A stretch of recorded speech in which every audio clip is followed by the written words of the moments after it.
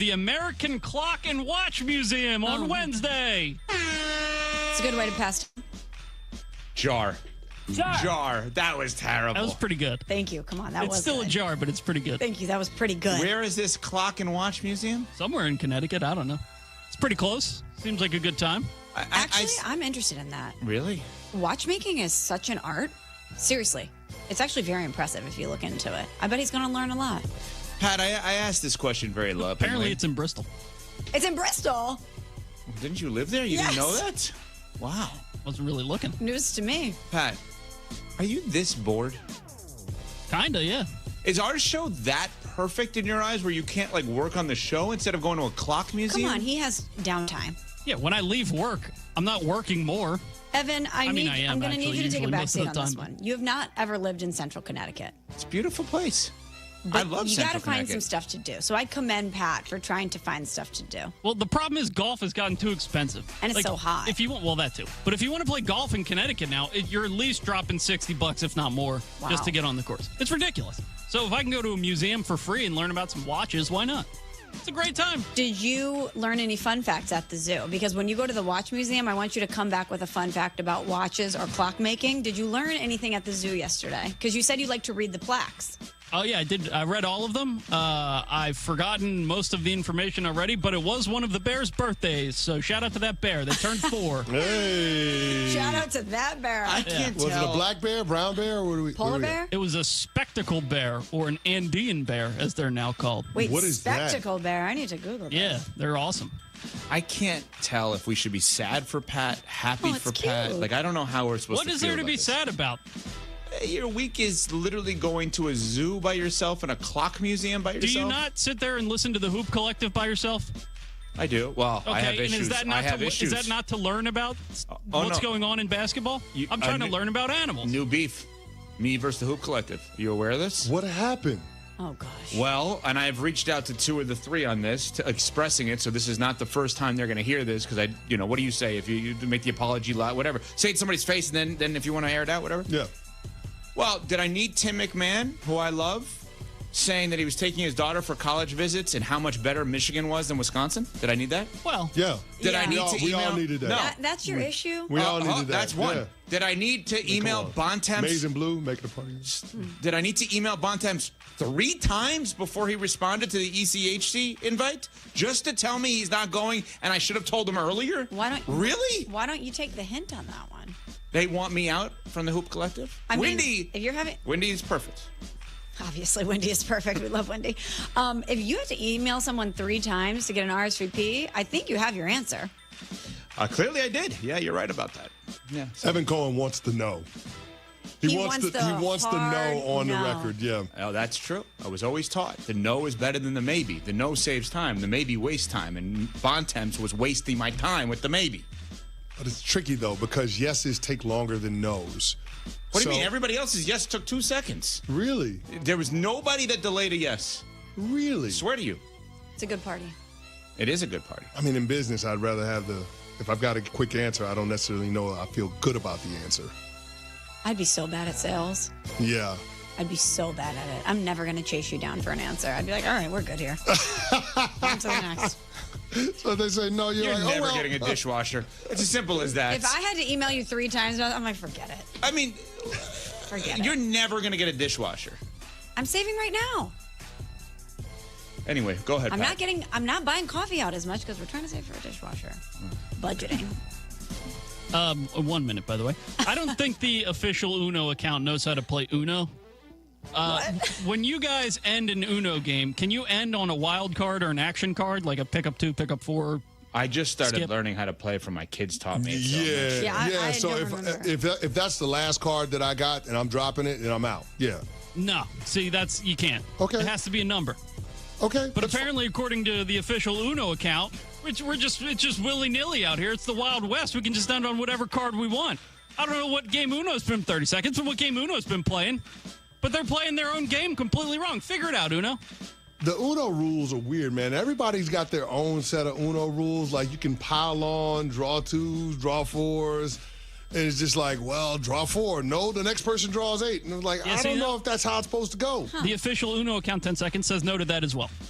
See, that's what I'm saying. Like, that's the way that I grew up playing. But I don't know if that's right. Nobody knows the Uno next. rules. We're on Sportsmanlike presented. Evan Cohen here. Whether you're locking in your home run picks or riding with your favorite golfers this summer, ESPN Bet is your sports book for all the action. Go from checking stats on your favorite teams and players to placing bets in just a few taps. Plus, new customers can get $100 in bonus bets when you make your first $10 wager. Download the ESPN Bet app and sign up with promo code USL to get started today. Must be 21 plus. Gambling problem? Call 1-800-GAMBLER. Terms and conditions apply. See app for details. Offer not available in New York. A SoFi personal loan is here to help you achieve something once thought impossible, overcoming high-interest credit card debt. Walk the tightrope of your finances with one low, fixed-rate monthly payment, no fees required, and as soon as the same-day funding. That's right. Pull off your own debt-defying stunt with a SoFi personal loan. Visit SoFi.com/trick to learn more. Loans originated by SoFi Bank, N.A., member FDIC. Terms and conditions apply. NMLS 696891. Rita, Jorge, let's bring the nail gun over here. Jose stands tall atop his sustainable flooring company. Totally. It's renewable and moisture resistant, but we have several green options too. Or we got some beautiful reclaimed oak. But floored by his success, he needs to hire more installers. I need Indeed. Indeed you do. When you sponsor a job on Indeed, it's easier for talented candidates to find it, which makes it easier for you to hire them. Visit Indeed.com/credit and get $75 towards your first sponsored job. Terms and conditions apply. Need assistance with door and window projects? The Home Depot can help. From inspiration and materials to ordering and installation, our free Millwork virtual apron service can get you moving and doing. Plus, we speak Spanish too. Our associates can help you tackle complex jobs without you leaving the job site, saving you time and money. Call us at 1-833-HD-APRON or visit homedepot.com/MVA. The Home Depot, how doers get more done. Save big on everything for your next outdoor project at Menards. Shop the largest selection of AC2 pressure-treated lumber and decking, all easy to load directly into your vehicle in our drive-through lumber yard. Plus, get free estimates fast using our easy do-it-yourself deck and pergola design programs. Available in-store or on Menards.com. Save big on all pressure-treated lumber and decking at Menards. Plus, check out our weekly flyer for more great deals happening now. Save big money at Menards. You know, Waddle, we haven't taken the show on the road lately. Yeah, because you must have ticked someone off again. Who, me? Or maybe you just wouldn't let them schedule a live show while you were on one of your 6-week vacation trips. All right, cheap shot again. We're back on the road at Twin Peaks in Algonquin this Friday. Join the Waddle and Silvy show for eats, drinks, and scenic views at Twin Peaks. Come on out. It is a fun Friday show. Twin Peaks, Algonquin, 2:30 to 6:30 this Friday. And please drink responsibly. As veterans, we're no strangers to helping others. It's what we were taught, trained, and told to do. It could be for anything. Helping a friend move. Listening to a fellow veteran for hours, at any hour of the day. Or just simply making time for people. A neighbor, a loved one, or even a stranger. We're often the first to help others. There's no question about it. But we do have one question for the veterans listening. When was the last time you reached out for help? Perhaps it's time to do for yourself what you would do for others. If you or someone you know needs resources, whether it's for stress, finances, employment, or mental health, don't wait. Reach out. Find more information at va.gov/reach. That's va.gov/reach. Brought to you by the United States Department of Veterans Affairs and the Ad Council. This is ESPN Chicago, WNVP, WTBC, HD2 Chicago, a Good Karma Brands radio station. The great Ryne Sandberg, a Chicago Cub legend, has died. You know, he was a superhero in this city. Cub president, Jed Hoyer. I can't imagine a person handling their fame better, their responsibility, for a city better than he did.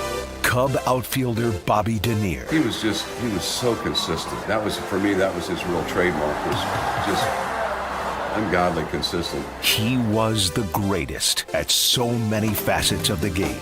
9-time consecutive Gold Glove winner, NL MVP winner, a perennial All-Star selection, home run champ, his number 23 jersey retired by the Cubs, and a member of the Baseball Hall of Fame. In the minds of everyone, he's always going to be homering off Suter. His last time up, Sandberg homered to tie it at 9 in the ninth. In 1984, the Sandberg game, in which Ryne brought the team back from the brink against the Cardinals in extra innings twice. He's a tying run at the plate now in the 10th.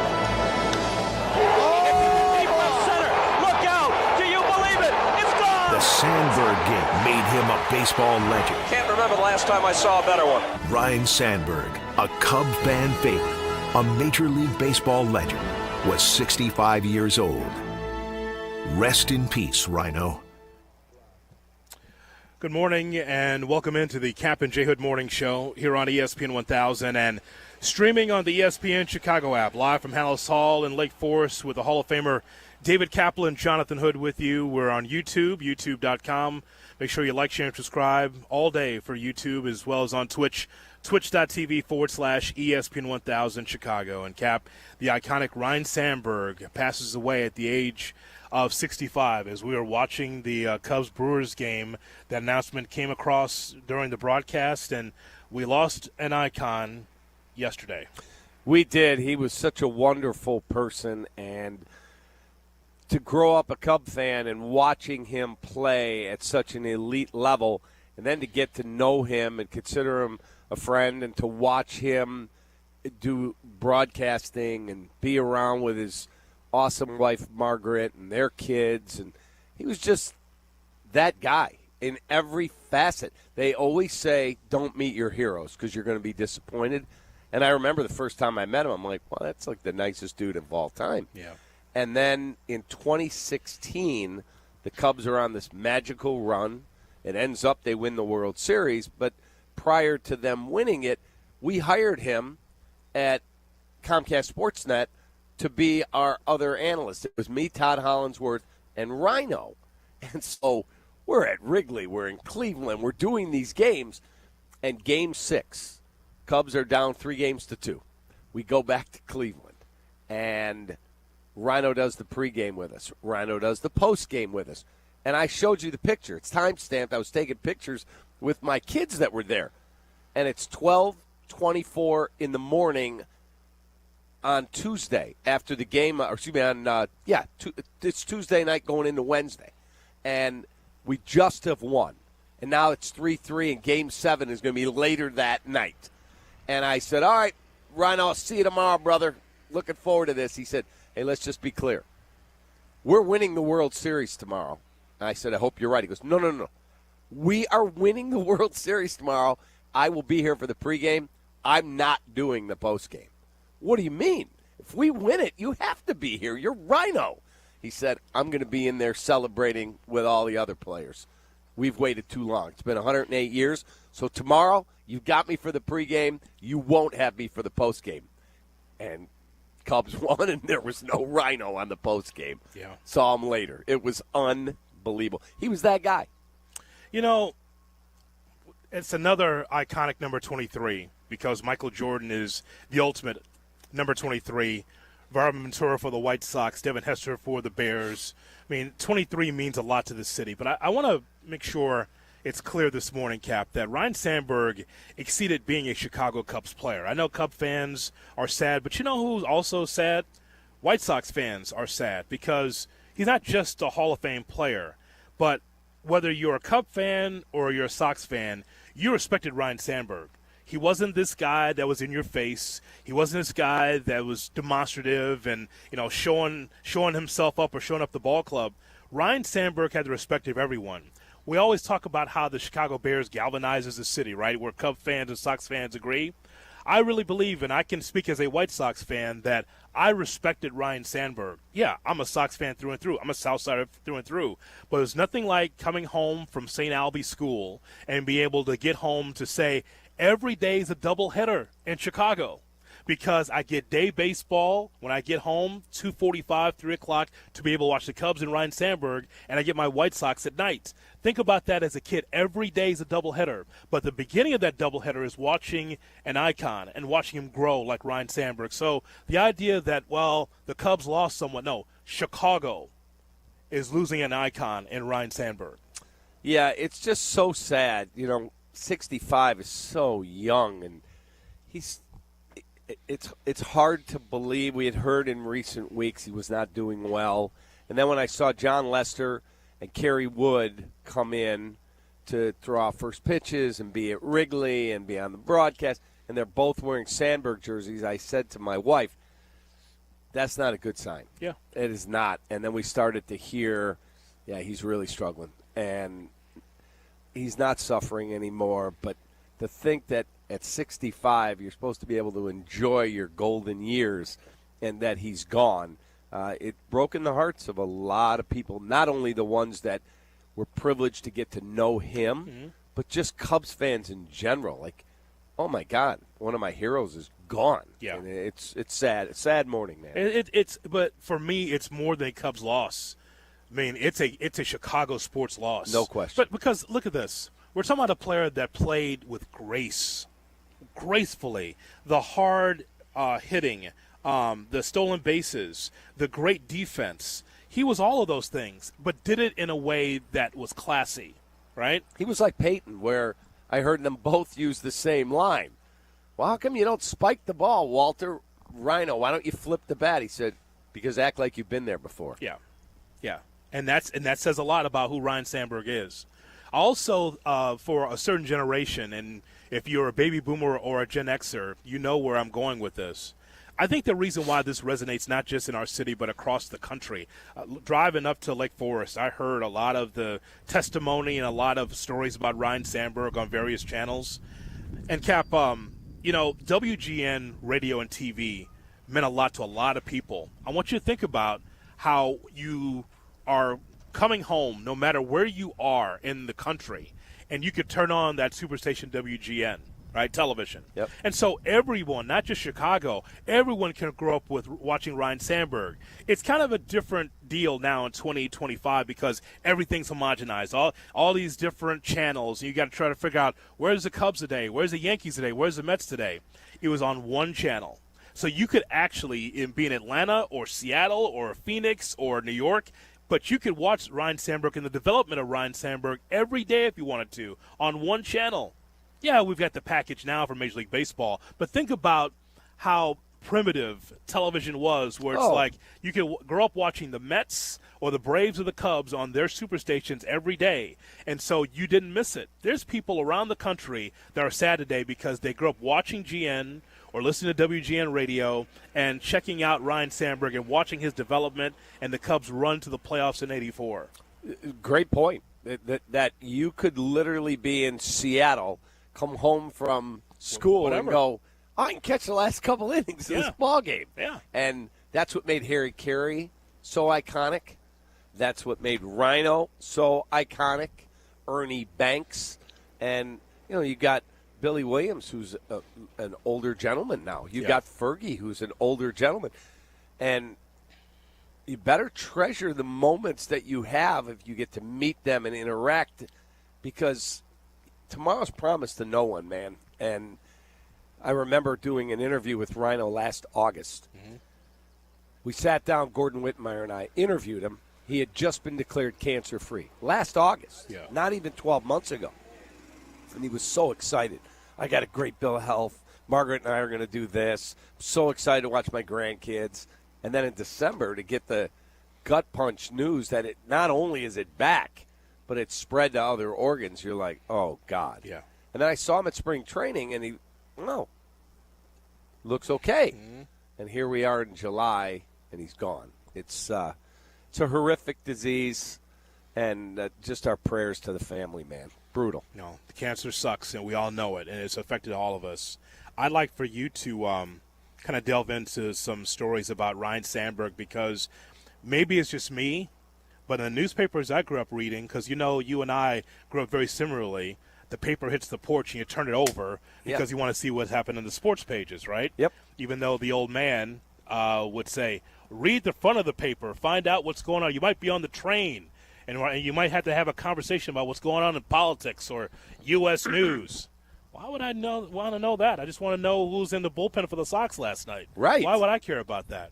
But I guess my point is, Cap, is that, Sandberg was not the most quotable. If there was problems with the Cubs, you'd hear from the GM or the manager.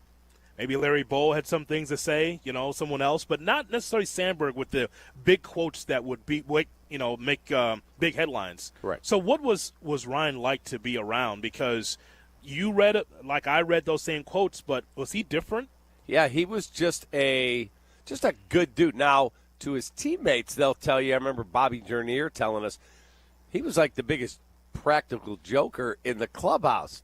But when he stepped on that field, he was stoic. Mm-hmm. He just did his job. And then every day you'd hear, well, he's got a 76-game errorless streak, 77, 78. Got to like 105, 110, whatever the number was. And it was like, that dude never makes an error. Never. Right. He would make all of these incredible plays. And I'm watching highlights last night with my wife, and I said, did you see this guy, how he played? Like, when you're in it day to day, he's a great player. When you go back and you really watch, you're like, okay, that guy was just otherworldly how he played. Yeah. But he was the nicest guy in the world. I keep using the line. They tell you not to meet your heroes because you're going to be disappointed. Not with that guy. He was the best. When he came to the booth, though, and was doing television, it actually surprised me. We weren't talking then on a regular basis, but it surprised me. Like, he's with Cap and Hollingsworth. Well, Sandberg's not very quotable. What's he going to say? There was some insight there. But you never saw that as a player. I guess that's where I'm getting to. It's like, what was Sandberg like working with him? Because it wasn't like that he was the moth in the camera light every day. No, in fact, that 2016 run, I remember talking to John Shipman and Kevin Cross, who were my bosses at TV, and they said, hey, we're going to get a deal done with Rhino. I said, that's awesome. He's Ryne Sandberg. Does he want to do this? Because he's not the most quotable, out there, he wasn't some crazy personality. Right. And they said, yeah, he's really excited to do this with you guys. And when we sat down, he's like, let's just have fun, man. The Cubs are in the NLCS at this point. Yeah. And that every day, man, we would hang with him. Like, he didn't come in and do 2 minutes for an interview. Yeah, see ya. No, we watched the entire game with him. Mm-hmm. And then we got to Cleveland, and they didn't have seats for me and Hollingsworth. And we're like, where are you sitting, Rhino? He's like, Margaret and I have 2 seats right behind home plate. Oh, you're Ryne Sandberg. Of course, of course you do. And then it was just to be around a guy like that who was so positive all the time. And every Cub fan that would see him, whether it was Chicago, Cleveland, wherever our travels took us, yeah, you want to take a picture? Absolutely. I read a story last night. A guy put on social, Rhino came into the store on Michigan Avenue, I want to say it was like the Gap, to buy clothes for one of his kids for back to school. And the guy said, oh, my God, you're like the biggest star. And my brother works like at the Guest store a block away down on Michigan Avenue, he said. He's a huge Cubs fan. Is there any way you would go over to that store and surprise my brother? It would be the greatest gift. Mm-hmm. He's like, done. And he walked like a block away. He's Ryne Sandberg. And went into the store and said, yeah, excuse me, is so-and-so here? Yeah, I'm Ryne Sandberg, your brother sent me.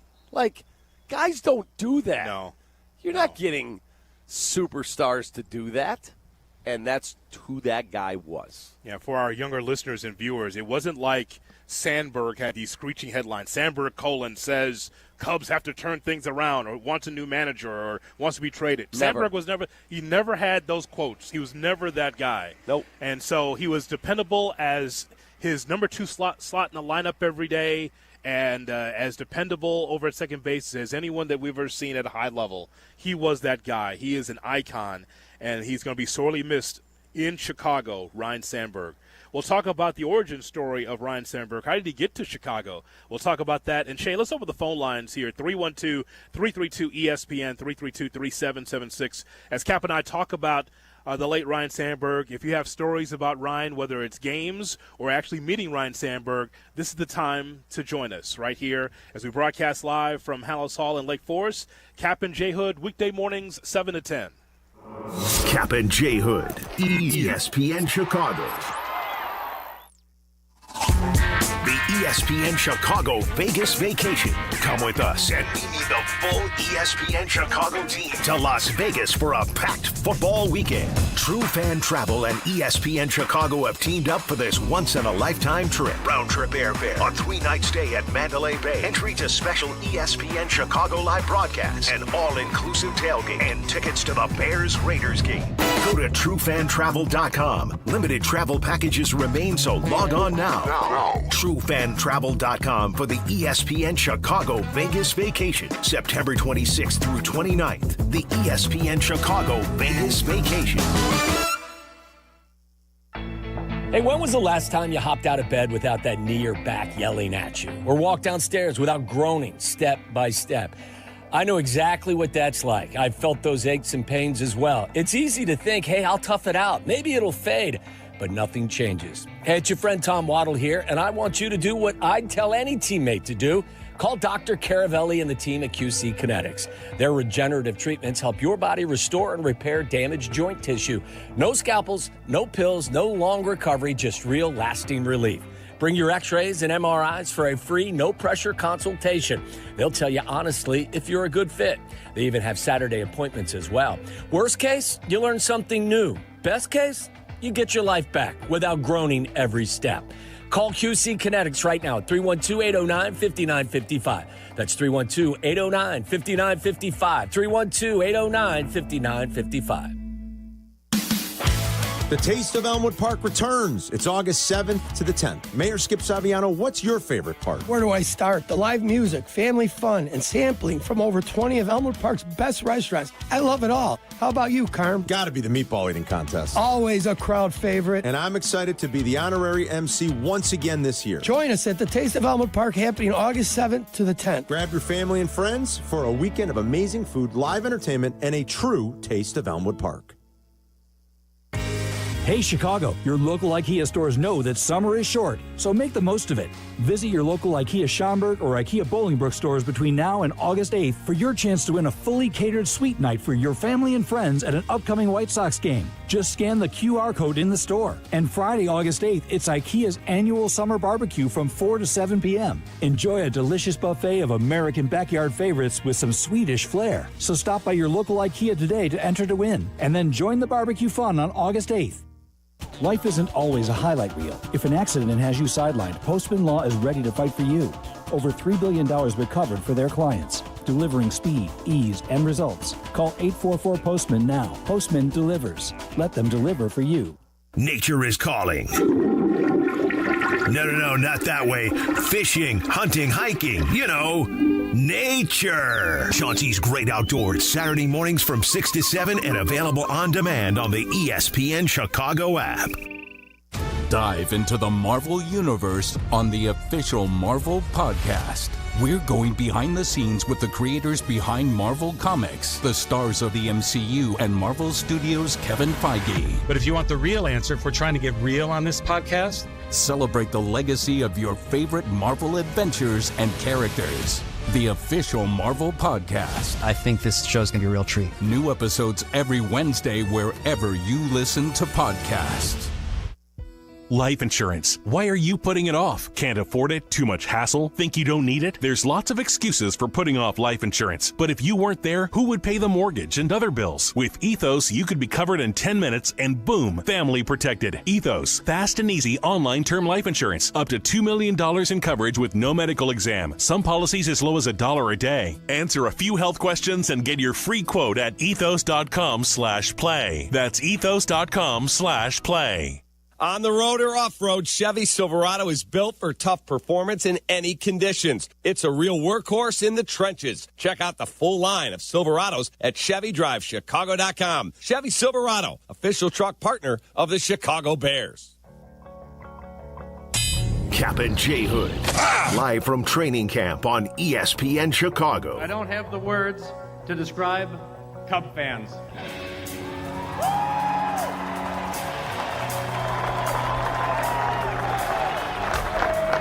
Who welcomed me as a rookie, were patient through my 1-for-32 start, and took me into their homes and into their hearts, and treated me like a member of their family. You picked me up when I was down. You lifted me to heights that I didn't know I could reach. You expected a certain level of play from me, and you made me play at that level for a long time. I know there are a lot of Cub fans here today.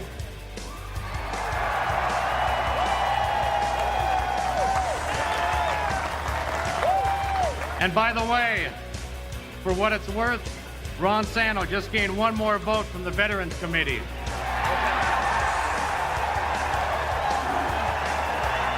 Hall of Fame speech from Ryne Sandberg, who passed away yesterday at the age of 65. Glad to have you with us here on the Cap and J Hood Morning Show on ESPN 1000 and streaming on the ESPN Chicago app. So we broadcast live here from Hallis Hall in Lake Forest.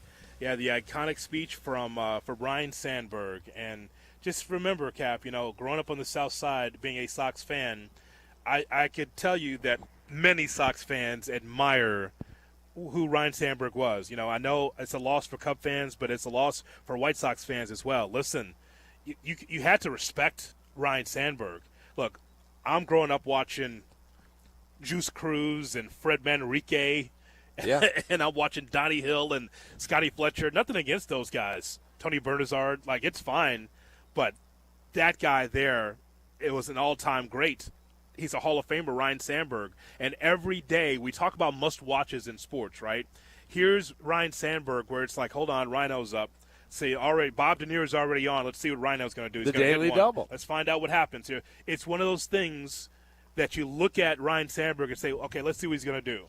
And so he was a must-watch, and there's a reason why he's a Hall of Famer. Yeah, he was a must-watch. In that speech, you heard some clips from, he was giving that speech, and there's a list of the 100 best speeches, and he's listed on there. Mm-hmm. And I went, wow, because you didn't think of him as this amazing orator. He just played the game the right way and treated people with class. And Barry Rosner, was a tremendous journalist, a great person. Mm-hmm. Barry and Rhino became best friends. And Barry Rosner helped him write that speech. It's amazing. And that speech, Rhino talked about, I just played the game the right way. Yep. Why did I do that? Because that's the way you're supposed to play the game. And he was just a winning ball player, man. The Cubs may not have won a World Series with him on the field, but he played the game like a world champion. Yeah, Barry wrote the book Second to Home, the story of Ryne Sandberg, where he opens up. It's a book he wrote some years ago. And so I put it on my Twitter. I don't know if you saw that on X, at XJHood ESPN. I put my interview, my conversation with Barry Rosner about Ryne Sandberg. I said, tell me a story, Barry, about Ryne Sandberg. And so he tells a story about how Ryne Sandberg was, from the Philadelphia Phillies organization. That's how he got here, part of Dallas Green and his kind of new-look Chicago Cubs. His idea of the new-look Chicago Cubs is, well, I'll bring over the guys I won with the Phillies organization. That includes, like, Larry Boa, and was part of that, and Ryne Sandberg, Keith Moreland, I think might have been part of that as well, right, from the Phillies? Correct. Dickie Knowles. Guys like that, right? Sandberg was used to playing that AstroTurf ball, and we saw this a lot in Kansas City, St. Louis. We saw this also with the Phillies organization when everyone played on AstroTurf, those teams. And you get up there and you chop it into the ground, you run as fast as you could to be able to beat it out at first base because the AstroTurf was so spongy, right? Spongy. And so the ball would just bound into the air and you'd run fast. Well, Sandberg brought that type of baseball to Wrigley Field. He just chop it into the ground, run fast to first, and be out. And so Jim Fry, as Barry tells the story, Jim Fry says, I don't understand how come Sandberg just keeps chopping it in the ground and then running his ass off to first base. Can he get in the air? And so that story that Barry tells is about how it was Jimmy Jimmy Fry, it's Don Zimmer, Jimmy Snyder, part of the Cubs organization. Mm-hmm. And Jimmy Snyder said that's how Ryne plays. And Fry got pissed. He goes, that guy can't get the ball in the air. He's 6'2". He can't get the ball in the air. He goes, Rhino, here's what I need you to do. Let's go to the outfield, and I want you to pull it as far as you can. Even if it goes foul, just keep pulling the ball in the air. He goes, if you keep playing the way you're going to play, you're going to be worn out by June by just chopping into the ground and then run to first base. You're not helping the ball club. You got to learn how to put the ball in the air. Okay. So he just gets better. He keeps hitting it, but it keeps going foul. Keep doing it. Just keep doing it. And he just got better and better where he became a pull hitter. Correct. So even though Jimmy Snyder said he's never going to be anything than what you see, Rhino worked at it to be a Hall of Fame player. He did. He had a 40 home run season. Second baseman hitting 40 home runs. Yeah. Like the prototypical second baseman was, like Julio Cruz you mentioned, but Mickey Morandini. Yeah. Like good players. Donnie Hill, Yeah, just slap hitters. Yeah. Occasionally they'd get one up in the jet street. Yeah. This dude was a run producer. Yeah. Like he was a stud. He ran the bases amazingly well. Tremendous, obviously, defensively.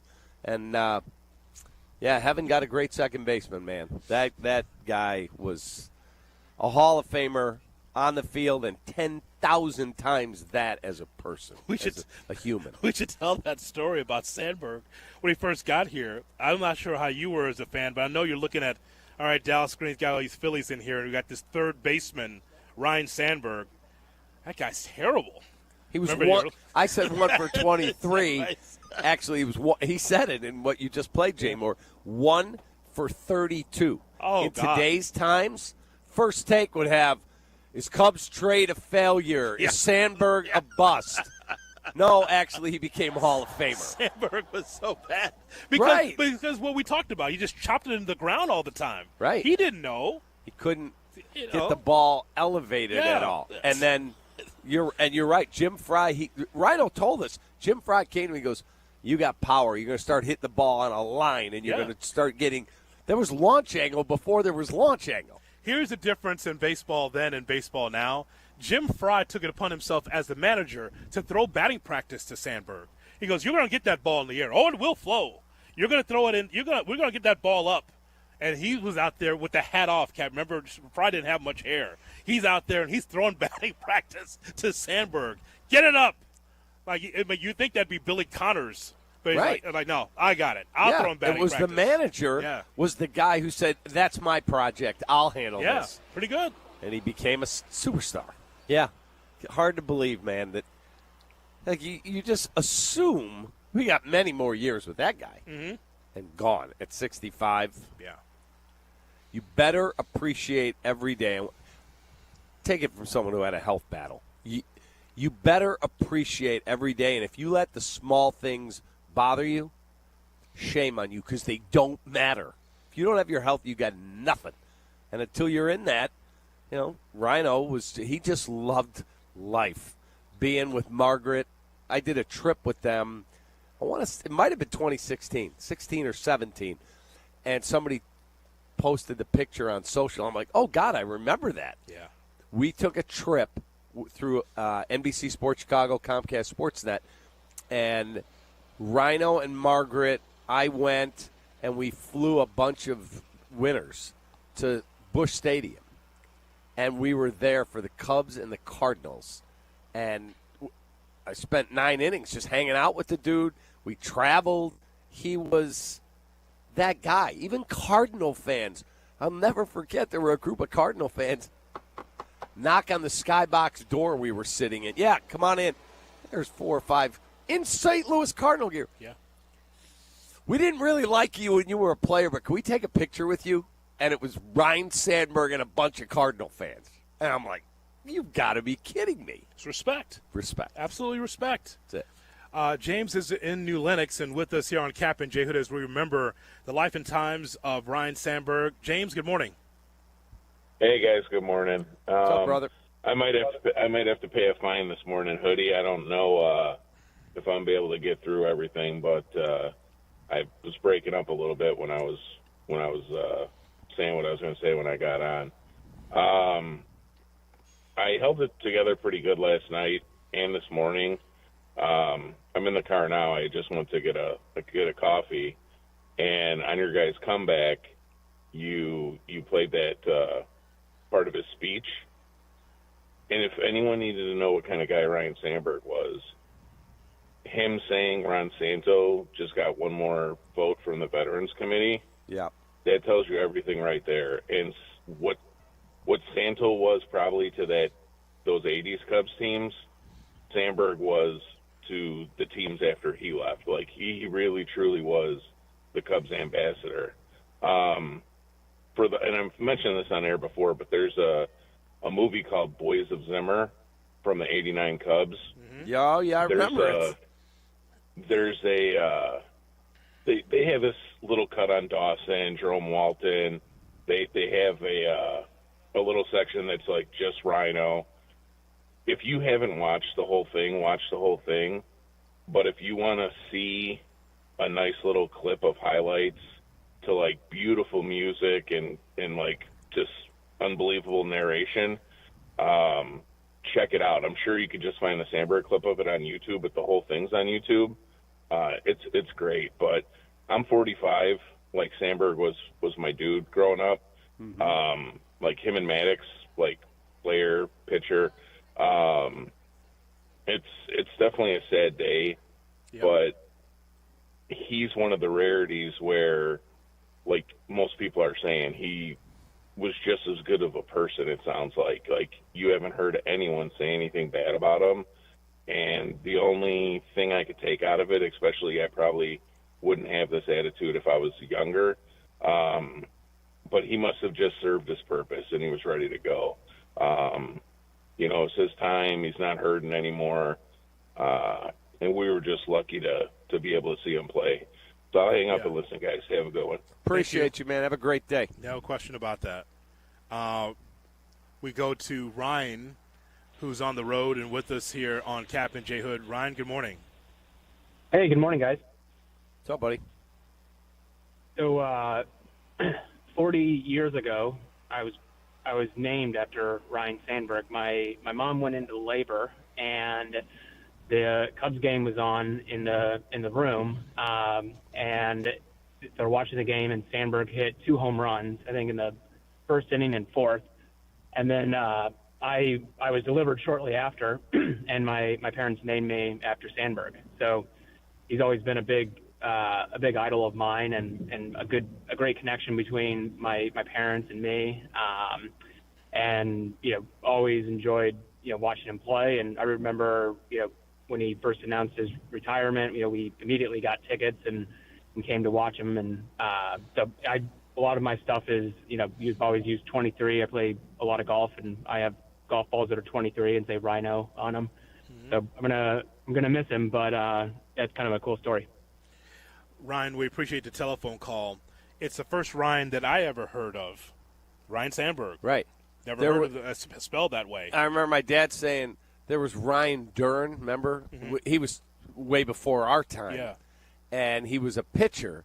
And then there was no more Rynes. I didn't grow up with any like you, not in my school. No. And he became like, wow. And there were kids named Ryne. My dear friend Ryan McGuffey, he's a Sox fan like you. Yeah.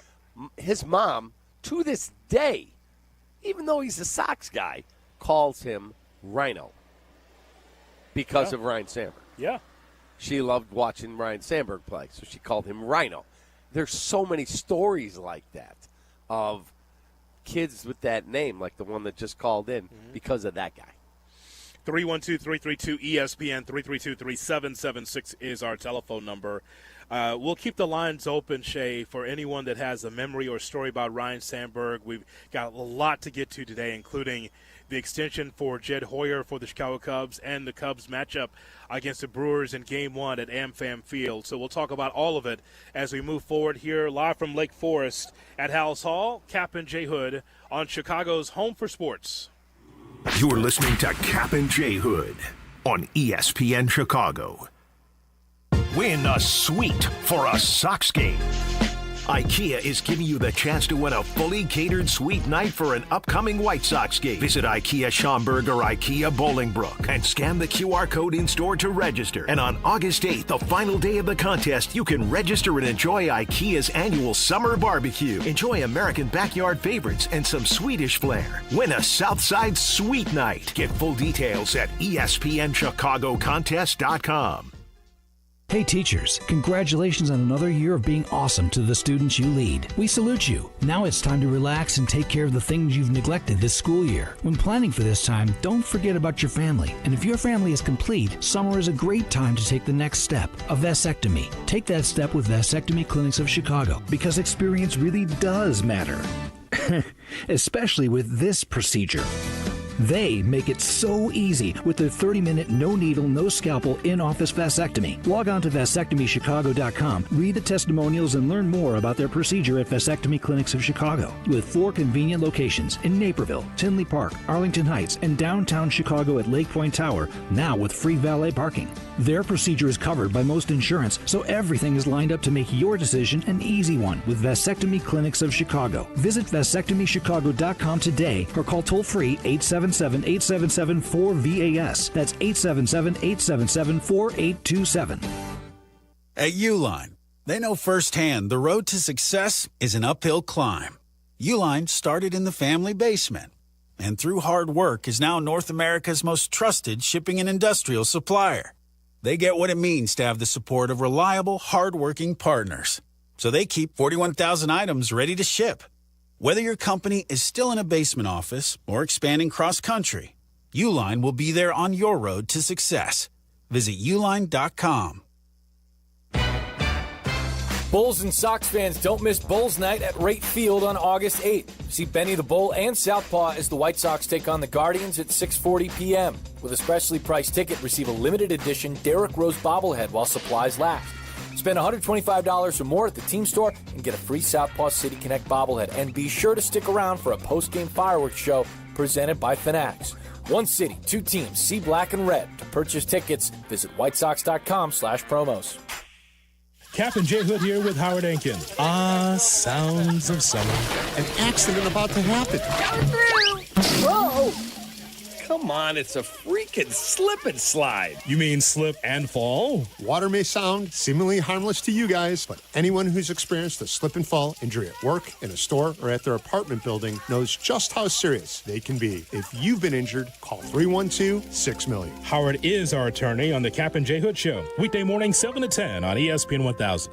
Every great team has its core players, but when the season gets tough, adding the right free agent can make all the difference. The same goes for business. At Robert Half, we found that 67% of companies surveyed plan to increase their use of contract talent to handle workload peaks and backlogged projects. With Robert Half's specialized recruiters' experience, combined with our award-winning AI, you can quickly find the skilled candidates you want. At Robert Half, we know talent. Discover how we can help at roberthalf.com/talent. Need assistance with door and window projects? The Home Depot can help. From inspiration and materials to ordering and installation, our free Millwork virtual apron service can get you moving and doing. Plus, we speak Spanish too. Our associates can help you tackle complex jobs without you leaving the job site, saving you time and money.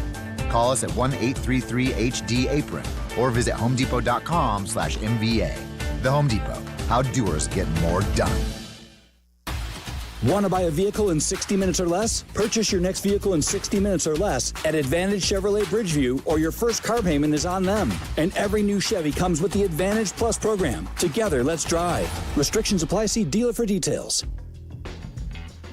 Let me tell you a little bit about ZipRecruiter. You ever get decision paralysis, like figuring out what to watch or what to eat? Well, the same applies for when you're hiring. It can be overwhelming to have too many candidates to sort through. So go to ZipRecruiter, try for free, ZipRecruiter.com/USL. That's ZipRecruiter.com/USL. Jay Moore. Captain Jay Hood, live from training camp on ESPN Chicago. He was a complete player. He was an elegant player. I wouldn't call him a spectacular player, but he did everything the right way. He was fundamentally sound. He always seemed to be properly positioned. He was very, very sure-handed, had long consecutive game streaks, errorless streaks, won 9 consecutive Gold Gloves, 10-time All-Star. He wasn't an overwhelming power hitter, but he had one season where he hit 40 home runs. His MVP season, he hit only 19, 2 of them that day against the Cardinals, but he also had 19 triples, which led the National League. So a guy hits 19 homers, hits 19 triples, wins a Gold Glove, can steal bases, bats over 300. That's a complete ball player. Thoughts from Bob Costas on Marquee Sports Network yesterday as he talks about Ryne Sandberg. Of course, Bob was on the call on that Saturday afternoon as I was at my Aunt Lois's house with my cousins watching that Sandberg game. All I remember, it was hot, and we were watching the Cubs and the Cardinals, and she had Weilers right there in the fridge ready for us, right? Weilers? A hot day. They don't even make that anymore, do they? Hey, Cap, she hit the lottery, so she didn't need Kool-Aid anymore. She went up to Weilers. I got I remember that like it was yesterday because our cousins were playing outside, right? But then one of my cousins says, "Hey, man, the Cubs are going to win this game." I go, well, let's go in and watch. I just remembered it was so hot, but we're drinking Weilers in her TV room, they call it back in the day. Not den, the TV room, right? And we're watching Sandberg in that game. I'll never forget it. 76th and Sealy at my Aunt Lois's house. Yeah, here you could still buy Weiler's Light on Instacart. Yes, the little packets. Yes. That was like a picture of Weilers. High-end lemonade. Well, she hit the lottery, so she was good. Wow. Weilers. That's incredible. So we're taking your thoughts about Ryne Sandberg, the passing of Ryne Sandberg. We learned about it in the middle of the game between the Cubs and Brewers yesterday. 312-332-3776. Along with that Cubs news, we found out earlier in the day yesterday that Jed Hoyer was extended by the Chicago National League Ball Club. Yeah, Jed. Not a surprise. Like, I'm shocked by the people on social. Wow, I didn't see this come. Really? They're a game out of first after last night's debacle, but they have one of the best 5 records in Major League Baseball. This guy has rebuilt the thing. He was forced to go through a rebuild because ownership said, hey, we got to reset. We're getting rid of Rizzo and Bryant and Baez and Russell and Contreras. Like, all these guys are going to be gone. So we got to rebuild. And he's done it. He's navigated it. And for the people out there that don't seem to understand it, first of all, he moves at the direction of ownership. It's not like he has this checkbook and he can just do anything that he wants. And then look around the diamond. The trade for Michael Busch for 2 prospects. Outstanding. The drafting of Nico Horner in the mid-20s. Outstanding. Dansby Swanson, solid ball player. He's not a superstar. The drafting of Matt Shaw. Looks like it might be a really good one. He and Theo, they drafted Ian Happ. He may not be the greatest player, but he has gone to an all-star game, and he has won multiple Gold Gloves. The trade for Pete Crow Armstrong. Outstanding. The signing of Seiya Suzuki when he beat a bunch of teams out to get him. Excellent. So, yeah, has he made mistakes? Yeah, every executive makes mistakes. All I know is I wake up today, and I think my team's going to be in the playoffs. I hope they win tonight and tie for the division lead again. But he's done, in my world, a very solid job and deserves this extension, which I'm being told is 5 years in length. Let's turn now to the fine manager of the Chicago Cubs, Craig Counsell, talking about Jed Hoyer's extension. Extremely happy for Jed and happy for the Cubs. I think, Jed's put together a great product on the field this year, and it's helped get us into a great place. So happy that for the Cubs and the future of the Cubs that this has happened. All the things that you said about Jed is fair, but also part of that resume is that the Cubs lost the wild card in 2020. Went 71-91 in 2021, went 74-88 in 2022, a pair of 83 and 79 records in 23 and 24, and the Cubs are trying to win an actual playoff game for the first time since 2016, and it's 2025. Now, here's the thing that I'll push back on from some Cub fans, because as soon as you saw that Jed was extended, I saw what some Cub fans were saying. They was like, well, why would you do it now a few days before the deadline? Why don't you wait until Tucker is signed? I will tell you that Jed will continue to try to make this Cubs team a winner. It's not like he's got the fat contract or the extension. He goes, now I can put my feet up. Now I'm not going to try as hard. No, Jed's going to try, because his reputation's on the line. So I know that much. The idea that Jed's going to be like, I got the paper now, so whatever happens in the deadline happens. No, that's not going to be the case. However, I will say this, and I love the demanding Cub fan. It is important for Jed Hoyer to be able to swing several deals to solidify the Cubs, A, as a playoff team, B, with a deep run, and C, a team that's going to be able to be there on a regular basis, because the well's been dry for the Cubs under Jed as far as the playoffs for a while now. So just to be fair, all the things that you said were great and fair, but also what's fair is that the record is what he is and what ownership is, and the Cubs got to find their way into the playoffs, and he's the linchpin for that. Fair. All fair that you said. All of it.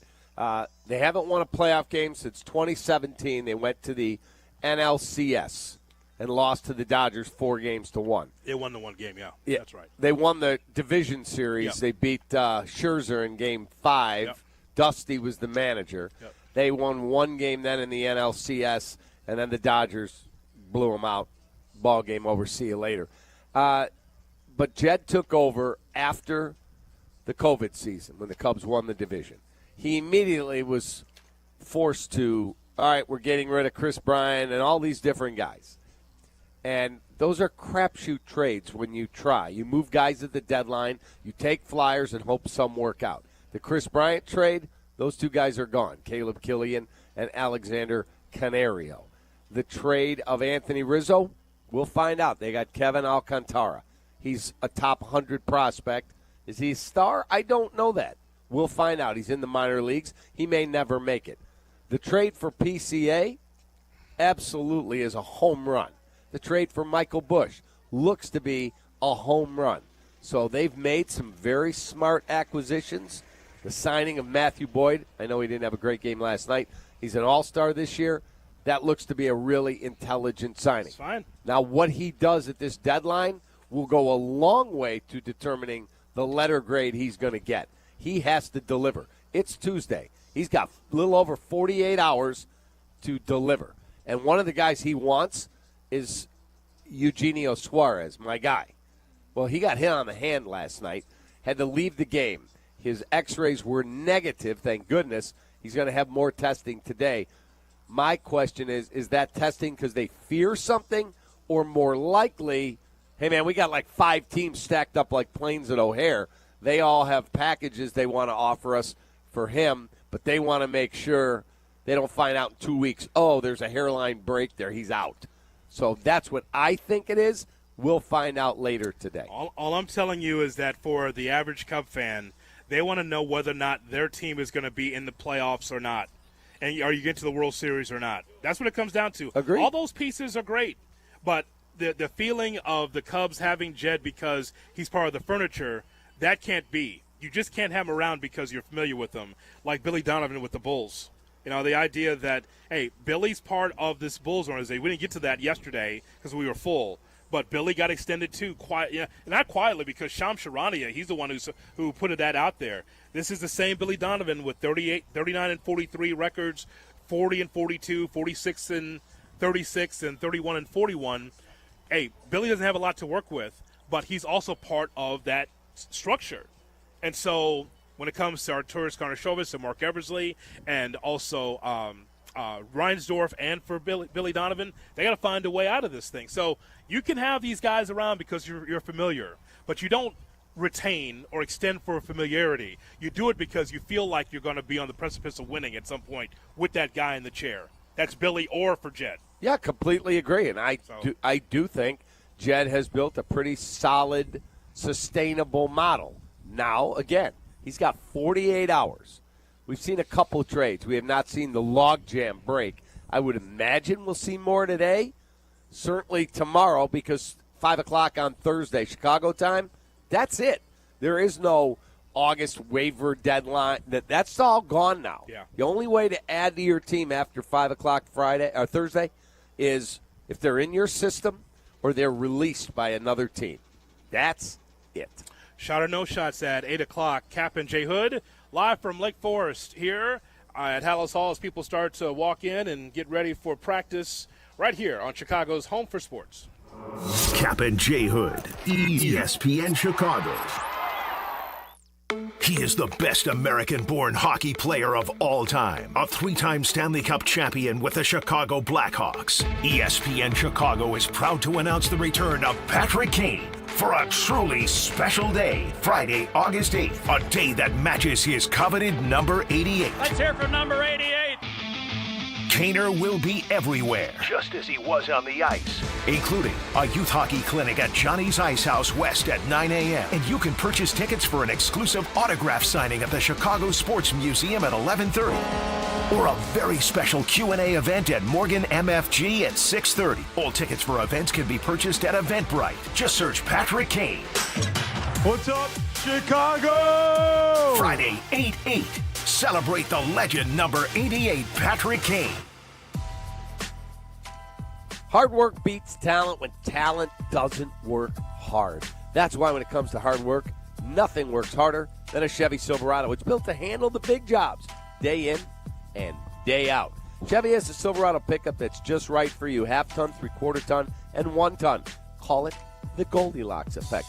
No wonder Chevy Silverado is the official truck partner of the Chicago Bears. Check out the full line of Chevy Silverados at ChevyDriveChicago.com. Work hard, play harder in a new Silverado.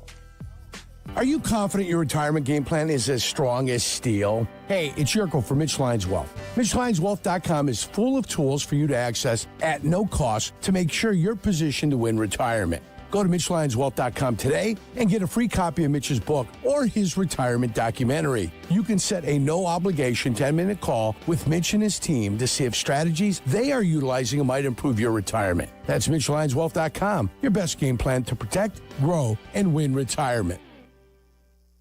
Hey, it's Carmen, and I've got the golf course for you, a championship-style course, quiet atmosphere, unrivaled course conditions. I'm talking about Stonewall Orchard Golf Club. Stonewall Orchard's been one of my favorite courses in Chicagoland for years. Check them out up north in Central Lake County. Their pristine country club course conditions are a huge draw. They have been the host site for the Illinois PGA, several U.S. Open qualifiers, and currently the Korn Ferry Tour qualifier. Treat yourself to one of the finest must-play courses in the Midwest. Go to stonewallorchard.com and book a tee time today.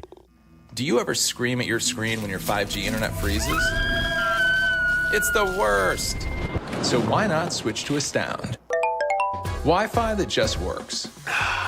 With Astound Wi-Fi, you'll rage less, buffer less, and live more. Lock in gig speed Wi-Fi for just $35 a month, guaranteed for 3 years. Plus, get up to a $200 Amazon gift card. Astound Wi-Fi, it just works.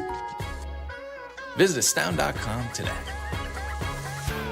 This is an ad by BetterHelp. Workplace stress is now a leading cause of declining mental health, with 61% of the global workforce feeling it more than ever. Hey guys, it's Silvy. You can't escape work, but you can take small steps to care for yourself. A walk, some sun, a favorite song. Therapy is one of those steps. Ongoing support to build resilience for whatever your day throws at you. Balance is tough. Getting help shouldn't be. Visit BetterHelp.com/timeout today for 10% off your first month. That's BetterHelp.com/timeout.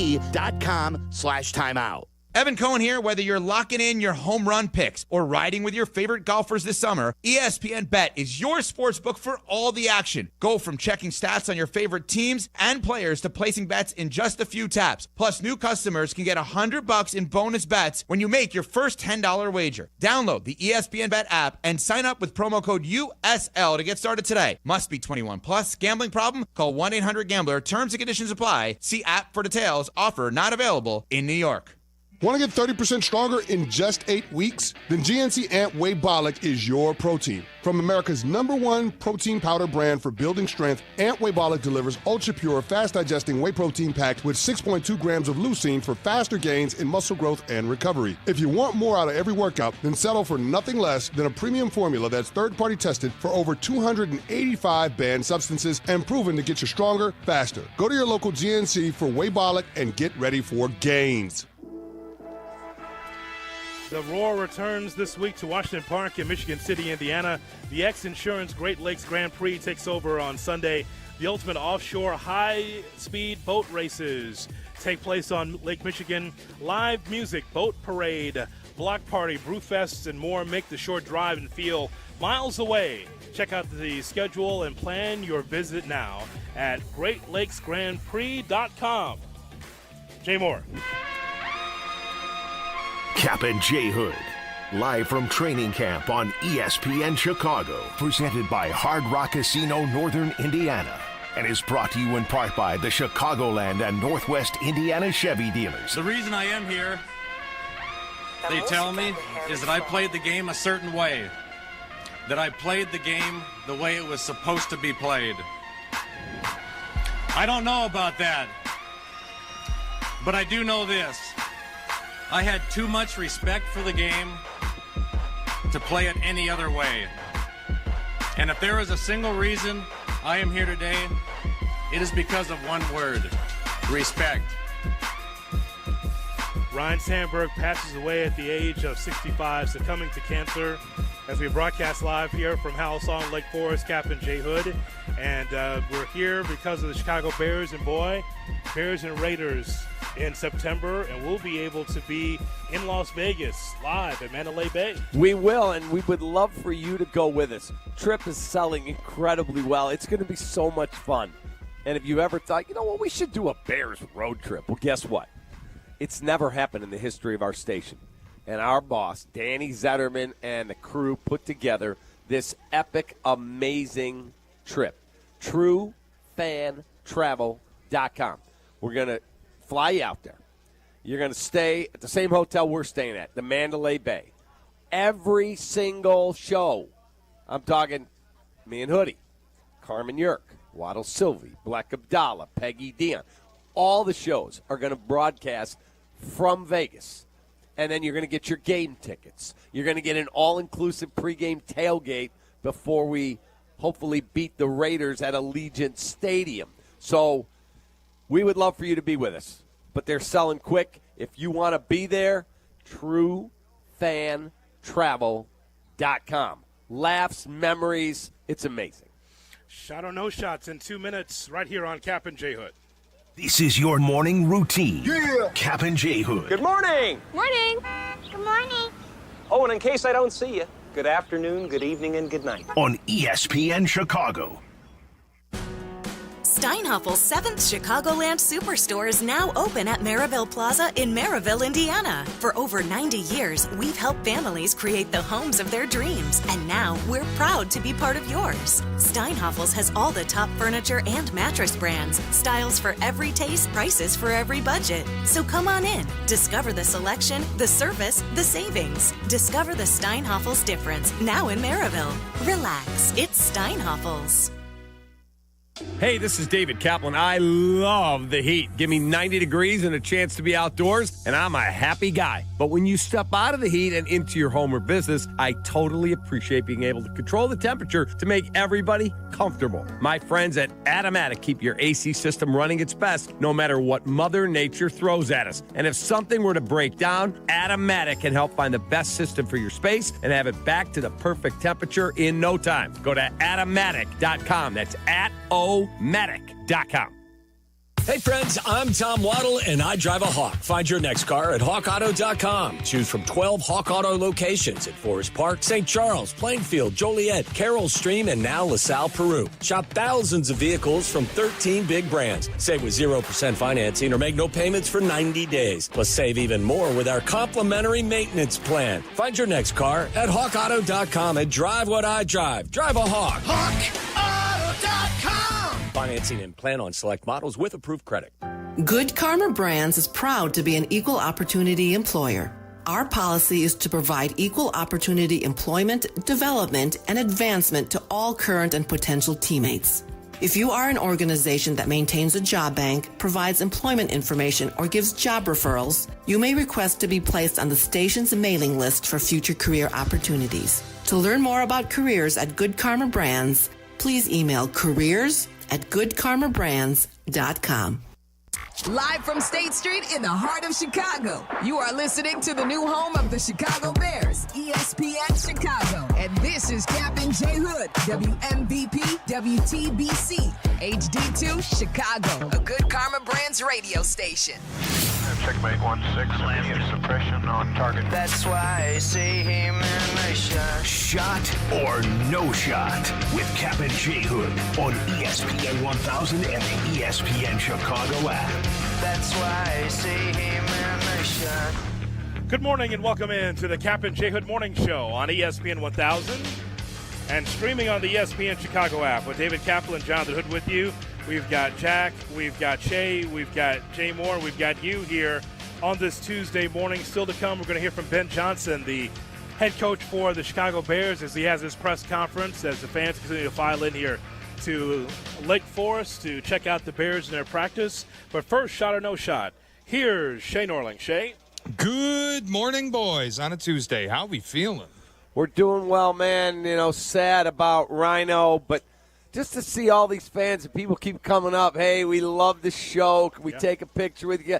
Like, dude, those little moments, or the media people that keep walking by that we're all friends with, like those little interactions that you take for granted, dude, it just puts in perspective how fragile life is when you see what happens to Rhino last night. We have these laughs every morning.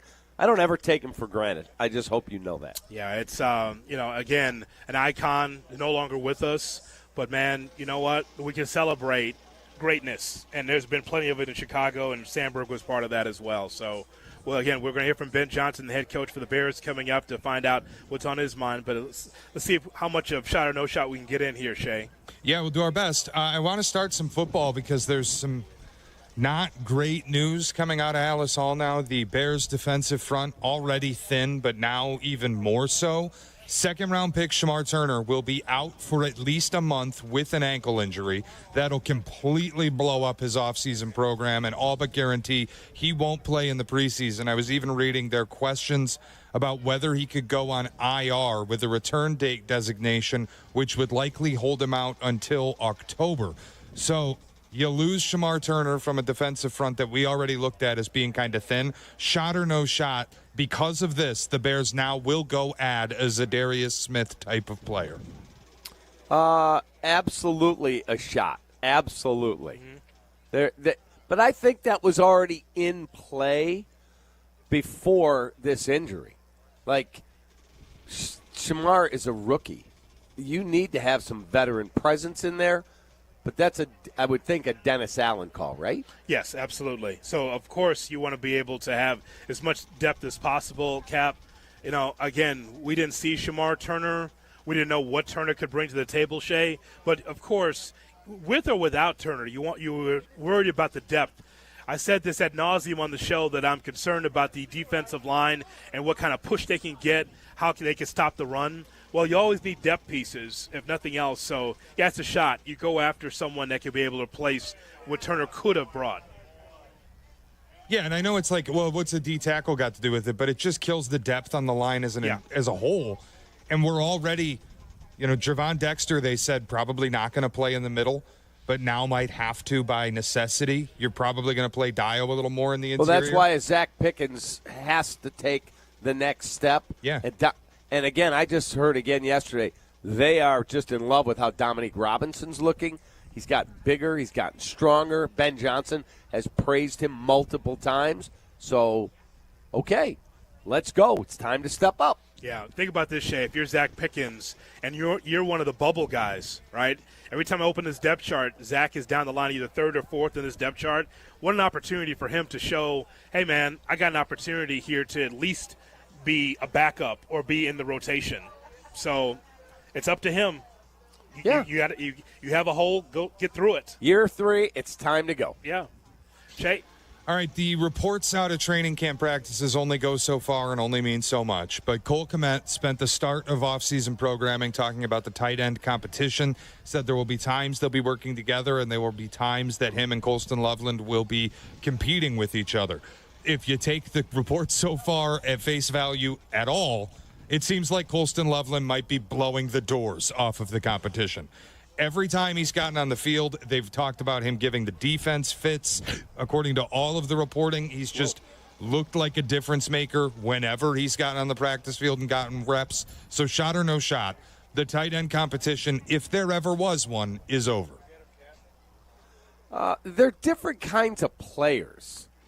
You know, Colston is more a wide receiver in a bigger body, where Cole Kmet is more of an inline blocker who can get down the field. So I think you can use them in, 12 personnel, 2 tight end formations, absolutely. But in terms of a downfield, stretching the defense and making big plays, that's more Colston than Cole. With more, we go to the Yuengling hotline and say hello to Adam Abdallah on the tight end. Adam?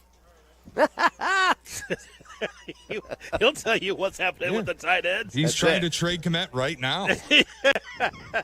Yeah, he's going nowhere. He's seeing the camp reports, and Abdallah's putting together trade propositions on Twitter. Yeah, he's not getting traded. I can promise you that. Okay, so I'm going to stick to my guns with this, Cap, that they're going to find out what this personnel looks like, these certain plays, when you have 2 tight ends, and that includes Cole Kmet. Ultimately, this is Colston Loveland's team at the tight end spot. Ultimately, it's going to be him. He's going to be here for quite some time if he's as good as advertised, right? Correct. So, to me, Cole Kmet's with the football team. Next year, that could be a different conversation when we're out here. Yeah, I read like you guys do. We read everything. Let's go now to Ben Johnson, the head coach for the Bears at Hallis Hall and Lake Forest, right here on Cap and J Hood. Training camp, and the guys are going hard. That a little bit more to life than just football. So, with that being said, good day yesterday in terms of camp.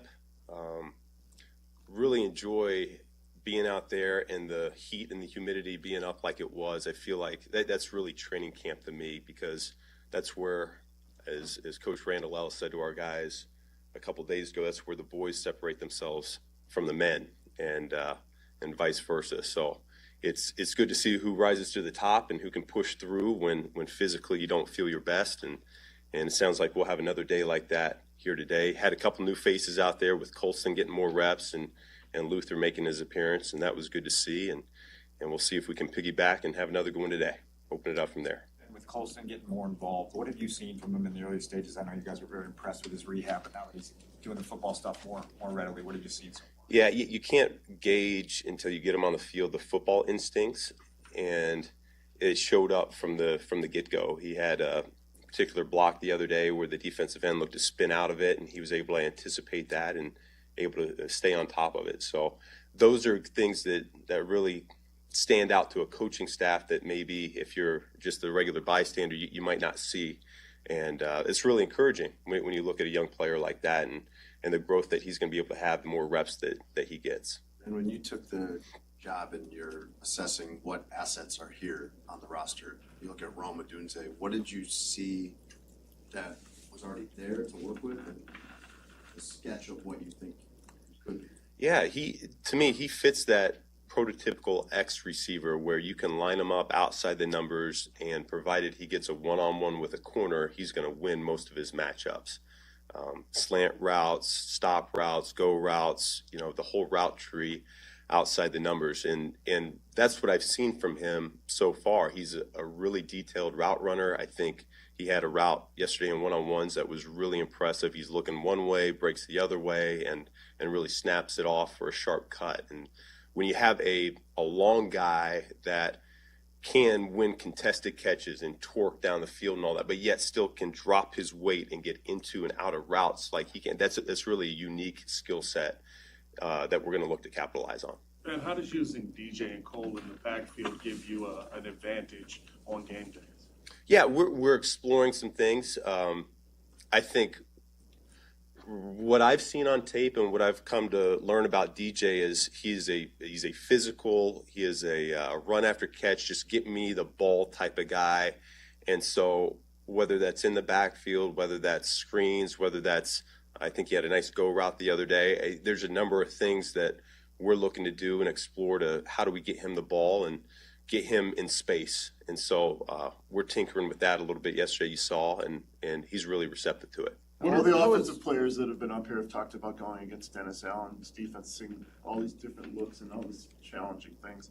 What's it been like for you to face those types of things in practice, just going against him head to head? Yeah, another coach told me yesterday, they said, Dennis has a little ego too now. And so he didn't come into camp looking to get steamrolled at all. He's looking to make a name for the defense, and he's bringing it. He's bringing it left and right, and it's a compliment when all those defenders talk about how complex it is, because we see it on offense too. It's hard. We're having a difficult time in protection right now. I think that's probably what stands out to me from the first 5 practices is we need to do a better job giving our quarterbacks a clean pocket. We're having to work the scramble drill a little bit more than we would like, and so that's really a credit to DA. And I think said it to the staff on the day off a couple of days ago. What's been most glaring to me from the springtime to those first 4 days of practice has been how much tighter our coverage has been. The corners, the safeties, the linebackers. It takes time to get this down and what they're looking to do, and yet they are significantly smaller windows than what there were in the springtime. So we're trending in the right direction there. What are your early impressions of Carmen Jurko? I know you've only had pads one day, but from when he got here to where you're at with him now, kind of early. Yeah, he's a sponge. He wants to do everything exactly like you coach it, and there's a lot of merit to that because he's going to be one of those glue guys that you can count on to do it the right way. When the pads come on with that particular position, the drill I love the most is the one-on-one pass rush, where it's him versus a linebacker, and just to see how stout they are, because you have to be wired a little bit differently to come up and smack a linebacker in the teeth there day one with pads, and I think he's got that mentality. Ben Rome said the other day, he was talking about his comfort level in the offense, and he said that this is an offense that he's not expecting to know every little detail about in year one. With as complex as the scheme is, how do you gauge what the level of mastery you expect the players to have as they're learning it now versus what it should be? Yeah, it's a really good question, because I actually went back right before we started camp and I looked at 2022 when I first started calling the offense to 2024, what the training camps looked like, how much different the installs looked, and significantly got more complex and layered as we went. And we're not starting where this offense started in 22. We're more complex, and there's a lot more going on. So no, I don't expect them to have it mastered, and yet they're really jumping into the deep end here and trusting the fact that we got a plan in place. We know what this is going to look like come week one. We're going to be able to get the pieces aligned correctly, and they're just doing their jobs of knowing what to do, and we can detail it up once we get it on tape. And what's the plan with Burton? Is he ramping up? Do you anticipate him doing anything with team today or not? Yeah, we're going to start ramping him in there. He'll start getting some team reps slowly but surely, and we've got a number of guys that kind of started low, and now their volume keeps getting bigger every day. Receivers talk about, having to kind of learn everything and learn all the positions. What sort of challenge is that for a rookie who has missed a lot of that? Yeah, it shows up already. We were in the walkthrough yesterday afternoon, and the misalignments, we have to rehuddle, we have to start it all over again, and so he's a little bit behind right now. Did anything stand out to you the first day with pads on? No, I think the physicality showed up to a degree. I think today we're going to feel the pads. We're going to hear the pads, probably the right way to say it, a little bit more. I think those guys, they feel greased up from yesterday, and now they're going to know what to expect today, both with the weather and the competition. When things penciled in with the offensive line by the end of this week, as then you shift into the joint practices and the preseason? We'll circle back, that player day off. We'll sit down as a personnel staff and a coaching staff and assess where we're at. And I don't know that we'll be at a point yet where we want to pull the trigger on anything, but we're certainly getting more clarity every single day. Is that time sensitive in the sense that guys need to start training in the roles that they're going to be? If somebody needs to be swing tackle, for example, they got to work on both sides. It takes time for the 5 guys to gel. It does. It's just that's been my experience. And so the sooner we can identify who those 5 are going to be, I think the quicker we'll be at our top strength. But we got to identify who those 5 guys are first. Then when it comes to Caleb mastering the motions and shifts, what stage is he at right now, and how do you kind of contextualize what the next step for him is in that? Yeah, I probably just see growth. He is so much more comfortable right now. Even yesterday, the walkthrough yesterday, just in terms of moving around. We go from gun to under to the tight ends are moving, the receivers are moving. We're adding a few more every single day, and so I think his process, and I told him this on the player day off, his process is really clean right now. I'm talking about how he's preparing. I'm really pleased with it. He's doing the work behind the scenes that no one else is seeing, and we're starting to see the dividends being paid from it. So thank you, guys. Ben Johnson, the head coach for the Bears, speaking to the press. We will review what Ben Johnson had to say. We'll have Around the NFL as well as we move forward here as we broadcast live from Hallis Hall in Lake Forest. Cap and J. Hood, weekday morning, 7 to 10. Good morning. Good morning. Cap and J. Hood Morning Show on ESPN Chicago. Saturdays on ESPN Chicago. Join me, Peggy Kaczynski. And me, Dion Miller, for the cleverly named Peggy and Dion. Of course, we are always talking about the saga of Chicago sports. And occasionally, we may dive into other areas of interest.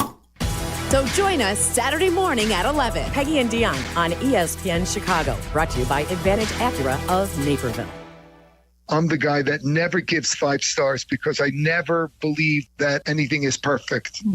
But I would give them 20 stars if I could. Ernest Stellar Review belongs to QC Kinetics, the nation's leader in regenerative treatments. They came through when he badly needed relief for his aching knees, and doctors had told him that surgery was the only option. What they're doing is cutting edge, and it really helps. And I'm a tough sell. QC Kinetics is led by National Medical Director Dr. Mitchell Scheinkup, a pioneer in this field. With 20 years of clinical work, tons of research, teaching, publishing in non-surgical natural pain treatments. These are the medical pros to trust. I'm living my life basically pain-free from what I was dealing with, so I'm a happy camper today, no doubt about it. QC Kinetics. Call today to see if you're a candidate. Call QC Kinetics, 312-809-5955. That's 312-809-5955. 312-809-5955.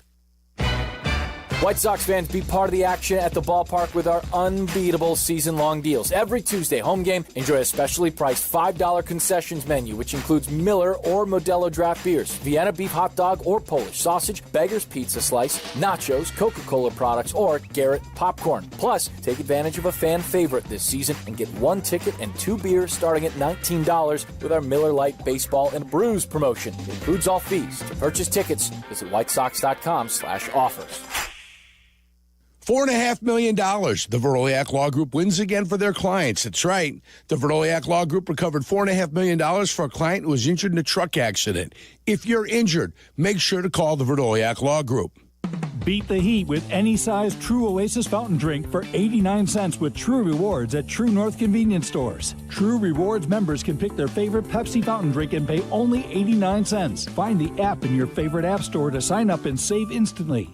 A SoFi personal loan is here to help you achieve something once thought impossible, overcoming high-interest credit card debt. Walk the tightrope of your finances with one low, fixed-rate monthly payment, no fees required, and as soon as the same-day funding. That's right. Pull off your own debt-defying stunt with a SoFi personal loan. Visit SoFi.com/trick to learn more. Loans originated by SoFi Bank, N.A., member FDIC. Terms and conditions apply. NMLS 696891.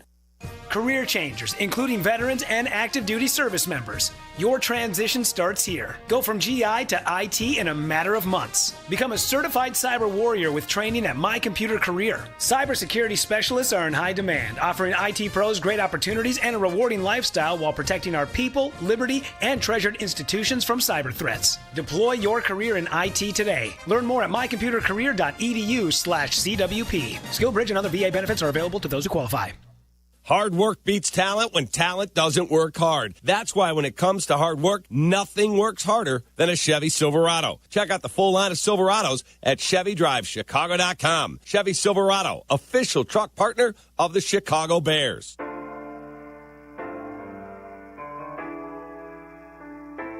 Cap and J Hood, live from training camp on ESPN Chicago.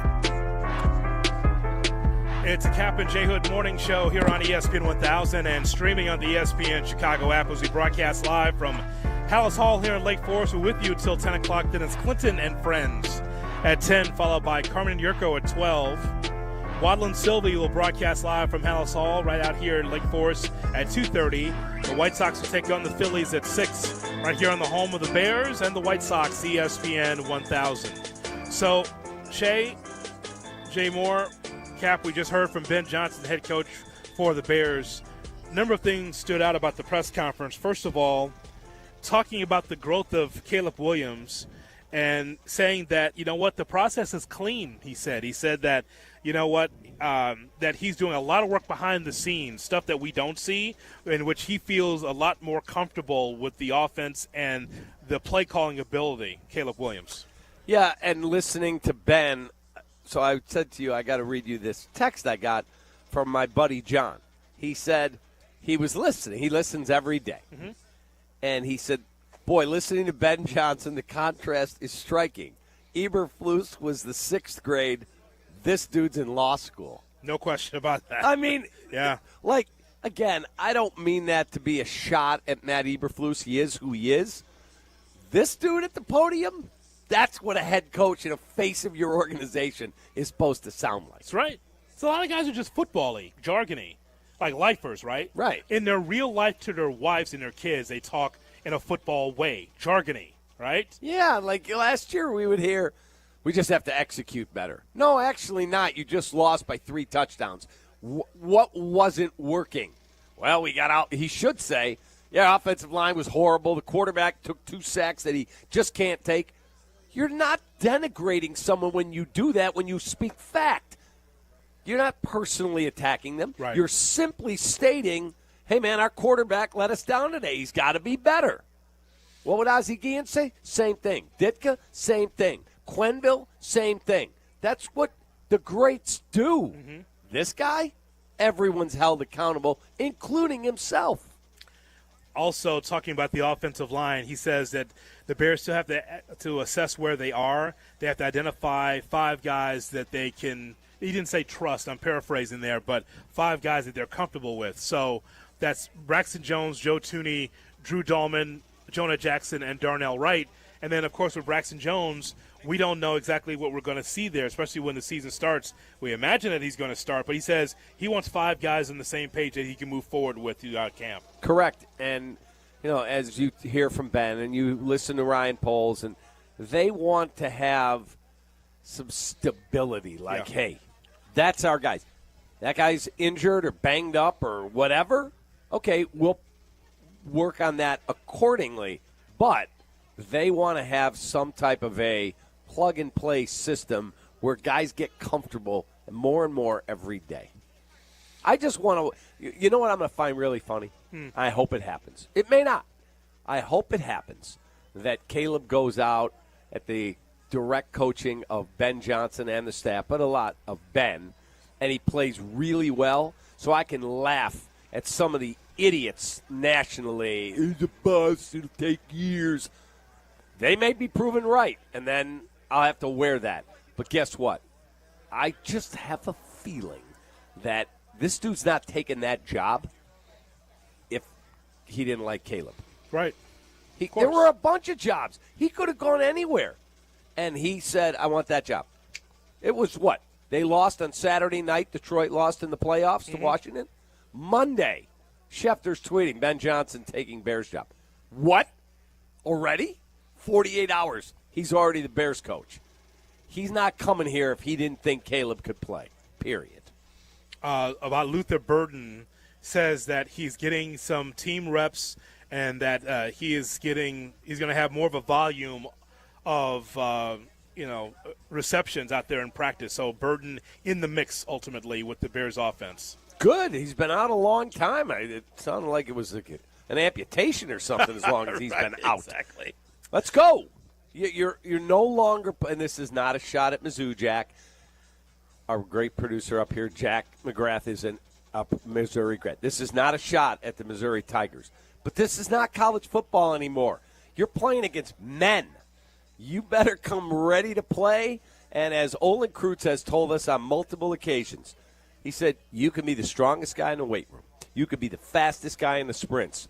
I want to know what you do when you get drilled and you're down there going, I don't think I can breathe. Well, guess what? The play clock's going to go off in 30 seconds. You better be ready to line up and play another play.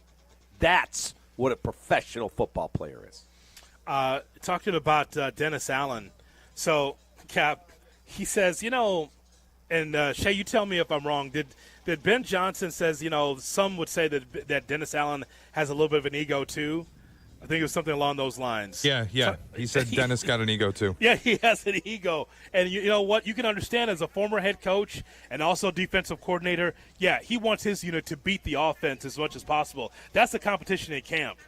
I've been out here where the defense dominated Trustman's offense. And the defense would have their hands up, batting down the ball from the quarterback, and he'd say, "Gentlemen, let the ball go through. Let the ball go through." "Yeah, coach." Blue 80, hot. And they throw it, and then the defense again batting the ball down. "Gentlemen, let the ball go through." So the defense, they want to win too out here every day. And I remember, because I know I've talked about this with you, when Lovey was here. Would you quit playing the play? You know our playbook. It drove him insane. Yeah. When he Coach. had Rex Grossman or Jay or whoever the quarterback was. Yeah. Quit playing the play. Just play your defense the way you're supposed to play it. But guys would jump routes. It would drive him insane. Yeah, so he says Dennis Allen has an ego too. He says that we have to do a better job as far as protection for Caleb Williams. We need to do a better job in protection is what the quote was. So think about that. He wants a five he could depend on the offensive line, but also that says that the defensive line is getting after it for the Bears. So that's a positive. No question. Yeah. And look, the cut-down list, there are going to be good players. I fully expect the Bears to add to the running back room once the cut-down list happens. When you start to see, that young kid's going to force that veteran to the street because they can save money, they can give a younger player an opportunity, and there'll be someone hit the street. You'll be like, wow, okay, Bears, bring him in. That's how I think they're going to do that, rather than the big money that they would have had to pay to Nick Chubb or J.K. Dobbins or whoever it was that was out there. They're going to wait, let camp go, and then they'll make a move. And they'll probably do the same on what you want, the defensive line. Roma Dunze says that Roma Dunze fits the X-receiver spot. Excited for him to be able to get, the most out of his matchups. Detailed route runner, he said about Roma Dunze. And at the same time, I'll double it up talking about Colston Loveland, says that he's getting more reps, and he's very encouraged by Colston so far. Colston Loveland, the tight end for the Bears. So there you have it. Colston Loveland has, again, I said to you a little while ago, he's a wide receiver in a much bigger body, and he is a matchup nightmare. And go back and you can read some of the stuff about Colston Loveland around the NFL. How many teams led by the Los Angeles Rams were trying to scoot up in the draft to get Colston Loveland? And everyone's like, you got to take Tyler Warren. Well, the guy who actually had the way, way bigger audience and teams lusting after him was Colston Loveland. Yeah. So let's hope that that's the right pick. Shay, did we miss anything from the press conference? I think it was, nothing earth-shattering, but he just kind of gave you the state of the state about the team finally putting pads on. He says he feels gassed up about it. Yeah, I mean, I feel gassed up about it. Yeah. This is like Courtney told us yesterday. You're not going to know anything until they put the pads on and they start practicing for real and they start actually making contact with each other. Until they put the pads on and everything's happening in gym shorts, you won't learn much. So I think for Ben Johnson, we got pads on and now we get to see really what we have. But he said you'll hear the pads popping. Mm-hmm. Yeah. Love it. Love it. Yeah. And I just keep everybody healthy. Fans continue to file in here to Hallis Hall here in Lake Forest as practice is going to get underway. It's a different kind of plan this year, Cap, because it's the press conference first before the players hit the field, and then they go through film the old day. So Ben Johnson wants to clear out whatever's on his mind first thing in the morning, and now it's time to get to work. Yeah. It's different. It is. Yeah. It is different. You've got a Bears legend walking by our set, the legendary Tom Waddle. Wow, he's not normally up this early. That's How about that. Usually I'm listening to you. I'm on the show, too. Yeah, I was going to say I'm also on the show, Tommy. He said, I'm up listening to you. Yeah. I guess you. Yes, thank you very much. Thank you very The much. royal you. Yeah. By the way. Thank you, Tom. I know we Glad have, to be company here this morning. Thank you.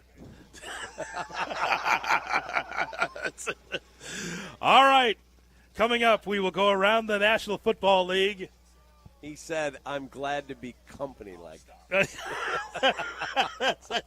Ladies and gentlemen, Brian Bashnagel with us here at the tent. And coming up, we will have Around the NFL right here as we broadcast live from Hallis Hall in Lake Forest. And I have an update for you from Jeff Passan. It's a good one. Oh, Cubs related? Yeah. All right. All part of the mix right here on the Cap and J Hood Morning Show. Cap, J Hood. Cap and J Hood. Mornings on ESPN 1000, Chicago's home for sports. Chicago White Sox baseball. Do you believe? Len Casper and Darren Jackson bring you the call of White Sox and Phillies. Coverage starts tonight at 6 on ESPN Chicago, the home of the White Sox. Now backed by the power of the Pope. One moment, life is moving forward. The next, an accident changes everything. Medical bills pile up, work is put on hold, and the insurance companies start making excuses. It's frustrating, overwhelming, and unfair. That's where Postman Law steps in. They have recovered over $3 billion for injury victims, delivering speed, ease, and results when you need them most. Hurt in a crash, injured on the job, sidelined by a serious fall? No matter how it happened, they fight to get you the compensation you deserve so you can focus on healing, while Postman Law handles the rest. No upfront fees, no red tape, just real results. Insurance companies have teams of lawyers looking out for them. You need a team looking out for you. At Postman Law, they take on the fight so you don't have to, guiding you through every step of the process and making sure your case gets the attention it deserves. Don't let someone else dictate your future. Call 844-POSTMAN now. That's 844-POSTMAN. Postman delivers. Let them deliver for you.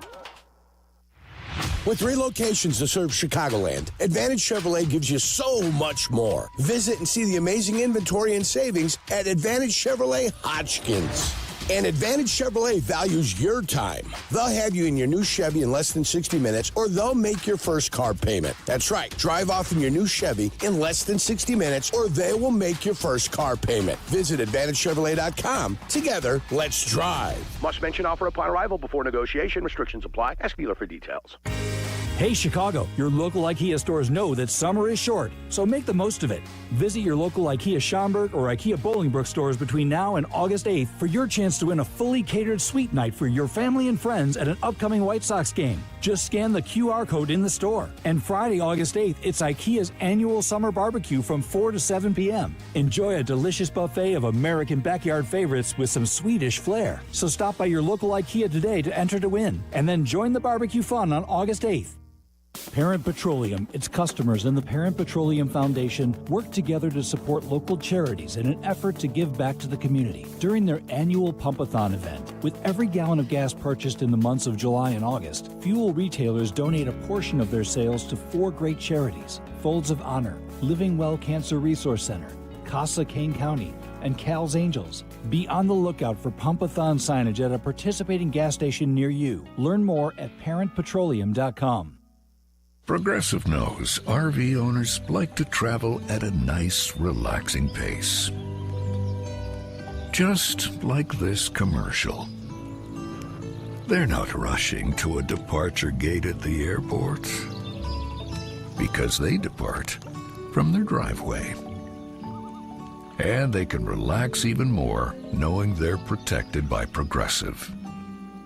Now here comes the fast part. Progressive Casualty Insurance Company and Affiliates. You've seen the headlines, heard the debates. The three-point ball has created a monotonous rhythm to the game, and others... Has the three-pointer ruined basketball? And how did we get here? The rise of the three-point shot can be partially traced to an eccentric Kansas genius named Martin Manley, whose story didn't turn out quite the way he imagined. I decided I wanted to have one of the most organized goodbyes in history. 30 for 30 podcast presents Chasing Basketball Heaven. Available now, wherever you get your podcasts. Hey, folks, let me tell you about Live Golf. Just 3 tournaments to settle the entire Live Golf season. And it begins at Bolingbrook next Friday through Sunday. DeChambeau, Rahm, Koepka, and more. Up close, personal, and locked in with special guests. Good Charlotte providing the soundtrack. Get your tickets now. Hoodie will be there. LiveGolf.com. LiveGolf.com. Welcome back. Welcome back to Cap and J Hood on Chicago's Home for Sports, ESPN Chicago. Nick Foles sucks. He sucks. I'm just a fan. I'm not a football evaluator. I love the Green Bay Packers. The guy is drunk, but there he goes. This is not Detroit, man. This is the Super Bowl. I want winners. He starts to come and then he pulls out. This is a really thickly built guy. I mean, what's the answer you're looking for on these things here, right? It is time to go around the National Football League right here on the Cap and J Hood Morning Show on ESPN 1000 and also on YouTube. And to remind you, we're here at Lake Forest House Hall as the fans continue to file in.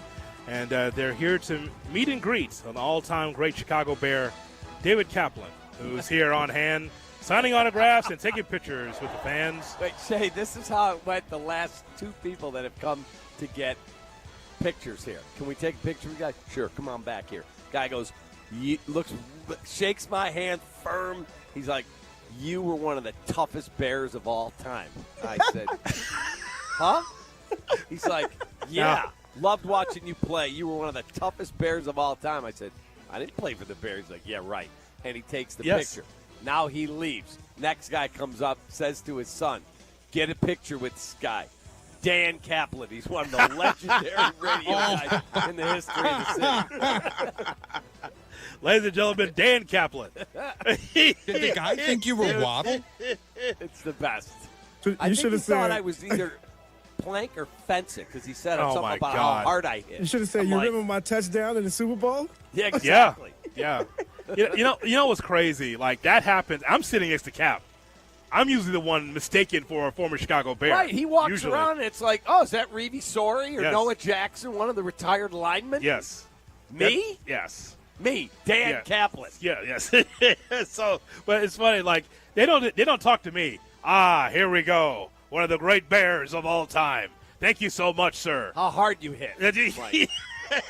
Hard-hitting safety, David Kaplan. No shot. I was a backup in Division III who got pounded out. That's just crazy, man. All right, well, let us go down to Around the NFL, but first. Can I give you a baseball update? On Around the NFL. Here's David Kaplan. Shay, you're not going to like this. This is Jeff Passan 1 hour ago. Cubs and Mariners at the top of the list for Suarez. I'd be surprised if he didn't end up in one of those 2 spots. Phillies, Reds, Tigers to a much lesser extent. But it's the deadline. Weird things happen. Willingness to give up talent could change with other moves. This is the farthest thing from science. Jeff Passan. All right, there you go. There you go. Get it done, Jed. Let's go. You got your new paper. Let's go. As Mike Golick Jr. walks by, here's Shay Norling with Around the NFL. All right, let's get started with Around the NFL. Some camp updates. Terry McLaurin ended his holdout and reported the Commanders camp yesterday with a bit of a caveat. The Commanders placed him on the active player PUP list, which means he can obviously start week 1 of the season. They're calling it an ankle injury. Is this a real injury, or is this a disguised hold-in? I'm going to say that, his ankle's bothering him like Hoodie's is after he and I, like mine, we have to walk from the farthest parking lot here. Oh, my feet are a little sore. No, they're no. Oh, here's your new contract. I'm good. I'm ready to go. My ankles and feet don't feel bad after that walk. I guarantee you that dude's healthy. Yeah. Stubbed his toe going to get his coffee while he's brushing his teeth. Come on. Follow the money. Pay the man. Yeah, you'd rather not hold out, but I guess he says, well, at least I'm in the facility. I'm holding in. Like Roquan Smith did that with the Bears, did he not? Correct. I'll hold in. Until he got into a big fight with poles, and then they get out. Yeah. Traded. So you're saying an Instagram note from Terry McLaurin is coming soon? No question. And a Maya Angelou quote as well. Yes. Correct.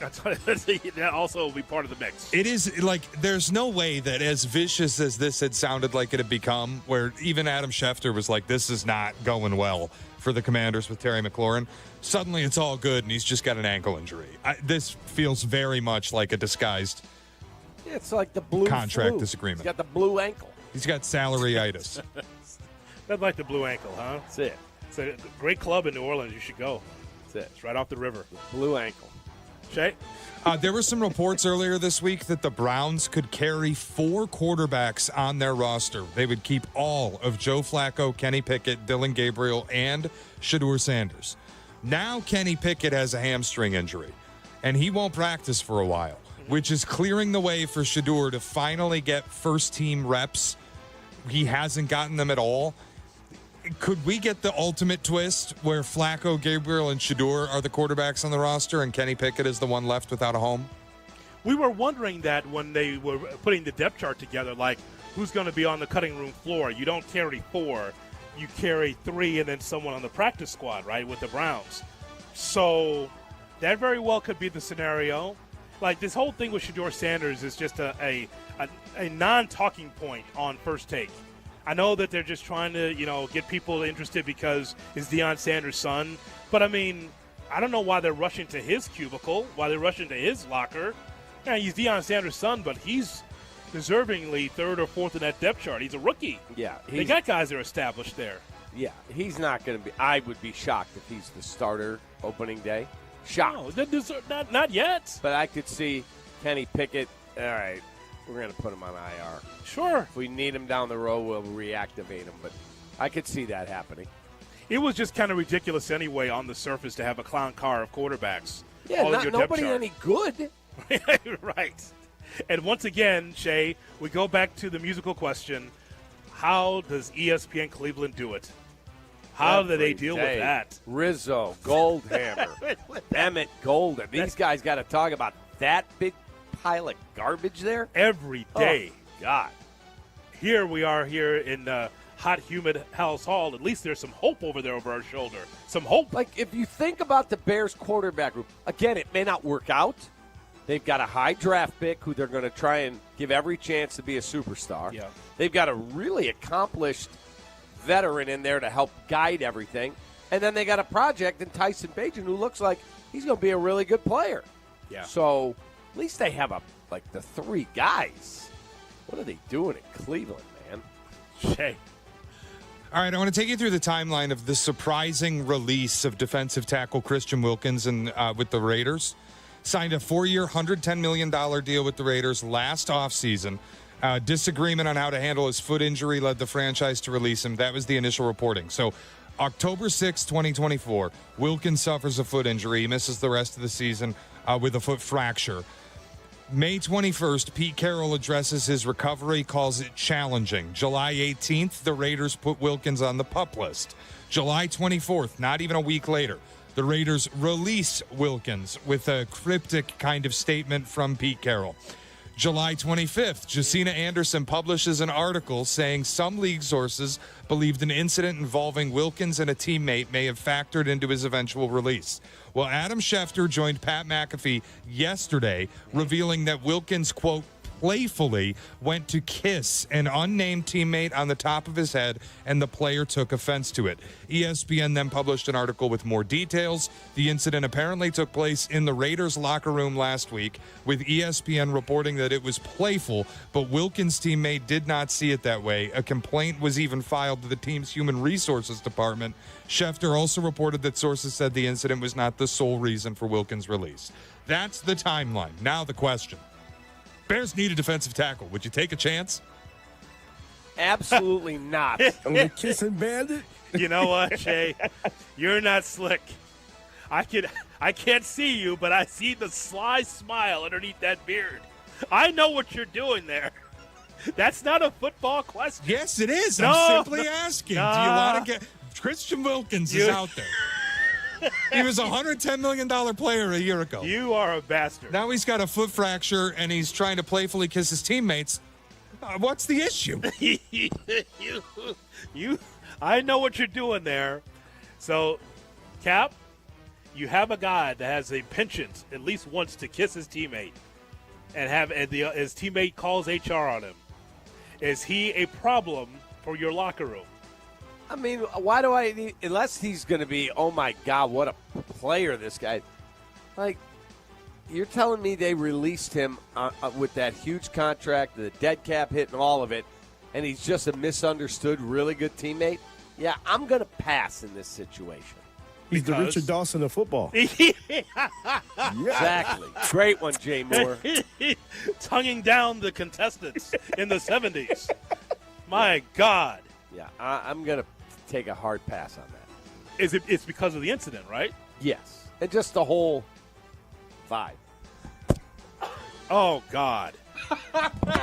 Oh, would you get out of here sneezing on me? Hoodie, what's worse, a playful peck on the forehead or the foot fracture? Oh, my God. Your thoughts? Well, I can't. Oh, okay, now he's talking off mic now like he's on GCI. Yeah, I got a cramp in my hamstring when I sneezed. All right. Okay, Luther Burden over here. Okay. Say it again, Shay. What are you saying? What's worse, the playful peck on the forehead or the foot fracture for Christian Wilkins? Your well, thought? Definitely. Your thoughts? Definitely the kiss. Now, here's the thing. I have a hard time buying, like, if it was either this is the softest teammate of all time that he's like, I got to take this to HR, or it really wasn't a very playful thing.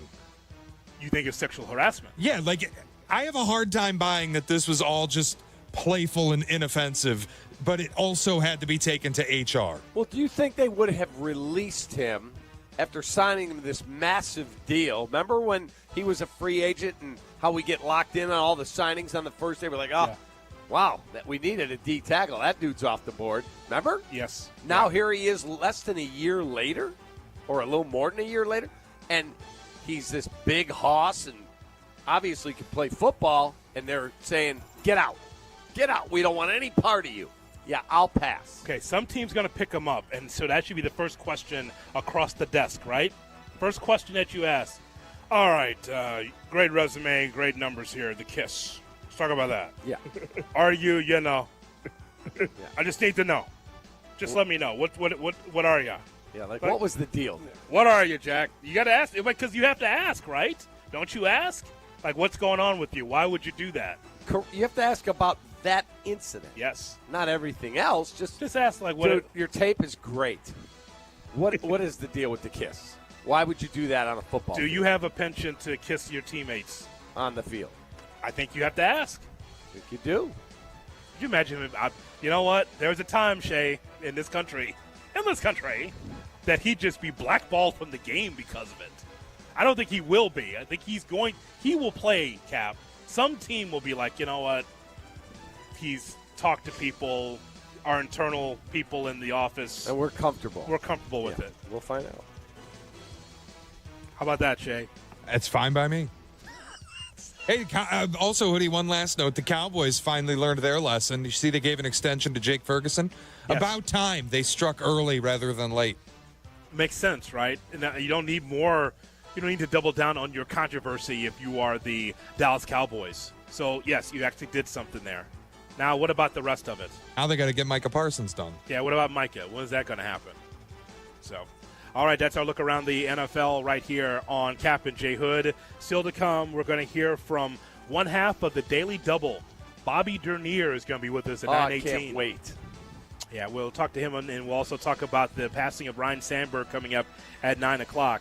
Cap and J Hood on ESPN 1000 and on ESPN_Chicago on Instagram. Cap and J Hood, ESPN Chicago. The CDGA Golf Show. It's your source for golf news local and golf news from around the world. Host Tyler Rocky and Mike Gilligan are linked up with golfing knowledge to help us all. Tune in Saturdays 9 to 11 on all the ESPN Chicago channels. Brought to you by Glenview Park Golf Club. Folks, if you're in the market for windows, call my guy Russ Armstrong, the Chicago window guy. Russ is simply spectacular. One of my neighbors, who I don't even know that well, he recently moved into the neighborhood, walked up to me the other day. He's like, hey, I called the Chicago window guy. We're going to get our windows redone. He said, thanks for telling me about him. I said, okay, John. Yelling at me about my microphone smashing into the console. Wow. So let me start this again. Damn. If you're in the market for windows, call my guy Russ Armstrong, the Chicago window guy. Don't get fooled by those buy one, get one free gimmicks or the sketchy half-off deals. Russ Armstrong keeps it real, offering the most energy-efficient windows and doors at the lowest price guaranteed. There's no subcontractors. There's no marathon sales pitches. Just top-quality products, expert installation, and you deal directly with Russ himself. Chicago window guys are the guys I trust. They're doing our windows, and you should do them too. Call 847-881-3060 or visit my friend Russ Armstrong. He's the boss at ChicagoWindowGuys.com. Are you confident your retirement game plan is as strong as steel? Hey, it's Jurko from Mitch Lyons Wealth. MitchLyonsWealth.com is full of tools for you to access at no cost to make sure you're positioned to win retirement. Go to MitchLyonsWealth.com today and get a free copy of Mitch's book or his retirement documentary. You can set a no-obligation 10-minute call with Mitch and his team to see if strategies they are utilizing might improve your retirement. That's MitchLyonsWealth.com, your best game plan to protect, grow, and win retirement. This is your White Sox Minute. I'm Len Casper. The Sox got back on the winning track Monday night with a comeback 6-2 win over the playoff contending Phillies. Colson Montgomery hit a game-tying homer in the third. Then Luis Robert Jr. hit a go-ahead shot in the fourth. Davis Martin outpitched NL Cy Young candidate Christopher Sanchez as the Sox took Game 1. They're now 2-2 on the homestand and hand the ball to Jonathan Cannon tonight at 6:40 p.m. Save all summer long with our summer savings section. Enjoy $20 weekday and $25 weekend select lower level tickets while supplies last. The summer savings section is presented by Wintrust. Different approach, better results. Includes fees. Some exclusions apply. To purchase tickets, visit whitesox.com/section. This has been your White Sox Minute. Every 12 minutes, someone dies in a car crash on our roads. These aren't just numbers. These are parents, friends, and neighbors taken too soon. The leading causes? Avoidable choices like speeding, driving distracted, impaired driving, and not wearing a seatbelt. Every decision behind the wheel matters. Buckle up, put your phone down, drive sober, slow down. Visit sm.aaa.com/crasheshitdifferent to learn more. Sponsored by AAA, the Auto Club Group. Aired in cooperation with the Illinois Broadcasters Association and this station. Adam Schefter here for Vivid Seats, your ultimate destination for all your sports and concert needs this summer. With a game-changing rewards program and an unbeatable selection of tickets, they make it easy for every fan to watch their favorite teams and players in action. Catch every home run and thrilling comeback in person from your favorite seat. Plus, every ticket is backed by a 100% buyer guarantee, giving you peace of mind with every purchase. Visit VividSeats.com or download the app today. Vivid Seats, the official ticketing partner of ESPN. You ever get decision paralysis, like figuring out what to watch or what to eat? Well, the same applies if you're hiring. It can be overwhelming to have too many candidates to sort through. But with ZipRecruiter, you can proactively find the best ones quickly. How? Through their innovative resume database. ZipRecruiter's resume database uses advanced filtering to quickly hone in on top candidates for your roles. See someone who stands out? You can unlock their contact info instantly. Try it free at ZipRecruiter.com/USL. That's ZipRecruiter.com/USL. Advantage Acura of Naperville is your connection to your new Acura. Drive home in one you'll love in less than 60 minutes, or they'll make your first car payment. And every new Acura comes with the Advantage Plus program. Come see them in Naperville or visit AdvantageAcura.com. Restrictions apply. See dealer for details.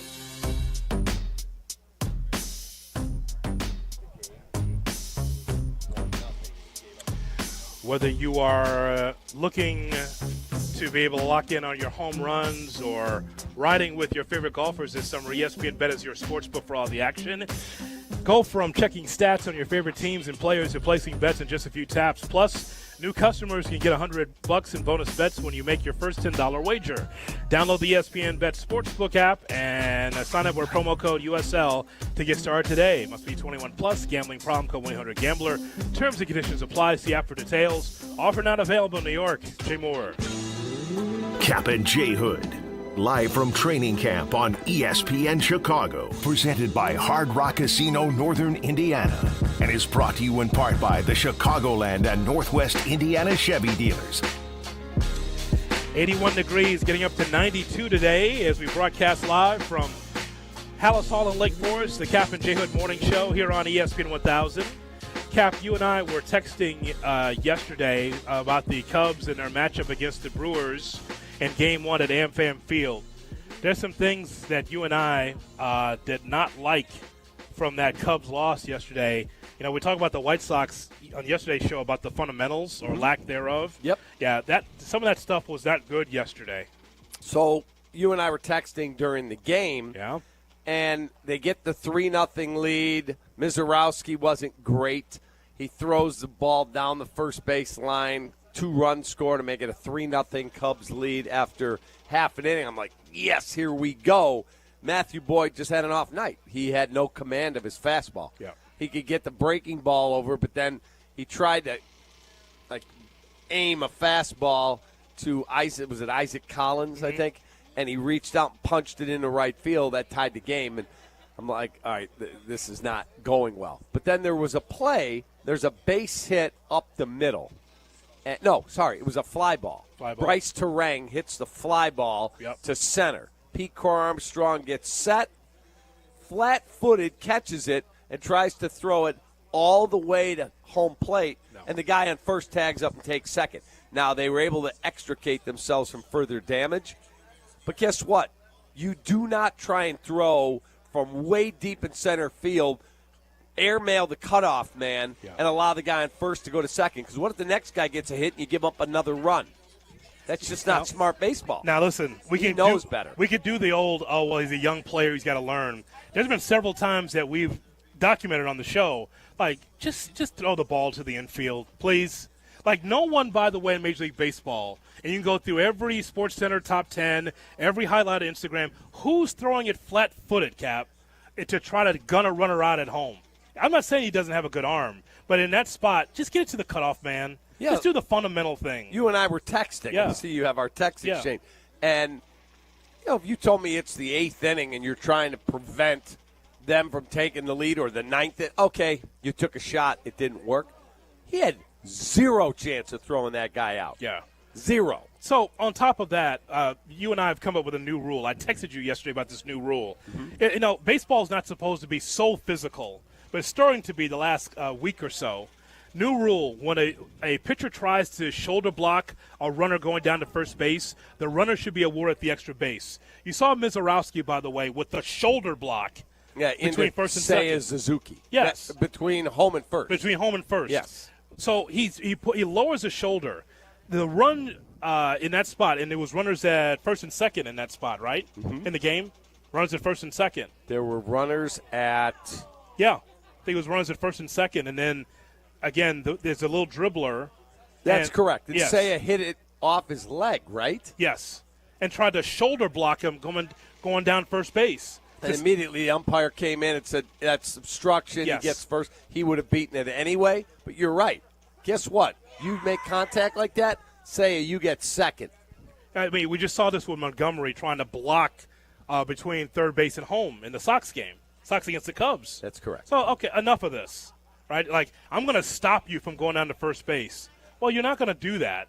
Like, I'm going to get the first one way or the other. Yep, 100%. So I just thought that was poor. But, the bullpen did not show up. The bullpen was not good. Chris Flexen was not great. Ryan Presley was not great. They weren't coming back. For as vaunted an offensive team as that is, Kyle Tucker has not been great as of late. Seiya Suzuki has not been great as of late. I know Tucker got a hit and drove in a run later in the ballgame yesterday, but a guy who wants the type of money that's being linked to him, I need to see more. Yep. Love him, and I'm glad he's a Cub, and I hope he stays a Cub, and I think they'll get him re-signed. But guess what? As of late, that guy has not been a game wrecker, and I'm paying you $350, $450, whatever the number is, you better be a game wrecker to earn that. We talk about the late Ryne Sandberg coming up in 2 minutes as we broadcast live from House on Lake Forest on the Cap and J. Hood Morning Show. Live from State Street in the heart of Chicago, you are listening to the new home of the Chicago Bears, ESPN Chicago. And this is Cap and J. Hood, WMVP, WTBC, HD2, Chicago, a good Karma Brands radio station. Golf clothes that actually fit your life? That's Swannies. Swannies is dedicated to suiting you up in the best looking, best feeling, and best made golf gear without breaking the bank. We're talking clean-cut polos, lightweight layers, breathable hats, and gear that works just as well at brunch as it does on the back nine. Swannies focuses on style, comfort, and versatility, so you can feel confident wherever the day takes you. Upgrade your golf wardrobe today at swannies.co. Hard work beats talent when talent doesn't work hard. That's why when it comes to hard work, nothing works harder than a Chevy Silverado. It's built to handle the big jobs day in and day out. Chevy has a Silverado pickup that's just right for you. Half-ton, three-quarter-ton, and 1-ton. Call it the Goldilocks effect. No wonder Chevy Silverado is the official truck partner of the Chicago Bears. Check out the full line of Chevy Silverados at ChevyDriveChicago.com. Work hard, play harder in a new Silverado.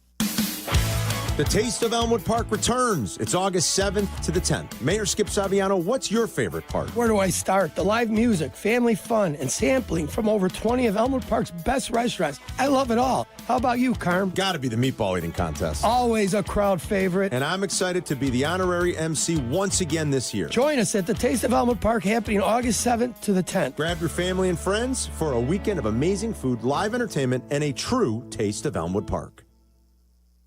Property managers and GCs use FinishingChicago.com's contractors for finishes and protective coatings in the most iconic venues, interior spaces, and essential infrastructure. Our painters apply industry-leading commercial and industrial finishes inside and out, so your biggest assets always put their best square footage forward. FinishingChicago.com has your free list of painting, wall covering, glass systems, drywall finishing, and signage contractors. For a great finish, start with FinishingChicago.com.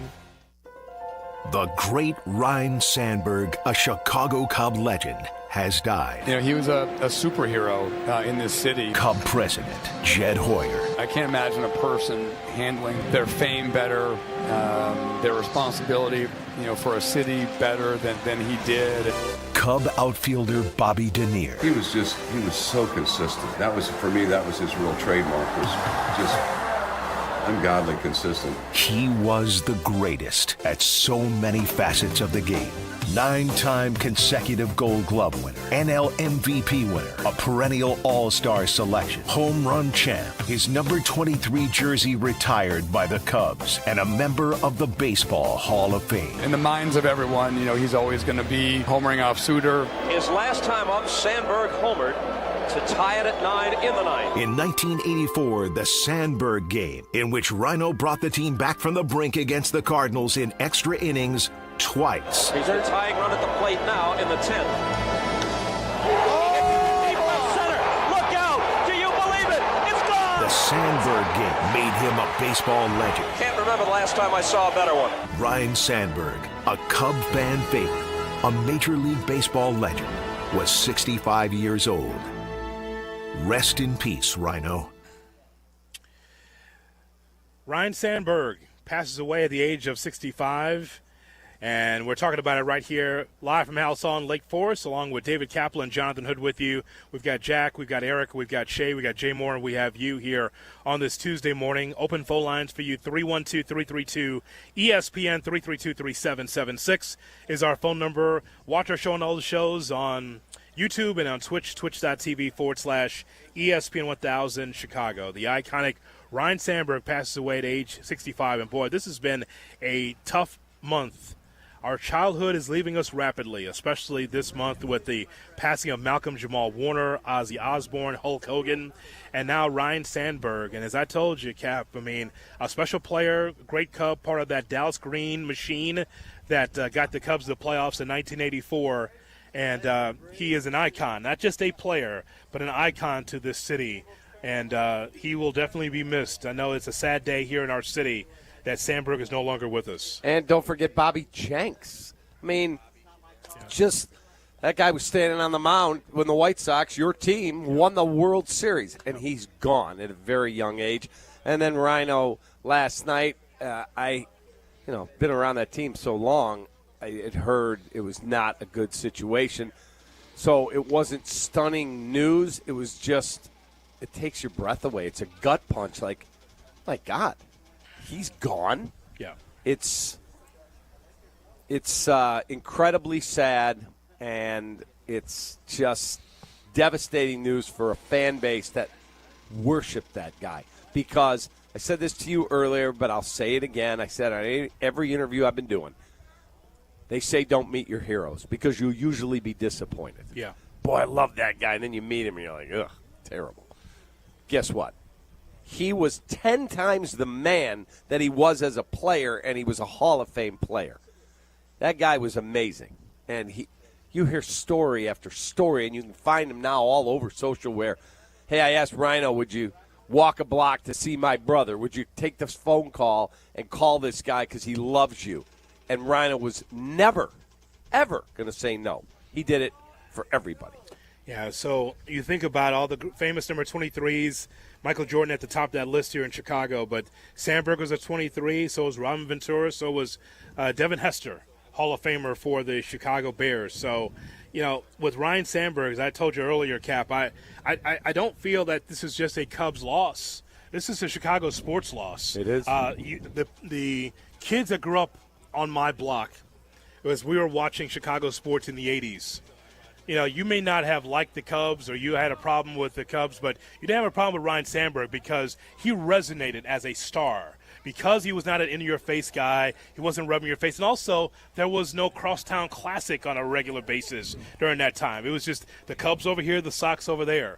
But as a Sox fan, I can speak for me and say that as much as I liked Scotty Fletcher or as much as I liked, Juice Cruz and Donnie Hill, guys like that, I mean, I respected those guys, but I didn't have a Hall of Famer at second base at that time. Right. So I admired Ryne Sandberg because it was the hustle, it was the speed, it was the power, and we saw him from the beginning. He comes to the Phillies wearing number 37 with the Phillies. I showed young Jack here the first base hit that Sandberg had against the Cubs. Leon Durham playing way too deep in right field. We got to have a postgame about that. Yeah. Durham playing too deep in right field, and the ball just dunks in there. Brickhouse criticizing Durham on the play. A little bit too deep. First base hit for Sandberg. That's it. So Sandberg gets his first hit as a Philly. And so he comes over to the Cubs and is just like, his third baseman to throw in on the deal. All right, let's see what Dallas is cooking up here with the Cubs. He starts 1 for 32. I read this as a kid, just like Ryne Sandberg. Okay. See what happens. Odd name. Bo. Dad would say Bo was the key of the deal. Right. Because right. Bo was solid over at shortstop. He saw him with the Phillies in the championship years.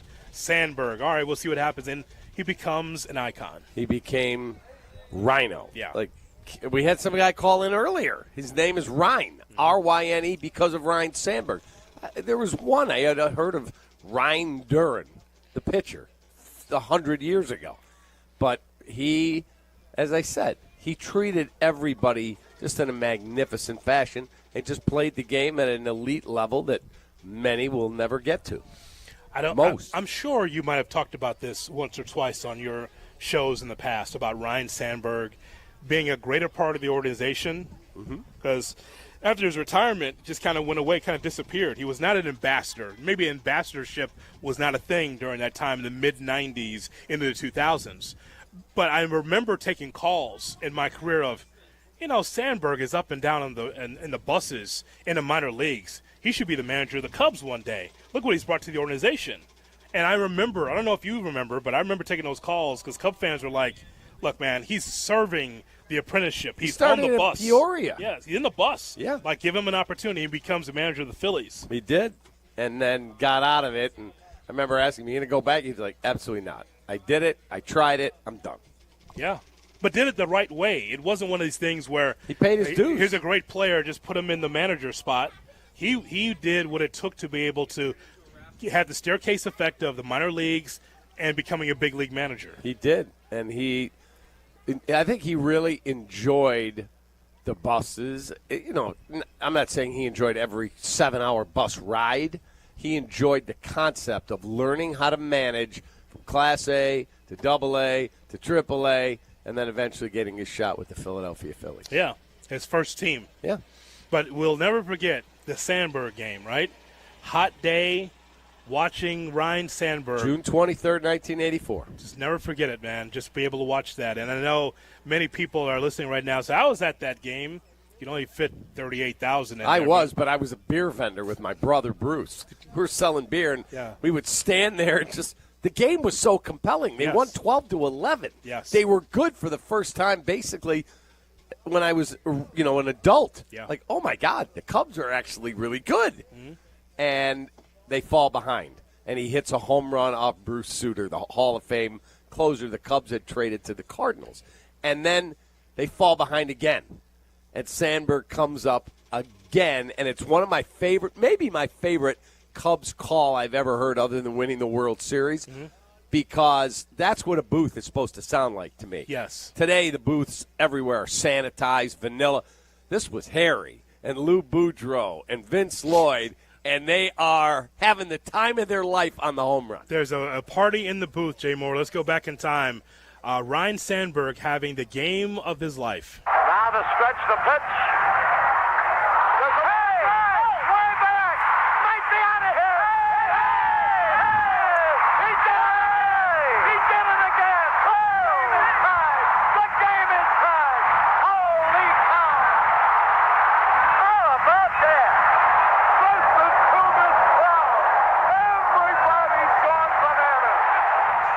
Imagine listening to that on WGN radio, right? Yeah. Imagine if you can't see it, the game of the week, and you're driving around.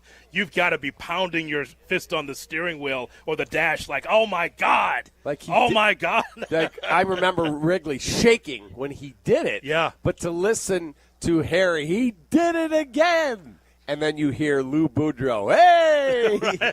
It was amazing, Holy cow. The way it's supposed to sound. That was the soundtrack of my summer that I grew up. And I've always said this. Jack Brickhouse was amazing. All these guys. Harry was my guy because he told it like it was. He didn't have a filter. And you heard the fandom in the booth. It wasn't high drive to left field and the game is tied again. No, it was. No. He did it again. No. This place is going bananas. I mean, it was – I could listen to that all day long. Not just a game against anybody. It's a game against the Cardinals. So there was more on the line. That's the reason why that it sounded like that. It's not just the greatness, but it's against the Cardinals. And to me, I don't know how you felt in '84, but I'm sure that game made you believe. Yes. Like it's a magical season. We might be doing something here. Yeah, and then they interviewed Whitey Herzog, rest in peace, and they said, what'd you think of the performance today? And we didn't get a Tommy Lasorda performance. What do you think I thought? Remember that famous Tommy quote about Dave Kingman? Yeah. He just said, that was Baby Ruth out there. And that took off from there, and he ended up winning the MVP. It was amazing, man. A magical season, Jack. How about that? They didn't do the shirt and tie call. during that time. There were fans in the booth, and they want you to feel it during that time. They did. That's the way a broadcast for me, for a hometown team. I'm not telling you the national Sunday night game should be that way. Yeah. You got to play to both sides. If I'm a Cubs fan, I want the guy in the booth to root for the Cubs to win. I agree. I don't need a sanitized version. Yeah. So, but unfortunately, a lot of the radio execs around the world, no, you've got to play it down the middle and don't get too crazy. Yeah. Stop. Yeah, I know. All right, coming up, we hear one half of the Daily Double. We hear from Bob Dernier. That's coming up next as we celebrate the life of Ryne Sandberg. Cap and J. Hood broadcasting live from Halissaw Lake Forest on Cap and J. Hood. You're listening to Cap and J. Hood on ESPN Chicago. The ESPN Chicago Vegas vacation. Come with us and meet the full ESPN Chicago team to Las Vegas for a packed football weekend. True Fan Travel and ESPN Chicago have teamed up for this once-in-a-lifetime trip. Round-trip airfare, a 3-night stay at Mandalay Bay, entry to special ESPN Chicago live broadcasts, an all-inclusive tailgate, and tickets to the Bears-Raiders game. Go to TrueFanTravel.com. Limited travel packages remain, so log on now. TrueFanTravel.com for the ESPN Chicago Vegas vacation, September 26th through 29th. The ESPN Chicago Vegas vacation.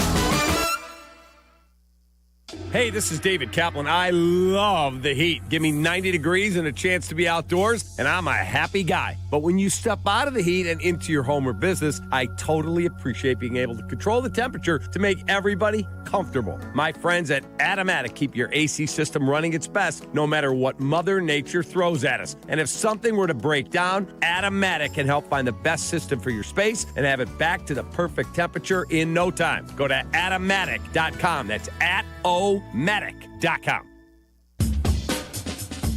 Everyone loves a fresh haircut for summer, but with the weather warming up and the kids out of school, this season is the time for making memories, not appointments. That's why I go to Great Clips. I can use convenient online check-in to get in for a cooler, shorter haircut whenever I have time. They even send me a ready next text when it's time to come into the salon. The skilled salon stylists at Great Clips save my haircut details in clip notes so I can get the same cut next time, no matter who I see.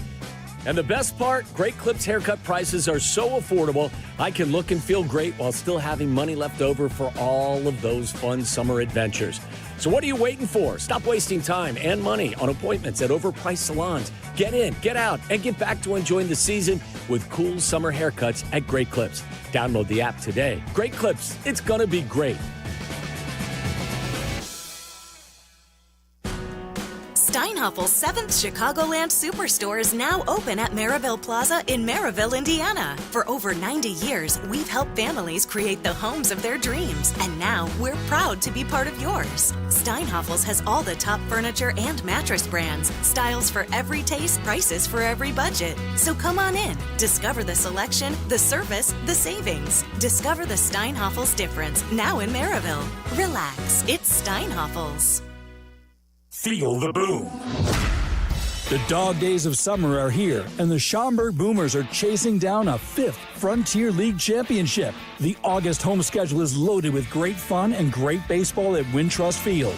Don't miss the last drone and fireworks show on Marshmallow Fight Night, Friday, August 8th. Plus, Friends Bobblehead Giveaway on Saturday, August 9th. Get game and ticket information at boomersbaseball.com. Feel the boom. John, what are you doing? Get in my car. So why are you walking to work? Thanks, man. It's these insanely high gas prices. They're draining my bank account. I can't afford to drive anymore. Dude, don't walk. Just do what I do, because I never pay full price for gas anymore. I use the free Upside app that pays you cash back for every gallon of gas you buy. Oh, wait. You're telling me you get paid cash when you buy gas with the Upside app? Yes, I get real cash back every time I buy gas. Does that actually add up to anything? I'll make around $200 $100. Wow, that's serious extra cash. I'm downloading the free Upside app now. Download the free Upside app now to earn real cash back every time you buy gas. Use promo code RICH for an extra 25 cents a gallon bonus on your first tank. That's promo code RICH. You can cash out anytime right to your bank account, to PayPal, or an e-gift card for Amazon and other brands. Just download the free Upside app and use promo code RICH for a 25 cents a gallon bonus on your first tank. That's code RICH.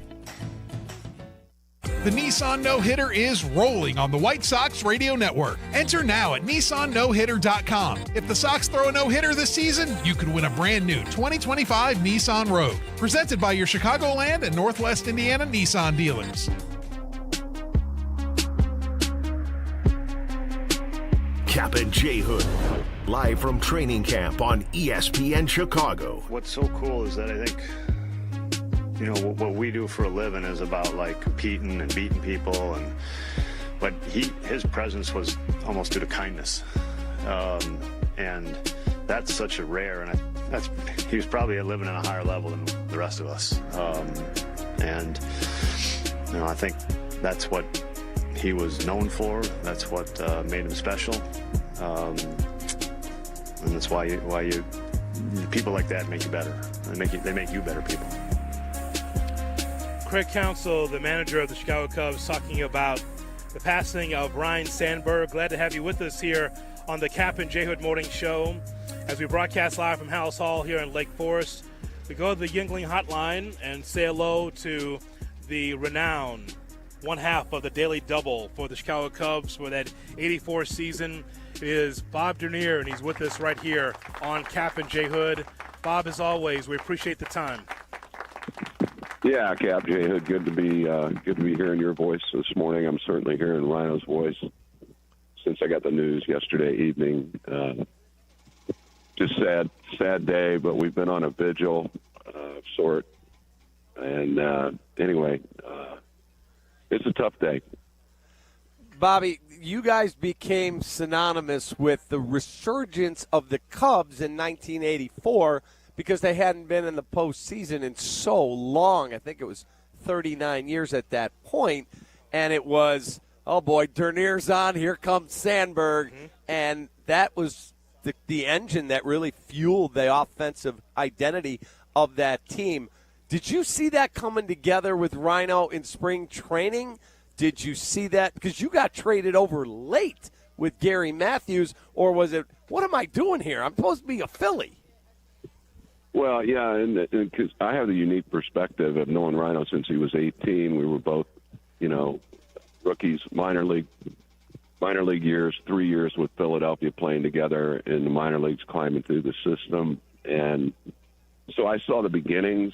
Obviously, I guess you could say the Daily Double kind of started back then.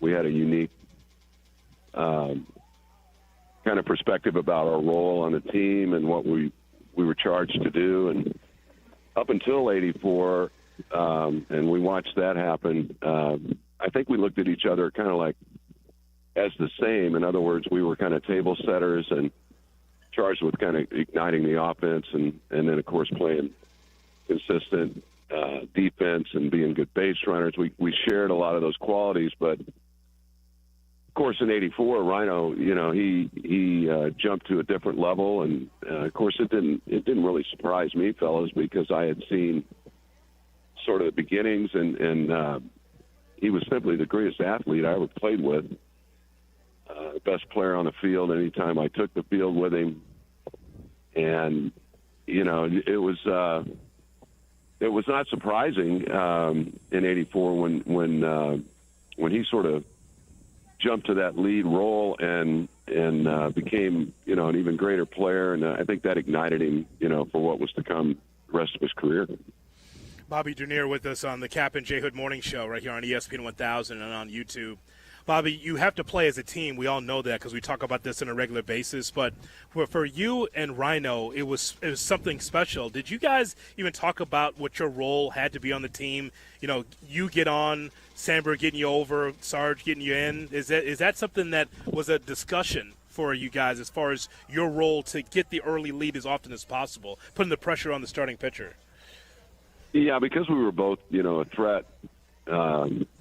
on the bases, I understood my role. I was a leadoff hitter from the time I was 6, 7 years old. So I sort of had that already ingrained in my style of play. I wasn't a power hitter, so. But Ryno, the one thing we did communicate was an ability to run and hit. In other words, I freed him up. He freed me up. Run whenever you want. If it's a fastball I can handle, I'll gap it, and we'll off to the races. If not, I'll take it, allow you to steal second, and then we'll go to playing fundamental baseball from there. So, we did communicate it. We had a couple of secret signs, so to speak. I could communicate to him from first base if I'm running on a pitch, definitely, or not, to give him some idea, as the pitch was about to happen. So, but not all the time. He was a real freelancer in that regard. I could trust him. He could trust me. And it was just a style of play that we engaged in that I think helped. It certainly helped that 84 team as far as, with the monsters we had coming up behind us, from Sarge to Bull and Moreland and Jody and Ron Say. I mean, it was just up to that point. That was our role, was to be the table setters. But of course, we know what happened after that, and he took off on an MVP campaign that year, and deservedly so. Bobby, when you look back, you get traded over with Sarge late in spring training, and I think the Cubs' spring training record was something like 7-23. They were not a good baseball team. You get the call, hey, you've been traded to the Chicago Cubs with Sarge. You guys roll in, and almost instantaneously, it changed the makeup of that team, the personality you and Gary brought, and then it allowed Ryno to flourish into an MVP season. But when did you know we got a really good team here? Because getting on the plane to fly to meet the Cubs in spring training, 7-23, you had to look and go, oh, God, what kind of a season am I headed for? Well, Sarge, he kind of, like Boa did for Ryno when they got traded together, you're going with a guy who, a veteran player, a guy who knew his role on the team, knew what winning looked like. We certainly weren't naive to that. Ryno was a winner from the word go, and I'd been around winning and understood, the teamwork aspect. So Sarge said it best, I think, when we were on a plane from Clearwater to Phoenix. He said, look, we're not playing that lovable loser stuff. We expect to win, right? And then I was like, of course. And so we knew who we were joining, too, with the ex-Phillies that were over there we played with. And a lot of the other guys, of course, came from winning situations, whether it was Penguin with L.A. or, Bull and Jody came from Mets, Cardinals. We had a lot of winning-type players, Sutcliffe, of course, Eckersley, on and on. And so although we were a bit of a discard, if you will, from other teams in that game of baseball cards to create a team that Dallas was the orchestrator there, and he knew what we looked like, and he knew what he wanted his team to look like out there, and it was up to us to go out and fulfill our roles and create that type of team. So it was, I think Ryno was not immune to that either. He brought that with him from Spokane. I mean, he was a winning type player, no matter what ball you wanted to play. Bobby, we learned later in life about Ryne Sandberg and his personality in the locker room. I mean, I don't recall big quotes from you or Ryne in the papers. That was always Dallas Green being boastful. That was always Jim Fry. But you two didn't have, these big quotes. But for Sandberg, I think we learned, what kind of personality he is. He would like to rib teammates. What was that like for him to be in the locker room, keeping things loose at times? Yeah, what I'll miss the most, and whenever I hear his voice on recording or a number of things that I have in my sort of glossary of go-tos and listen to Ryno talk, I'll miss his voice, his hearty laugh. I mean, he had such a great sense of humor behind the curtain, so to speak. He was far from quiet. He liked to stir it up in the locker room or on the plane or, whatever it was, behind the scenes. But once it was time, nobody focused or concentrated better of all the guys I played with on a consistent basis like Ryne Sandberg. He was just so tunnel vision about his job to do every day, and he was easy to feed off of. You know, if I had a day where I was a little loose mentally or unconcentrated in some kind of way, he had a way of just sort of bringing you back in on deck, you know, before a game. Hey, how you doing today? You all right? You know, whether you're dinged up or whatever the case was, he just had that way of really demonstrating through his game more than he did through his voice. But you know, he was just a unique guy. I feel so blessed that I had the opportunity to cross his path. I know Cappy, we have those reflections of 2016. Yep. We're both on the field and watching that beautiful thing happen and doing the pre and post game. And so I had him, you know, almost nearly 50 years from the time he was 18 all the way, you know, to yesterday. So I just feel so fortunate to be associated with him. I can't wait to rejoin him in heaven whenever that time comes. I hope we got some more ball to play up there. You know, Bobby Dernier is our guest here on Cap and J Hood on ESPN 1000. I was telling the story. So it's me, Todd Hollingsworth, and Rhino doing pregame and postgame on Game 6 in Cleveland right outside the stadium. And we get done, and I have a picture on my phone timestamp, 12:34 a.m. And he says to me and to Holly, see you guys tomorrow. I said, yep, hopefully it's a happy postgame. And he said, I'm not doing the postgame tomorrow. I said, yeah, you are. You're on the schedule. No. We're winning the World Series tomorrow, and I'm staying in there with Margaret, and I'm going to party with the Cubs because it's been 108 years. It's enough. We're going to win. I said, I hope you're right. He goes, no. Don't hope. I am right. We are winning.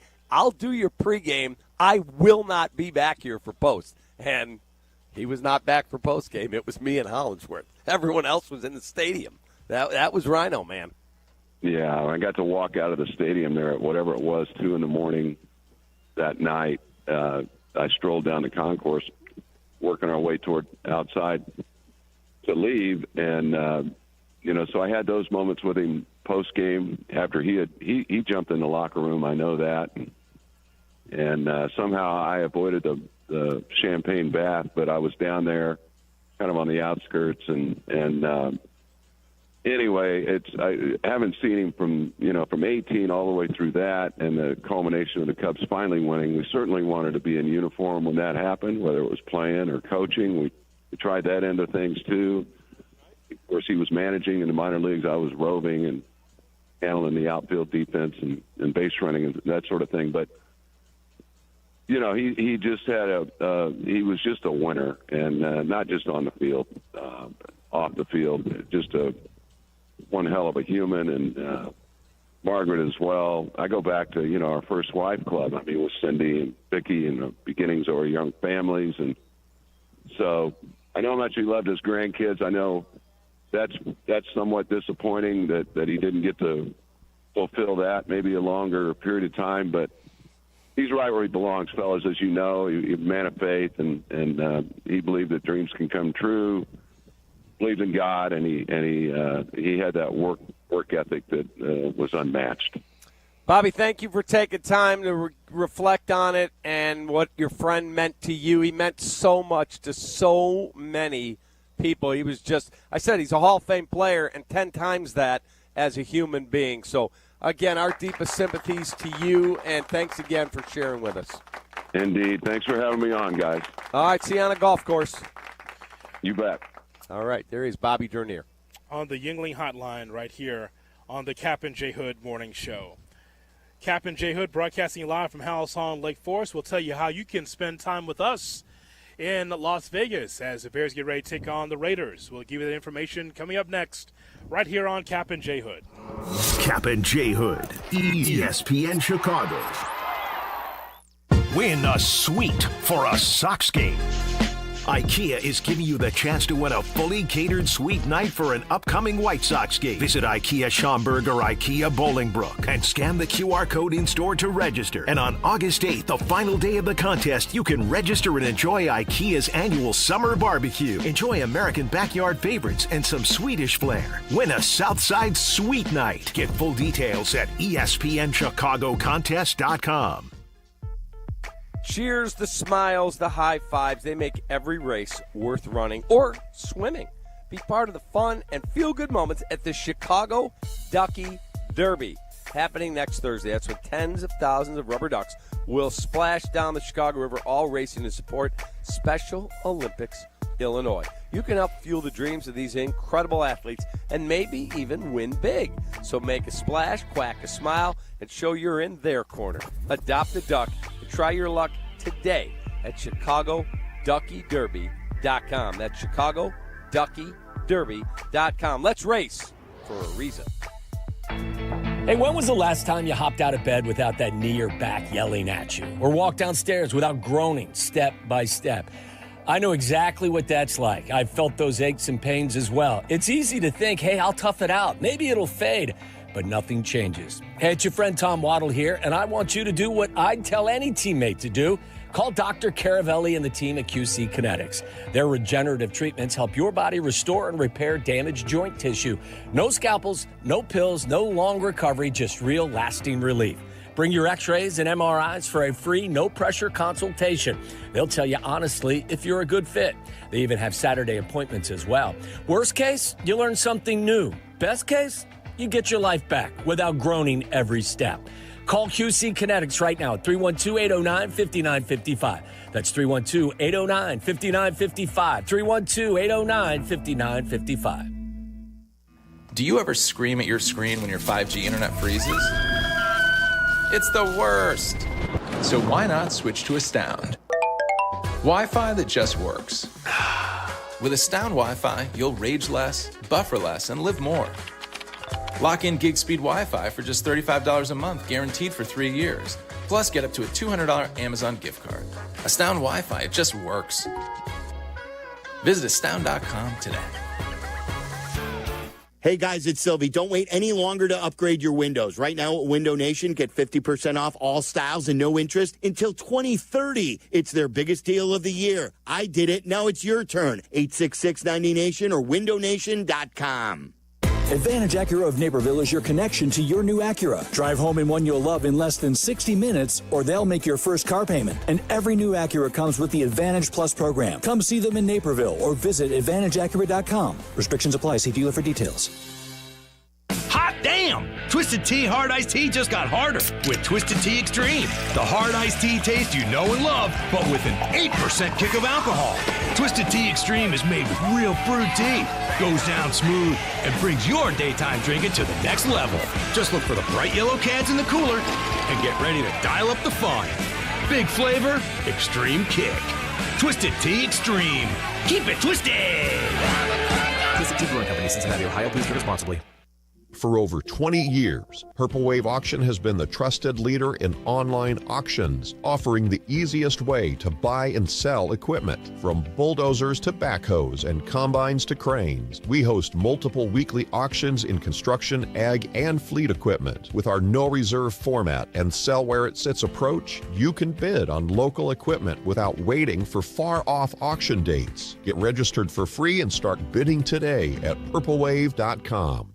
$4.5 million. The Veroliak Law Group wins again for their clients. That's right. The Veroliak Law Group recovered $4.5 million for a client who was injured in a truck accident. If you're injured, make sure to call the Veroliak Law Group.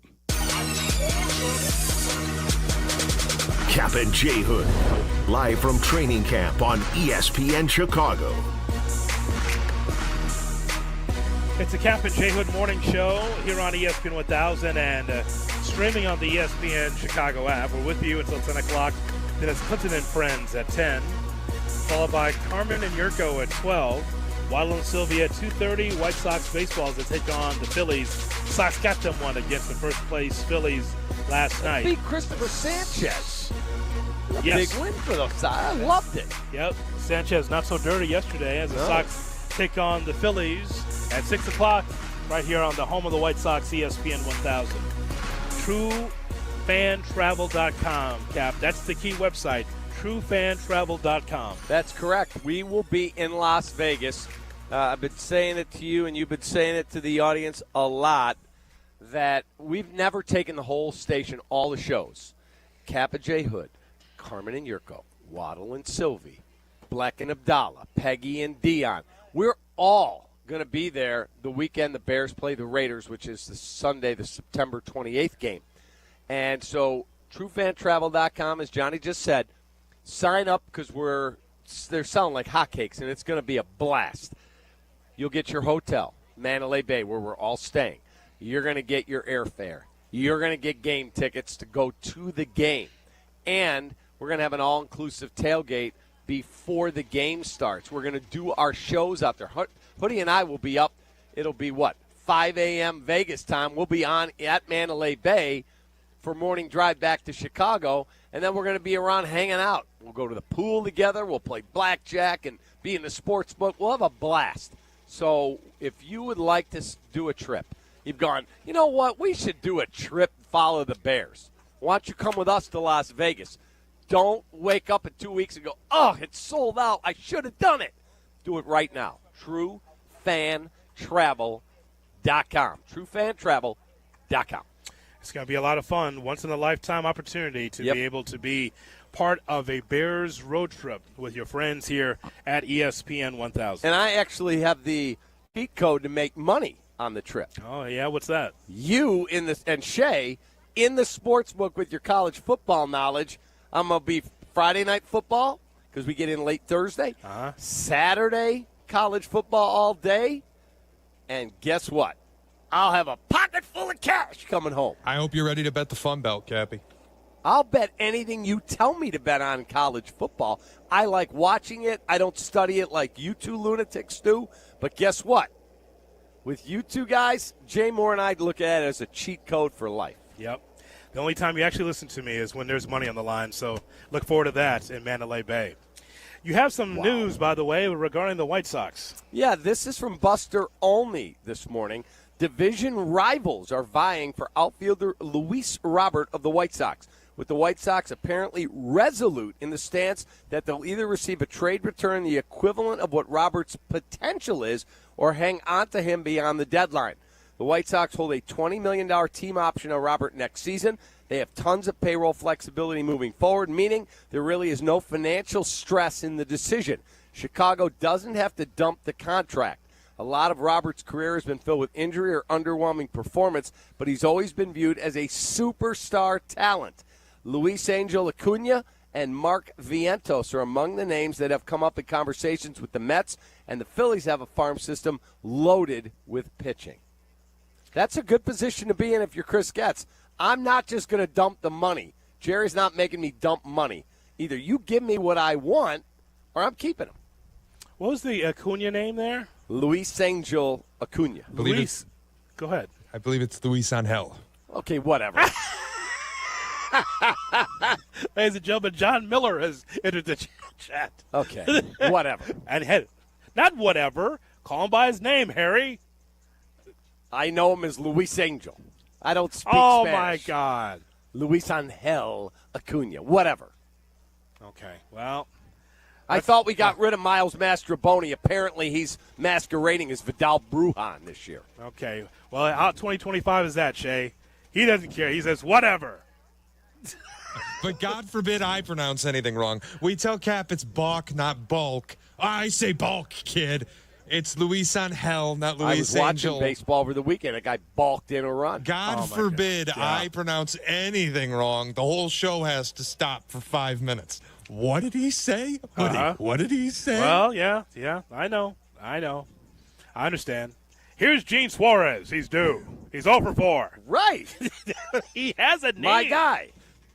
It's Diaz, not Diaz. It is what it is. You have to be tolerant, Cap. You got to be better. I am. Oh, my God. Luis Angel Acuna wasn't on my bingo card today, so I did not learn his pronunciation. Sue me. Intolerant. That's 2025 right there. Next on WLS, we'll talk about what's happening with the Chicago Bears. Oh, my God. How about this from Patrick Finley? Did you hear Patrick Finley on Waddle and Silvy? I did. And one other thing, Luis Angel Acuna is Ronald Acuna's brother, just so we're clear. Yeah, go on. Patrick Finley was great with Waddle and Silvy. Great. Thank you for the fact-checking, by the way. We always need that on the show. Mm-hmm. That Acuna name, not very common in the big leagues, so we'd imagine there was some kind of lineage. Thank you, sir, for making us smarter. That's it. Patrick Finley was on with Waddle and Silvy yesterday and said he doesn't believe that Caleb Williams and Ben Johnson, that Caleb and Johnson show will hit the ground running necessarily. Might take longer than we want to look at the way it does. So he's pretty much saying that, can the Bears really afford another slow start on offense, that it may not hit the ground running, Caleb and Ben Johnson? Well, my expectations, Cap, is it's not going to be – a 1-4 start. That's not what I'm looking at. But if you're looking for, skyrockets, from the Bears offense right away, I don't expect that. I expect it to improve moving forward throughout the season. But again, it's new and fresh for everyone else. It's new for everybody. The offensive line has got to be intact. How will you utilize both tight ends? How will you utilize your running backs, your wide receivers? So, if Patrick Finley says that they may not hit the ground running fast, okay, as long as it's a better operation than last year and that you have a lot more wins than last year, that you feel like you're a contender, then I'd be happy with it. Yeah. But it's new for everybody. It is new for everybody, so let's just keep our fingers crossed that they start to look better and better each day. We had Courtney on yesterday, and she said Saturday was the best he had looked. I know, everybody charts every ridiculous play in training camp. Oh, he's 4 for 4. He must be having a great day. You have no idea what the concept is behind the play. Like J.J. Watt was, I thought, magnificent. He's like, I used to think it was a joke. People are actually quoting stats from training camp practices. Yep. That was J.J. Watt the other day. He's right. It's ridiculous. But it sounds like, Caleb's hit some throws today. I don't know what the concept of the defense was. Was the defense trying something different and left the guy open and he hit a wide open? It doesn't say. Doesn't say he fit it into a tight window as he was getting sacked. Doesn't say that. So it just sounds like he's throwing the ball okay. We'll find out. I just want the offense to be able to score in the first quarter. That'd be good to see that early. Some early offense instead of sitting down at 2 o'clock and say, oh, they haven't scored yet in the third or fourth quarter. What I expect is for the offense to be better because you have enough weapons to be able to thread the needle and get first downs. But, again, it's all about rhythm and timing. And even with Ben Johnson today in his press conference that we played here earlier today on Cap and J. Hood, he talks about how he wants to have 5 guys that can depend on the offensive line and that they've got to be sharper. Just remember the other side of this thing. The defense is getting better. The defense is making plays. And so, if you're Coach Allen, the defensive coordinator, hey, you don't want any losses. You're not out there just to make sure the offense looks good. They have a tough offense and a tough defense, and Ben Johnson talked about it earlier. That's correct. Yeah. Would they love to have T.J. Watt at the other edge of Montez Sweat? Yeah. Well, guess what? He's not available. Trey Hendrickson isn't getting traded. It sounds like they're going to eventually come to their senses and get something done with this guy. Yeah. So make do with what you have. Let's see who's on cutdown day. Maybe there's a trade that makes sense. I'm a little heavy here. I'll trade you for that. Just figure it out. But it sounds like their defense is going to be pretty good. But you know what, Shay? Out of all of this, the one thing we don't know is exactly what Caleb Williams is looking like behind the scenes. We heard what Ben Johnson said as far as the work that he's putting in. But nothing tells the story than the first night against the Minnesota Vikings. Yep. Does it look different? Is he still doing loop-de-loops behind the line of scrimmage? You shouldn't have to with this offensive line. It should look much crisper. So they just ran a deep ball, and somebody put it on social. Is that a fan? You hope, right? I hope so. And that was a perfect throw. Yeah. Absolutely perfect, 50-yard deep ball. Kyler Gordon, pass interference, defense. Yeah. Otherwise, it's a touchdown. It was just a spectacularly thrown ball. So, he steps right into it. He takes his drop, and you can see that Kyler Gordon pulled the wide receiver down from behind. Uh-oh, I'm beaten. I got you. Yep, they have officials working practice. Bam, there's the flag. Look at us breaking down practice. That's it. That's it. Uh-oh, here comes the Bears. They don't want to. No, we're just doing the stuff they allow us to do. We're good. Look at us breaking down the practice. By the way, the defense wasn't trying to get home too quick. They just stood up the offensive lineman just so the ball can go through. Yep. You noticed that, right? The defense, it wasn't like they were doing a swim move to try to get to Caleb. It's like, let the ball go through. That's correct. Let's do one-on-one, make sure that our wide receiver and defensive back is ready also. And, again, they have pads on today. All right, we'll see what happens here. But Finley could say that and says, like, well, you may not be. But let's see what it looks like. I'm sure it'll be better than last year. It won't be such a slow start. And if it is, Ben Johnson knows what to do. 100%. He'll tighten the screws or someone else is going to be back there. Yeah, it sounds like he is all in on I can loosen up a little bit. I can never get it back. So they said he's not letting anything slide an inch. Yeah, and rightfully so. Good. All right, we got the Cap and J Hood cut of the day. It's right around the corner, right here on Chicago's Home for Sports. This is your morning routine. Yeah. Cap and J Hood. Good morning. Morning. Good morning. Oh, and in case I don't see you, good afternoon, good evening, and good night. On ESPN Chicago. Chicago White Sox baseball. Do you believe? Len Casper and Darren Jackson bring you the call of White Sox and Phillies. Coverage starts tonight at 6 on ESPN Chicago, the home of the White Sox. Now backed by the power of the Pope. Folks, outside temperatures are finally hot when it comes to making your home or your business comfortable this summer. I recommend you go with Automatic. Their motto is we make people comfortable. Yes, every HVAC company strives to make people comfortable, but they take it a step further and make sure their clients are comfortable throughout the entire process. Led by their great CEO, their boss, Steve Stahorek, they offer fair upfront pricing, no gimmicks, and clean, courteous technicians like my guy Ivan, who was at the house, who aren't pushing sales, just real solutions. And they did that for us. Trust me, Automatic gets it right. Visit Automatic.com. That is Automatic.com. Jay Moore. Hey teachers, congratulations on another year of being awesome to the students you lead. We salute you. Now it's time to relax and take care of the things you've neglected this school year. When planning for this time, don't forget about your family. And if your family is complete, summer is a great time to take the next step, a vasectomy. Take that step with Vasectomy Clinics of Chicago, because experience really does matter. Especially with this procedure.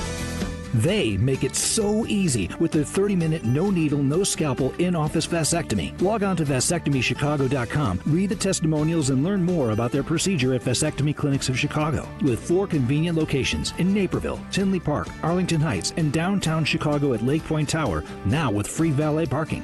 Their procedure is covered by most insurance, so everything is lined up to make your decision an easy one with Vasectomy Clinics of Chicago. Visit vasectomychicago.com today or call toll-free 877-877-4VAS. That's 877-877-4827. Only at True North stores. New True Rewards members stack your savings at the pump. Sign up and earn 15 cents a gallon on your first fill-up. Second fill, get 30 cents off a gallon. Then earn a massive 40 cents off a gallon on your third fill-up. Join now. This offer won't last. Find the True Rewards app in your favorite app store. Download and click the star to sign up. Must be a new member of both True Rewards and Shell Fuel Rewards to qualify. Limit 20 gallons per fill. Additional terms apply. Offer ends August 3rd. True North Convenience Stores. Fast, friendly, clean. The legends of sports are celebrated daily on ESPN Chicago. The legends of rock and roll.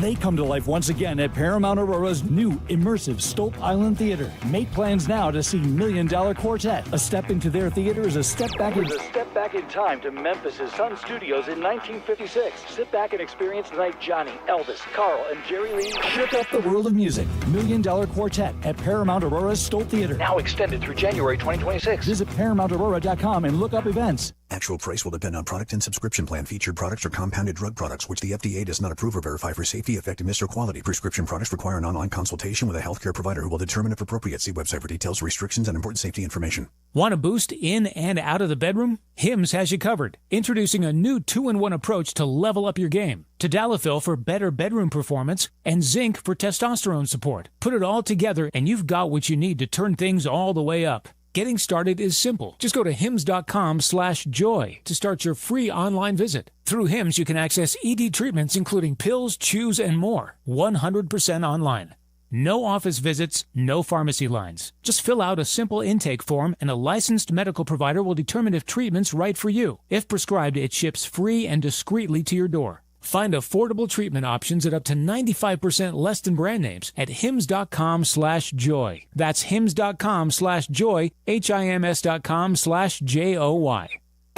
The X Insurance Great Lakes Grand Prix is coming to Michigan City, Indiana. Join me, Jurko, for the official ribbon cutting, launching a weekend showcase for the world's fastest and most powerful offshore boats. See you at the Sunset Grill at Washington Park Beach this Thursday at 5:30. Cap and J Hood, live from training camp on ESPN Chicago, presented by Hard Rock Casino, Northern Indiana, and is brought to you in part by the Chicagoland and Northwest Indiana Chevy dealers. And now it's time for the Cap and J Hood cut of the day. I got to tell you a great story. Brought to you by Chicago Cut Steakhouse, David Flom and Matt Moore's dining creation on LaSalle, north side of Chicago River. Let me tell you, it's simply awesome, J. Moore. Yes, it's boring, but it's a sport. Oh! Whatever. It's not boring. Okay, then you're boring. All right, cut! To remind you, we're here at Lake Forest House Hall as the fans continue to file in. And they're here to meet and greet an all-time great Chicago Bear, David Kaplan, who's here on hand, signing autographs and taking pictures with the fans. Wait, Shay, this is how it went the last two people that have come to get pictures here. Can we take a picture with you guys? Sure, come on back here. Guy goes, shakes my hand firm. He's like, you were one of the toughest Bears of all time. I said, huh? He's like, yeah, loved watching you play. You were one of the toughest Bears of all time. I said, I didn't play for the Bears. He's like, yeah, right. And he takes the picture. Now he leaves. Next guy comes up, says to his son, get a picture with this guy. Dan Kaplan. He's one of the legendary radio guys in the history of the city. Ladies and gentlemen, Dan Kaplan.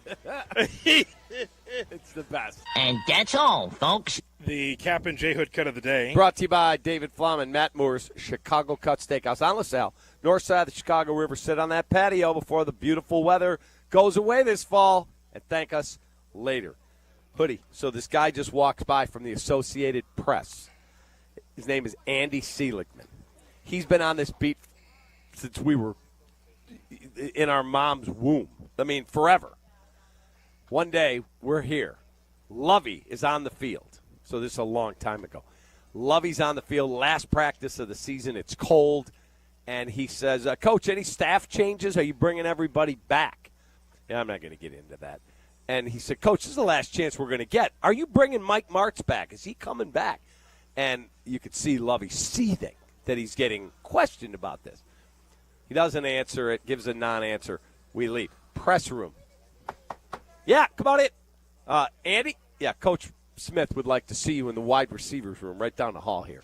He goes in and gets aired out. It's like the University of Oklahoma. What I say is the absolute law, and you do not question me like that. Everyone's like, dude, you're the coach of the Bears. You're in this market. This isn't Norman, Oklahoma. You're going to get tough questions. Yeah, he went at Andy Seligman like you can't believe. Lovey, your guy. So Seligman, he backed down. That's what you're saying? No, he just sat there basically and just got yelled at. Sounds like he backed down. I would have fought with Lovey. Yeah, that was Lovey. You going to do anything about pitching Yelich in this game, too? Going to do anything about that? We're winning tonight. Okay. We're winning tonight. What about Contreras and Collins? You going to do anything about that? Yeah, we're winning tonight. That's all I'm telling you. Okay. We're winning tonight. All right. Cubs win, and we'll go for the rubber game tomorrow. But let's worry about today. Had a cup of coffee, find a way to win a baseball game. Yeah, maybe 2 cups this time as we thank you for listening and calling in and being part of the program here on Cap and J Hood. Thank you, Jack. Thank you, Shay. Thank you, Jay Moore. Thanks for checking out our show. We'll see you tomorrow at 7 for a Waddle Wednesday. Yeah, look forward to it. We'll get to talk to Tommy Waddle. That's right. So long, everybody. from Hallis. Take that. Take that from Lake Forest. That's my job. See you Thanks. later. Hi, it's Chris Hune from Universal Lighting of America. If you own a business or manage a building, now's the time to upgrade to LED lighting and actually save money. We're an official 2025 service provider for ComEd and NIPSCO, and they may cover up to 70% of the project. We make it crazy simple from install to paperwork. I'm not kidding. You get better light, lower bills, and we handle all the hard stuff. Call us or visit ulasaves.com. I'll come out and show you what's possible. Let's light it up.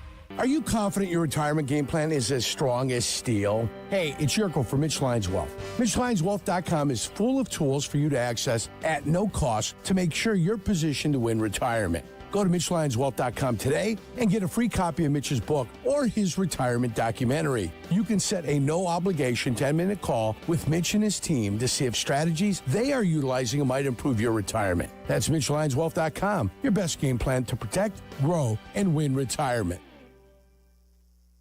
Every home team win just got more meaningful. Postman Law is turning game day victories into real opportunities with the Postman Law Home Team Scholarship, adding $100 to the scholarship fund every time Chicago's Southside baseball team wins at home. Postman Law proudly supports students in our community, and now every cheer from the stands brings them closer to a brighter future. See how your city has earned and apply now at postmanlaw.com/scholarship. Postman Law, your hometown personal injury team. This is attorney advertising. Hard work beats talent when talent doesn't work hard. That's why when it comes to hard work, nothing works harder than a Chevy Silverado. It's built to handle the big jobs day in and day out. Chevy has a Silverado pickup that's just right for you. Half-ton, three-quarter-ton, and 1-ton. Call it the Goldilocks effect. No wonder Chevy Silverado is the official truck partner of the Chicago Bears. Check out the full line of Chevy Silverados at ChevyDriveChicago.com. Work hard, play harder in a new Silverado. This is ESPN Chicago, WNVP, WTBC, HD2 Chicago, a Good Karma Brands radio station. Did you hear this one? The Bears voted in favor of banning the tush push. They know what the play was, or they're just going on the term tush push. That doesn't sound very posh. Is that a profane term? I don't want it. It sounds uncomfortable. Go ahead. That too.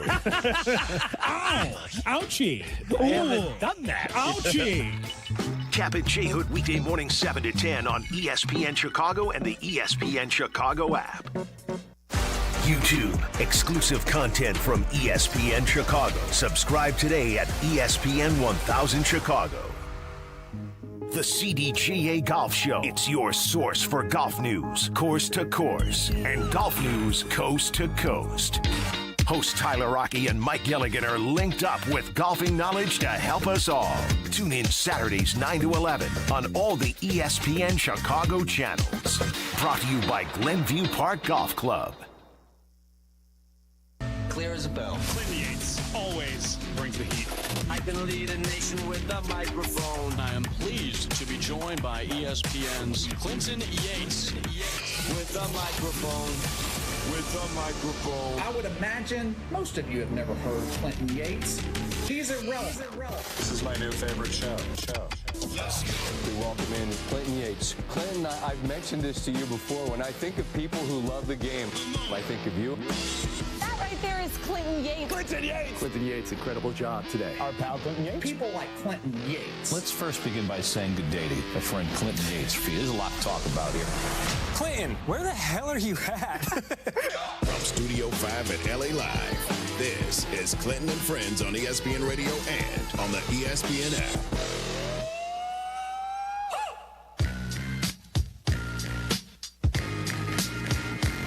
Happy Tuesday, kiddos. You're listening to Clinton and Friends on ESPN Radio, the ESPN app, Sirius XM Channel 80, and the Watch ESPN app, where you can see the colors are bright on my hoodie today. Devin Steele is on the con, and Devin Kane on the con.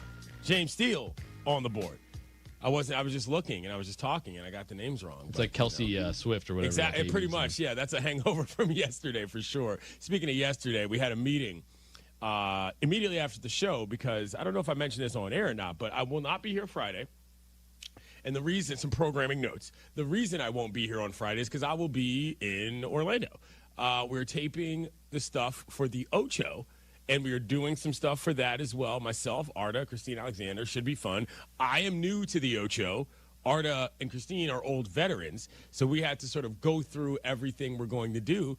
And I'm not going to lie, I am extremely excited about what this is going to look like. Now, don't get me wrong.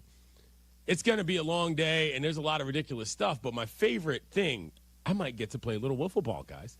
I might get to swing the wiffle ball bat against some professional players. I can't imagine I'm going to be very good with those guys that are, like, dead serious about it, but I'm pretty pumped. Listen, don't sell yourself short. I think you can be able to get some. You're going to get at least a single. You know sure, what I mean? I can make contact with the wiffle ball bat, but my point is that like it's going to be on TV. I think, which adds a level of pressure against an actual pro that I am not necessarily ready for. Now, one of the things that I did bring up during the meeting because we were talking about like some bits we were going to do, and I said, you know what I want to do. I want to do an ode to the old great outdoor games. Now, I don't know if you guys remember that this network used to do a program called the Great Outdoor Games, where you had things like log rolling, you had dog jumping, and you had hot saw, as it was known, where guys would try to, compete to see who could cut a log the fastest, sort of a pre-Ocho, if you will, from a programming standpoint. And I remembered my favorite event of all in that bad boy was an event called Springboard. Do you know what Springboard is, either James or Devin? I do not. I can use my imagination, but I would love for you to clarify. James, do you know? Okay. Is it where they had to chop the hole in the log and then put like a board in it That's and then exactly go up what the it is. yeah and like they're Nailed going up. it. Yeah. They put that. So here's what they do. A guy, two guys start with two like sort of side. I don't even know what to call them, planks. And you chop a hole in the tree. You stick that one in the plank in that hole. You jump on top of the plank, proceed to cut another hole, get on top of the second plank, and then you race to see who can chop the top off the daggone tree the fastest. It's unbelievable. I remember watching this as a kid thinking, these are the hardest core dudes I've ever seen in my life. I'd be terrified if I was on some random ledge trying to chop a tree down with a monster axe that could cut my head off if I was, not handy with the steel. Anyway, long story short is that I got to have a lot of fun reminiscing about that, and I ended up watching Great Outdoor Games highlights for a good amount of time yesterday because YouTube is the greatest thing of all time. I'm just saying. Listen, Great Outdoor Games. I mean, I know you were reminiscing, and they probably got the itinerary planned out. But maybe in future Ocho games, like maybe bring some of these events back. If Great Outdoor Games came back, I would want to host that in a second. I don't know anything about those sports. I don't care. I just remember that at the time, as a kid, I was like, wow, these Hill Jacks got some skills with these things. You know what I'm saying? So yeah, shouts to Great Outdoor Games and.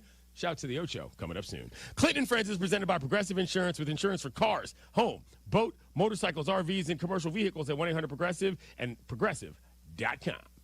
We're not parsing words, hiding from the headlines, Extra, extra, read all about it. or saving the best for later. I can't wait. It's time for The Lead.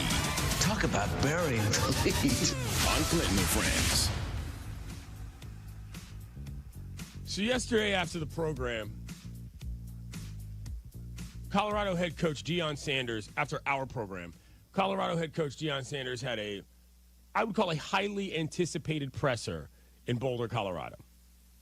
You might recall that yesterday before we ended, I said, this is coming up, and after we heard him reference on an IG post that he had made a will for the first time in his life, the entire tone of what we thought was going to happen in that short amount of time between the show and the presser changed to me.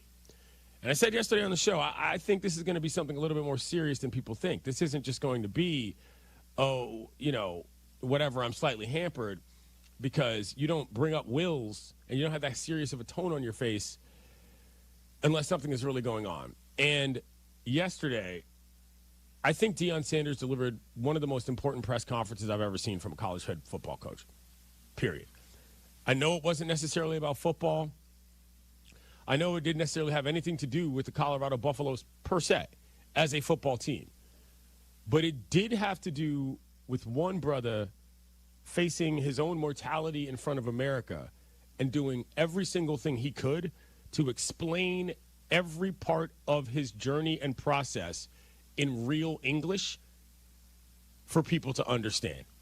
Now, what I mean by real English is not extensive medical jargon, not everything being some weird sports cliche.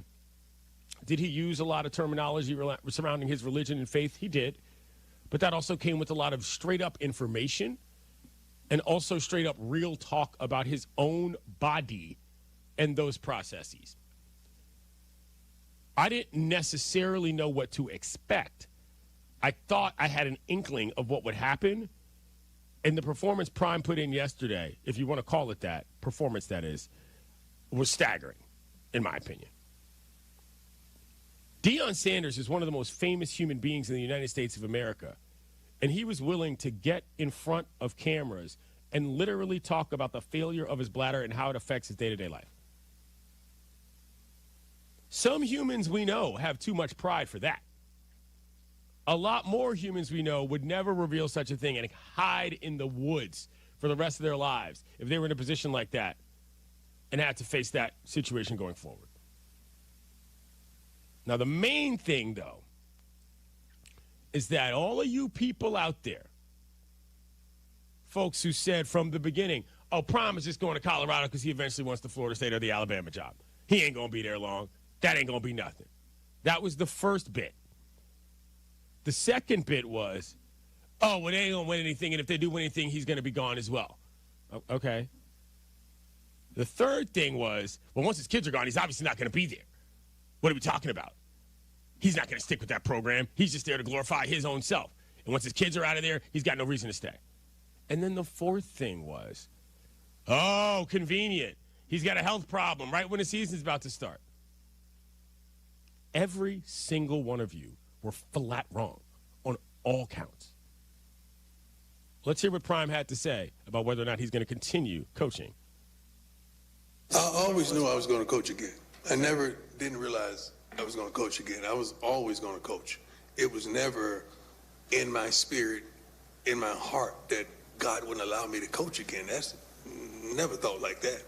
You know, it's just that I didn't want to be running down to the hospital once a week when I got all this on my plate. I didn't want that. And I was even like, okay, can they bring one of the machines and put them in the office? You know, I'm serious, like dead serious. We had a lot of conversations. Yeah, a lot of conversations. Yeah. And Doc would look at me like, he is crazy. No. I saw it in your eyes. He is crazy. Is he like this when he coached? Yeah. But we worked it out. He was flanked by his doctors, with whom he went through each of the steps of the issue to ask them to explain it to the people, which they did. I think I learned more about how tumors are removed from bladders yesterday than I've ever learned in my life. Not that this is an interest of mine, but it was that informative. He wore overalls, clearly as a result of his condition and what he had to carry along with him. My man's was still looking fly out there with the catheter in the bags, which is insane. He made light of the situation and talking about his grandson. He handled the whole circumstance with the kind of aplomb that is generally reserved for people like Sanders. He talked about the struggles he's facing after the diagnosis and what the surgery was like. Let's hear that. It's a whole life change. Like, I can't, and I'm going to be transparent, I can't pee like I used to pee. It's totally different. And she not only is a blessing, but she provided other persons that have gone through what I've gone through so that I could talk to them and get some solace and understand, like, what I'm facing, not just from a doctor, but from another individual. And to have had been told, like, it's a totally different life. I mean, thank God. I depend on depend. You know, if you know what I mean. I truly depend on depend. Like, I cannot control my bladder. So I get up and go to the bathroom already 4 or 5 times a night. But then I'm sitting up there waking up like my grandson. We in the same thing. You know, we got the same problem right now. We're going through the same trials and tribulations. We're trying to see who has the heaviest bag at the end of the night. Like, it's ridiculous. But I'm making a joke out of it, but it's real. So if you see porta potty on the sideline, it's real. I'm just telling you right now, you're going to see it. He urged people to get checked out and get their conditions checked on. He didn't get off into a whole entire sidebar about the state of healthcare in America. He was just thankful that he was still there to talk about it.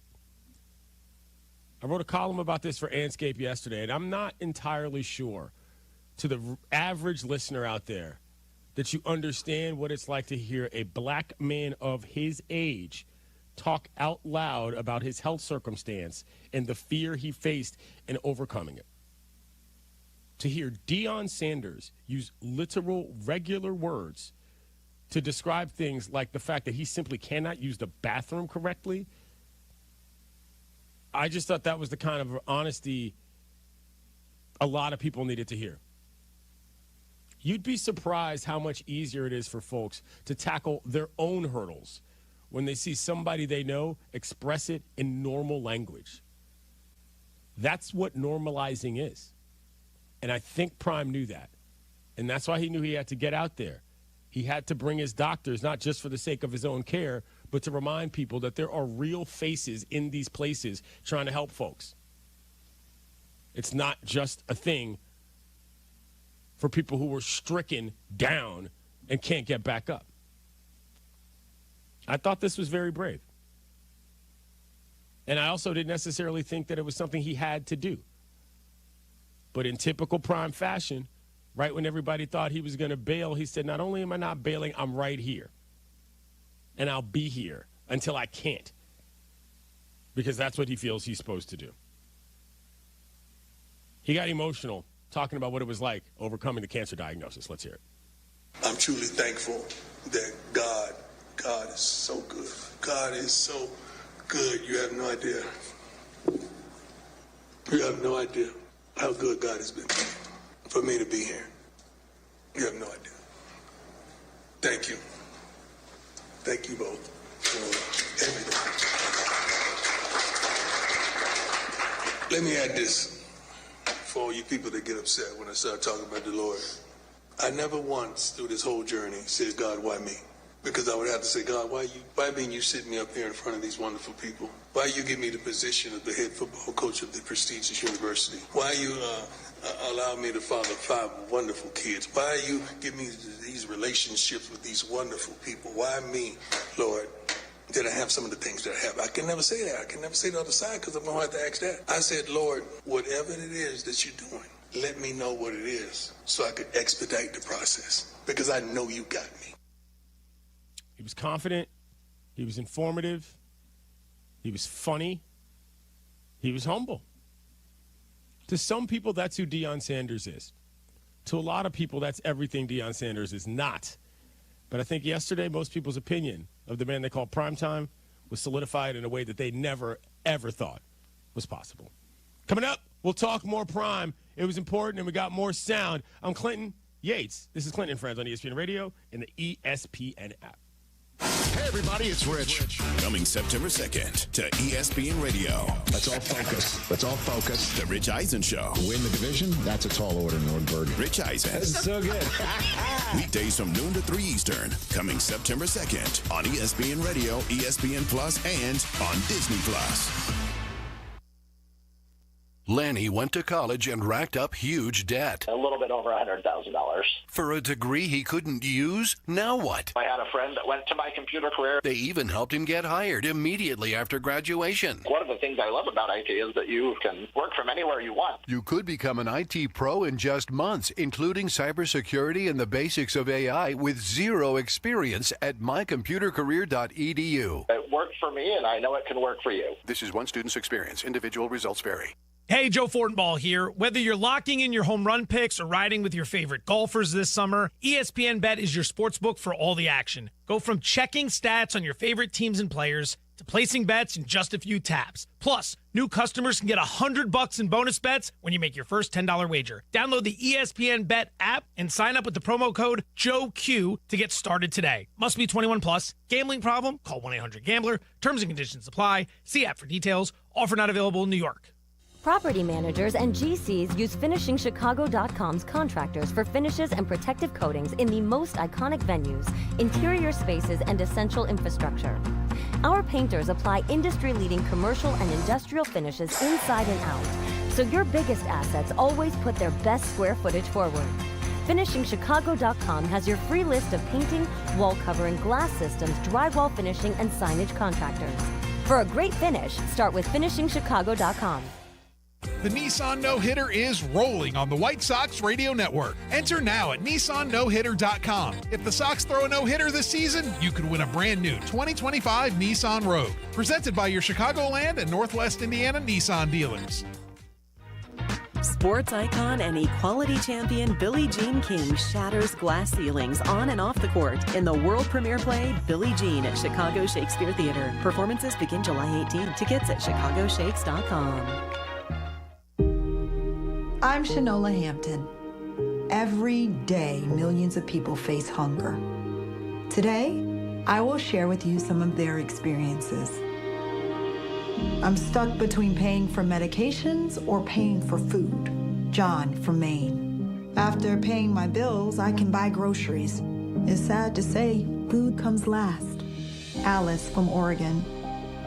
I thought pantries were for less fortunate people, but anybody could be less fortunate in a day or even a second. Claire from Virginia. The Feeding America network of food banks helps provide over 6 billion meals to people in need each year. No one should have to worry where their next meal will come from. Together, we can end hunger. Learn more at feedingamerica.org.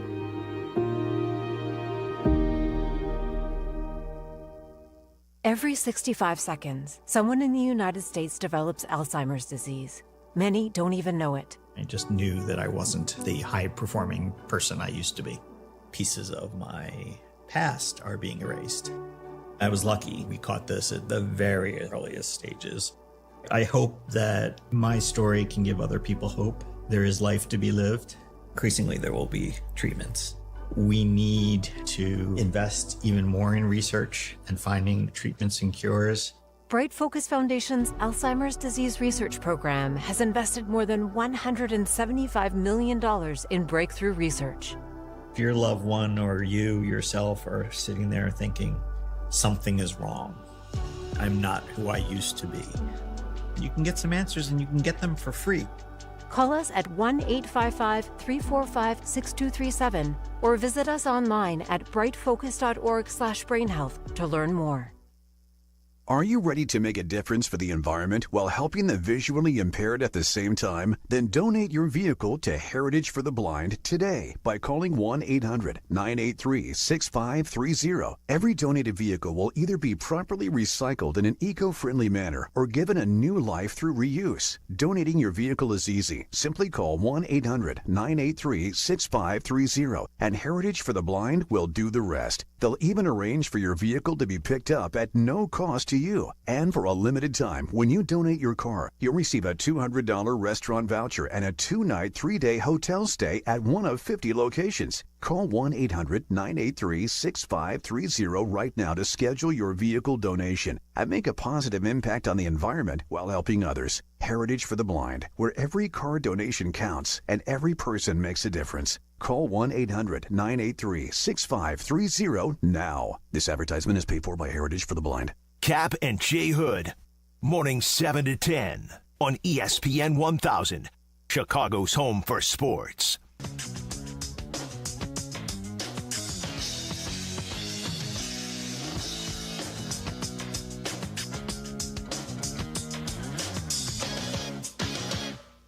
Clinton and Friends with Clinton Yates.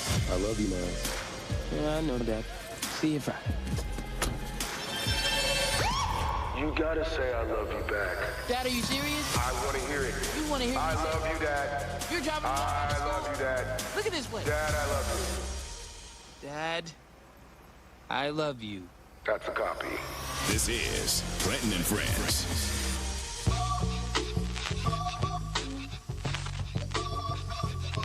ESPN Radio is presented by Progressive Insurance. Talking about Deion Sanders, Colorado Buffalo's head football coach today. Had an incredibly gripping press conference yesterday in which he revealed that he is cancer-free after his bladder was removed when doctors found a tumor and had to act quickly. 888-ESPN, 888-729-3776. I mean, one of the things about that I think was really fascinating, if you guys have calls, if you thought about that, or saw that rather, was Prime still managed to go through the range of emotions that showed just kind of how human he was. Like, he didn't ostensibly and boastfully just say, I beat this thing because I'm Prime. I mean, he said that in a way that was like, I thought my time might be here, and I realized how blessed I am. It was as interesting a thing as I've seen in that space pretty much ever. College coaches don't exactly have the best history with this kind of thing.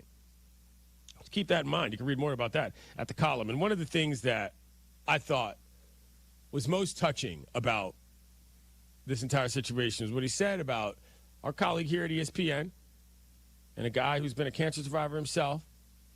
Let's hear what he had to say about Randy Moss, the Hall of Fame wide receiver, during the course of his healing. Let me tell you something. Randy Moss called me every other day to make sure I was straight. Randy Moss prayed for me. He and his wife told me what I need to be doing. He's gone through some things very similar. Randy Moss, man. I love him to life, love him more than ever. I prayed, he told me he's going to come to the game this year. I prayed that, but he gave me so much strength and so much guidance and so much love, respect, and appreciation. Thank you, Randy. I really appreciate you. I really do. For all you people out there who constantly talk about Prime like he's just some completely selfish person who nobody likes to deal with outside of the fact that they have to, once again, you're wrong. His peers respect him quite a bit. Other Hall of Famers respect him quite a bit. I thought that moment showed so much about the sort of fellowship, the community that Sanders builds and lives in, and how much value there is in taking care of everybody else in the village. There were some tears shed by your boy yesterday. It was an emotional one. He clearly looked like a different person, not just in terms of the weight or his, girth as a human body, if you will, but he talked like somebody who had literally been to hell and back, as he put it. It was really something. The reason why I wanted to play that Randy Moss clip is because I immediately thought back to something that was one of the greatest, for lack of a better term, black boy joy moments I can remember in a long time. And it's Deion and Randy Moss when they were fishing. Steele, let's hit it. Mossy, tell me about this Texas bass fishing, baby. Hey, baby, we banged the double, man. We banged the double, man. Hey, we ain't even playing baseball and we hitting doubles. What? Whoever wants some, get at us. Whoever want to go 2-on-2. I don't care if it's baseball, basketball, football, Don't say football. Don't you say football. What they want to do? Anything football. What y'all want to do? Get at us. I mean, that clip makes me so happy. And if you see the video, it ain't nothing more than them just holding up a phone and holding up a couple fish sitting right there on the boat on the lake, talking trash. He said, we hit a double, and we ain't even playing baseball. See, that's funny in case you forgot Deion Sanders played Major League Baseball for some time. Reminder. I just thought yesterday meant so much in terms of particularly black men of a certain age being honest with themselves about their health conditions, being able to talk out loud about what affects them, and on another level, just being able to plain ask for help when you're scared of what might be ahead of you. 888-SAY-ESPN, 888-729-3776. Walrus, what's up? Good morning, CY. Good morning, Devin, James, all the friends out there. I was just going to make the quick point, CY, that I think athletes have a unique way to promote awareness and normalize issues that everyday people have to go through. It reminds me of DeMar DeRozan with mental health, most famously, of course, Magic with HIV. Deion talking about something that can be really embarrassing to people, right? Not being able to control your bladder. So I think athletes being the pinnacle of human ability, if you will, as I mentioned with Devin, it gives them a unique ability really to normalize, to use that word again, these various issues. So props to Prime really courageous stepping out there when he didn't have to. So way to go in terms of writing your column and, giving a spotlight to this issue, CY, as always. You have a great day. Long live the Horn. Thank you, Walrus. I'm not going to lie. I was pretty also happy to see Prime straight up jam it to all those people who thought he was going to step away and make excuses as to why that made sense for years. There was a part of me that was happy that, A, he was still coaching, and B, he was like, yeah, no, I'm not going anywhere. I wouldn't plan on going anywhere. This might have knocked some other people down for the count, but that's not how we roll here at Colorado. There was a little shout in front of there, but that wasn't the larger point. The larger point was you need to get yourself checked out before something checks you out. 888-ESPN, 888-729-3776. Dylan, what's up, man? Welcome back to the show. Hey, good morning, CY. Thanks for the call. And I'm with Wally. It was like the human element. It was like watching, your uncle or a friend, family member who's overcome cancer, but on that stage. And then I thought him giving power to the docs, that helped him, was really good. And he still kept it. He had a levity to the whole thing too. I think the quote at the end that stuck out for me was he said he told the doc, I don't know if I was dreaming or you said this, but you told me I was a good football player, but you were better at being a doc. And there's like a humility to it as well. And dude looked like a farmer up there in the best of ways, I guess, telling the whole thing. So yeah, I think Wally nailed it. Anytime that there's a platform that touches all of us in some way where we can all liken to it or we've experienced it, awesome when athletes take the high road and connect to everybody. All right, thanks for the phone call, Dylan. You're right. It was a good moment. It was the kind of moment that I think, I'm not saying that every black man over the age of 45 is going to rush out and go to the doctor. But I will say that for me personally, a lot of my peers, there was that kind of feeling like, well, damn, if Prime can get up there and talk about that kind of stuff, I can probably go to a hospital and not be worried that I'm never going to come out. Because if you don't know, that is very much the fear. And I'm not going to get into a whole historical discussion about the medical circumstances regarding race in America, because I don't need to do that. But trust me on this. It is a founded fear, as in versus unfounded, for a lot of reasons. So for Prime to put a face on that, even if it's something specific to him or not, that was really admirable, man. It really, really was. Good for Prime. I don't know that I knew what I was going to feel like after I watched that. But the way that I felt was, might be time for your boy to get a couple things rolling too. That's just me. Anyways, Clinton Friends is presented by Progressive Insurance. Save when you bundle motorcycle, RV, and boat insurance. Visit Progressive.com. Switching gears to baseball here a little bit. Something happened yesterday that, when it crossed my desk, here's what happens. Sometimes people send me stuff, and the idea is just they want my reaction to it first go. Friends of mine, colleagues, family members, whatever. And the first time I saw this headline, it said this. Phillies Bryce Harper cussed out Rob Manfred in meeting. I thought, okay. Like, that's reasonable. Like, I wonder how that got leaked. Like, what? And then I read the story. And it says that Bryce Harper was toe-to-toe with the commission, nose to nose, telling him he can get the F out of their clubhouse if he wants to talk about a salary cap. And I'm thinking to myself, I'm sorry, what? I thought this might have been something in a closed-door meeting that got heated, not a boorish attempt to bully somebody out in the open just because you don't like the topic of the discussion. Don't get me wrong. The players have the right to air their feelings for sure. And I do believe that there are probably a lot of drawbacks to a salary cap in Major League Baseball. We've been over this. I side with labor when it comes to these things writ large. Do I personally believe that the salary cap is the solution to really anything in baseball? No. I think the salary floor is way more important. Is there a world in which you could do both? Maybe. But I will say more largely that for Bryce to pull a move like that, I wasn't particularly impressed. Like, what are you doing? As of late July 2025, Major League Baseball is approaching the expiration of its collective bargaining agreement in December of 2026. I'm reading here. The central and most contentious issue in the upcoming negotiations is the owner's push for the introduction of a salary cap.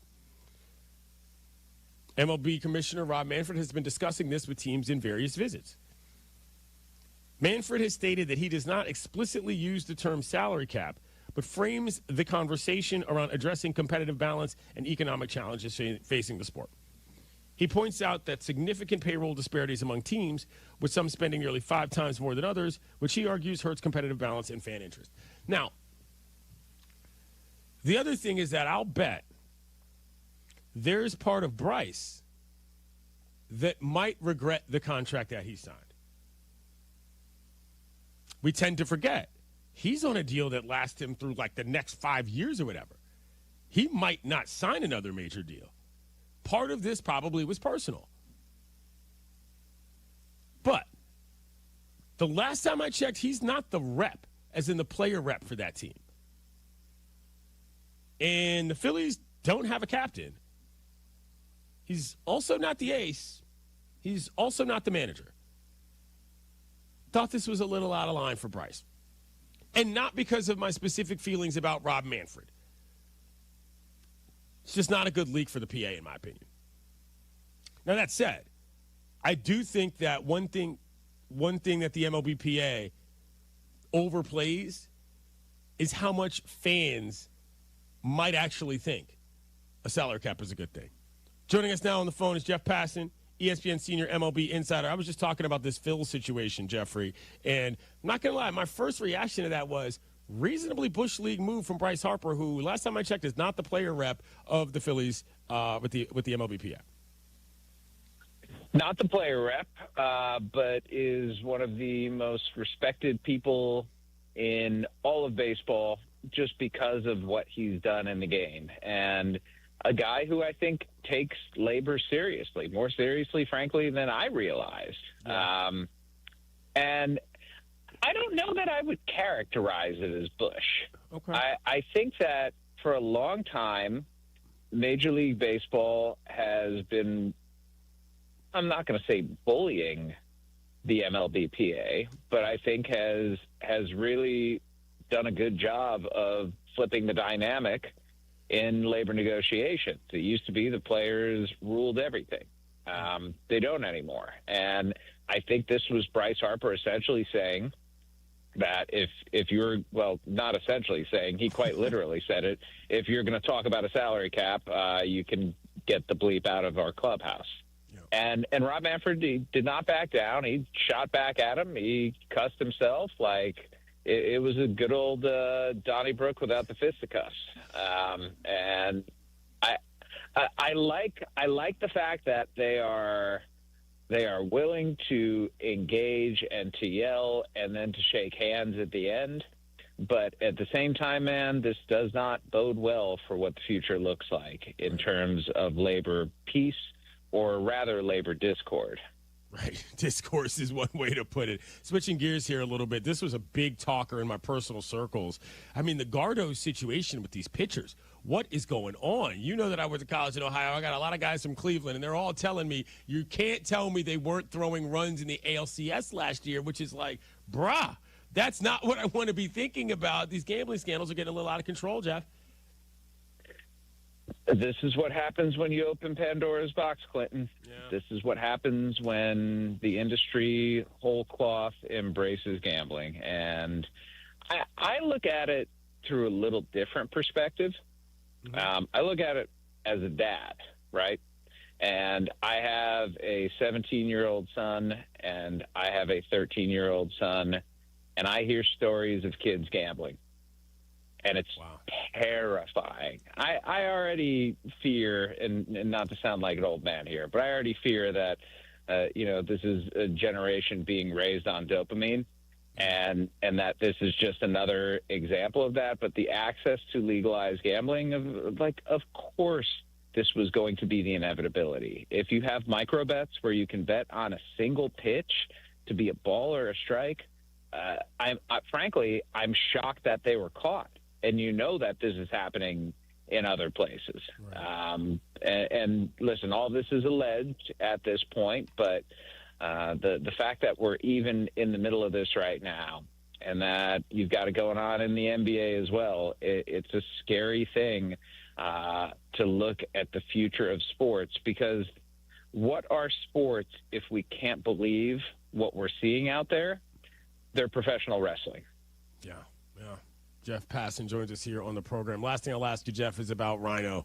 Ryne Sandberg was a beloved player. I feel like everybody from our generation had a Ryne Sandberg baseball card that they loved and genuinely enjoyed watching him play second base with the flip-up glasses. Fan favorite all over the country. What are your thoughts on him?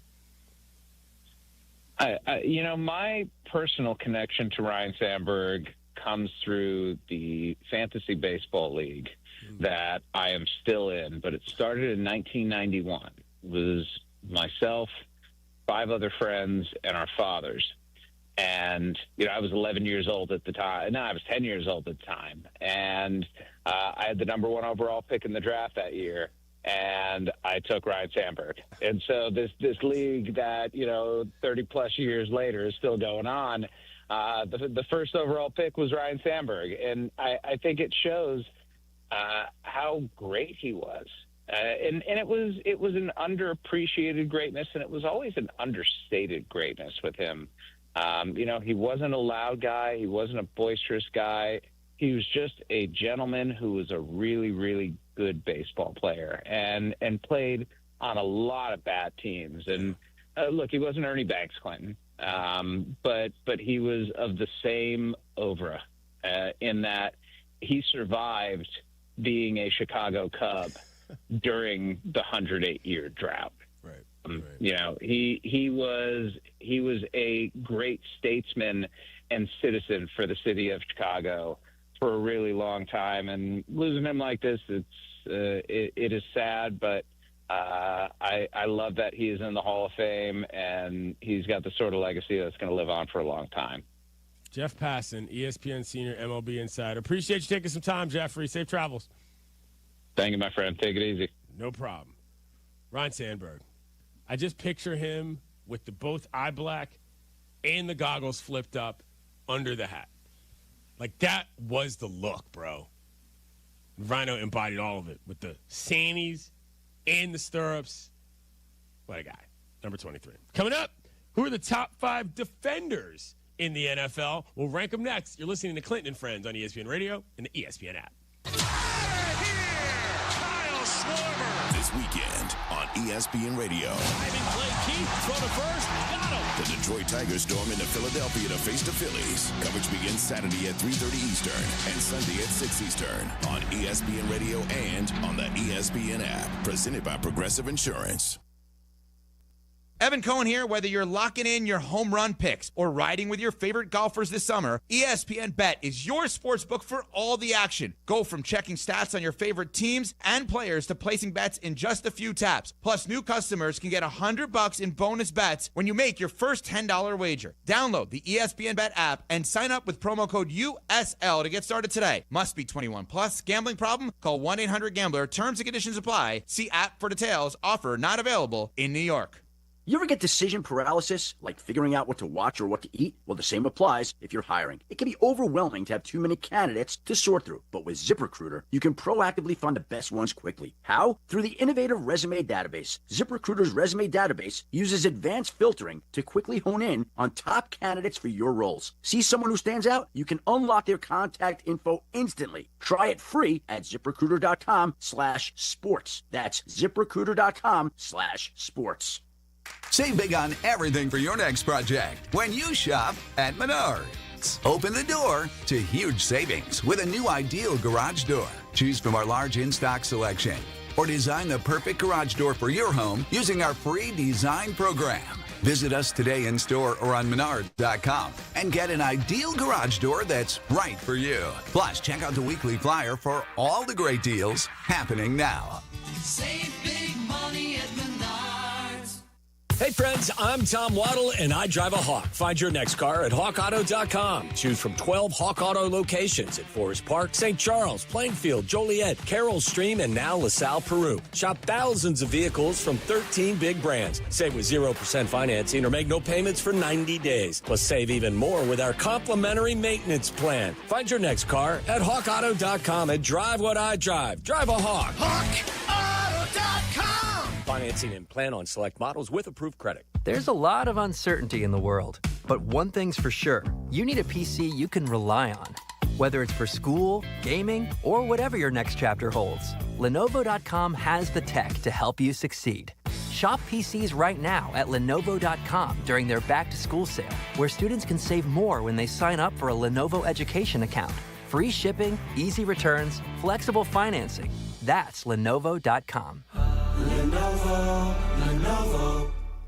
Wesley Financial Group is not a law firm, and Chuck McDowell definitely not an attorney. This is Chuck. If someone talked you into buying something really silly and you want to get out of that silly little thing, my advice, get the facts. Call me and I'll send you our timeshare exit kit absolutely free. Inside, you'll learn how timeshare works and all your options for cancellation. Call Wesley now for your free exit info kit. 800-329-2121. That's 800-329-2121. It's been said that when someone you love has Parkinson's, you have Parkinson's. The Parkinson's Foundation knows that the disease doesn't just affect the diagnosed. It affects everyone who supports and helps care for them. If you or someone you know is living with Parkinson's, a neurological disease that affects movement, we understand that it can be difficult to know where to find help. If you have questions, the Parkinson's Foundation has answers. Answers for everyone in the fight. We can help you understand the disease, help you find expert care and local support, give you tips for living a better life, and share the latest research. Find your answers and join us in the fight against Parkinson's. To learn more, please go to parkinson.org or call 1-800-473-4636. That's 1-800-473-4636. The Parkinson's Foundation. Better lives together. There's a spark in every child.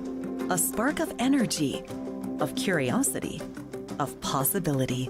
But too many Native American children face poverty and life in survival mode, putting the childhoods they deserve out of reach. They need a safe and supportive place to grow. A place like St. Joseph's Indian School. You don't have to worry about where your next meal's coming from. You don't have to worry about somebody coming in and hurting you.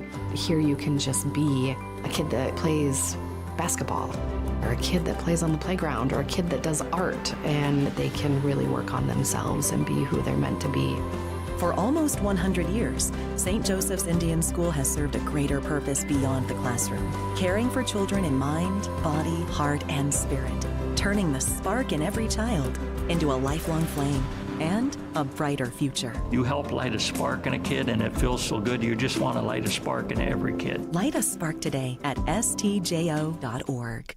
Career changers, including veterans and active duty service members. Your transition starts here. Go from GI to IT in a matter of months. Become a certified cyber warrior with training at My Computer Career. Cybersecurity specialists are in high demand, offering IT pros great opportunities and a rewarding lifestyle while protecting our people, liberty, and treasured institutions from cyber threats. Deploy your career in IT today. Learn more at mycomputercareer.edu/CWP. SkillBridge and other VA benefits are available to those who qualify.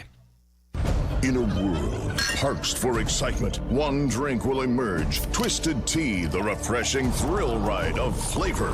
Recreating its classic role as the hard iced tea that goes down smooth. Twisted Tea doesn't just taste like real iced tea, it's made with real brewed tea and a 5% kick of alcohol. Taste the adventure with Twisted Tea Hard Iced Tea. Keep it twisted. Twisted Tea Brewing Company, Cincinnati, Ohio. Please drink responsibly. Chicago's home for sports is in your home through your smart speaker. Just ask Alexa or Google to play ESPN Chicago.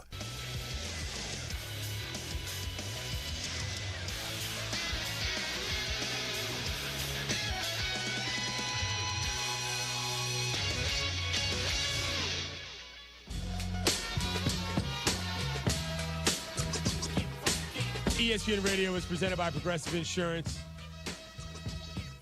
Here on a Tuesday, hour one. 888-ESPN, 888-729-3776. We'll get to the NFL in a second. Mardi Gras Bob, what's up? You're on the show. Well, yeah, gentlemen, pleasure to visit with you. I just have a quick memory about Ryne Sandberg.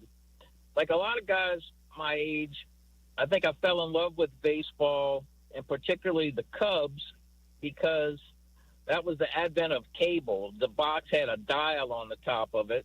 I was the remote for my dad by getting up and changing the dial. The Cubs only played day games at that time, so usually when I got home from school, the Cubs were on. And it was the first team I could really watch and follow on a basically day-to-day basis. And there were a lot of great players on the Cubs. Greg Maddux played for them at that time. Andre Dawson did. Lee Smith, great reliever. But Ryne Sandberg was really the first player that, and still became my favorite player. He played with great skill, this sort of majestic humility about his the way he carried himself on and off the field. And it's a sad day, but he leaves behind quite a legacy. Thanks, Bob. Appreciate it. He's talking about WGN, the Superstation. Great work out of WGN. I don't have a Harry Carey impression. I wish I did. But if you look up like real, actual old clips of Harry Carey, no impression gets close to how wacky he was. Not even close. Not remotely. All right, Devin, we got some football to talk about. Let's do it. ESPN Radio's NFL Rank-Up from the top 5 fan bases. You can't deny the power of Eagles fans. The Detroit Lions. Good one. Jets. Jets. Jets. Come on. To the top 5 defenses. It's the Denver Broncos. Oh. Philadelphia Eagles. This season, it's going to be the Houston Texans. And everything in between. This is ESPN Radio's NFL Rank-Up. Top 5 defenders. I hope people have come to understand that what these top 5 rankings mean are effectively my favorite. I do not care about arguing with people about their top 5s for the reality of the situation whatsoever. So with that understood, let us continue with the theme, Devin. ESPN Radio Rank-Em today is top 5 defenders in the NFL. Let's start out with a guy who's been doing it at a high-quality level for a long time. Myles Garrett, Cleveland Browns edge rusher, dominant pass rusher, consistent impact on the game. 29 years old, remains a feared force off the edge. Is he making your list? Yeah, he's making my list. I'm going to actually say number 3 for Myles Garrett. Nice guy as well. Likes to walk around training camp with his shirt off, which makes a lot of people happy. You don't know if you saw that clip yesterday. That went quasi-viral. But, yeah, Myles Garrett, definite force. How about Micah Parsons, Dallas Cowboys linebacker, also a impact edge rusher, known for his athleticism, versatility. Obviously, he's looking for a new contract in Big D. Micah Parsons. Going to put him at number 2. Micah Parsons is a game changer. Been a game changer ever since he was in college. I don't know what Jerry Jones is thinking. We've been over this 100 times. Micah Parsons is up there on this list, no doubt about it. I got Micah Parsons at number 2. How about a cornerback on this list? It's the kind of the lone cornerback that I saw. Patrick Surtain II, one of the top cornerbacks, excels in coverage, highly valued for his cover skills, physicality at that position. Patrick Surtain, Denver Broncos cornerback. So this is where we get into the favorites versus best portion of the program. Yes. Patrick Surtain is 100% my favorite player on this list. Let's go. Mainly because he plays cornerback. And cornerback is a position that I have an affinity to. Not just because I used to do a show with Dominique Foxworth, not just because Deion Sanders was once my favorite player of all time, but in fact, maybe because of some of that. I enjoy guys that play cornerback. I also think it's when you've got a cornerback that can impact the game at a level like a Surtain, you got a guy that you're going to get a lot of eyeballs from me on. So Patrick Surtain is at the top of this list for me. All right, we're doing the ESPN Radio Rank-Em. Top 5 defenders. Let's recap. Number 3, Myles Garrett so far. Number 2, Micah Parsons. And number 1, Patrick Surtain II. How about let's give the big guys some love? Sure. Maybe this is biased because I'm a Giants fan. Dexter Lawrence, highly ranked among defensive tackles. Noticed for his strength, ability to control the line of scrimmage. He's getting to the pass rusher as a 300-plus pound guy. I can keep going, but is he going to make a list? I know. What do you think about Dexter Lawrence? I mean, I love him. Love him? No one that big should be able to move that quickly and as agile as he does. He's incredible. But listen, if he's not in the top 5, I would. He's not on my list. The Giants haven't been good enough. You know what I'm saying? you're playing in I don't want to say meaningless games, but to some degree, I'm going to favor guys that have more playoff experience that I've been but I've been privy to see bigger plays, if you know what I'm saying. Not exactly a ton of super important Giants defensive plays in the last 2 seasons or so. You're right. In the NFL. Wow, damn. Now, moving on. Let's go to TJ Watt. Obviously signed a lucrative extension for the Steelers. Continues to be one of the top edge defenders. He gets to the quarterback, disrupts offense. He does it all for Pittsburgh. Is he making your list? Yeah, for sure. He's number 5. Also, where are we ranking the Watt brothers in terms of brothers of sports overall? This is a conversation we should have at some point because, these guys just continue to get it done. Pretty impressive. TJ Watt is no small import. I know he's not his brother, but, there's a lot of people that think, you know what I'm saying? He's a player of certain versatility that you can understand why a football team might want him over a guy like his brother who's a little different. I'm just saying. That's just me. All right, I'm going to go through a couple names. You tell me who comes in at number 5 for you. Yeah. Cameron Hayward, also of the Steelers. Sure. Chris Jones, the defensive tackle for the Chiefs. Yeah. Jalen Carter, the young defensive lineman for the Eagles. Or if there's another person, you tell me. I'm going to say Jalen Carter. I'm just, again, of the belief that the way the Eagles played football was dependent on clock control and defensive stops. And this is a big part of that reason. You know what I'm saying? Let us not forget, they absolutely dominated the vaunted Chiefs offense in the Super Bowl, respectfully, Steele. We can forget that, I think. That's fair. No, we remember because we were there. We remember. We were there. Thank you. You know what I'm saying? Jalen Carter, big part of that. Quickly, let's review. All right, number 5, Jalen Carter. Number 4, TJ Watt. Number 3, Myles Garrett. Number 2, Micah Parsons. And number 1, Patrick Surtain II. Top 5 defenders in the NFL. All right, we got it. Coming up, we're going back to camp. It's Clayton and Friends on ESPN Radio and the ESPN app, kiddos. Adam Schefter here for Vivid Seats, your ultimate destination for all your sports and concert needs this summer. With a game-changing rewards program and an unbeatable selection of tickets, they make it easy for every fan to watch their favorite teams and players in action. Catch every home run and thrilling comeback in person from your favorite seat. Plus, every ticket is backed by a 100% buyer guarantee, giving you peace of mind with every purchase. Visit VividSeats.com or download the app today. Vivid Seats, the official ticketing partner of ESPN. A Progressive Home and Auto Bundle can protect you round the clock, but we can't protect you from those painful moments in sports. Why would we trade our best player? Well, at least you got to watch him in person when he was here. I named my only son after him. So you'll always remember his name. Yeah, but what do I do with this jersey? Luckily, the company has a great return policy. I wore it for 6 seasons. Well, at least your home and auto are protected with a bundle from Progressive. Progressive Casualty Insurance Company affiliates and other insurers. Not available in all states or situations.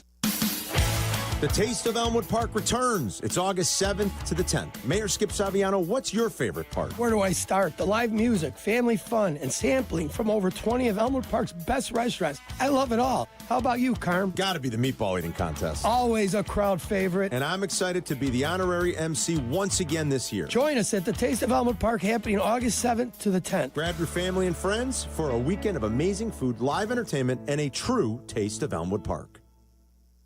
Hey guys, it's Silvy for Window Nation. You've been trying to stay cool this summer, but your windows aren't keeping the AC in your home. It's a problem I had. Window Nation can help. With their energy-efficient replacement windows, your home will be comfy and cool for the rest of summer. And better yet, Window Nation is currently offering 50% off all window styles. And how about this? No interest until 2030. 0 interest for 5 whole years. Don't miss the best deal of the year, plus 1-day installation from Window Nation. Call 866-90NATION or go to windownation.com. Postman Law is used to winning. That's why with every home win by Chicago's Southside baseball team, they're adding $100 to the Postman Law Home Team Scholarship Fund. More wins, more scholarship money. Because at Postman Law, they win more for you. Visit postmanlaw.com/scholarship to see how much your city has earned and apply today. After an injury, you could use a win. Call Postman Law today. This is attorney advertising. Who are you talking to? As a business owner putting hard-earned dollars into advertising, that question is everything. So who are you talking to? How about a very loyal fan base of a great Chicago team? Send your message out to White Sox fans all over Chicagoland. The Sox fan is hungry for a new start and ready to support a business that supports their team. So who are you talking to? How about you start with talking to us? Send an email to whitesox@goodkarmabrands.com. That's whitesox@goodkarmabrands.com. Did you know VA home loans are a key to home ownership for those who served? It was a personal goal of mine to try and purchase a home before the age of 30. I do remember the first moment I walked into my home. I remember that real clearly, actually. I walked in and I could hear my footsteps echo off the back wall. And the first thing I thought in my head was, man, furniture is going to be real expensive. The VA not requiring any down payment prior to buying the home is actually really beneficial because it allowed me to take that money I had budgeted to go out and buy furniture, food, cleaning supplies, pretty much everything I needed. Using the loan itself wasn't too complicated. It's very user-friendly, and the VA was really helpful, showing me what I needed to do and how I would go about it. Purchasing a home is scary. There's a lot of moving parts. There's a lot of things that are new to you and that you won't understand, but ultimately it's not impossible, and they make it so that anybody can do it. Oh, I'm extremely glad I did it. It was one of the best things I could have done for myself, I think. To learn more about VA home loans, visit va.gov/home loans. You say you'd never give in to a meltdown. Never let kids' toys take over the house. And never fill your feed with kid photos. You'd never plan your life around their schedule. Never lick your thumb to clean their face. And you'd never let them leave the house looking like less than their best. You say you'd never put a pacifier in your mouth to clean it. Never let them stay up too late. And never let them run wild through the grocery store. Peanut on aisle 6 and aisle 3. So when you say you'd never let them get into a car without you there, no, it can happen. 1 in 4 hot car deaths happen when a kid gets into an unlocked car and can't get out. Never happens. Before you leave the car, always stop, look, lock. Brought to you by NHTSA and the Ad Council. From the State Street Studio, this is WMVP WTBC HD2, Chicago. A Good Karma Brands radio station. Did you hear this one? The Bears voted in favor of banning the tush push. They know what the play was, or are they just going on the term tush push? That doesn't sound very posh. Is that a profane term? I don't want it. It sounds uncomfortable. Go ahead. That too. Ow! Ouchie! I haven't done that. Ouchie! Cap and J Hood weekday morning 7 to 10 on ESPN Chicago and the ESPN Chicago app.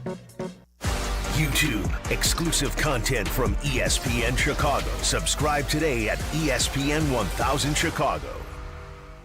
The CDGA Golf Show. It's your source for golf news, course to course, and golf news coast to coast. Hosts Tyler Rocky and Mike Gilligan are linked up with golfing knowledge to help us all. Tune in Saturdays 9 to 11 on all the ESPN Chicago channels. Brought to you by Glenview Park Golf Club.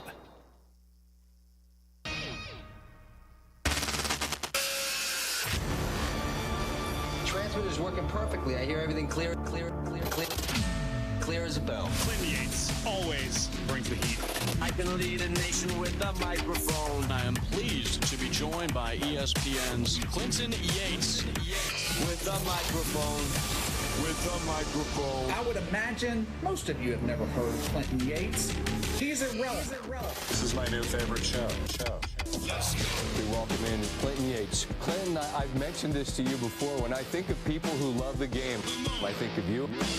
That right there is Clinton Yates. Clinton Yates! Clinton Yates, incredible job today. Our pal Clinton Yates. People like Clinton Yates. Let's first begin by saying good day to my friend Clinton Yates. There's a lot to talk about here. Clinton, where the hell are you at? From Studio 5 at LA Live, this is Clinton and Friends on ESPN Radio and on the ESPN app.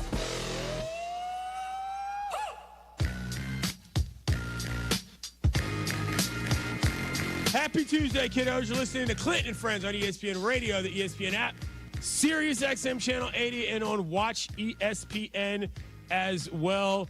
Show Behind the Show had a little spark during the break. We'll get to that in a little bit, but we'll take a little quick trip down memory lane. So I don't know where this came from. Devin Kane, by the way, is on the con, and James Steele is on the board here. I just got from one of my college group chats I got a text that read as follows, and this appears to be from, I don't know, Reddit or something? Is that where this is from, Devin?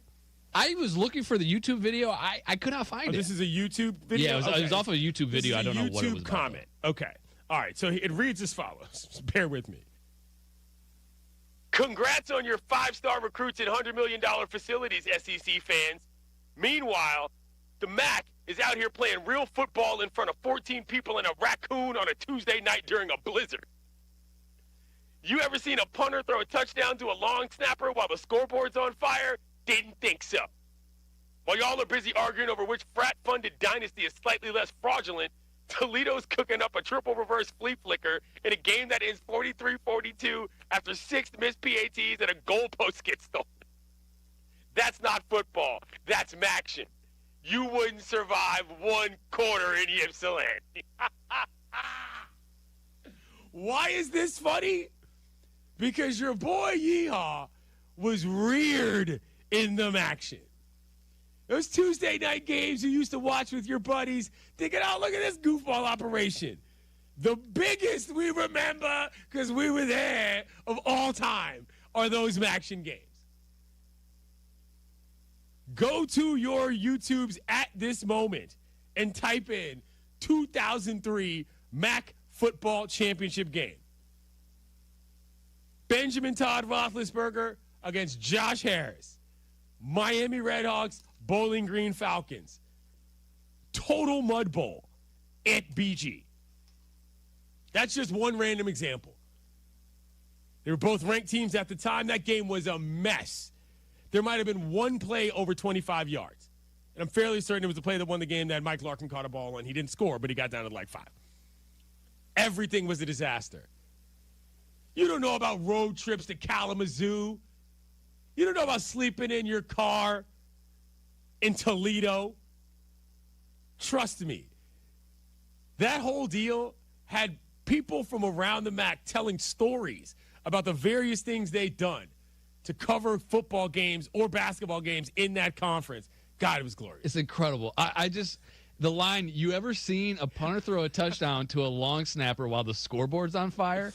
Didn't think so. That is an all-timer. All-timer. Well, it's so funny, man. Oh.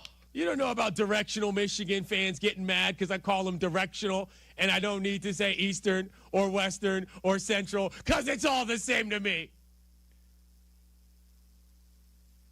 You never had to find a motel in Huntington when they're all booked up and you're trying to cover the away squad.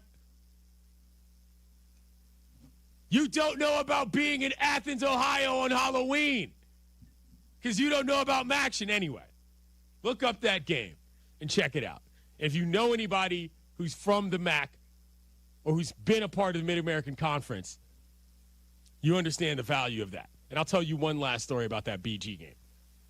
Shouts to my man, Chaba Sukost, the best name in the business back there. So we get out of that game. It's raining. It's out of control, right? Nothing in the stadium works. We've got a paper to get out. We've got to transmit a paper. Photos, stories, layouts, all of this.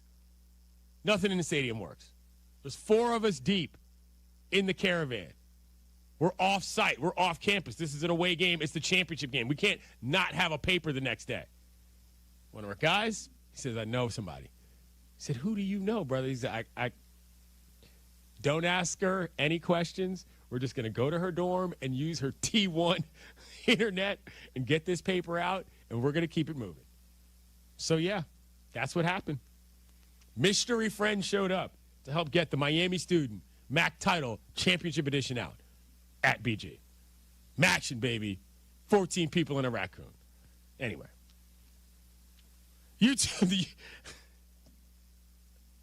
The YouTube comment locks up the performance of the week. The performance of the week is brought to you by hands-free Skechers slip-ins. No bending down, no touching your shoes. Just step in with hands-free Skechers slip-ins. This summer, we're headed to camp. This one time at Bang Camp. And like any good camp competition, there'll be winners and losers. But everyone will have fun. Everyone had a great time. Welcome to Camp CNF. Welcome! On Clinton and Friends. All right, Devin, what do we got? We had a little controversy in the break.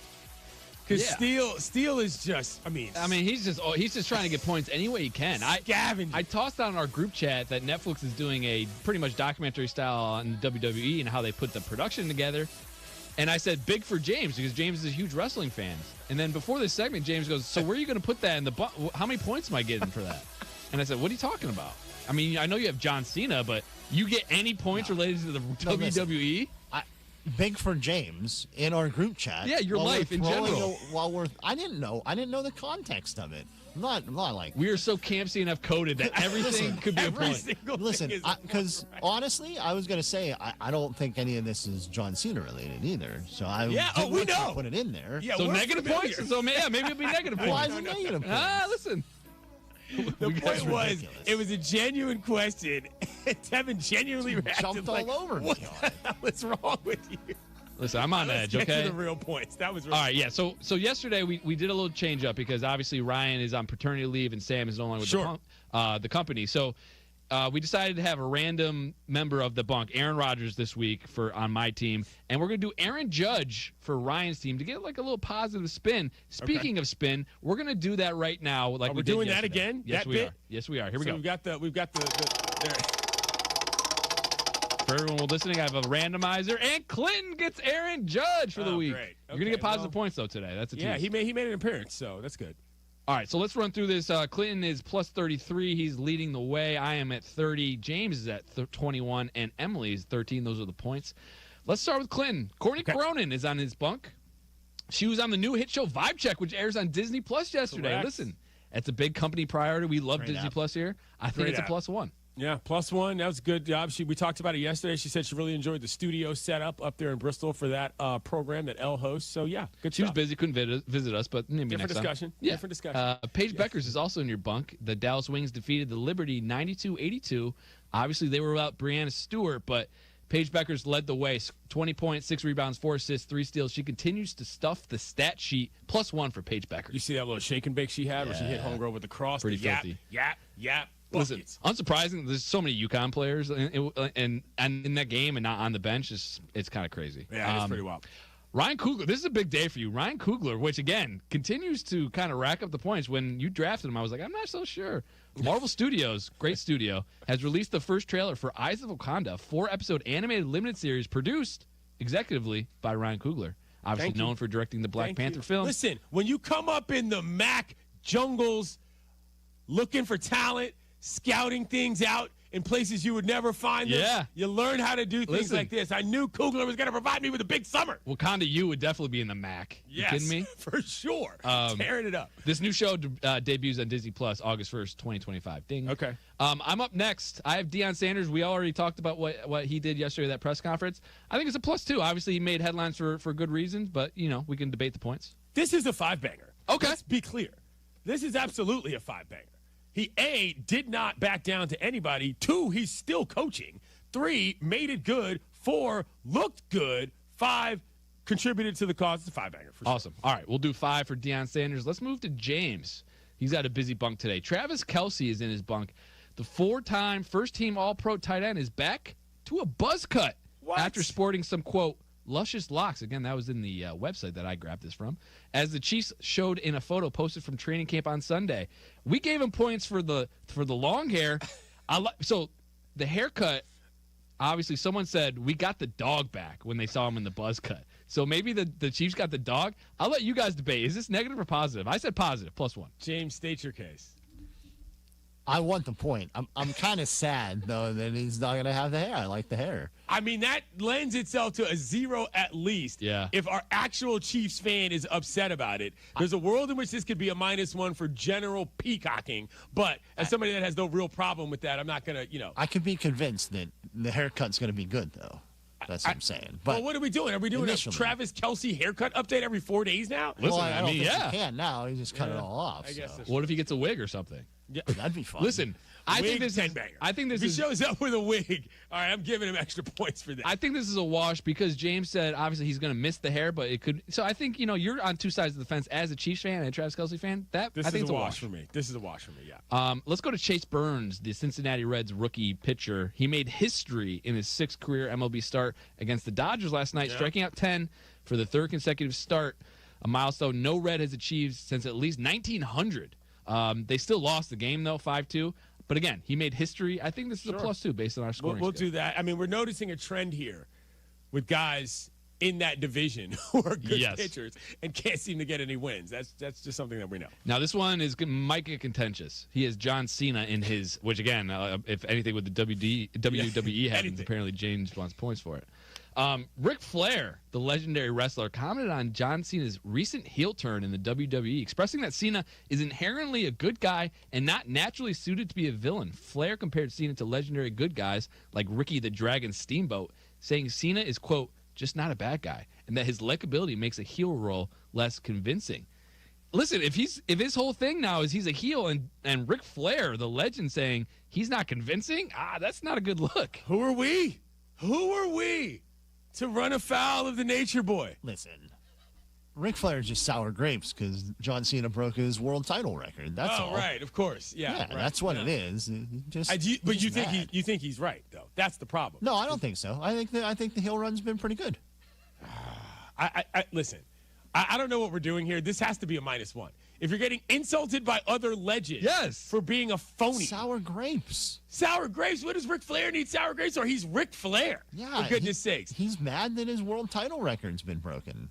Did Migos make a song about John Cena? I don't think so. Because John Cena's making songs about John Cena. I understand that. Good counterpoint, James. Okay. This is -1, though. I still think it's a -1. I think it is, too. Especially after that egregious reach for everything else. Yeah, if that didn't happen, you might have been a wash. But since that happened, we can't forget. We remember. We remember. In general. No, I sorry, didn't know buddy. what was happening. We're moving on to Emily's bunk. Taylor Swift is in her bunk. Comedian Mark Maron revealed that licensing the Taylor Swift song "Bigger Than the Whole Sky" for his use in his HBO's comedy special cost him about $50,000 for just 1 minute of the song. This high fee reflects the premium cost of using a popular Swift track, which played a significant role in ending his stand-up routine every night.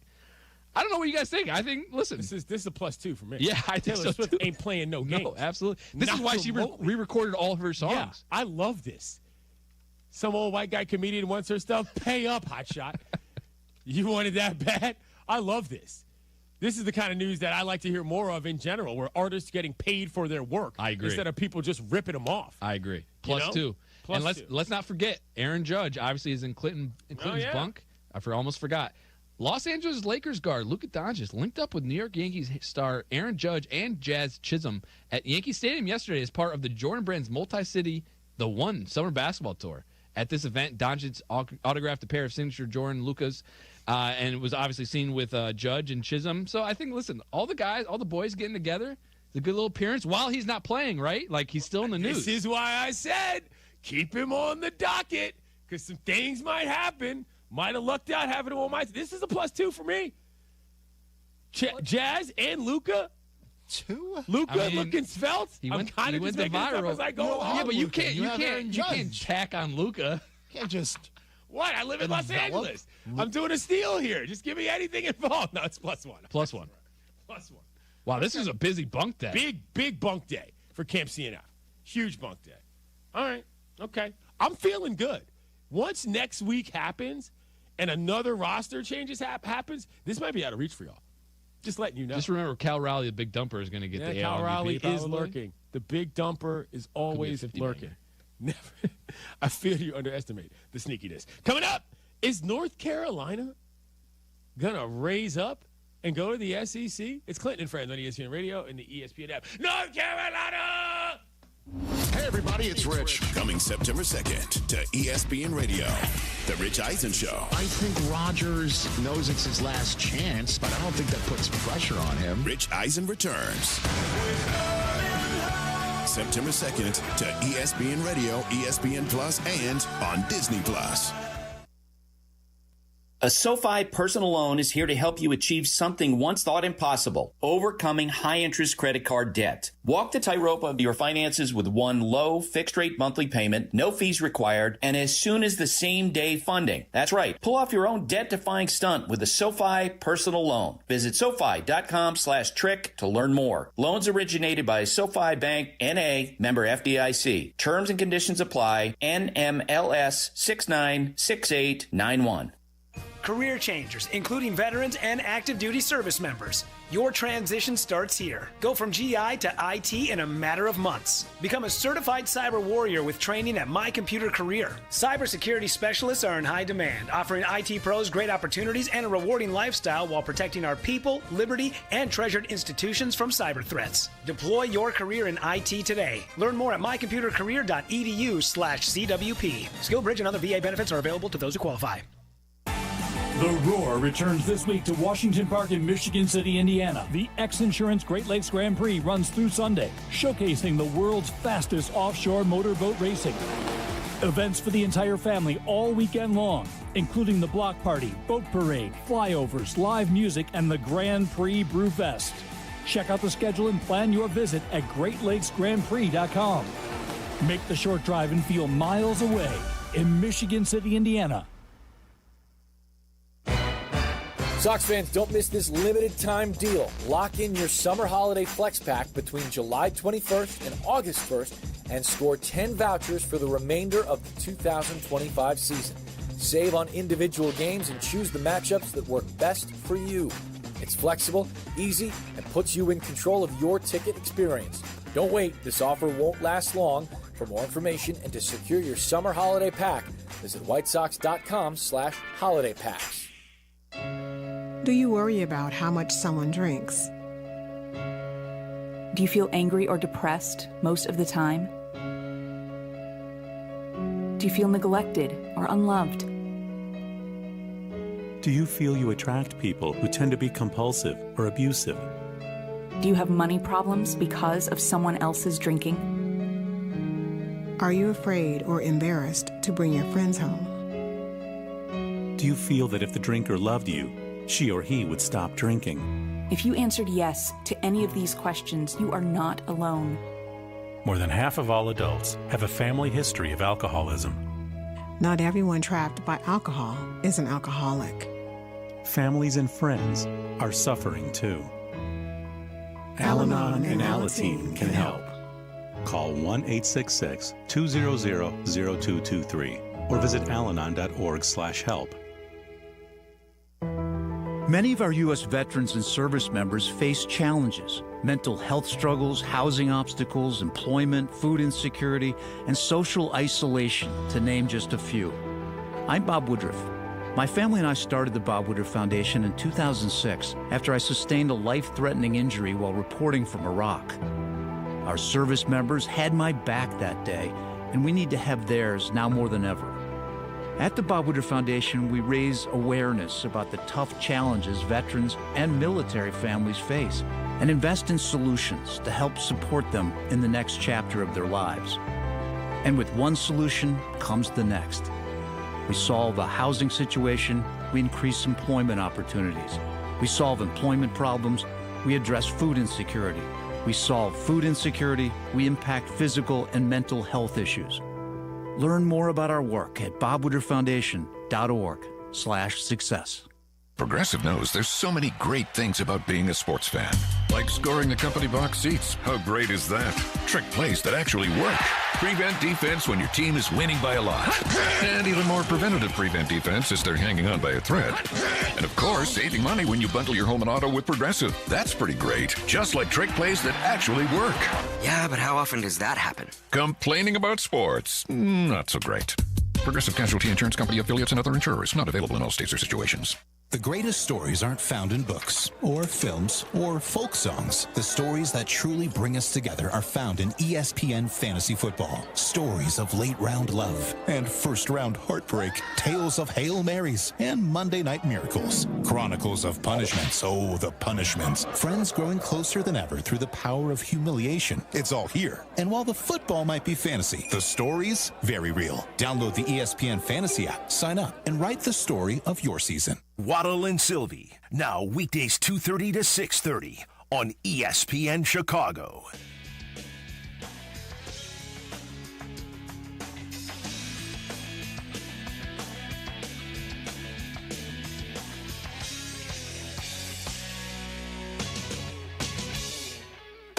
This is Clinton and Friends. The Death Star, I run the Death Star. What's the Death Star? This is the Death Star. You're in the Death Star. I run this star. This is the star. This is the star. I run it. I'm your boss. You're Mr. Stevens. Who is Mr. Stevens? He's head of catering. I'm not head of catering. I am Vader. I can kill catering with a thought. What? Clinton and Friends with Clinton Yates on ESPN Radio and on the ESPN app.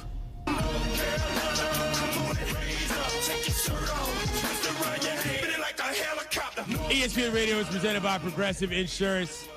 Good work on that one, Steele. Talking about college football. We're going to get to that in a second, but points. Old friend chiming in. What'd you say? Points? Points, yeah. You talk about guys just showing up and getting points. You know what I'm saying?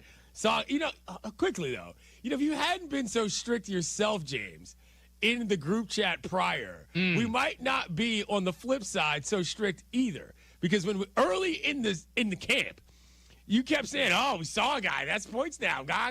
Everything was like nothing was good enough." Playing devil's advant with that stuff. Again, you gotta have the the devil needs no advocates. So you were a good heel, unlike John Cena.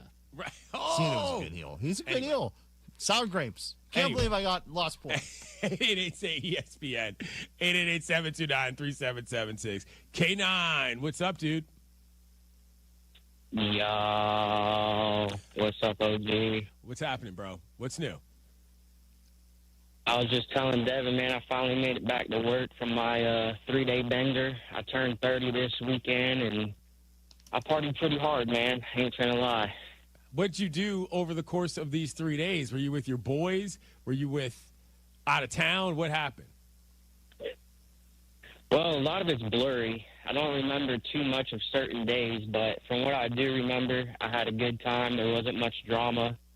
Yeah, I hung out with the boys, watched my Mets win on their new win streak, and things went pretty good, other than, right when I was about to start partying, Hulk Hogan died, and grew up a big Hulk Hogan fan, so I just told myself, I got to go harder, brother, Thanks for the phone call, K9. I'm glad you made it through the weekend. I got to go harder, brother. You dropped that perfectly. Great job on that, Devin. That was a contribution we needed to the program today for sure. Listen, man, happy birthday, man. Just saying, happy birthday. Happy birthday to K9. Birthday, but here we go. Headline, college football realignment news. North Carolina has handshake agreement with the SEC per reports. The North Carolina Tar Heels reportedly have an agreement in place with the Southeastern Conference, signaling their strong interest in moving from the ACC to the SEC if the opportunity arises. The informal understanding was revealed by insider Scott Hamilton on the Paul Feinbaum Show. I'll probably be on that show later today. The Tar Heels appear to be the most eager ACC school to seek an exit ahead of other programs like Clemson and Florida State. The motivation behind this potential move includes financial benefits, as the ACC's exit fee is currently very high, but scheduled to decrease significantly by 2030-31. Good God. Making a future departure more feasible. North Carolina is seen as an attractive candidate due to its strong athletic brand, which includes a storied basketball program, Olympic sports, academics, and its association with the Jordan brand. The university's most recent hiring of NFL coaching legend Bill Belichick enhances their football profile and marketability. Now, okay. There's a couple things about this, which number one is the watering down of the ACC was the original sin in all of this. I'm from D.C. The University of Maryland is a metro ride away. when they got too big for their britches and wanted to jump to the Big Ten after wasting a bunch of money redoing their football stadium, that is when all hell broke loose. Maryland didn't have any business in the Big Ten then. They don't have any business in the Big Ten now. They were a charter member of the ACC because what the ACC did well was have schools of a certain size that punched above their weight because they were willing to do the work. And they had to find real talent. They couldn't just bang people in from wherever they were located. Some schools like North Carolina did it well for basketball.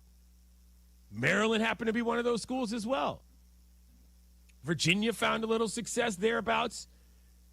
And you round that out across the region and across the conference, and that's what the ACC was. Vatech comes to mind as well. They're not a charter member, though.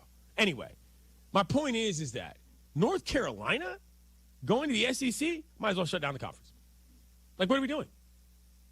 What are we doing if the ACC situation of Duke, North Carolina, Wake, and NC State is not intact? What are we doing at that point? I get it. Everybody's chasing the money, and everybody wants top dollar, and everybody thinks their program should be in a bigger situation. But at some point, I'm not going to say it's diminishing returns for the schools, but for the fans, and again, these student athletes, I mean, what the experience has just completely changed. I flat out do not like the idea of North Carolina going to the SEC.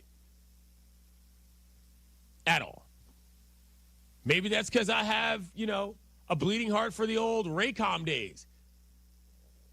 Watching guys like Mike Patrick, the late great, called football games in North Carolina. But I just don't think North Carolina going to the SEC is anything but bad news for that conference, and that conference is a good one. Or has been a good one over the course of its years. It's unfortunate. Let's hear what Matt Jones had to say on Sunday morning about this entire thing.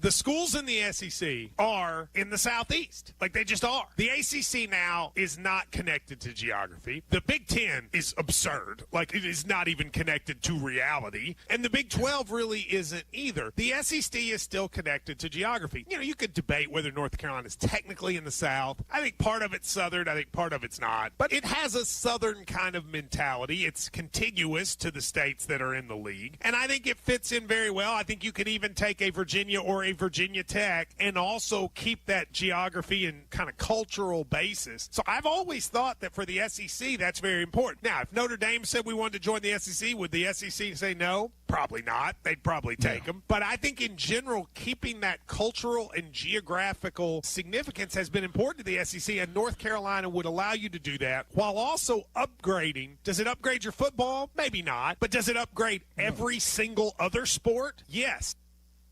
He cannot be serious with that. Texas is in the SEC. So is A&M. These are schools that had well-established identities in entire other regions of the country. The cultural fit didn't matter then. What matters now for North Carolina? We want to get really, well, you know what? I'll leave that part of the discussion alone. I'll just say this. North Carolina is integral to the existence of the ACC on every level. To imply that it would smoothly mesh with the SEC kind of just because it's in the South, it's not just about those words. It's about a lot more than that. I don't like this. But again, I will never not be angry about Maryland moving, creating this avalanche of schools and teams that felt like, you know what, I can just abandon wherever my post is as a charter member of a conference and chase dollars because I got an AD that's got way out of hand and thinks that they're going to be the best thing since sliced bread. Don't love it, Devin. Don't love it at all from a basketball standpoint, from a football standpoint, or any other sport for that matter.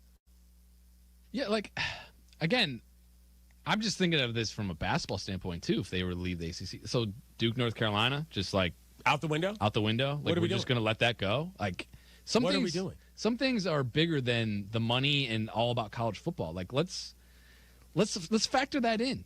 I don't understand. Sacrosanct. Some things are, in my personal opinion. I didn't even go to an ACC school.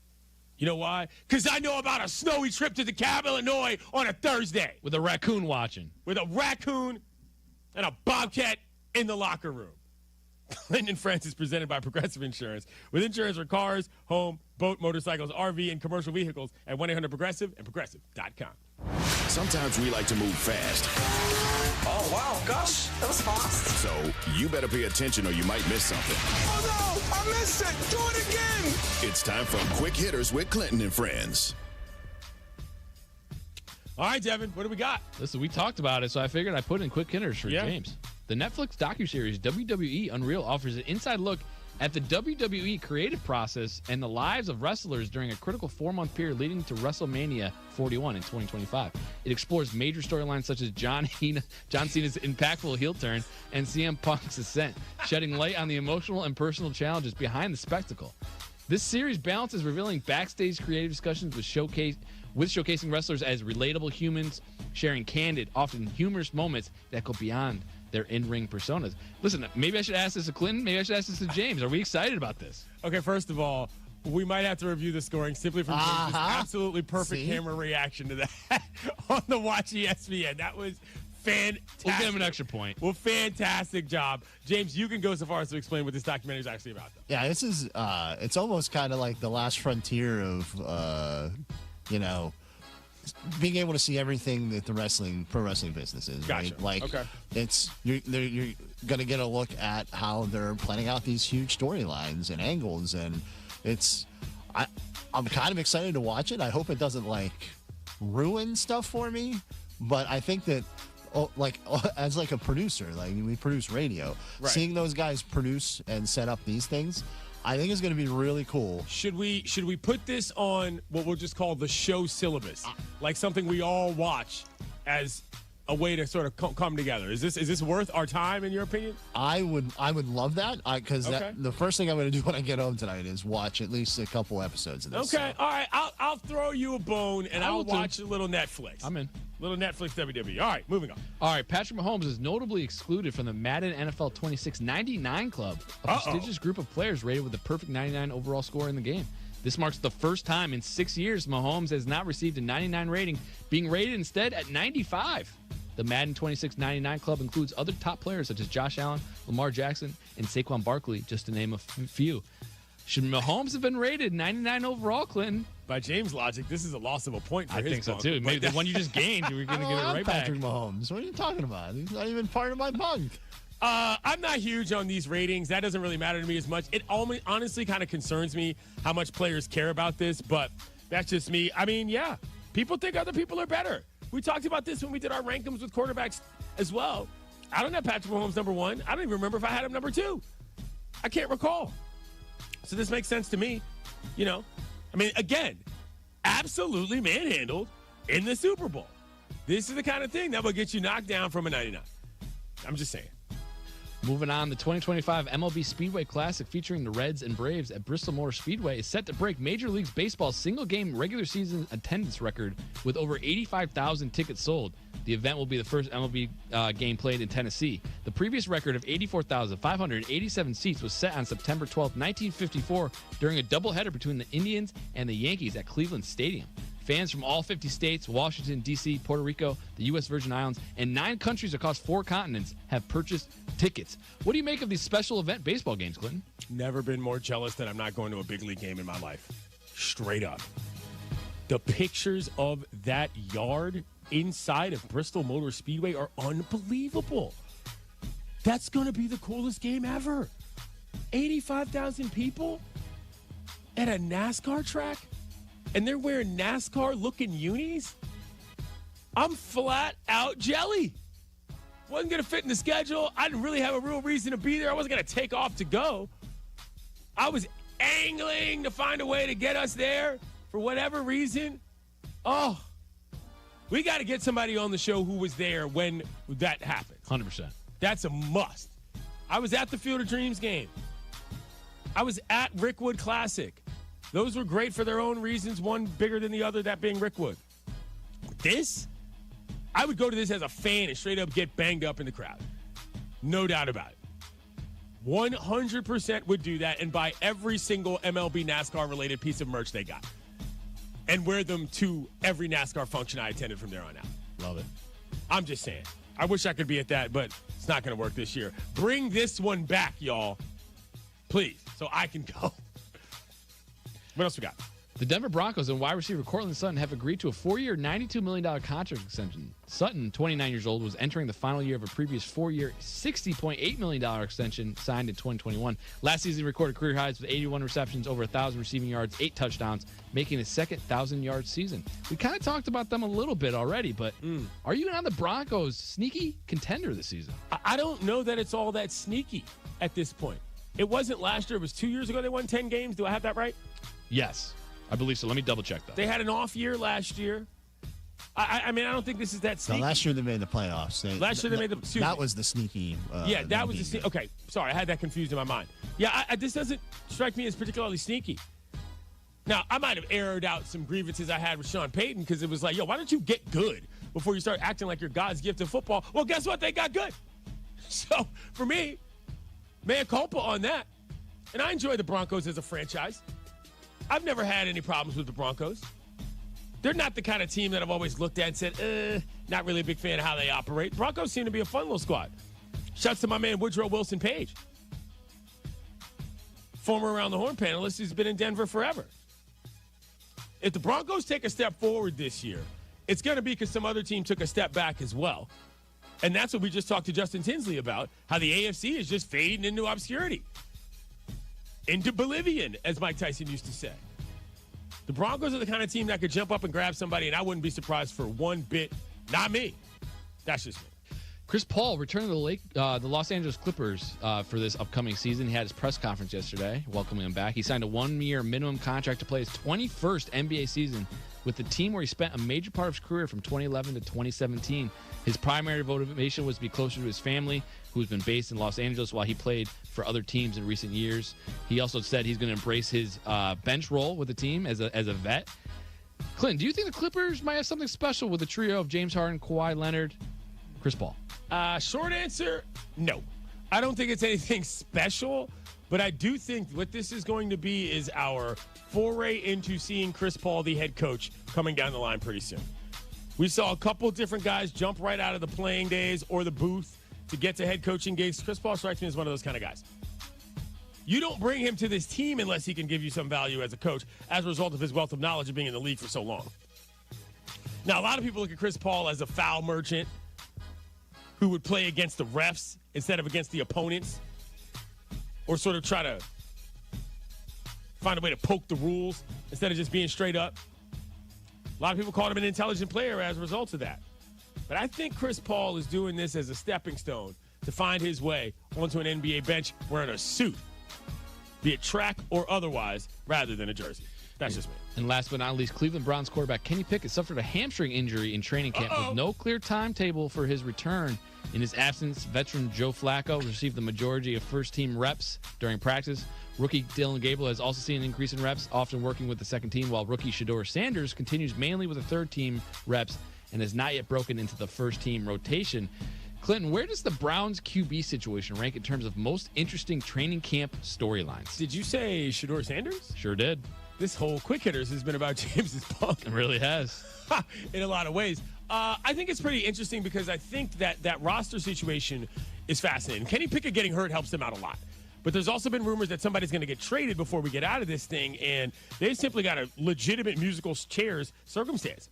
If Shedeur Sanders can't get any first-team run, particularly in preseason games, they're doing themselves a disservice, in my opinion. You got all these guys. You might as well let them each try it. And you've already got a backlog of dudes, so if somebody's got to go as is, you might as well give everyone a shot. Otherwise, you're doing not just the athletes, but you're doing yourself a disservice. That's just me. I think it's pretty interesting is what I'm saying. I don't know that there's a more interesting quarterback room scenario in the NFL, if I'm being honest. Anyways, coming up, we're headed to the watering hole, kiddos. It's Clinton and Friends on ESPN Radio and the ESPN app. The NFL on ESPN Radio. not blinking. You know, whenever that big moment presents itself, we just got to take advantage of the opportunity. Camp to camp, team to team. Touchdown! 37 days until opening night. I just wanna feel this moment. The countdown continues on ESPN Radio. In a world parched for excitement, one drink will emerge. Twisted Tea, the refreshing thrill ride of flavor. Recreating its classic role as the hard iced tea that goes down smooth. Twisted Tea doesn't just taste like real iced tea, it's made with real brewed tea and a 5% kick of alcohol. Taste the adventure with Twisted Tea Hard Iced Tea. Keep it twisted. Twisted Tea Brewing Company, Cincinnati, Ohio. Please drink responsibly. If something happens to you, what happens to your family? Will they struggle financially? Will they be able to afford the home you built together? With Ethos, you can get life insurance coverage in minutes. Get up to $2 million in coverage for as little as $2 a day. All online with no medical exam. Just answer a few health questions. Get your free quote at ethos.com/game. That's ethos.com/game. Rates may vary. Billed monthly. Sample rate 10-year term life policy for a 35-year-old healthy non-smoking male. Your tee shots can use some straightening. Your chips can use more finesse. Your putts, let's not even go there. Help is around the corner. Golf Center Displays, a year-round automatic driving range with heaters and fans on all stations. A short game area, a 9-hole course that you can even play at night. This is one-stop shopping for any golfer who needs a little help. And don't we all? Golf Center Displays, 353 North River Road in Des Plaines. The cheers, the smiles, the high fives, they make every race worth running or swimming. Be a part of the fun at the Chicago Ducky Derby, Thursday, August 7th. Tens of thousands of rubber ducks will splash down the Chicago River, all racing to support Special Olympics Illinois. You can help fuel the dreams of these incredible athletes and maybe even win big. So make a splash, quack a smile, and show you're in their corner. Adopt a duck and try your luck today at ChicagoDuckyDerby.com. Dear Rocky Roads, the 2025 Toyota Tacoma doesn't flinch. Rugged twists? Been there. Rutted turns? Done that. With tons of top tech and rock-solid resilience, Tacoma is tougher than any terrain. And when the dust settles, Tacoma's legendary resale value means confidence for the road ahead. Find your Tacoma at Toyota.com or visit your local Toyota dealer today. Toyota, let's go places.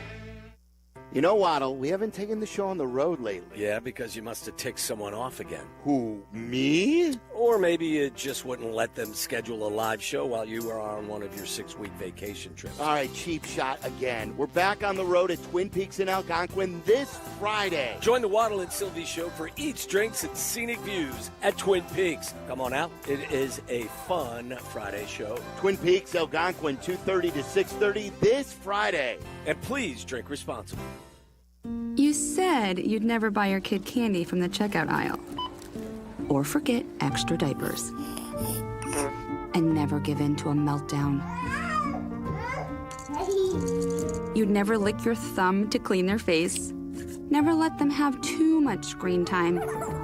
And never bribe them for just one more bite. You say you'd never let them out in public without their hair brushed. Never, ever become a minivan mom. And you'd never give them your phone for a quiet dinner. Calling boss work phone. So when you say you'd never leave your child in a hot car, no, it can happen. Cars get hot fast, and kids can be at risk in temperatures as low as 60 degrees Fahrenheit. Never happens. Before you leave the car, always stop, look, lock. Brought to you by NHTSA and the Ad Council. May 15, 9 a.m. 2 women quietly waiting at the doctor's office. Woman 1 says, "Cold day, huh?" Woman 2, "What's that?" Woman 1, "Kinda cold today." Woman 2, "Yeah, wasn't expecting that." Woman 1, "What is it, 47 degrees?" Woman 2, "No, more like 45. Woman 1, Yeah, makes sense. At least it's not raining." Woman 2, "That would be sad." Woman 1, "So sad." Woman 2, "The weather." Woman 1, Crazy. Please don't waste your small talk. Donate it to foster care, because just talking about the 400,000 kids in foster care can help the 400,000 kids in foster care. Learn more at donateyoursmalltalk.org.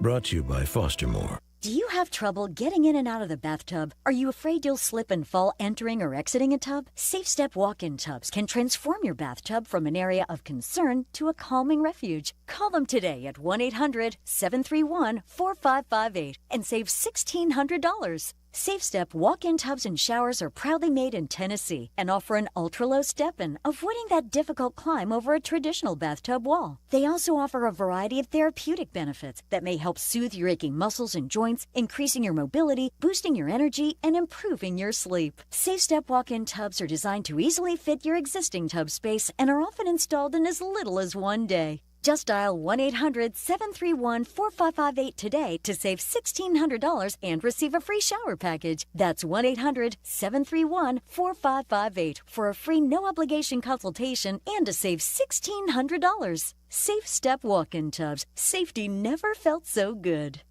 There's an app for that. Download, listen live, podcasts on demand.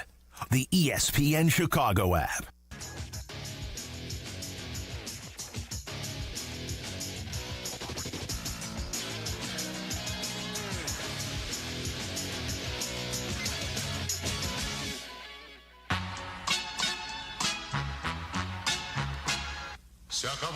ESPN Radio is presented by Progressive Insurance. Show behind the show got a little spicy, if you will. Last segment of the program. Unfortunately, we do have to talk about something reasonably serious. Headline says, NFL employees seriously injured in deadly shooting at Tower Housing League's headquarters. Just one of those stories that in 2025 in America, you look on and you just say, yeah, this feels like this all could have been avoided. 345 Park Avenue is a Midtown Manhattan office building that houses the NFL headquarters and several major financial firms. The gunman was identified as a 27-year-old man named Shane Tamura, who apparently lives in Las Vegas, but is a local here in Los Angeles. I know this because local news stations are playing clips of him at Granada Hills when he was a high school football player there. And I guess the situation is that he claims he's suffering from CTE and wanted some sort of restitution for that, ultimately ended up taking his own life, and an injured NFL employee is in stable condition in the hospital. And I just want to, sort of extend our condolences and thoughts to everybody that may have been affected by this because, on a larger level, I do feel that we are going to be dealing with a reckoning of what the dangers of certain sports are, how they affect people that aren't just, well, for lack of a better term, the junior Seaus of the world, and what it's like for these young kids that come up playing a lot, play maybe too much, and we don't track their health situations the same way we track people once they get to college and get to the pros. Just a very scary circumstance overall. Never mind the imagery of Midtown Manhattan, this guy walking around with an insane gun on him. But if he believed it, this is not the way to make that statement, but I think about that. I think about all the young high school players that don't have a voice, who have constant headaches and constant health issues that will probably just never get resolved because they didn't end up playing football, but they spent most of their lives playing football long before they ever had a chance to do something else. Sad story for sure. Let's go to the watering hole. Time to check my social media, to see who loves me online.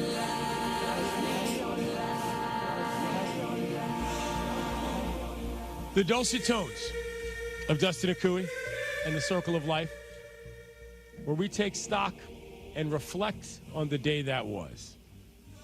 James Steele has been groveling for points all week long. Devin Kane has been very strict with his. And I find this all hilarious. Let us please get a bunk update from Camp CNF, Devin. Yeah, I've been strict. I will say, though, for any of the members of the bunk, I won't say I can't be bought, Oh, wow. Integrity is in question now. Listen, with the camp. Listen, you know these kids at camp, Clint. I mean, you were.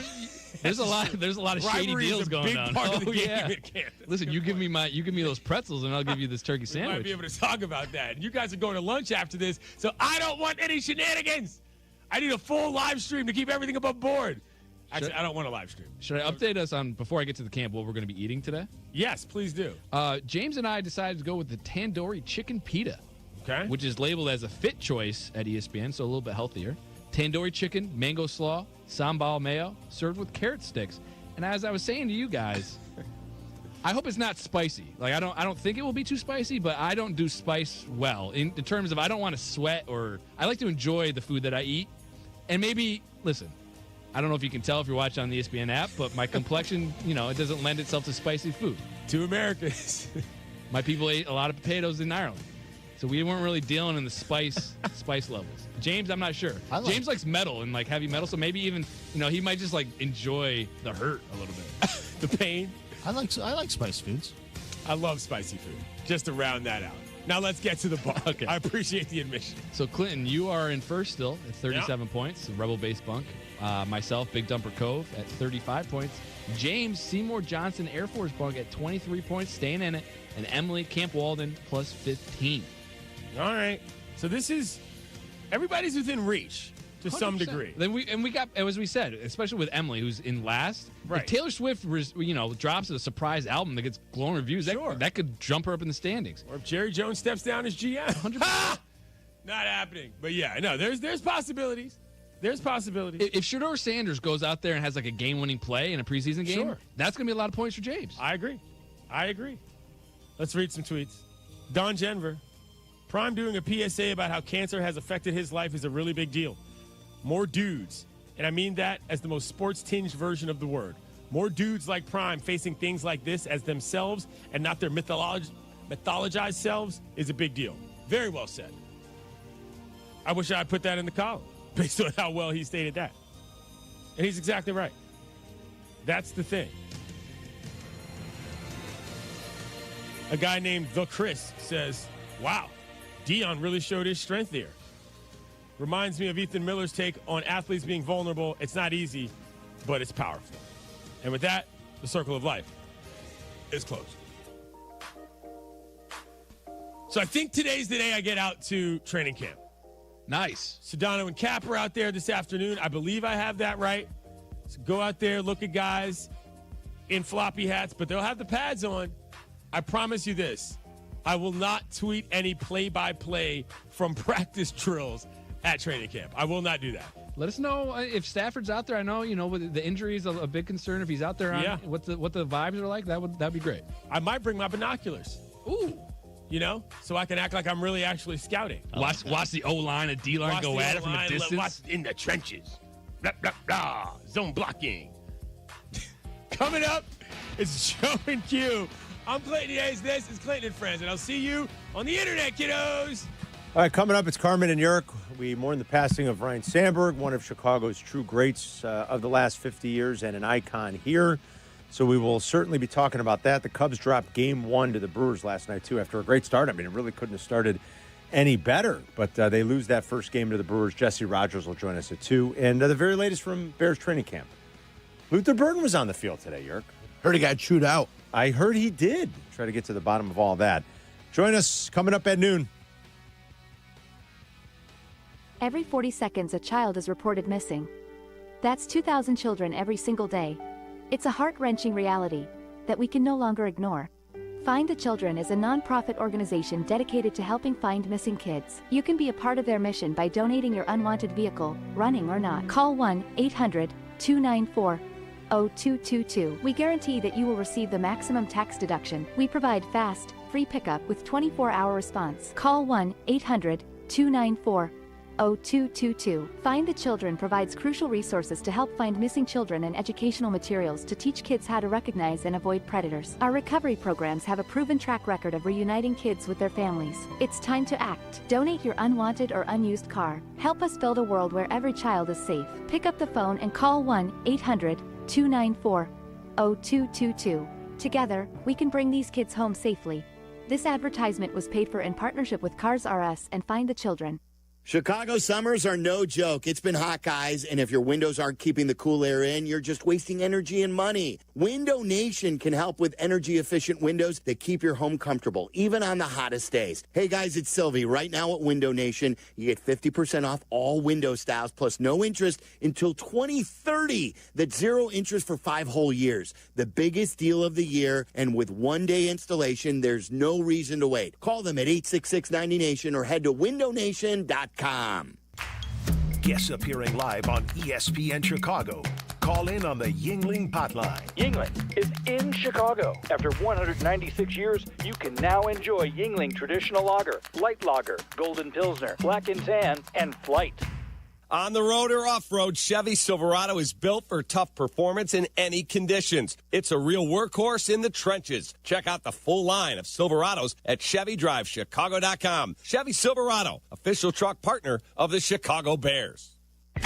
Hey, Joy. Oh, you are glowing. Oh, hey, more like Mirajoyed. That Miralax helped me go. I was so backed up. Tried mega coffees, prune juice, everything. Then Miralax. And hello, gentle relief without the harsh side effects. Ooh, how does it work? It works naturally with the water in your body for constipation relief. Find Miralax today at your local retailer. Use as directed for occasional constipation. Introducing the new Dell AI PC, powered by the Intel Core Ultra processor. It helps do your busy work for you, so you can fast forward through editing images, designing presentations, generating code, debugging code, summarizing meeting notes, finding files, managing your schedule, responding to Jim's long emails, leaving all the time in the world for the things you actually want to do. No offense, Jim. Get a new Dell AI PC starting at $699.99 at Dell.com/AI-PC. How those ahead stay ahead. My fiance is a veteran. He was a combat medic in the Army. I did tours in Korea, Germany, and Bosnia before I got injured. There's been a lot of wear and tear on his body. My knees are bone on bone from doing all those jumps and lugging my backpack and all that gear around. I was also exposed to toxins. When Yusuf got out of the military, he needed help getting his disability benefits. Luckily, DAV came to the rescue. They fought for me the same way that I fought for my country. Every year, DAV provides life-changing support to more than 1 million veterans like Yusuf, helping them get the benefits they've earned so they can achieve victories, great and small. Now Yusuf is paying it forward. DAV has been instrumental in helping him start 2 healthcare technology companies that are working to help veterans everywhere. My victory is never giving up and finding more ways to serve. He's pretty amazing. Support more victories for veterans. Go to DAV.org. You can't escape a traffic jam. Know what else you can't escape? Seasonal allergies. And you might think you can avoid that coffee stain until... Oh, really? You can't escape a lot of things in life, but you can escape prediabetes. Prediabetes captures 1 in 3 adults. There are usually no signs of prediabetes. In fact, most people don't even know they have it. But with early diagnosis, you can change the outcome and prevent or delay type 2 diabetes. Take action by taking the 1-minute risk test at doihaveprediabetes.org. You might not be able to escape having this song stuck in your head, but you can escape prediabetes. Go to doihaveprediabetes.org today. Brought to you by the Ad Council and the Centers for Disease Control and Prevention. Live from State Street in the heart of Chicago, you are listening to the new home of the Chicago Bears, ESPN Chicago. And this is Carmen and Jurko, WMVP, WTBC, HD2, Chicago, a good Karma Brands radio station. The great Ryne Sandberg, a Chicago Cub legend, has died. You know, he was a superhero in this city. Cub president Jed Hoyer. I can't imagine a person handling their fame better, their responsibility, for a city better than he did. Cub outfielder Bobby Denier. He was so consistent. For me, that was his real trademark, was just ungodly consistent. He was the greatest at so many facets of the game. 9-time consecutive Gold Glove winner, NL MVP winner, a perennial All-Star selection, home run champ, his number 23 jersey retired by the Cubs, and a member of the Baseball Hall of Fame. In the minds of everyone, he's always going to be homering off Suter. His last time up, Sandberg homered to tie it at 9 in the ninth. In 1984, the Sandberg game, in which Ryne brought the team back from the brink against the Cardinals in extra innings twice. He's a tying run at the plate now in the 10th. Deep left center. Look out! Do you believe it? It's gone! The Sandberg game made him a baseball legend. Can't remember the last time I saw a better one. Ryne Sandberg, a Cub fan favorite, a Major League Baseball legend, was 65 years old. Rest in peace, Ryne. Too many of these here lately. Too many these types of shows. And this one, for a lot of Chicago sports fans, really, really hurts because this is true legendary icon status. That's what Ryne had in this town. Whether you're a Cub fan or a Sox fan, I don't think it mattered too much. If you grew up in the 80s watching him play, you knew how special he was. You knew what 1984 meant to this town. It's Carmen and Jurk. Glad to be with everybody. Nice to see you, my friend. I know you were, in your real formative years during that 84 season. I was 7, the summer of 1984. It's the first team I really remember sort of following on a day-to-day basis and understanding and rallying around. I was a Cub fan when I was little. Most people know that story. I changed ways as a young teen, but my dad's a Cub fan. My grandpa was a huge Cub fan. So in 1984, the 84 Cubs, it was it. The Cubs hadn't been to the playoffs since 1945, before 84. 1945. It's a long time. From 79 to 83, the Cubs never finished above 5th, Jurk, in a 6th division NL East back then, in that 5-year span from 79 to 83. And then 84 came along, and the Cubs were great. And Ryne was truly great. He was their best player, and he was truly great. And the rest of the decade, even though the Cubs never, it never really materialized into too much more success, Ryne was as consistent and as great and as beloved as any athlete in this town, and he was as good as any baseball player of his era. And originally, he was a throw-in in that trade. Isn't that what it seemed like? It was a throw-in. It was Bo for De Jesus. So, yeah, Jurko's right. So then, 81 or 82, the Cubs traded Ivan De Jesus to the Phillies for Larry Boa. They needed a replacement at shortstop, obviously, for Larry Boa and for Ryne Sandberg, who was a 20th round draft pick. Yep. Out of high school in the Pacific Northwest, a 20th round draft pick of the Phillies. And he had struggled, I think, mightily early on in the Phillies organization. And, I think you're probably not too far off that it almost was a little bit more of a throw-in. Dallas Green knew something. Yes. Because he had been with the Philadelphia organization before. So he said, throw this guy in there, too, and that's the way it ended up working out. He came to the big leagues and promptly went like 1 for 30, 1 for 31. And it's like, what in the heck? What's going on here? But slowly but surely, and over the course of time, finally kind of culminating where he put his stamp of I'm a superstar in that game against the St. Louis Cardinals against Bruce Sutter. Against the June 23rd, 1984. Yeah. Waddle's favorite, the Sandberg game. Yeah. I didn't get to know Ryne the way Waddle and Silvy got to know him in the relationship they've had. I think a lot of us, and you've seen it in the pictures on social media the last couple of days, media people in town, producers, hosts, fans, everybody that is posting pictures with Ryne, seeing him at fan conventions around the ballpark and the different TV and radio studios over the years when he came in, and he was a pretty regular presence. We got to be around Ryne a little bit over the years, and he was always, he never spoke that much, it seemed like, when he was playing. That 84 team had a bunch of characters. Yeah. The great teams usually do, right? The 85 Bears, right? I mean, the Bulls teams of the 90s. I mean, there are usually a bunch of characters, and that 84 team, I feel like, had its fair share. I don't know that Ryne was one of them. He was just flat out their best player.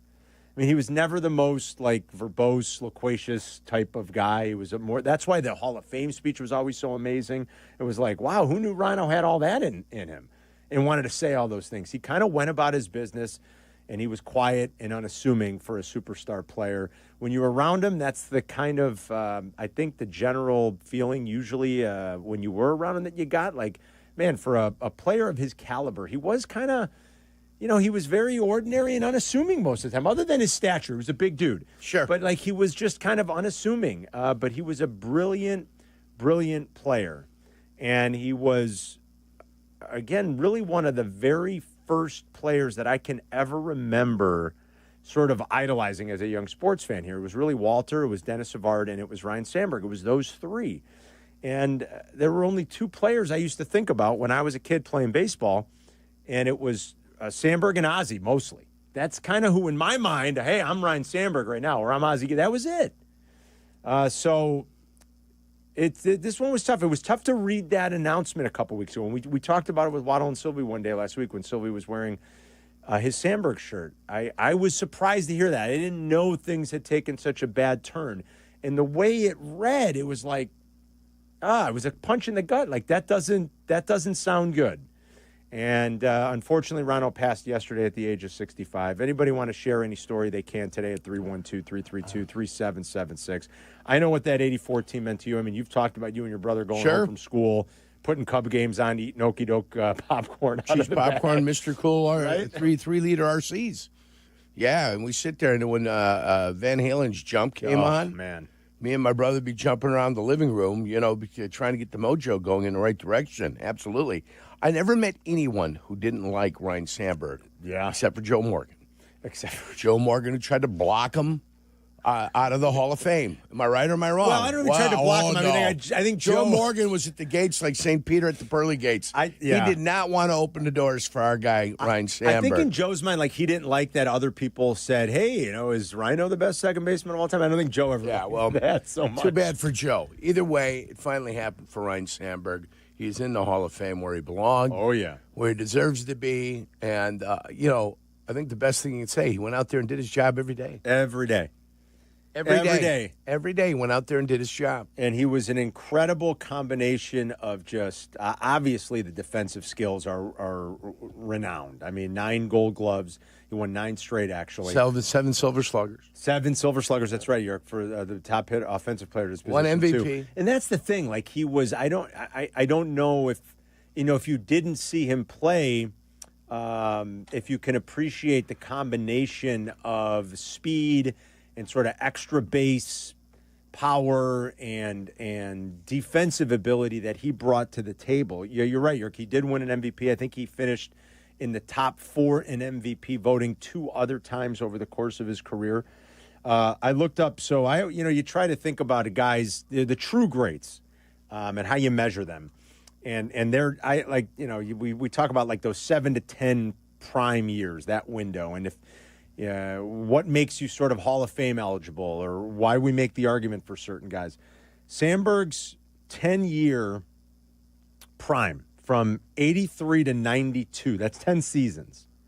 So from 1983 to 1992, I looked this up this morning, Sandberg compiled 56.6 baseball wins above replacement. Only 4 players over that span, Yerk, had more wins above replacement. It was Ripken, Ricky Henderson, and Wade Boggs. That's it. And Sandberg is 4th on that list. So he really was like a do-it-all dynamo player. He stole bases. He hit home runs. He hit triples. I mean, and the defense was superlative, obviously.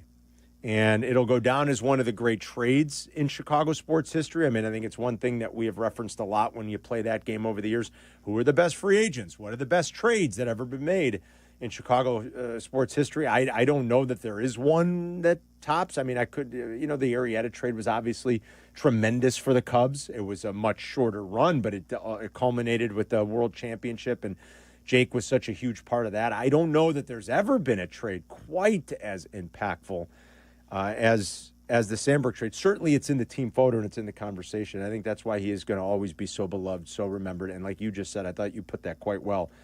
You didn't really come across people that had a negative experience or a bad thing to say about Rhino. Like I said, when you met him, he was for a superstar player, he was kind of just a quiet, unassuming guy, always smiling. And again, I can't stress it enough. Like, if you go and you see and you look at social media, whether it's fans that were encountering him, all the media people from all the different facets of Chicago media, whether it was at the booth or at a TV station or a radio station, you see all the tributes and you see all the pictures, like real, genuine Rhino. Just, yeah, I'm happy to take a picture with you and give you a big smile. And so it hurts. I know it hurts for a lot of people. I know it hurts for generations of Cub fans that remember him so fondly. I think if you're about my age too, you're right in that sweet spot of like one of the first great players that I think we all remembered and that we all kind of glommed onto. I heard Silvy talking about it last week. He's old enough, and you are too, obviously, to remember some of those awful 70s Cubs teams and some of those bad years. And when 84 rolled around, it was like hallelujah for a lot of people. Silvy was saying last week that the Cubs were never good. They weren't supposed to be good. You didn't expect them to be good. And then all of a sudden they were, and there was a legit superstar baseball player in town. He was one of the first that I can remember being 7 years old in the summer of 1984. If you want to join us today, you can. 312-332-3776. But too many of these death shows lately, Yerk. Too many, but we'll remember Rhino fondly, that's for sure. That we will. Number 23. Yeah. Along with the other 23 that happened to be in town at the same time. At the same time. It was a pretty good time to have that number on. How about that crossover? So anything you want to add to the conversation today, you can. Jesse's going to join us at 2 o'clock. We can remember Rhino as we go throughout the course of the day, and I know Waddle and Silvy will want to talk about it when they're in here for crosstalk a little bit later on. Bears had another practice today, so we'll kind of update you on that. Cubs lost the first game to the Brewers last night after a wicked good start. I mean, it couldn't have started any better for the Cubs. 40 pitches for the Miz in the first inning. Looked like they might chase him early. He did manage to get himself through 4 innings, and he settled down. I think he retired 10 in a row when it was all said and done. But a huge Game 2 on deck tonight up in Milwaukee. So we'll talk plenty about what's happening now with the Cubs and trade deadline stuff, and we'll remember Rhino. We'll talk Bears. We got a full show for you today, and you can join us if you want at 312-332-ESPN. We'll do a list a little bit later on. We got the lunch rush. It's good to be back. It's Carmen and Jurko. We'll be right back. You're listening to Carmen and Jurko on ESPN 1000. 1000, Chicago's home for sports.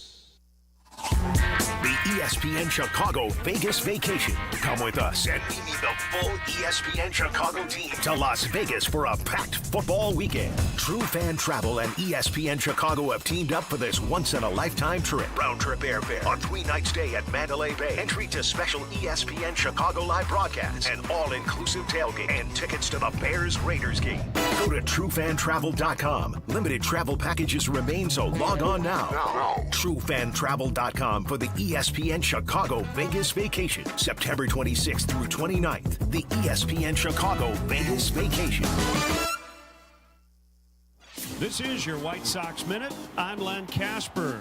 The Sox got back on the winning track Monday night with a comeback 6-2 win over the playoff contending Phillies. Colson Montgomery hit a game-tying homer in the third. Then Luis Robert Jr. hit a go-ahead shot in the fourth. Davis Martin outpitched NL Cy Young candidate Christopher Sanchez as the Sox took Game 1. They're now 2-2 on the homestand and hand the ball to Jonathan Cannon tonight at 6:40 p.m.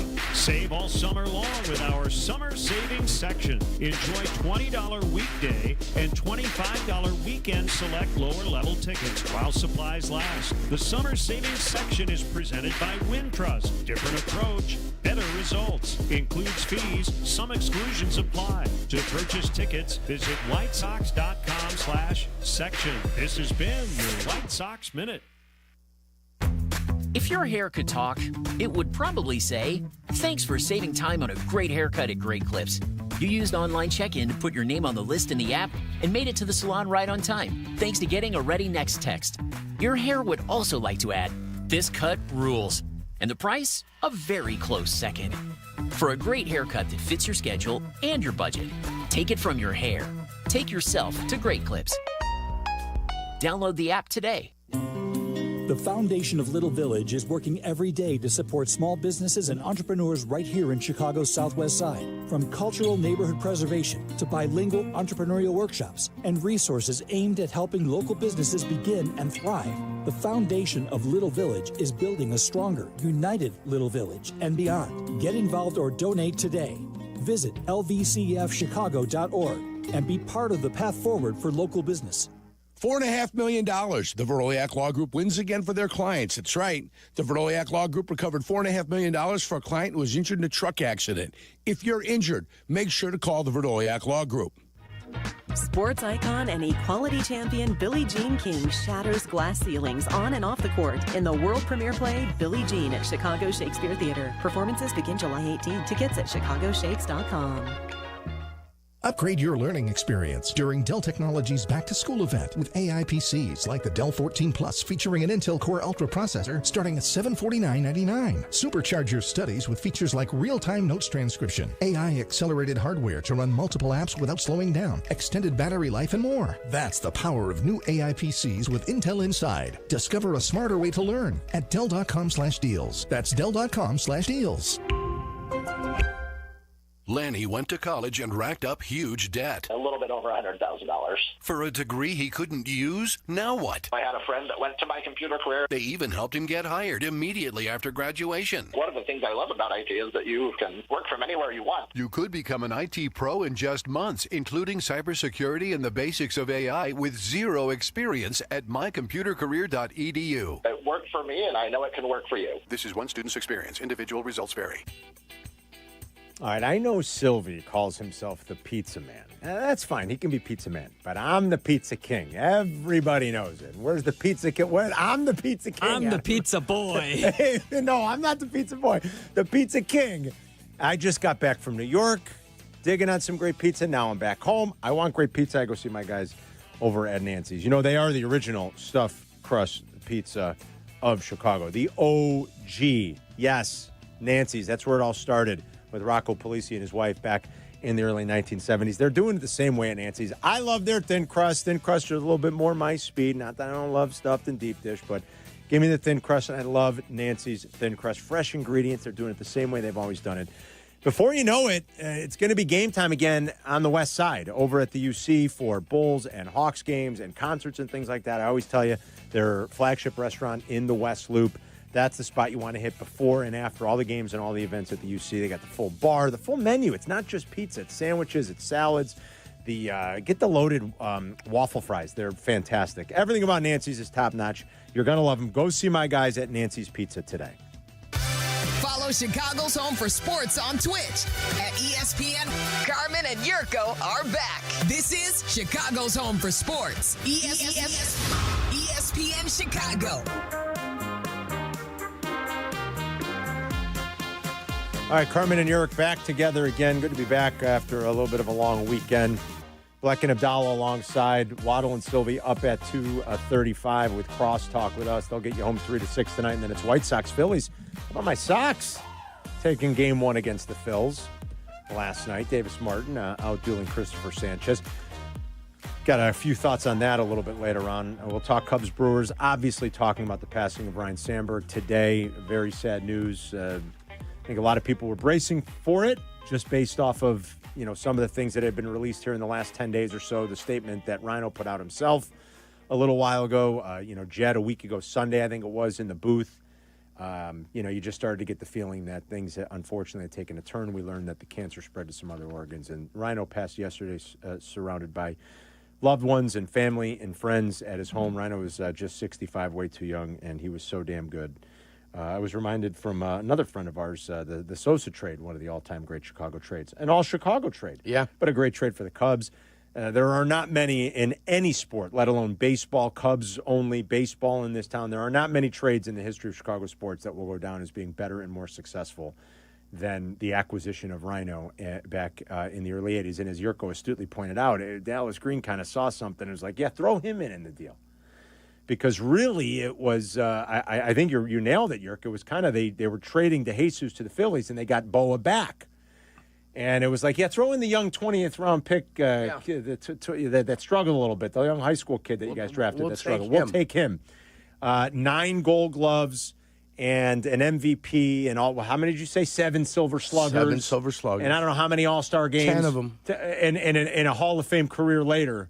It is one of the all-time great trades in Chicago sports history, and he is one of the most iconic and just flat-out best athletes, certainly baseball players, this city, this town has seen in the last 50 years. And the presence he had around the park and around Cubs events and in media over the years is the thing that really sticks out more than anything else. Outside of Ryno being a great ball player, these last 20 years or so, people have countless stories of encountering Ryno and just how personable and how friendly and how warm and how kind of a guy he was all the time. David is in Schaumburg on ESPN 1000 with Carmen and York. What's up, David? Hey, boys. How you doing, guys? Hey, listen, I wanted to call in just to stick up for a comment that Jurko said earlier, and it goes around to the city saying that Joe Morgan had a big beef with Ryne Sandberg, and that was not true. I was fortunate enough to ask Joe Morgan. My uncle is in the Baseball Hall of Fame, and every single time he'd come for one of these card shows, I would manage him at the John J. Stevens. So I was able to sit down with a lot of the baseball legends. And me being a Sox fan, I was born in the North Side. I was always a Ryne Sandberg fan. And I asked Joe, I said, Joe, what's the beef with you and Ryno? He says to me verbatim that was a nasty rumor that was perpetrated by Jay Mariotti, that he never, ever had any beef with Ryne Sandberg. And on the contrary, he was a fan.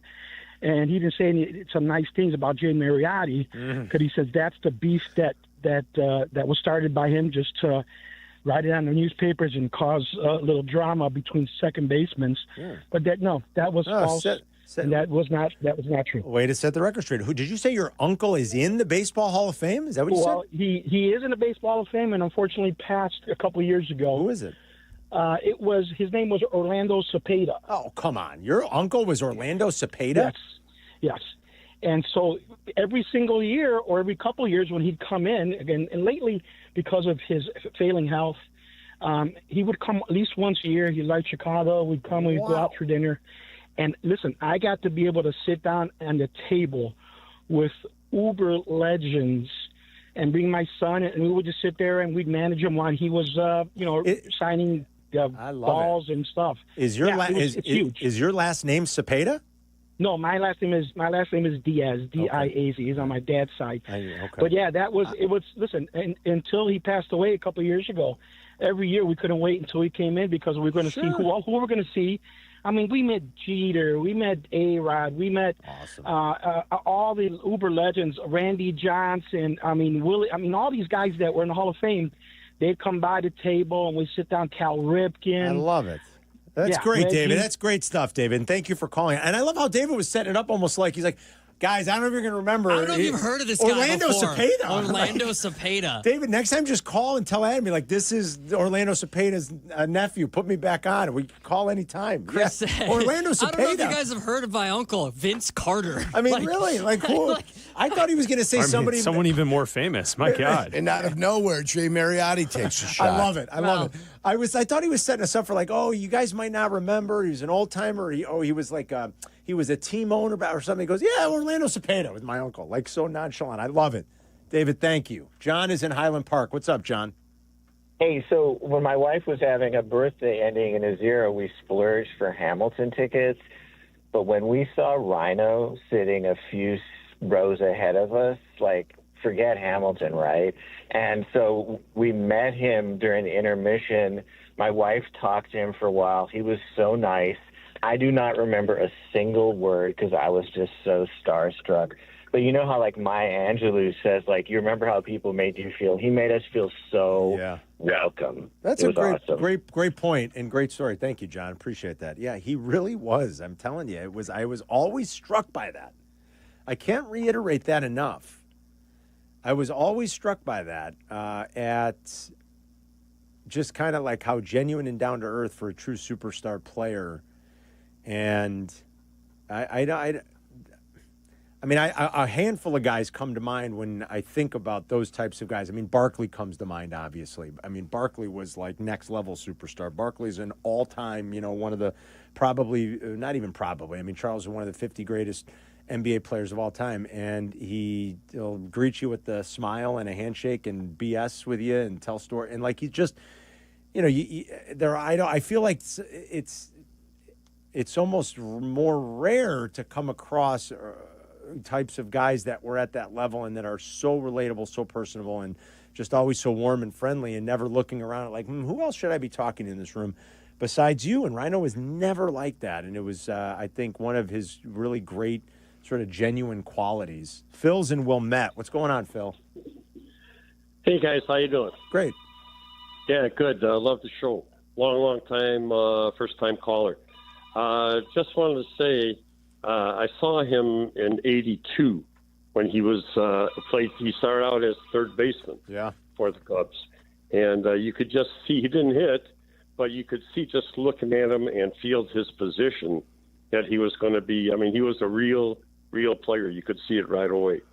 So that's, when I heard the news last night, like you say, it hit you like a gut punch. Mm-hmm. And actually had tears in my eyes when I heard that.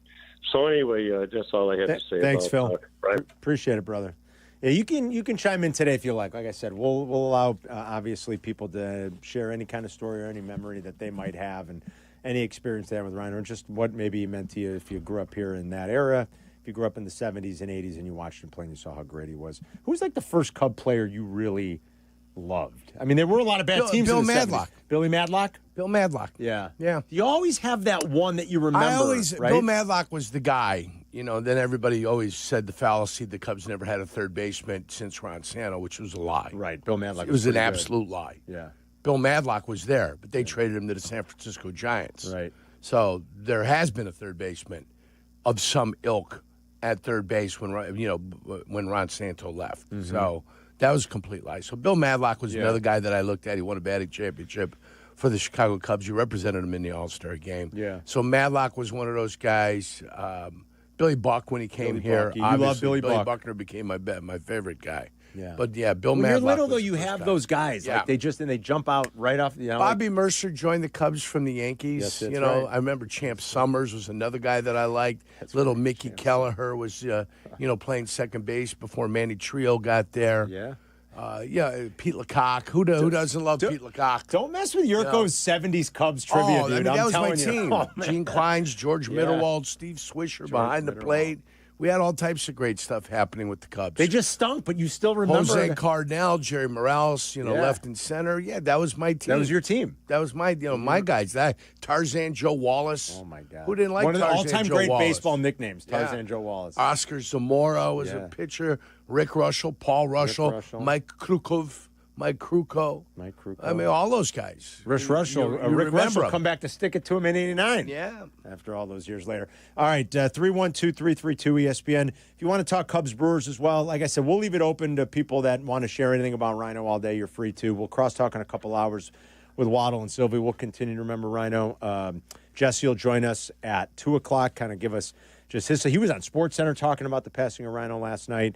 Also, he's going to update us on what's happening around the trade deadline, which is just a couple of days away. I want to read you guys some stuff, too, just updating what Jesse and Buster Olney and Jeff Passan and Ken Rosenthal are reporting about the Cubs and their pursuit. Are the White Sox going to trade Robert? I think that is becoming one of the more interesting storylines. Robert, again, like his smoking hot July continues. He had another home run last night. Thank heavens. He's got an OPS north of 950. It's the best month he's had in 2 years. He made another diving play, took extra bases away in that game yesterday. Like, Roberts flashed some of those things that, like 2 years ago made us go, wow, Luis Roberts going to be great. He's got some gumption. Yeah, and it hasn't been great since, but he's kind of hitting his stride again. Are the Sox going to end up moving him? We got to talk about all that stuff today. Plus, the Bears continue camp. We got a preseason game this week, for crying out loud. 3-1, not for the Bears, but just the Hall of Fame game on Thursday. 312-332-3776 for Carmen and Jurko. We'll be right back. You're listening to Carmen and Jurko on ESPN Chicago, Chicago's home for sports. Chicago White Sox baseball. Do you believe? Len Casper and Darren Jackson bring you the call of White Sox and Phillies. Coverage starts tonight at 6 on ESPN Chicago, the home of the White Sox. Now backed by the power of the Pope.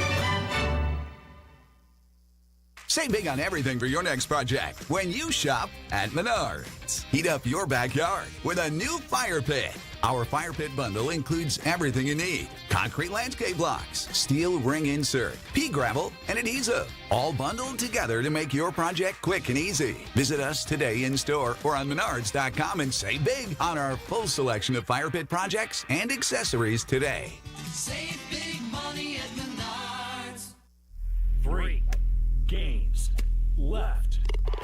Just 3 games to settle the entire LIV Golf season, and it begins at Bolingbrook August 8th through the 10th, where 54 of the world's best players will come out swinging for glory. DeChambeau, Rahm, Koepka, and more. Up close, personal, and locked in, with special guests Good Charlotte providing the soundtrack. Ready to see things get clutch? Get tickets now at livegolf.com. That's LIV golf.com. Hey friends, I'm Tom Waddle and I drive a Hawk. Find your next car at hawkauto.com. Choose from 12 Hawk Auto locations at Forest Park, St. Charles, Plainfield, Joliet, Carroll Stream, and now LaSalle, Peru. Shop thousands of vehicles from 13 big brands. Save with 0% financing or make no payments for 90 days. Plus save even more with our complimentary maintenance plan. Find your next car at hawkauto.com and drive what I drive. Drive a Hawk. HawkAuto.com. Financing and plan on select models with approved credit.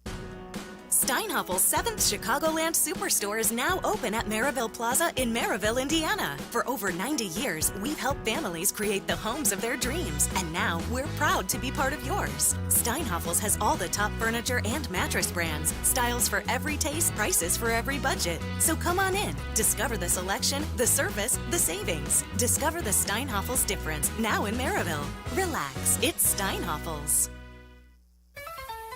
You know what's wild? Yingling's been brewing beer since 1829. That's 196 years. They've been around longer than almost everything. You don't last that long without knowing what you're doing. Exactly. It all comes down to one thing. They brew great beer, plain and simple. Traditional lager, flight, light lager, you name it, they all bring serious flavor and that legendary Yingling quality. Yingling, the oldest brewery in America. DG Yingling & Son, Pottsville, PA. A Progressive Home and Auto Bundle can protect you round the clock, but we can't protect you from those painful moments in sports. I can't believe they're moving the team to another city. True, but you'll never forget all the joy they brought into your life. Joy? They made the playoffs twice in 50 years. Gosh, those 2 times were pretty great, weren't they? How would I know? I wasn't even born yet. Just think of all the free time you'll have on game days. Those games were the highlight of my week. Well, at least your home and auto are protected with a bundle from Progressive. Progressive Casualty Insurance Company affiliates and other insurers. Not available in all states or situations. Rita, hothead, let's bring the nail gun over here. Jose stands tall atop his sustainable flooring company. Totally. It's renewable and moisture resistant, but we have several green options too. Or we got some beautiful reclaimed oak. But floored by his success, he needs to hire more installers. I need Indeed. Indeed you do. When you sponsor a job on Indeed, it's easier for talented candidates to find it, which makes it easier for you to hire them. Visit Indeed.com/credit and get $75 towards your first sponsored job. Terms and conditions apply. All righty. Summers for the good kid are about golf, love, and life, and low stress. If you want your retirement to feel this way, give my guy Mitch Lyons a call. Learn how his clients have the income they need to enjoy retirement. Go to MitchLyonsWealth.com or call 866-85-STEEL. That's 866-857-8335. You're listening to Carmen and Jurko. Listen to us now, live on the ESPN Chicago app. Chicago's home for sports. ESPN Chicago. Hope everyone's having a great day today. Another hot and sticky one. Sounds like some rain coming through tomorrow. It's having a great time. You having a great time? Jurko has got a full belly. Smashburger, our great partners, dropped off some grub. And I had about cheeseburger brisket kind of sandwich. I had the chili cheese dog a little bit earlier. And, boy, I tell you what, those what is that vegetable I was eating? The Brussels sprouts. The Brussels sprouts, yeah. Yes. They have different toppings at Smashburger that you could put on the Brussels. They're good, man. Yeah. Like, listen, I think everybody knows, too, they're stripping all the nutrients out of the Brussels sprout, but who cares? They taste incredible. They taste absolutely How'd they strip the nutrient out? Incredible. I think the minute you start loading it up like in a deep fryer with cheese sauce and bacon, you're stripping the nutrients out. They are incredible. Yeah, they're fine. They're fantastic. Oh, my God. And it's like, I won't count this as my vegetable. Delicious. It's just going to be something delicious that I have to go grab some agua, por favor. Oh, man. man. Yeah. So Yurko's a happy camper. Yeah, well, no, I didn't eat that because I read the email that it was coming down the pipeline, so I didn't eat today. Smart guy. I had the old massagey. It's the second Tuesday, so of course. I got the old massagey. Chili cheese tots for me. Feeling good. Chili cheese tots. Oh, my God. Yeah. Oh. Yeah, I mean, What if do you're you a say? Todd fan, they had all types of tots. What do you say, Carm? Maron. Yes. They had some sour cream on some tots. They got great stuff. Sour cream and tots. We're having It's a fantasy of mine. So Yurko's got a full belly. We're here with you back together today. It's Carmen and Yurk. We'll have a short show tomorrow. I'm going to fly solo tomorrow for 30 minutes. I'll be up north with partners, Yes. making things happen, making the magic happen, playing a little bit of golf. You're going to see your guy Mitch Lyons. That's right, Mitch Lyons. We're going up to Tullamore, play a round of golf. Mitch have a Lyons good Wealth. time. Yes. See? I listen. MitchLyonsWealth.com. Well, Mitch Lyons Wealth. Game plan for retirement, Carmen. That's what right. it's all about. I like how you always say you and Mitch. I always hear you guys talking about you better have a game plan for retirement. And here's the other crazy thing. It's never too early to start planning for retirement. If I could have told myself that, 37 years ago when I was getting out of college, 36 years ago, hey, it's never too early to put a little something aside. You don't have to have everything. It's funny you say that, Yurk, because I'm not exaggerating here. Just yesterday, my daughter was asking me about that. Was she? Yeah. I don't know what made her think of it. Or she said, when do you think you would retire from ESPN? I said, retire when they're going to fire me. And no, I'm just kidding. I said, there's a difference. Yeah. There's a difference. I said, well, I don't know. I said, I got a lot of work left to do in my life. I'm not that old. I mean, I know you guys think I'm You're old. 47. I'm 48. You're 48. Yeah, I said, and I really love what I do, so I'm not in a rush to retire. But I said, I don't want to work forever. Of course, I don't want to do that. I want to enjoy when I get older. But I specifically said, you try to explain this to an 11-year-old. I said, that's why you got to be wise and you've got to save for retirement. I said, remember that you got to plan for your retirement. I said, what happens when you stop working? And you don't have income. What are you going to live on? And, the 11-year-olds, my kids, like most of our kids, obviously, want for nothing. You spoil the heck out of them. She doesn't know. Well, where do you think it all comes from? Well, you got to work. I said, you got to save for retirement. Put her out there in the hot sun one day and have her do a little weeding. Mm-hmm. Give her some water and say, please, when it's all done, come and see me. And then you give her $20, give her $20 like in 10 and 2 5s. Said, this is for you to spend. This is for you to save. To save. That's a good call. So you go do what you want with 10 American dollars, but these $10 go back into the coffer, and you save that money. That's a good call. I'm going to say, honey, go to MitchLyonsWealth.com and take those 2 Finskys. But that's a basic principle.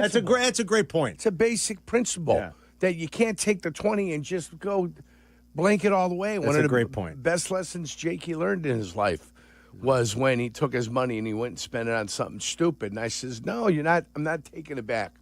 I go, now you have to live with your decision on what you just did. And you're going to find out that what you bought isn't worth when you want more money because you had your money and you blew it. There you go. So Life you lessons. learn the value of money. Nope, I'm not bailing him out. No, sir. I love No, it. sir. He's got to feel this one. Yeah. Cubs fall to the Brewers last night, 8-4. It could not have started better, Yurko. It was a 3-run first inning. They made Mizorowski throw 40 pitches. I mean, he had an error. He had a wild pitch that led to a run. Now, he did retire the last 10 that he faced, and he struck out 7. Crazy thing about last night is stake to that lead. I mean, Matthew Boyd's been so unbelievably good, and wouldn't you know it? Bad night to have maybe his worst outing of the year. I don't even think maybe. I mean, it was, right? He walked 5. He allowed 5 earned runs. He had walked 5 guys total, Yerk, in his last 6 starts going into last night. You got that? I got that. And he walked 5 yes. last night. He hadn't walked more than 3 in any start this year until last night. But he worked himself out of a couple of jams early, but then it was just too much. There was too much traffic. The Brewers were able to kind of crack through, and that was it. Now they have a game lead again in the Central Division, and the Cubs, boy, they just are pesky, man. The Cubs will play game 2 against them later I think tonight. this team needs to make the move it's going to make. I'm talking about the They Cubs, need to right? solidify their lineup. Of course I'm talking about the Chicago Cubs. I don't care about the Milwaukee Brewers. I got you. Make the move you're going to make, solidify that roster, and say, okay, gentlemen, okay, the post-All-Star game lull that we've had here is behind us, and now we are ready to charge forward. This is our team as we move forward. Let's go. Here's a deal for you. This is one deal every ESPN expert would make, and here's a Guardians-Cubs trade. You ready? This is from Jeff Passy. I am ready. Guardians trade Shane Bieber to the Cubs. Chicago needs to land at least one starting pitcher at this deadline, and the former AL Cy Young winner is very available. He still hasn't pitched in the bigs this season, which is important to note. Which is a problem. But his stuff has looked crisp during 3 minor league outings, according to scouts who have seen him, and the acquisition cost won't be nearly as prohibitive as that of getting most other pitchers. The ceiling, meanwhile, could be every bit as high, and while there's inherent risk involved with the pitcher coming off of Tommy John, particularly one with a $16 million player option, which is really not that much in the grand scheme of things, it's a risk a team like the Cubs should feel plenty comfortable taking. So Shane Bieber, who hasn't pitched in a year and a half, but when he's been right in his career and he's been good and he has pitched, he's been very good. He has passing rights, a former Cy Young Award winner.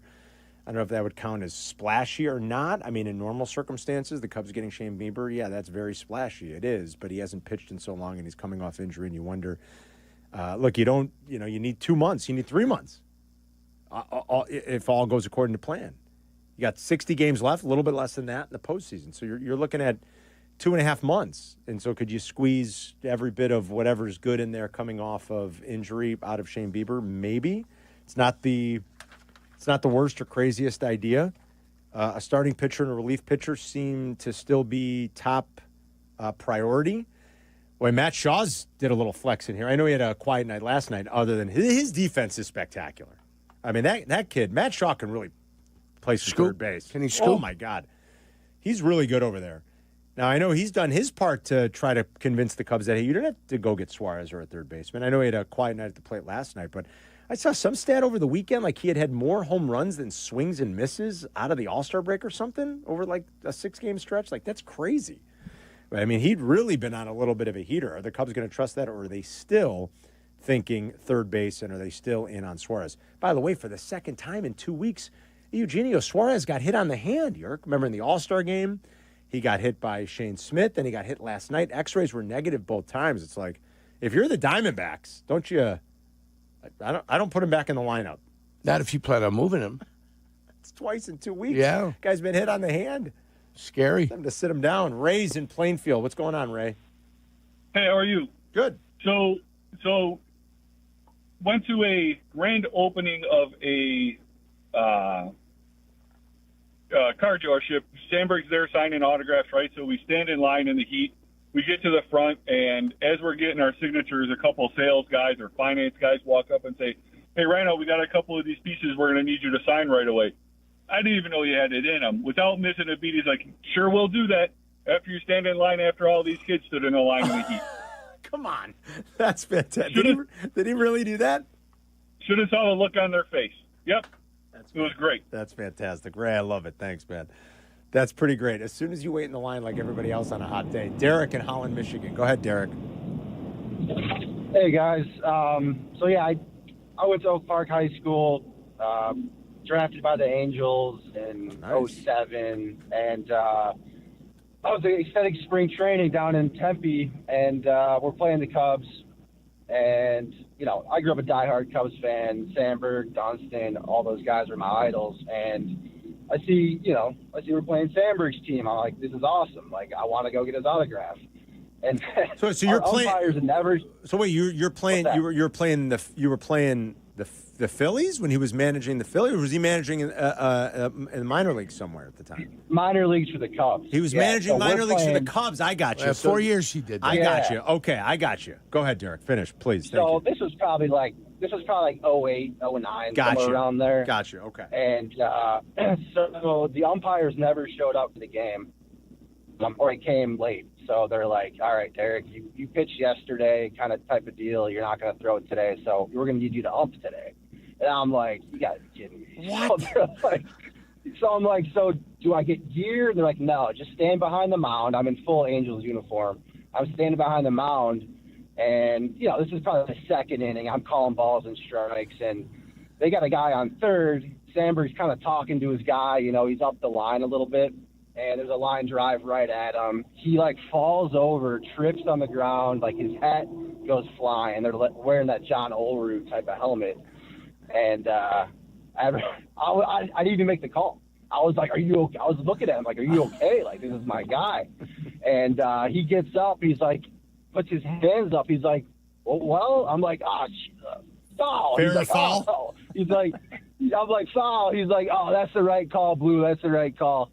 So yeah, that was it was a good experience. I never got to like go get his autograph. I was probably too a little maybe a little embarrassed or whatever to do that. Great, But Derek. Wait, but Derek, let me ask you: Is this he was a pretty cool guy? That is great. And is this a common occurrence that the umpires don't show up in a minor league game? It happens. This sounds like something in youth baseball. I know. It was weird. It was not normal. It was extended spring training, so like the big league guys had already left. So it was a lot of your rehabbers and your minor league teams that start a little bit later after the big league teams start. That is so crazy. So, Derek, yeah. That's wild. Derek, thanks, man. Appreciate that story. That's pretty good. Yeah, we didn't even mention that about Rhino. He went out and he started riding buses in the Hall of Fame because he wanted to be a manager. Well, he wanted to do it, and he wanted to do it the right way. Yeah. Remember when he came? When did they get here? When did Theo in 2011? I want to say 2011. I want to say it was the He's fall. been here of 14 years, right? It sounds about right. Yeah, I think 2011. Jed, that's right. Jed Hoyer. Mm-hmm. He just got extended. By the way. I saw that. Carter Hawkins. My guy. I'm just making sure I know all the names, Carm. You got them all. 2011. I think he started riding the buses in 09 or 10. That sounds about right. Is that right? And he did it for 4 years. The opening came up here with the Cubs. They didn't hire him.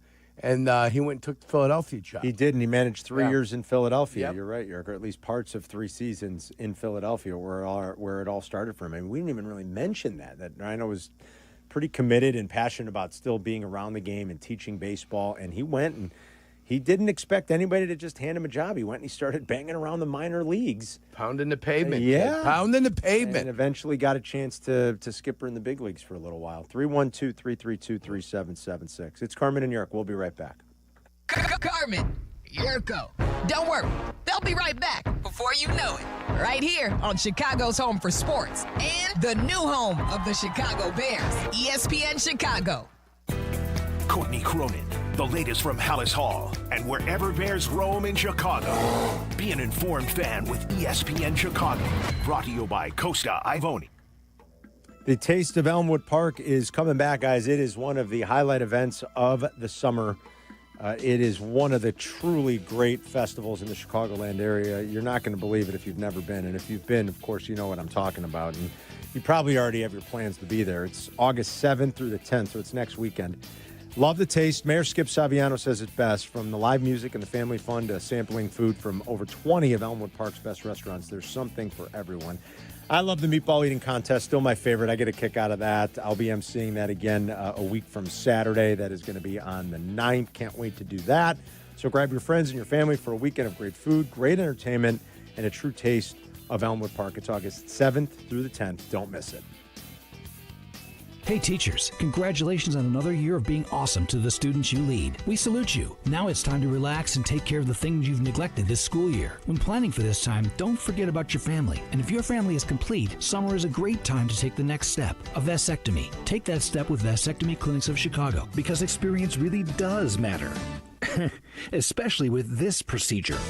They make it so easy with their 30-minute, no-needle, no-scalpel, in-office vasectomy. Log on to vasectomychicago.com, read the testimonials, and learn more about their procedure at Vasectomy Clinics of Chicago, with 4 convenient locations in Naperville, Tinley Park, Arlington Heights, and downtown Chicago at Lake Point Tower, now with free valet parking. Their procedure is covered by most insurance, so everything is lined up to make your decision an easy one with Vasectomy Clinics of Chicago. Visit vasectomychicago.com today or call toll-free 877-877-4VAS. That's 877-877-4827.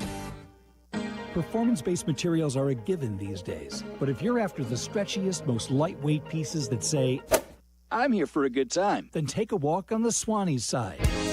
With fabric sourced from recycled plastic and styles designed for on- and off-course versatility, Swannies brings you sustainably made, intently designed, and affordably priced golf gear. From polos to layers, it's gear that looks good, feels better, and plays everywhere. Upgrade your game and your closet at swannies.co. Hey guys, it's Silvy for Window Nation. You've been trying to stay cool this summer, but your windows aren't keeping the AC in your home. It's a problem I had. Window Nation can help. With their energy-efficient replacement windows, your home will be comfy and cool for the rest of summer. And better yet, Window Nation is currently offering 50% off all window styles. And how about this? No interest until 2030. 0 interest for 5 whole years. Don't miss the best deal of the year, plus 1-day installation from Window Nation. Call 866-90Nation or go to windownation.com. Hey, Joe Fortenbaugh here. Whether you're locking in your home run picks or riding with your favorite golfers this summer, ESPN Bet is your sportsbook for all the action. Go from checking stats on your favorite teams and players to placing bets in just a few taps. Plus, new customers can get $100 in bonus bets when you make your first $10 wager. Download the ESPN Bet app and sign up with the promo code JOEQ to get started today. Must be 21 plus. Gambling problem? Call 1-800-GAMBLER. Terms and conditions apply. See app for details. Offer not available in New York. Adam Schefter here for Vivid Seats, your ultimate destination for all your sports and concert needs this summer. With a game-changing rewards program and an unbeatable selection of tickets, they make it easy for every fan to watch their favorite teams and players in action. Catch every home run and thrilling comeback in person from your favorite seat. Plus, every ticket is backed by a 100% buyer guarantee, giving you peace of mind with every purchase. Visit VividSeats.com or download the app today. Vivid Seats, the official ticketing partner of ESPN. Hard work beats talent when talent doesn't work hard. That's why when it comes to hard work, nothing works harder than a Chevy Silverado. Check out the full line of Silverados at ChevyDriveChicago.com. Chevy Silverado, official truck partner of the Chicago Bears. You're listening to Carmen and Jurko. Follow the show on Twitter at Carmen DeFalco and at Jurko64. This is ESPN Chicago, Chicago's home for sports. 2 months away from the ESPN Vegas vacation trip, the ESPN Chicago Vegas vacation trip. Can't wait. Week 4, Bears, Raiders in Vegas. We're going, the whole station and a bunch of listeners. And, man, we have sold a lot of these packages. So you want to get yours by going to truefantravel.com. That's truefantravel.com. And click on the ESPN Chicago Vegas vacation banner, and the entire package is all put together. They've done all the heavy lifting. They give you lots of choices, too. You know, they do. There are different options for you there, but it's basically 3-night stay at Mandalay Bay, right across from Allegiant Stadium, with ticket to the game, a lot of private stuff with us and all the hosts and the shows, tailgate on the day of the game. That's going to be for us only. What else? Airfare, obviously. If you look at it and go, man, that's expensive, price it yourself. Yeah. Let us know what you come up with. Piece it together. Tell me what you got. Especially staying at Mandalay, across the street. No fighting for Ubers or anything else. Yeah. Walking across the bridge. Short little walk right out the back door. I haven't been to Allegiant Stadium yet. I've been by it. Yeah, me too. And I haven't stayed at Mandalay in quite some time. But as I understand it, from Dala's been there, Waddle and Silvy have been there. There's like a pedway. Right? I mean, you walk right to the stadium. Sure. Because it's right there in the south end of the strip by Mandalay. So you get on board, like being at the airport. It just kind of ferries you over there. Yeah, that's the other thing I like about Mandalay. It's a short ride from the airport, too. So can't wait to get out there for this trip. It's going to be great. TrueFanTravel.com and book your trip to hang with us today. And it's going to be a fun weekend. I understand the list yesterday was your favorite cities. Favorite cities, yes. And you all had Vegas on your list. We did. We love Vegas. 3 or 4 did. 3 or 4. Oh, Peggy did not. No, I didn't. Oh, you didn't. Oh, I love it. I love Vegas. It just didn't make the list. Maybe 6. Fair enough. Maybe 6. That's fair enough. Vegas would be on my top 5. I was gone yesterday. I think Vegas would probably make the cut for me. I love Vegas. New Orleans, South Beach. That's not a city. Miami, obviously. Miami, New Orleans, Vegas. Buenos Aires. I had Calumet City as my number 1 I would not yesterday. have Cal City. Well, you weren't born there. That's true. You might have Berwyn. We were saying cities in the U.S. Oh, it's got to be U.S. So I can't put Buenos Aires. Okay. No Buenos Aires. No San Sebastian. No, none of that, Carm. Oh, boy. No Kenosha? No Kenosha. The Kickers? Love K-Town, but... Been up there with the Kickers? Mine would be NOLA, Vegas, Miami, San Francisco, and NYC. That'd be my San Francisco. Easy on the San Francisco. I was told that having San Francisco number one was really bad. Careful. By whom? Peggy. Mid-90s? Peggy said mid-90s? She did not agree. Peggy said it San was Francisco. a Not no more. cesspool. Cesspool. A cesspool. We were just there. I mean, where's Travis? Did I just see And Travis? it's great. That's what I said. I was there recently as well. I love it. It's there my number one car. Me and Travis and Shay were there and in Yurko. December. And Yurko. And the good kid. You didn't Last hang with year, us as much because you December. left on Saturday. I didn't hang with you that much because I was crippled also. Yeah, poor Yerk. I mean, his poor knee, that whole thing, the timing of that was brutal. You know what she did have on her list, though? But San Fran was incredible. We had a blast. You didn't have a great time? It's got nothing to do with having a great time. She said it was a little bit of a cesspool. She did. Yeah, okay. She did have Yountville on there. Oh, yeah, of course. Yeah, with all the wineries and everything and the French Laundry. She had Yountville, though. Yeah. All right? Yeah, but but that's not my San point. Francisco. Not San Francisco proper, but she had Yountville.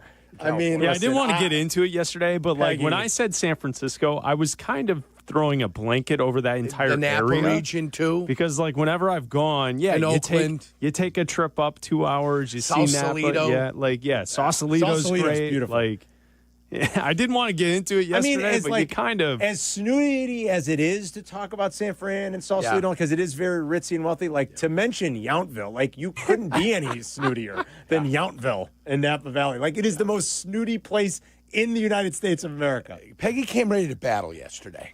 That's all I'm going to tell you. She came with an edge yesterday. Oh, and, yeah, I was on tiptoes for a little while, a little tiptoes. That's epic. Making sure, That is epic. Well, San Fran would be on my Peggy list. riled up, you know. That'd be my take 5. The old Solheim Cup. Boy, I tell you. The old Solheim Cup, I I asked her heard. if it was a tennis tournament. She almost, man, my head almost got snapped off there. Jeez, I'm just kidding. I mean, come on. I freaking love it. Yeah, but we had fun yesterday. It's a good time, Carl. Oh, that's awesome. We go live, Peggy and I, post-game show. Yes. August 10th. That's the first exhibition game. Doing it live. We're doing it live. Gonna do it live. Is that's the Miami game, right? Do I have that right? It's Miami. Yeah, it's one of those games. I think It'll that's be that right. weekend, Carm. Oh, yeah, my God. which means Yerk, not to be A the Debbie bearer Downer. of bad news, but that means this upcoming weekend is for all of us who participate in the Right. Bears radio network programming, the day of programming. Yeah. This upcoming weekend is our last weekend of the summer because 2 weekends from now, we have a full schedule of Bears programming on Sunday. You fly that golf flag on the green at half-mast at Countryside. Well, the good thing And is at that Yurko's the game on the Country Club. 17th is at nighttime. Yes, it is. Monday So night, there's still a full Yeah. slate of golfing Yeah. activities that day. There's also a Friday night There's a game. Friday. So, like, 22nd is Friday night. but like when it's like, here we go, we're back. It's and on, then boys. Labor Day Preseason's back. weekend's off. I've Yeah, always yeah. said that Lollapalooza is the end of the summer for me because like that was always when Whitney went back to school. Right. So to teach and Wait, stuff. is Lala this weekend? Lala's this Wow. week. Lala's in 2 days. Wow. Thursday. Jeez. We won't be down on the ground floor Thank looking at all God. the freaks come But walking now by. now the end is like when the Bears' first preseason game is. I Adam? mean, it's the same weekend. I mean, it's Yeah. basically the same Yeah, weekend. same It's thing. next weekend. This weekend it coincides. Yeah. Almost, I guess. Yeah, we're off by a week. 312-332 ESPN. We got another list coming up for everybody, plus the lunch rush. Jesse Rogers in an hour. We'll talk more about Rhino's passing, sadly. We'll talk about the Cubs and Brewers, big game 2 of that series tonight, and what's going to happen in a couple days at the deadline. We're back in 2 minutes. You're listening to Carmen and Yurko on ESPN 1000, Chicago's home for sports. Hey friends, I'm Tom Waddle and I drive a Hawk. Find your next car at hawkauto.com. Choose from 12 Hawk Auto locations at Forest Park, St. Charles, Plainfield, Joliet, Carroll Stream, and now LaSalle, Peru. Shop thousands of vehicles from 13 big brands. Save with 0% financing or make no payments for 90 days. Plus save even more with our complimentary maintenance plan. Find your next car at hawkauto.com and drive what I drive. Drive a Hawk. hawkauto.com.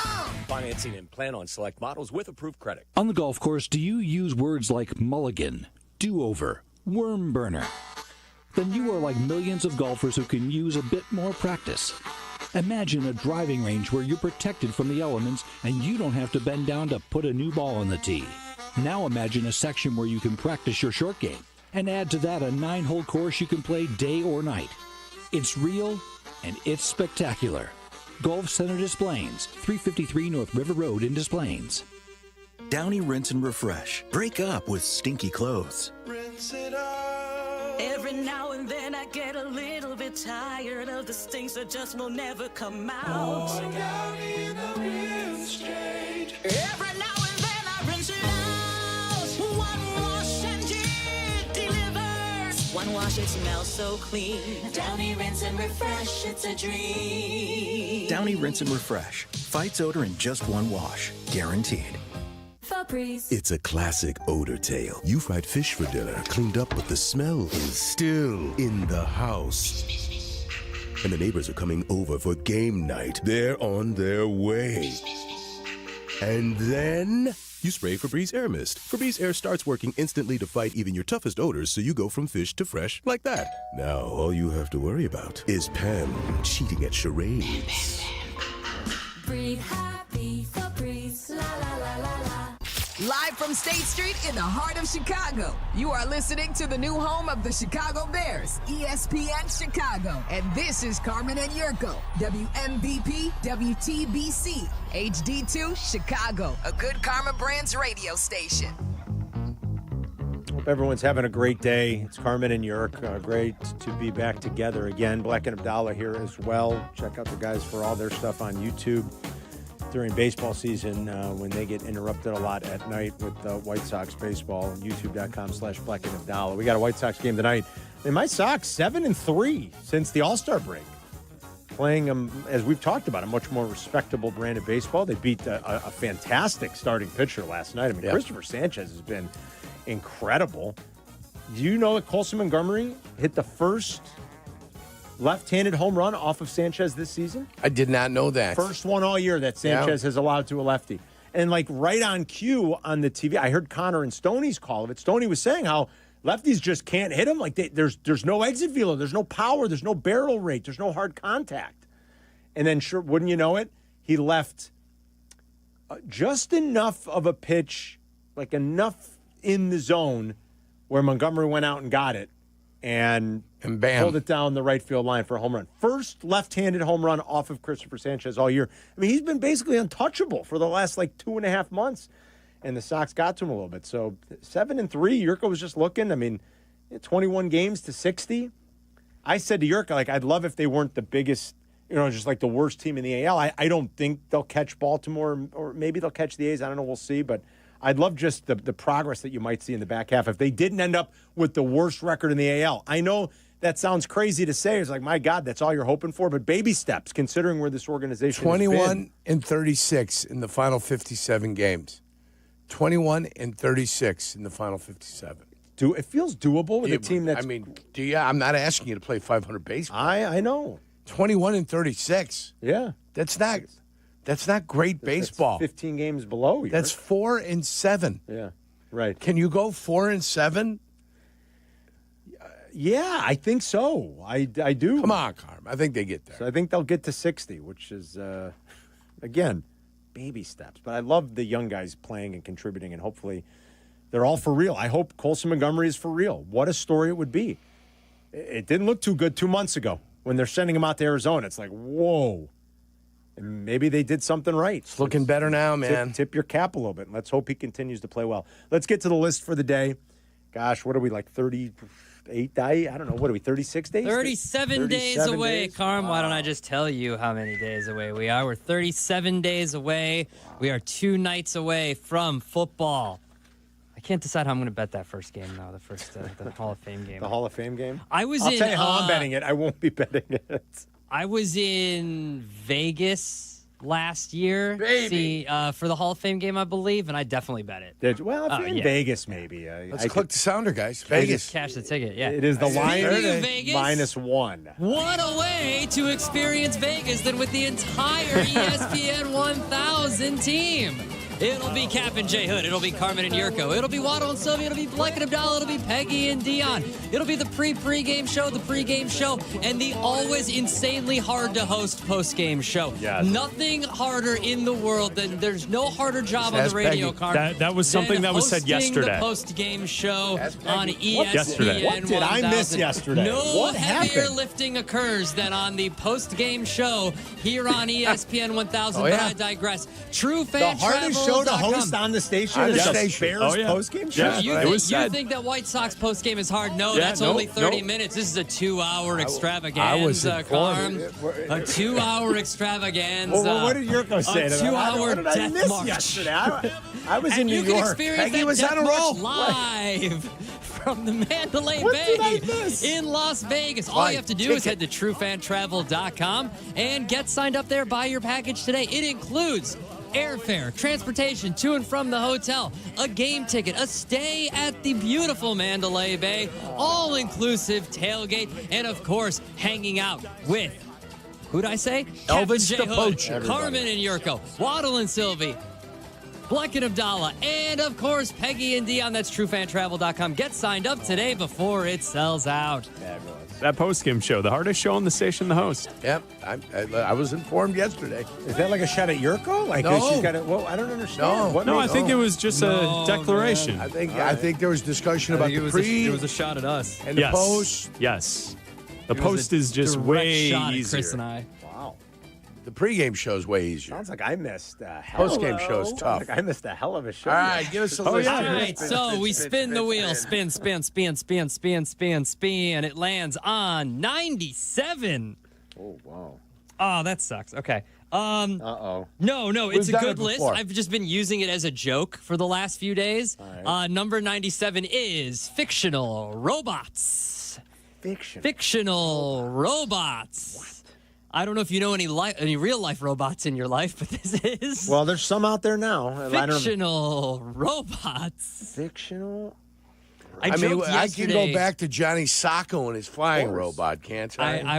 I joked yesterday, Carm, that because Peggy doesn't like the list because she thinks they're hard, and I was like, we'll get much Just like that the post-game. post-game show. So I said maybe I'll spin the wheel and you'll get fictional robots, and she was like, please no. Oh, my gosh, she would have gone nuts. At least it was a fun list that I'm sure she enjoyed doing cities. Okay. All right. Fictional robots. Okay. I got this one here. Fictional robots. Oh, my God. A lot of typing going on. Oh, my Lord. Ready? Wow. I feel like I really? just aced the test. Ready? I gotta look. All right, I'm ready to go, gentlemen. Fictional robots. Number 5, Cletus. Cletus? What's Cletus? Cletus is the Fox NFL robot. That's good. That's pretty good. The I'm not Fox gonna lie. NFL robot. That's a great Cletus. That's pretty good. Number 4, Bender from Futurama. Number 3, That's good too. Megazord. Megazord is the combination of all the Mighty Morphin Power Rangers. Oh my God. Megazord. You've Number 2. Listen, it's a documentary. Oh, jeez. Here we The go. robot from iRobot. That's a documentary. It's a documentary about our future. Okay. At the time, it was fictional, but now we know we're all doomed. We're all doomed. That the AI is going to kill us at some point. It is. And number 1, the Terminator. Yeah. All right. Yeah, Good. Oh, Terminator's good. I didn't I'm expect ready. that. I'm ready It's too. on my You list. go ahead, Yuri. I'm ready. You ready? Yeah, I'm ready. That's the first one I wrote RoboCop. down. RoboCop. Yes, Great. Yurko's on my RoboCop number list. 5. Yes, Yurko. Number 4, Optimus Prime. Yes. Good one. Got it. Number 3, C-3PO. Yeah, Okay, great yeah. one. C-3PO. Great Number one. 2 is the aforementioned Carmen's Terminator. Mm-hmm. Well, And then number 1 on my list, it couldn't get done without him. Princess Leia absolutely needed him. he's on mine. R2-D2. Yurko and I have a very similar Great list. list. We have a Yuri. very similar list. All right, I'm ready to go. I'm going to go Optimus Prime 5. Great one. I'm going to go Johnny 5. He's on my 4. list. Johnny 5. Johnny 5. I'm going to go Wall-E as my number 3. I'm going to go number 2, Tars from Interstellar. Interstellar. fabulous. Pretty good, right? It's fabulous. Number one, the girl robot from Small Wonder. Yeah. Was it Vicky? Vicky, yeah. Right? Vicky, Vicky. yeah. That show was awesome. I thought about Vicky for a second. Small Wonder. What a great show. I'm just trying to get my list. My order. Hold on, you guys. Yurko, great. I'm impressed with Yurko's list. That's no offense to your list, Abdallah, but Yurko's was better. I was going to replace Terminator with all right, the T-1000. T-1000, yeah. That's a great one. But then I was going back and forth. All right, here we go. Number 5, Johnny 5 is alive from Short Circuit. Great. Number 4, I'm with Black Tars. Phenomenal in Interstellar. Number 3 on my list is RoboCop. I mean, he's half human, but he's mostly robot after the incident, right? So he's definitely a robot. I wondered, would that count? But okay, Sure. RoboCop is number 3. Number 2, R2-D2, and number 1, I did go with the T-1000. I went with T2, the good version of the Terminator, the T-1000, Arnold in T2. Come with me if you want to live. That is my number 1. I wrote that down immediately. I feel like I don't even have to. There's no way this is going to be wrong for me. I'm like, I forgot this one. T-1000, numero uno. Great call on the Terminators, guys. Great list. That's fantastic. I love it. All right, if you want to give us your favorite. I was going to go with Will Smith. Fictional robot. Well, that's what Abdallah was doing. Is that what he did? iRobot, You went Will right? Smith with iRobot? Yeah, that's what Abdallah was saying. Well, Will Smith did he is go the other a one? person, the But robot. But his arm was robotic. Oh, yeah. Okay. And we missed. All right. The one guy we missed, the original, is $6 Million Man. $6 Million Man. Yeah, okay. That's a good one. Steve All right. Austin. Steve Austin. It is good. I missed that one. And then there's also the robot from Lost in Space. I feel like you got to be a much older person that's to an remember. age thing there, Carm. I don't know how many of our. Yes, I can picture it. What's the name? You were really little. I don't think but he I can has a picture name it. because the only thing he ever said was Danger Will Robinson. Danger Will Robinson. Yeah, And then the other one from that time frame would be Rosie the Maid from the Jetsons. Yes. That's a good one. Yes, that is a good one. Exactly. Oh, there's a lot of good ones that we probably haven't even scratched the surface on. Like the cartoons, I feel like there's probably. Yeah, there's a lot on cartoons that I don't think we've touched. I love that Chris had Small Wonder because I thought about that for a second. That was a show great when we show. were kids. Small it was. Wonder. Oh my God, it was so cheesy. Dave's at Tinley Park. What's going on, Dave? Did I hit the right line? Yeah, there's Dave. What's going on, Dave?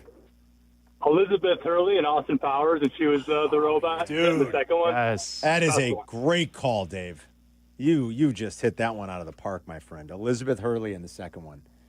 I love Elizabeth Hurley. My goodness gracious. Lewis and Lyle. Lewis loves the list. He doesn't miss an opportunity. All right, Lewis, go.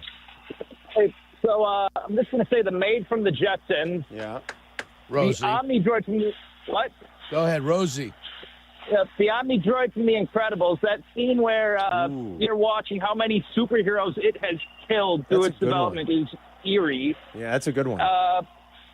Isaac from the Orville and R2-D2. Yeah, R2-D2. Love that you put him on there. Two of us had R2-D2. Yeah, I had. A couple of us did. Number one on my list. Yeah, somebody had C-3PO too. Did you I have had both? C-3PO, you both had- of them, you had yeah. both. By the way, I was going Saturday morning, walking into the security line at O'Hare. Mm-hmm. I feel bad. I did not grab his name. I wanted to give him a shout out. I feel bad. I didn't grab his name. But Who is it, Carm? He stopped as me and my daughter went by, and he said, "Carm."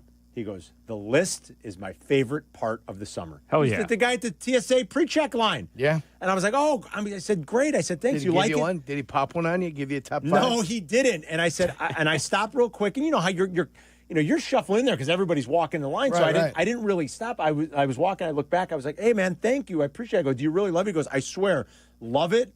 Keep doing it. Do it next summer. Love it. He gave me the thumbs up. Yeah. I like He goes, it. Yeah, the TSA pre-check guy. He goes, I love the list. Favorite part of the summer. Stops right when? Right at the football season.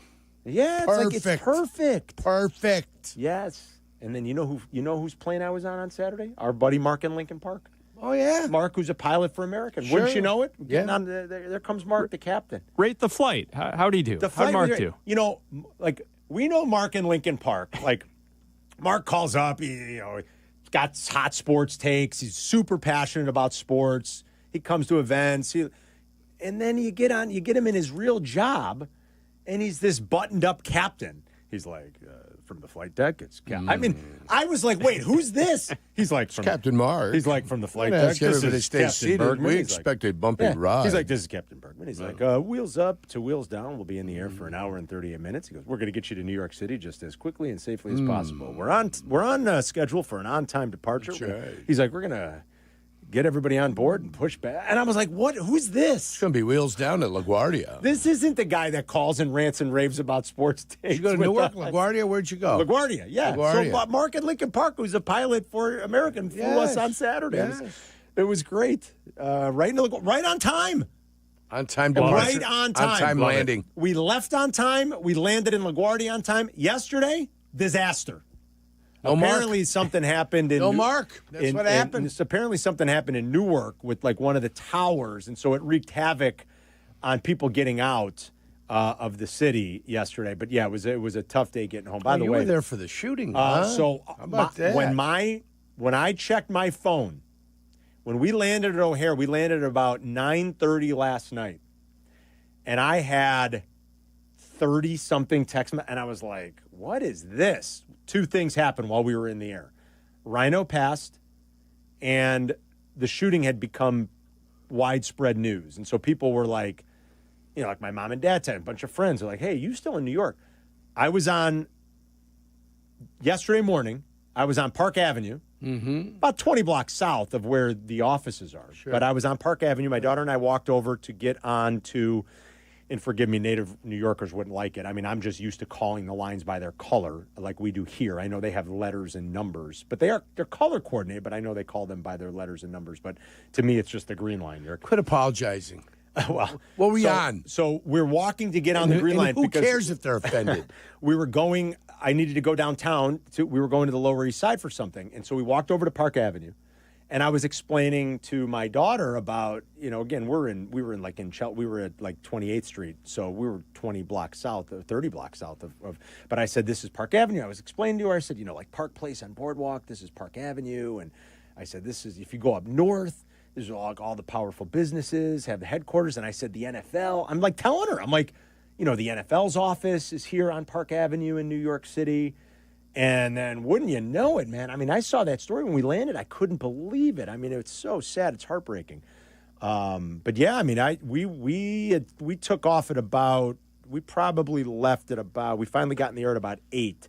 But I didn't know it had happened until we landed yesterday. And I saw I couldn't believe what was going on my phone. And like I said, it was all about the shooting, having been in New York City for the weekend, and then Rhino passing. Brian's in Jefferson Park. Go ahead, Brian. What's going on, boys? Tell us, man.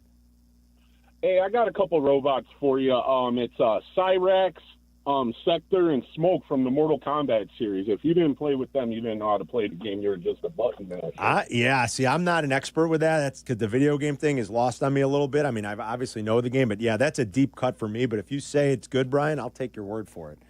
That stuff is way above my pay grade in terms of what I'm going to understand about gameplay and robots. But all right. Chase, go ahead. Hey, fellas, what's going on? I got a robot. You guys remember J5 from Blank Man? Yes, Blank Man is fantastic, by the way. And, such an underrated movie. That is that's a great call, Chase. Rosie from Dejected. Good one, man. I love that you just dropped Blank Man. That's a Damon Wayans. I mean, Blank Man is epically good. He's ruining other lists, but I believe favorite superheroes is on there at some point, and you're definitely going to hear Blank Man and Meteor Man from me. So good. James in New Lenox. Go ahead, James. Hey, guys. I got an honorable mention to start. Mega Man from the Nintendo video games. Yeah, that's good. I'm hoping it counts. Sure. And then in no particular order, Megan from the horror movie that just came out, the Megan 2. Oh, I didn't know what that is. Girl doll. Oh, okay. She's like a robot. Ooh, yeah. Okay. Alice, the Megan Fox robot from Subservience. Don't know it. It's pretty good. You're going to want to check it out. Brainiac from Superman. Yeah. There was a pitching robot called Casey from a Twilight Zone episode. I don't remember that. All right. I mean, I wasn't a huge Twilight Zone fan, but I like the song. And my number one is Gwendolyn who is from Rick and Morty, the one that Morty procreates with, to have a Gazorpazorp child. I mean, James, I'm I'll hang up and listen, James, guys. I'm going to tell you, James, I love your inner nerd, babe. I mean, that was some epic stuff right there. I don't know what he's talking about. That was great. But Rick and Morty's a great show. That was absolutely great. Check it out sometime. Talking Carl. about a Rick and Morty. That is great. Stacy in Bronzeville. Go ahead, Stacy. I got a few of them for you. Spectrum Man. Remember Spectrum Man? Yep. Channel 44. Yeah. And then I got Voltron.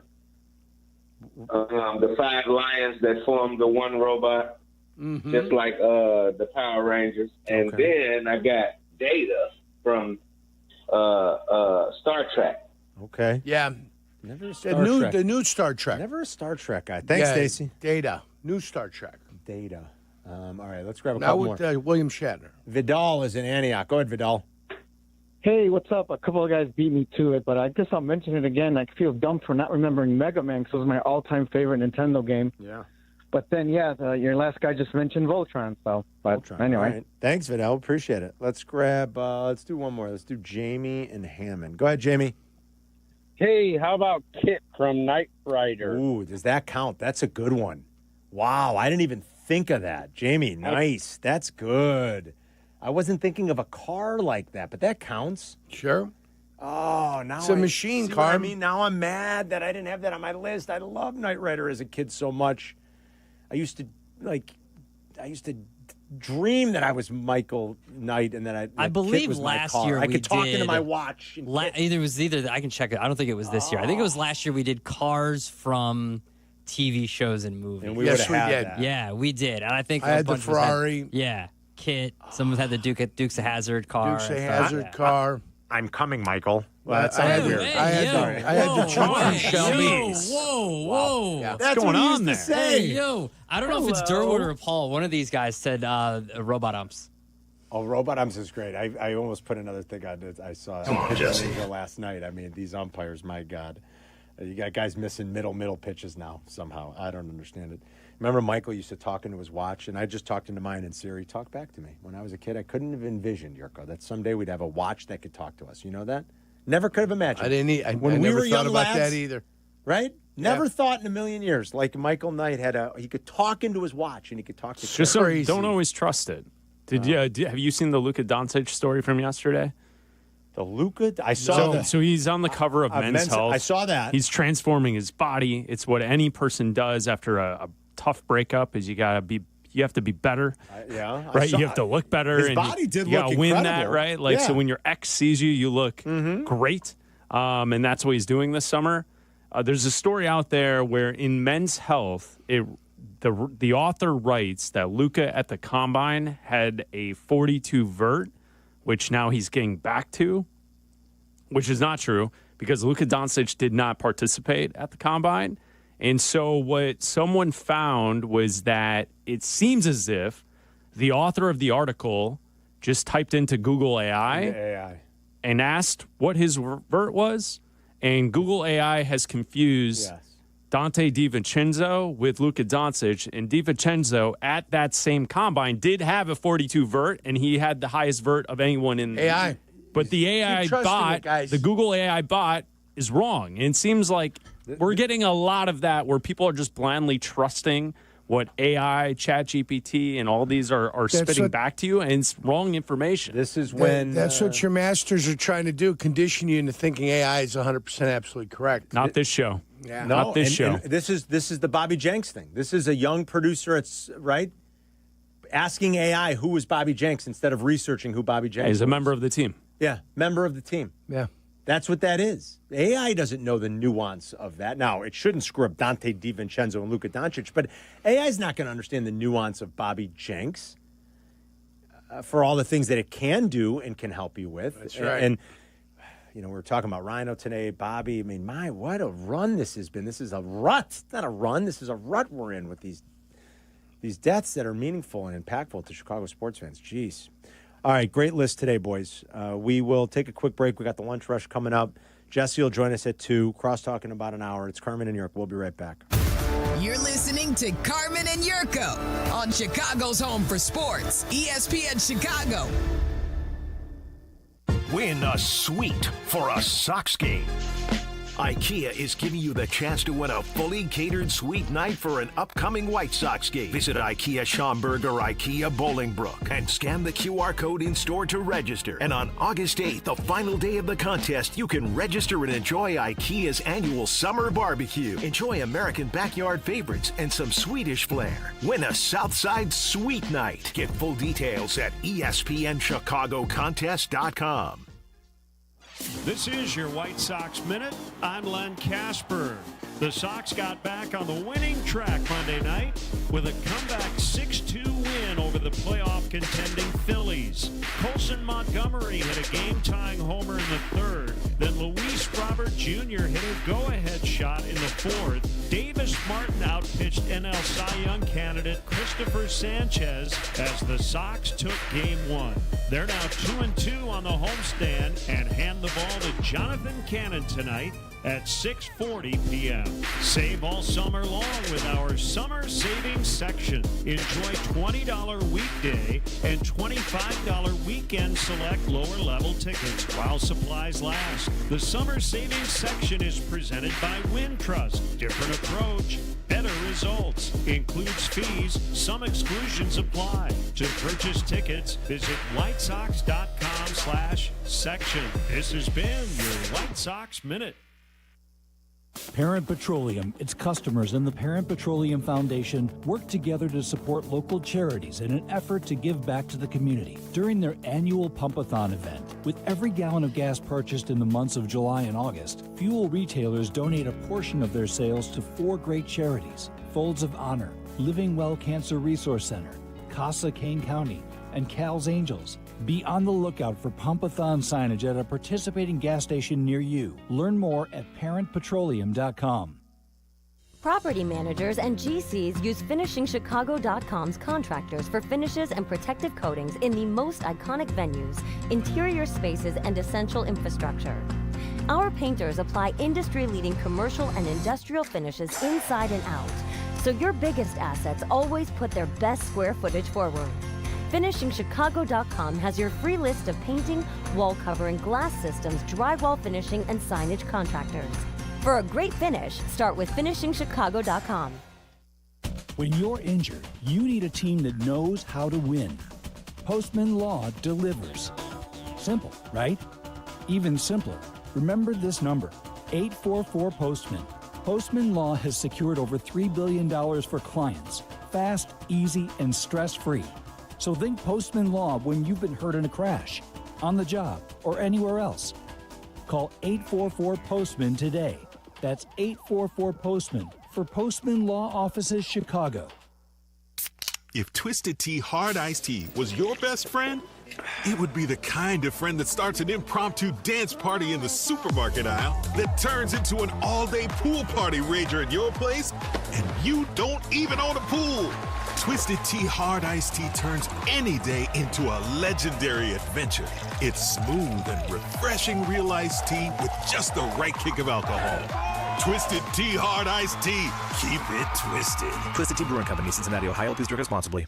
A SoFi personal loan is here to help you achieve something once thought impossible: overcoming high-interest credit card debt. Walk the tightrope of your finances with one low, fixed-rate monthly payment, no fees required, and as soon as the same-day funding. That's right. Pull off your own debt-defying stunt with a SoFi personal loan. Visit SoFi.com/trick to learn more. Loans originated by SoFi Bank, N.A., member FDIC. Terms and conditions apply. NMLS 696891. Want to buy a vehicle in 60 minutes or less? Purchase your next vehicle in 60 minutes or less at Advantage Chevrolet Bridgeview, or your first car payment is on them. And every new Chevy comes with the Advantage Plus program. Together, let's drive. Restrictions apply. See dealer for details. Working from home? We're back in the office? Don't miss a minute of Carmen and Yurko. Just ask your smart speaker to play ESPN 1000. I made a mistake. I got to correct during the list. The T1000 was the bad Terminator. Yeah. That was Robert Patrick, the Right, liquid. you said he was a good one. What was the upgraded model? What was he in the second one? Or was he still just a T, 800? He was the original, yeah. So it was still just a T800, just tweaked by John to be the good guy. That's my mistake. My bad. I'm sorry, everybody. And I would said say the T1000. T1000, is that technically a robot? Because isn't it like a... That's a good question. I mean, he's like liquid metal. I mean, he's a Terminator, but he's not really a robot. That's a good point. I don't know how to Well, it classify never gets that. inside the circuitry of the T1000, guys. I'm sorry for screwing that up. That's my bad. So I guess Arnold is still just like the good version of the T800, which I think is what his number was from the first one. Forgive me. I did not mean to make that mistake. I do apologize. Hey, sometimes we make mistakes, you know. Better to be wrong, I guess, on T800 versus T1000, York, than something all that important. But I wanted to clear that up. I'm glad you did. A few people hit me up and say, no, Carmen, the T1000 is the bad guy. That was pretty badass, To be too, fair, but not my favorite. It's Arnold life or death. So if you get it wrong, you go to the wrong guy.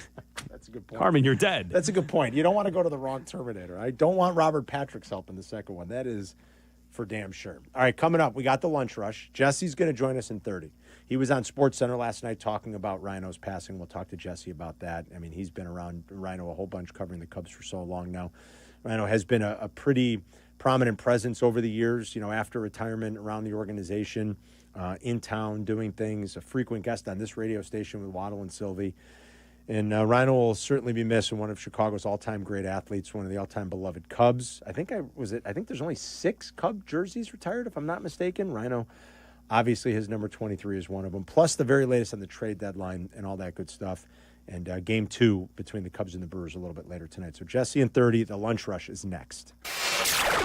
You're listening to Carmen and Yurko on ESPN 1000, Chicago's home for sports.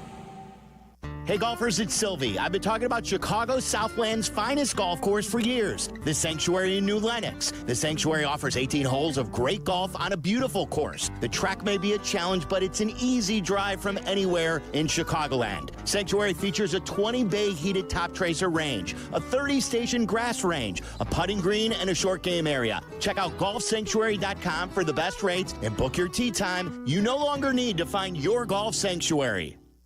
At Wintrust, our approach is to let Southside fans show off their Southside pride anytime, anywhere. With the White Sox debit card from Wintrust Community Banks, you're not just swiping, you're making a statement. It's like a megaphone for your wallet. Broadcasting your Sox pride with every transaction. Open an eligible checking account. Visit wintrust.com/Sox today. Wintrust. Different approach, better results. Member FDIC. Save big on everything you need when you shop at Menards. Spidey Electric smart home products make everyday living simply smarter. Stay connected to home while you're away with wireless outdoor security cameras. Control all your smart home products from anywhere using one easy-to-use app. View our entire selection of Spidey Electric smart home products today on Menards.com. Plus, check out our weekly flyer for other great deals happening this week. Save big money at Menards. With 3 locations to serve Chicagoland, Advantage Chevrolet gives you so much more. Visit and see the amazing inventory and savings at Advantage Chevrolet Hotchkiss. And Advantage Chevrolet values your time. They'll have you in your new Chevy in less than 60 minutes, or they'll make your first car payment. That's right. Drive off in your new Chevy in less than 60 minutes, or they will make your first car payment. Visit AdvantageChevrolet.com. Together, let's drive. Must mention offer upon arrival before negotiation. Restrictions apply. Ask dealer for details. The cheers, the smiles, the high fives, they make every race worth running or swimming. Be a part of the fun at the Chicago Ducky Derby, Thursday, August 7th. Tens of thousands of rubber ducks will splash down the Chicago River, all racing to support Special Olympics Illinois. You can help fuel the dreams of these incredible athletes and maybe even win big. So make a splash, quack a smile, and show you're in their corner. Adopt a duck and try your luck today at ChicagoDuckyDerby.com. Actual price will depend on product and subscription plan. Featured products are compounded drug products, which the FDA does not approve or verify for safety, effectiveness, or quality. Prescription products require an online consultation with a healthcare provider who will determine if appropriate. See website for details, restrictions, and important safety information. Want a boost in and out of the bedroom? Hims has you covered. Introducing a new 2-in-1 approach to level up your game. Tadalafil for better bedroom performance and zinc for testosterone support. Put it all together and you've got what you need to turn things all the way up. Getting started is simple. Just go to hims.com/joy to start your free online visit. Through Hims, you can access ED treatments including pills, chews, and more. 100% online. No office visits, no pharmacy lines. Just fill out a simple intake form and a licensed medical provider will determine if treatment's right for you. If prescribed, it ships free and discreetly to your door. Find affordable treatment options at up to 95% less than brand names at hims.com/joy. That's hims.com/joy, hims.com/joy. The X Insurance Great Lakes Grand Prix is coming to Michigan City, Indiana. Join me, Yurko, Johnny Handsome, for the official ribbon cutting, launching a weekend showcase for the world's fastest and most powerful offshore boats. See you at the Sunset Grill at Washington Park Beach, Thursday, July 31st at 5:30. Zoning out on that Zoom meeting? Zoom. Find out what Carmen and Jurko were talking about. Tell your smart speaker to play ESPN 1000. Go see Jurko Thursday then over in Washington. I'll be there. Is it Washington Park? Yeah, Sunset Grill, Washington Park Beach. Washington Park Beach, there you go. Yeah, Sunset Grill, Carm. Nice. Michigan City, Indiana. Michigan City's great, man. Oh, boy. Good I know time. you used to vacation a lot Yeah, up in like Northwest Michigan City, Indiana. Beverly Shores, what's the, St. Joe, Benton, what's the other one? Why am I blanking? Where New Whitaker Buffalo. Woods. New Buffalo, yeah. Yeah. Not the old one, but the new one. Yeah, beautiful, beautiful place to vacation. Short drive from Chicago. Like they always say, the tagline's good. Make the short drive and feel miles away. It's a great call. So you go see Jurko there on Thursday night. We've been talking about the X Insurance Grand Prix. Should be a lot of fun coming up this weekend. Still some fun summer stuff. Lala this weekend is the guys we're talking about. Next weekend's Taste of Elmwood Park. I can't wait to get there. I'm going to be there a week from Saturday. So next Saturday in Elmwood Park by the bocce ball courts, we're doing the meatball eating contest. Nice. Yeah, baby. Rosebud cooking up the meatballs. Carmen loves the meatballs. George Dana cooking up the family recipe meatballs. And then the contestants, men and women, get after this, man. And it is great. They are totally into it. The crowd loves it. Our two-time defending champ, Frank Wach. Yeah, the guy's the man. You got to come out just to Frankie who? Frank Wach. You got to come out just to experience Frank. This guy's unbelievable. He is a machine. You can't imagine. So I'll be there in Elmwood Park a week from Saturday. So still some fun summer stuff. The man loves his meatballs. He loves his meatballs. We're winding down July. I can't believe it. Tomorrow's the penultimate day of July already. My God. Let's get to the lunch rush. Abdallah, start us off. What do you got? What's up? We haven't spent a lot of time on Bears practice today. Yeah, we haven't because we've been doing a lot of Rhino and we did a list and we talked some Cubs Brewers and some Sox. So decent day for both the offense and the defense, I would say, judging from Courtney Cronin's tweets and everybody else's tweets. I will say that Ben Johnson, in his media availability before the practice happened, did say he would like to have left tackle finalized before the first preseason game. So we're talking for the first preseason. I like 10-ish game, So 10-ish days, 11 days. And maybe we'll talk to Courtney later in the week about it. Like, who do we think has the upper hand here? And I was a little disconnected this weekend. I didn't follow it all that closely. I know there was one day without practice, but who do we think has the upper hand right now? It's too early to draw any conclusions. Yeah. Yesterday, they all took reps with the ones. So there really isn't like a solid. Okay, so this thing's still pretty open. Yeah. Yes. I will say this. I was listening to Waddle and Silvy on Friday, and Tom Thayer was on with the guys. And he said, did you hear this when he said that Karan Amagaji looks the part? Yes, I did hear him say that. And I was like, perked up. I was like, oh, interesting. Because I thought that he would be like third on the list. And then he mentioned the footwork with Trapillo is a concern getting up to speed. But that was like in the back of my head going into the weekend, Carmen, is what Thayer said seeing Amagaji. I'm glad you brought that up. I heard it too. My reaction was the same as yours. I was like, what? Really? Amagaji? I heard Thayer say that. Because it's really like the first time I've heard anyone say anything positive about him. Yeah. Nice. Maybe. And Thayer knows. Yeah, Thayer would know what he's looking at. There's something he sees in the technique that he sees that he likes. When he says he looks the part, Thayer's watching this with a trained eye, to say the least. So I'm totally with you. I thought, wow, that's encouraging. Maybe last year was just a lost year for the poor kid. You get drafted from an Ivy League school. You didn't finish your season. You rehabbed an injury. You get kind of thrown to the fire. Yes, you into do. the fire late Yes, in the you year. did. Maybe you get put in a bad way a little bit by the organization, but maybe he's responded and they found something. So Stand in the fire, Carmen. don't give up on him just yet. I like Last year it. was a weird year for the kids. So I heard that too, though, Chris. I'm glad you brought it up. All right, what else, Adam? Ben Johnson also said that it's pretty obvious that Luther Burden is behind. This was before practice, and then Yeah. during practice, he Luther. pulled him out of a drill because Burden had trouble lining up in the correct spot. Yeah, look, there's no messing around with this coaching staff, which is good. I don't think we need to make too big of a deal of it either. People want to, this is what coaches do. Yes. This is called coaching. It's coaching.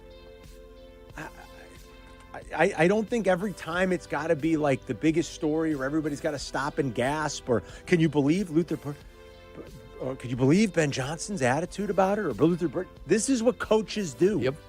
And players crave coaching.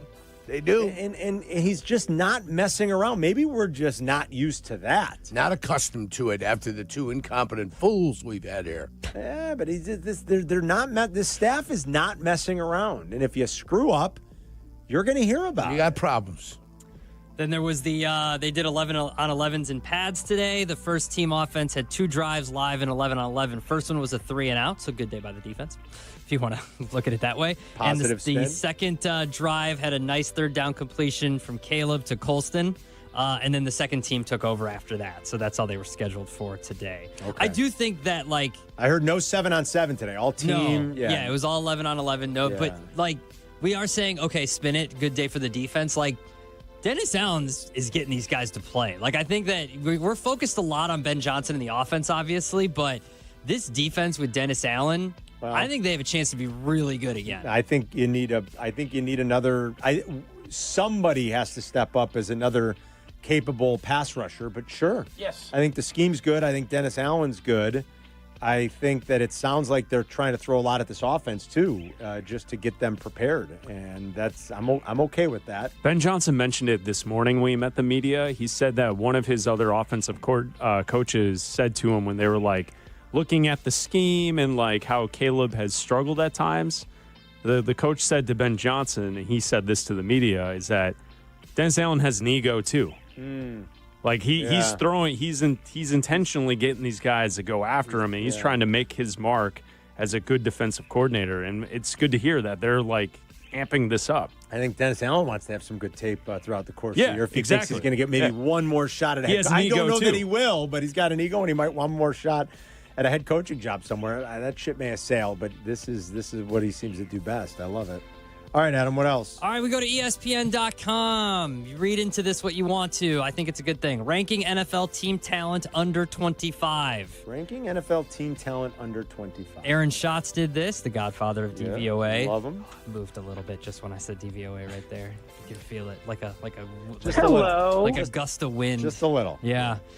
So this is how they came up with the list. This is how they ranked people. Number of starts made by players under 25, number of snaps played by players under 25, quality of play by players under 25, age adjusted to capture the fact that a 21-year-old player of X ability will likely improve more than a 23-year-old player of X ability. This is complicated. Yeah, I see what he's value doing. and length of contracts, blah, blah, blah, blah, blah. Number one, this is the third straight year that the Houston Texans have been number one. That's not all that surprising when you think about their roster, right? I mean, the high draft picks from a couple of drafts ago. C.J. Stroud, Will Anderson, Derek Stingley. Yeah, I mean, that's not too shocking, I guess. Number two, is the Stingley Seattle... still under 25? Yeah. Holy cow. He's a young man, He can play, man. I mean, he is a young man. He can flat out play. Number two, the Seattle Seahawks. Their blue chip players are Devin Witherspoon, Byron Murphy, and Jackson Smith and Jigba. Okay, love Witherspoon for sure out of that group. I think I might like Murphy too, maybe, but I love Witherspoon. I think Njigba got a chance. Okay. The Washington Commanders, up from 18 last year to number 3. Their blue chip players are Jaden Daniels and Brandon Coleman. They're linemen. Okay. The Giants went from 13 to number 4 with Malik Neighbors, Abdul Carter, Jackson Dart, and Kayvon Thibodeau. Number 5. Your Chicago Bears. Caleb, right? Caleb. I would think Loveland's on there. Loveland. I would think Rome. And hold on. Give me a minute. We're missing an obvious one, maybe. Hold Yes, on. you are. Beefy. Beefy. Beefy. I was gonna say Trapillo, but no. Beefy. Trapillo. It's not Trapillo. No, not Trapillo. Same line though. Who Darnell am I- Wright. Darnell I'll just Wright. tell you. Duh. Yeah, Why don't I just tell you? Just tell us. Tyreek Stevenson and Kyler Gordon both graduated, so they're older. I was gonna say, is Gordon's on the other side? They're older Yeah. than that. So Yeah. the Bears ranked number 5. They were actually 5 last year.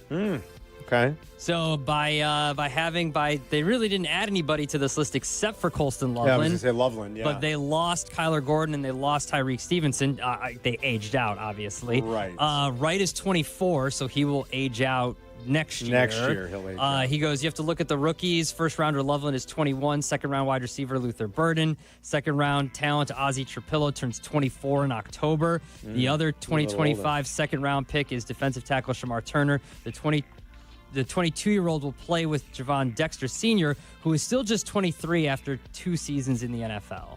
So Trapillo and Wright are same age, pretty much. Yeah. When will Trapillo turn 24? October. Yeah, Wright turns 24 in like 2 weeks. Yeah. So they're about the same age. It just he played longer, obviously, and Darnell's got 2 years of pro experience under his belt. And he's only a couple months older. Okay. I think that's a good thing. Yeah, I mean, it's nice to have young talent. Yeah, it is. It sure is. All right, what else? So I didn't get to talk about this yesterday in the lunch rush. So there was Rob Manfred is going around talking to teams I heard about the labor stoppage that's coming after next season. So they're still going to have another full season. Apparently, him and Bryce Harper went nose to nose, and Bryce Harper told him to get the F out of our clubhouse if he wanted to talk about a salary cap. Yeah, I heard that. Nick Castellanos had to separate the two and calm everyone down by trying to move along the conversation. Manfred then tried to call Harper the next day, and Harper refused to pick up the phone. Yep. They're not going to play baseball in 2 years, guys. Oh, that would be so dumb, you guys. My God. It'd be very dumb, It'd but be I mean, so that's so baseball. It'd be so dumb. Don't you think, Carm, that would be so baseball? I don't know. I'd like to think that these leagues at this point, I mean, you get your you-know-what together and figure it out. Easier said than done, maybe. I'm not in these rooms. These are complicated decisions. The economics of baseball are completely out of whack. I think a lot of that is just on some of that is the way these owners operate. I don't know what the answer is. I'm not smart enough to give you the answers. I'd like to say, I don't have any real answers. I would like certain things. Sell your team.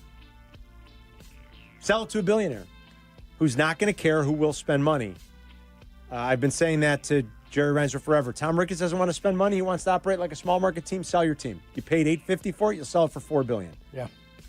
Sell it. Move on. That's, of course, not reality. It's true. You're not going to force these owners to do that. Of course, so I don't have good answers for you. I am not smart enough to figure it out. The situation is completely out of whack. I can promise you not every team wants a salary cap. I can promise you the Dodgers don't want a salary cap. No, sirree. I wouldn't think the Yankees. I can do. promise you the Mets don't want a salary cap. We know which ones do. The skirt teams. Yeah. The cheap ones. Yeah. The skirt. That have been stealing from the big clubs forever. Ever since they implemented, we'll spend it on players, and they never have. The Cubs and White Sox should be amongst the teams that don't want a salary cap. You're the big fish in the small pond in the AL and NL Central. You're the big fish. There is nobody that wants a salary cap more than Tom Ricketts. Shameful. But they're all out of whack, and it's ridiculous. That said, I don't know that I love Bryce Harper. I don't know that Bryce Harper should be. I heard Passan's account of it. Like he had a bat in his hand, and he went and confronted the commissioner. I don't know that that's appropriate necessarily. I mean, come on, guys. And I heard Manfred did not back down easily. Like he stood his ground. Passan said there were no fisticuffs and guys didn't have to get pulled apart. And yes, it was tense. Could you as he imagine understood if it. players fought the commissioner? No, I mean, come on, that can't happen. And he shouldn't even be walking up to him trying to intimidate him with a bat in his hand. Quite frankly, I mean, I don't think that's appropriate. Well, they are in the clubhouse. I will say, I know, I will that's say where this. you find baseball I don't bats. think that's appropriate. I'll go to That's where Yurko's you find point. basketball I don't think bats. Manfred should be going through the clubhouse trying to rally the troops here for this. Like, that's why you have player reps. That's why you have a union. Yeah, that could be. I don't know Manfred shouldn't why, be going in trying to get teams and selling them on a salary Do commissioners make it a habit of going through the clubhouses? That is a little odd, too, I guess. You're right. Roger Goodell's not going to the that's clubhouse. that's the player, like what is the Superman? Fortress. Well, Fortress of Solitude. Like, I could see commissioners going in just to be like, "Hey guys, what's up? How's it going?" But you're not bringing in. We're going to put a salary cap in. And that's fair. And that's fair too. You're right. I can be critical of Manfred for doing that too. I don't think Bryce Harper should be confronting him either. But that's fair enough. I don't know why he'd be parading through talking about labor issues in a clubhouse. That does seem odd. It seems very odd to me. Carmen. That doesn't seem like something that happens very often. Am I nuts? I don't that think a commissioner would be going through a locker room or a clubhouse. Yeah, that does not. The whole thing is cockamamie. I mean, come on, guys, get out of here with this lockout potentially and canceling a year or a straight whatever. You can't do it if you're baseball. You can't. These other teams are like these other leagues, are trying anything they can just to cling to something to hang around there and keep people's interest other than the National Football League. And baseball's finally got a little bit of it going in the right direction. They got a little mo, Carm. Do not screw it up. Do not screw it up. What else, Adam? Is that it? That's the lunch rush. All right, that's the lunch rush. We'll be right back. You're listening to Carmen and Yurko on Chicago's Home for Sports, ESPN Chicago. 8-8 is almost here. Let's hear from number 88. Daytime sessions have sold out, but you can still purchase tickets to an evening with Patrick Kane. What's up, Chicago? Friday, August 8th at Morgan Manufacturing. This 21 and over event includes an open bar and food, a Q&A session conducted by Pat Boyle, a photo opportunity and autograph with Kaner. Celebrate number 88 on 8-8. Google Patrick Kane Evening Eventbrite and get your tickets today. Advantage Dealer Group makes car buying simple and fast with their 60-minute guarantee. They know the process starts online, so every one of their dealerships has designed the experience with you in mind. Browse the wide selection of new and used vehicles at Advantage Chevy, Toyota, and Acura. Use their payment calculators, explore financing options, and stop on by. They value you and your time, getting you in and out with your new car in 60 minutes or less. Advantage Dealer Group, where car buying fits your schedule.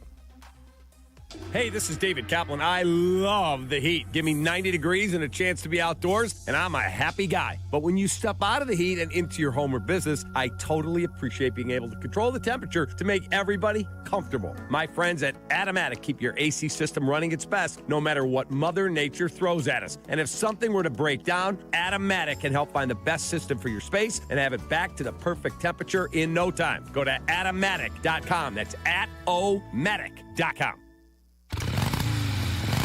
The open road is calling, and the ride begins at Potawatomi Casino Hotel, Milwaukee. This July, you could burn rubber on a custom Harley-Davidson in the Fire Up Your Fantasy motorcycle giveaway. Play with your rewards card all July for entries. Thursday drawings for extra cash and reward play. Fire Up Your Fantasy, only at Potawatomi. More info online. Must be 21 and a rewards member to play.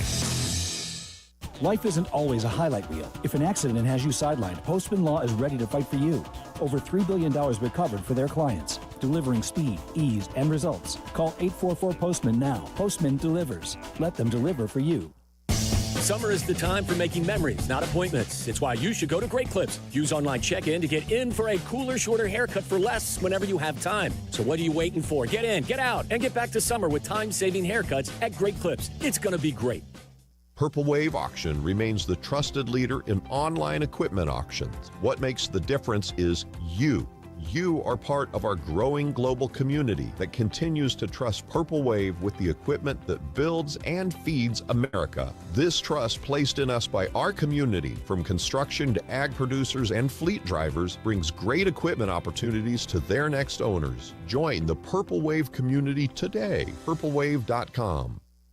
Life insurance. Why are you putting it off? Can't afford it? Too much hassle? Think you don't need it? There's lots of excuses for putting off life insurance. But if you weren't there, who would pay the mortgage and other bills? With Ethos, you could be covered in 10 minutes and boom, family protected. Ethos, fast and easy online term life insurance. Up to $2 million in coverage with no medical exam. Some policies as low as $1 a day. Answer a few health questions and get your free quote at ethos.com/play. That's ethos.com/play. Summers for the good kid are about golf, love, and life, and low stress. If you want your retirement to feel this way, give my guy Mitch Lyons a call. Learn how his clients have the income they need to enjoy retirement. Go to MitchLyonsWealth.com or call 866-85-STEEL. That's 866-857-8335. Working from home? We're back in the office? Don't miss a minute of Carmen and Jurko. Just ask your smart speaker to play ESPN 1000. Coming up just after 2 here, about 6 minutes from now, we'll talk to Jesse Rogers. We got a lot of ground to cover. We'll talk about the passing of Ryne Sandberg, one of Chicago's greats. Ryne passed after a long battle with cancer at the age of 65. We will talk about the trade deadline. Is Robert going to stay on the south side? We'll get the latest on that, what the Cubs are going to do. Talk game 2 tonight in Milwaukee between the Cubs and Brewers. It's a big one as the Cubs drop the opener last night. What a race this looks like it's going to be, man. You know, I missed the mark, it looks like, Jurk. I thought the Cubs would win this division by 5 games or more. Well, Milwaukee did not go away. No, they won't. They're not going to go gentle into that good night, like you like to say. Dylan Thomas. Yeah, they're good, man. They're good. They can pitch. You know, you look at what they bring out of that, and they had to get McGill into the game last night. I don't think Pat Murphy was too happy about that, but yeah, they bring those arms out of the bullpen too. Everybody throwing 100. And I know most teams have that these days, but man, they just have them. I mean, they can flat out pitch him. As much as the Miz struggled in that first inning, he settled down and rebounded nicely. I mean, Woodruff by and large has been really good since coming back. We know how good Peralta is. Even though he got beat on Friday, he still pitched pretty well. And how good he is at home, they can flat out pitch. And that's going to keep him in this thing. Oh, look, I was talking about our buddy Mark in Lincoln Park, our pilot friend, who flew my daughter and me to New York. Not like privately. Yeah, private plane. He just happened to be our pilot. And he's very professional. I guess, why should I be surprised? You were stunned, actually, earlier. I was like, who's this on the PA? He's so professional and so buttoned up. Marky, what's up, buddy? Great show as always, guys. Carmen, glad you and your daughter had a great trip. That's great awesome. Trip. It was great. Hey, you got to be serious at work, man. You know, this is radio. That's true. You got to take some things for, you got to be like responsible sometimes, I guess, right? Yeah. They pay me a lot of money to take care of everybody. So there you go. Hey, I got a few robots to add to your list, and they're easy on the eyes to look at. Oh. We got to go with Daryl Hannah's character Pris in Blade Runner. That's a Smoke good one. Show. How can I forget that? Melanie Griffith in Cherry 2000, another smoke show when she was hot. And then Ava in Ex Machina. I think somebody said it. Oh, that's a good one from, the... Ex Machina, the Ava. Yeah. And then the most sinister robot of them all, programmed by mankind, HAL 9000 in Space 2001. Yeah, so there's 4 robots for you. I didn't even think about that either. Damn it, Marky. Good one, man. And good seeing you on Saturday morning. I forgot about Space Odyssey. You forgot about Hal? What the heck is wrong with us? No, and that somebody in the chat might have dropped that, but I totally forgot about that. That Ex Machina, whatever that's the Oscar Isaac one, right? Oh, that's pretty good. I only saw that movie once. That needs another viewing, I feel like, because I remember liking it a lot. I just haven't gone back to it. That was a sneaky good one. All right, coming up, we've got a lot of baseball to talk with Jesse Rogers, including the passing of Ryne. We'll do all that coming up. Cross-talk in about 35 minutes with Waddle and Silvy. They're going to get you home today, and then it's White Sox baseball game 2 on the south side against the Phils as Harper and Schwarber are in town. Jesse joins us when we return in 2 minutes. You're listening to Carmen and Jurko on ESPN Chicago, Chicago's home for sports.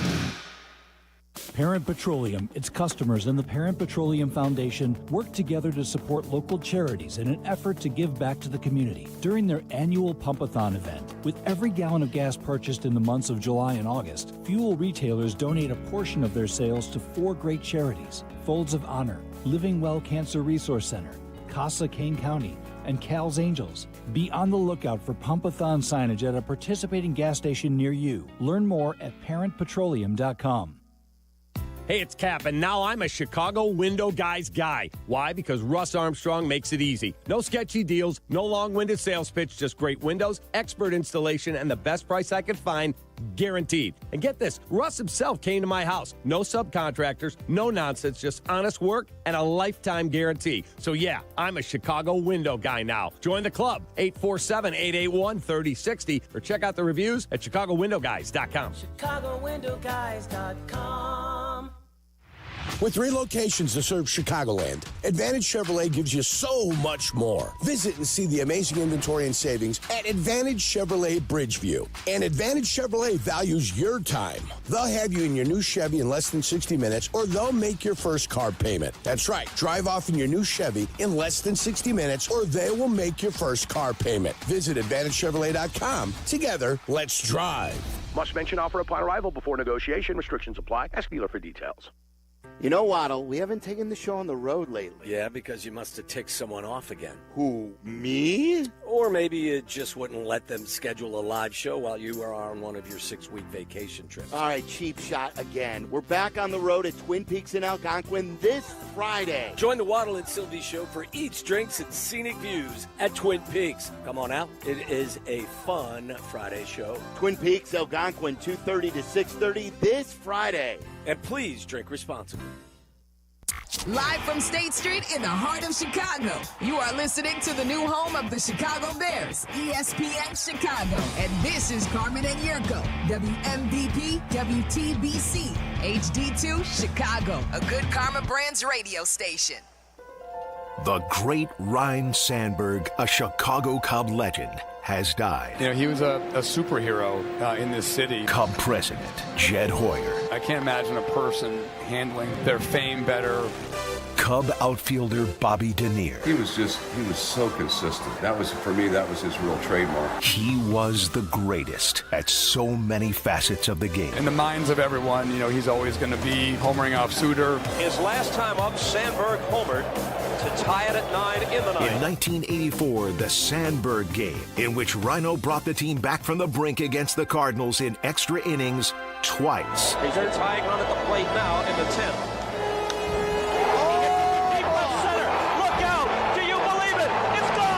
The Sandberg game made him a baseball legend. Can't remember the last time I saw a better one. Ryne Sandberg was 65 years old.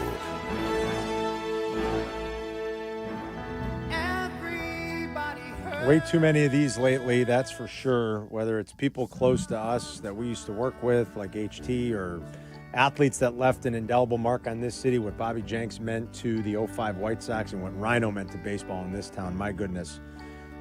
He was one of the first athletes that I ever idolized as a kid. I say it all the time. It was Walter, it was Denny Savard, it was Ryne Sandberg. I was 7 years old in the summer of 1984 when that team took this city by storm with Jump and Van Halen and how good they were. They hadn't been to the playoffs since 1945. They hadn't finished higher than 5th in the division for 5 consecutive seasons. It was the old NL East back then. There were 6 teams in the NL East back then. And they hadn't finished higher than 5th in 5 consecutive years leading up to 84, and then bang, 84 happened. And I'm 7.5 years old. Like, it was the first time I can remember really being invested in a team, really watching a baseball team play every day and being obsessed with the team. And idolized Ryne Sandberg as a kid, and we got to meet and know Rhino a little bit over the years. And we were sharing stories earlier. You said it best. Like, you don't come across people that had bad encounters with him.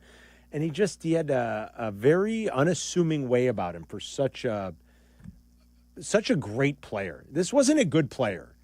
This is a Hall of Famer. This was one of this true superstar players of his era and one of the great players of the 80s. And the Cubs in 84 were a huge story here locally and nationally, obviously. And they had a lot of big personalities. He might not have been one of those, but he was their best player and then some. He was great. And Rhino battled hard this last year and a half or so and passed yesterday around family and friends at home from cancer at the age of 65. Let's bring Jesse into the conversation. He joins us on the Yingling guest line. I mean, Jesse's been all over this too and has been around Rhino a lot. They happen too often here, Jess, where we're talking about these sad events. I mean, and I know this one for a lot of Chicago sports fans really hurts because of what he meant to a huge generation, really a few generations of fans in this town. Yeah, and it hurts because of his age, right? Yeah. It'd be one thing if it was in his 80s or 90s and, natural causes. But, I saw him as recently as spring training, just like all the Cub players, and he seemed to be doing better. Even though he was diagnosed a year ago in January, he seemed to not necessarily beat it, but he was doing better. And he was interacting with players, and, Sutcliffe, it's like a comedy show with Sutcliffe there and Grace and Fergie and everything. So, and then just a few months later, to hear that it turned for the worse and there's just no hope was just heartbreaking. And to call his former teammates as I did for a story and just kind of reminisce was both obviously sad and kind of fun in the same way, right? Because you're hearing about this guy. And I think I stress, and I wrote a book with Bruce Miles called The Franchise about the Cubs, and one of the chapters is about pranksters. And you would not know this, but he was a huge prankster, Sandberg. And I remember interviewing Sandberg about it, and he's like, you got to remember, back then, no cell phones, no video games really, just a couple TVs in the room. We had to entertain ourselves. Maddox told me that Sandberg poured ammonia or alcohol in a bathroom stall, made sure that Gary Matthews used that stall, and then lit it on fire. This was Sandberg. And Matthews tells me I ran out of there screaming at him. If he wasn't an MVP player, I would have killed him. That's the kind of hijinks that, like you said, they had to do back in the 80s to keep themselves entertained, Jess. Yeah, and there's story after story after story. They had these director chairs. You could picture those the directors use in movies. And he pulled the sticks out and had Sarge sit down. He's fallen to the floor, and he did it multiple times to him. Sarge, I think, was just fell for it every time. But they loved each other like brothers. I talked to Sarge 2 days ago, and he was as sad as anybody. So fun, more fun than the public knew or the media knew, that's for sure. But gracious all the way around. What did you What were your takeaways? This call will be recorded. What happened? Who's recording? I don't know what that was. I don't know what that was either. That was weird. Someone's recording. Yurko, what do you got there? You recording something? The T800. I wish I was. What were your experience? Like you said, being around at spring training. I was saying how he was. To me, what always struck me from the first time I met him to the last time I saw him, he always seemed pretty unassuming for such a superstar player. People's encounters with him always seemed to be very pleasant and genuine. I mean, what kind of struck you away from watching him as a great player growing up here as well, Jess, to being in the media and being around him as much as you were over the years? I think it's what you said there, and it's one thing to be gracious to fans, but it's actually interesting because of course he was, but it's actually interesting to hear current Cubs and what he meant to them. Why? Because he didn't Goose Gossage them. I'm sorry, Goose, but you know what I mean? He didn't say, back in my day, the game was so much better. Yeah. We did it this way. You guys do it wrong. He did not do that. And you'd think there might be a little bit of him in there, inside of him to do that because of his Hall of Fame speech and just the integrity he had about the game. But Dansby Swanson told me how much he meant to him, just talking life and ball. And Nico said he never big-timed me. He would always ask me about the game, today's game, and what the new, different nuances are and stuff like that. You got to understand, at spring training all around baseball, there are former players that come back, and the current players many times will roll their eyes, like, oh, here we go, so-and-so is in camp acting like a big shot. That wasn't the case with Rhino. It really wasn't. And I thought that was so interesting to talk to so many Cubs that have been here for a few years, Ian Happ included. And he pulled Ian Happ aside one April and said, look, man, I sucked in April. You'll be okay. You'll be okay. And that stuck with him. So I think that humble graciousness as a Hall of Famer really stood out. Yeah, for sure. Jesse Rogers is with us on the Yingling guest hotline. Couldn't have started much better for the Cubs last night. Just didn't end the way I think everybody thought after that start. What went wrong with Boyd? I mean, it was as many walks last night as he had walked in his last 6 starts combined. He had not walked more than 3. Is it just a blip, something they can fix? What did he take away from struggling with his command as much as he did last night? So that's one of those that I have to follow up today because after the game, we did not talk about the game at all. Okay. Not at all. It was all about Sandberg. Now, having said that, it's almost like Shota on Friday. We have to see the next start to know if there's something going on here. Maybe he just had a bad start. I mean, the Cubs are hopeful that was the case with Shota. It was so bad that they're making sure it was just one of those days against the White Sox. Got to see what Matthew Boyd, how he responds here. He had the great start after the All-Star break, so you can't say, well, the break did something to him, right? Right. So Yeah. I don't know exactly. I don't know. His command wasn't there. They were like 1 or 2 pitches away from just breaking that open in the first, getting Mizorowski out, really working over Milwaukee's bullpen, who they throw 100 miles an hour coming out of that That's pen. what I was saying, Jess. Like everybody in there, and I get a lot of teams do that these days. I mean, this is it. This is the new reality. Yeah, they throw but smoke. boy, they really have it's like guy after guy just is throwing 99. The only time I talked about the game last night after the game was with John Maley for like 30 seconds. He just said the same thing you said. He goes, man, if we could have gotten Miz out earlier, then we got a shot at some, secondary or third type of relievers. They got to cover 7 or 8 innings. Yeah. He's like, but you go to that pen and it's one flamethrower after another. Now, Cubs got to figure out a way to beat them, and maybe even Mizorowski pitching only 4 innings helps the next 2 days because they've used a lot of their guys. Yeah. But yeah, it's pretty good, and this is why the Cubs are on the hunt for some relievers. Valencia throws heat, but not a lot of other guys back there. So a lot of work to be done between now and Thursday. The Cubs definitely are more in the minority these days. What is going on? It's not me. It's weird. I don't know what it is. I don't know what's going It's on. for sure, Jesse. It's on Jesse's end. It's on Jesse's Is phone. it? Jesse, you might be hit. Are you face talking right now? Are you No, let me look. Are you recording us right now? You got to let us know. You're right. This call is no longer being recorded. Yeah, what's up, Mike? Sorry about that. You got to let us know, bro. Hey, Yurko, what are you doing? Jazz. Nothing, Jesse. I'm glad you didn't say anything incriminating on here. Yeah, no kidding. Fat cheeks. Your fat What can cheeks.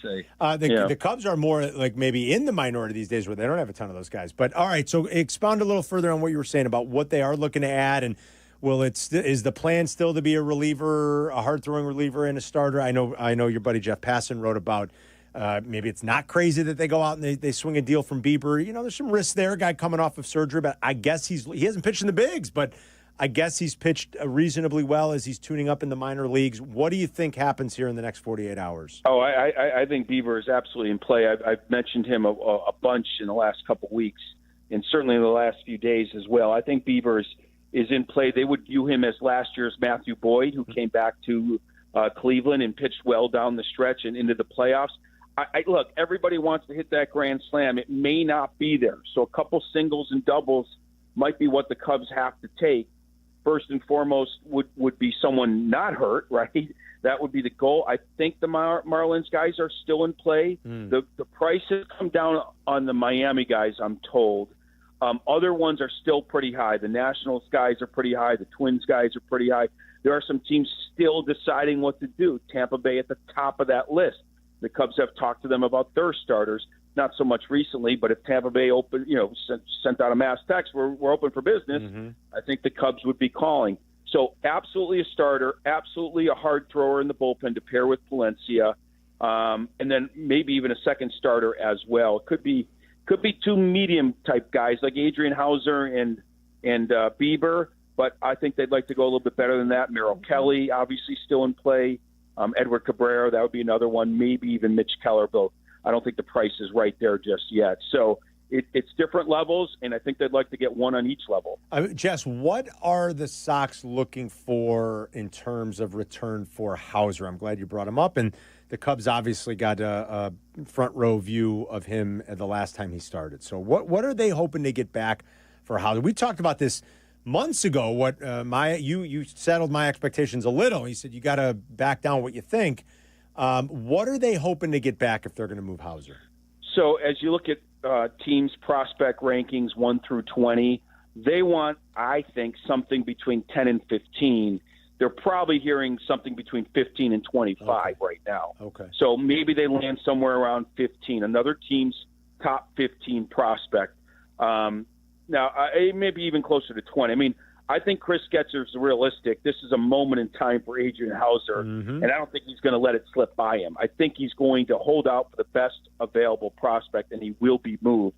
But I think he hopes it's like 13th on someone's list, and the other team is thinking more like 18, 19, 20. And so maybe it lands somewhere in the middle team, something like that. So that's the bottom line. And that's sort of going on throughout the industry. And I chastise, people, Cap especially, like early June, hey, why aren't they? Because the prices are so high all the way until the very, very end.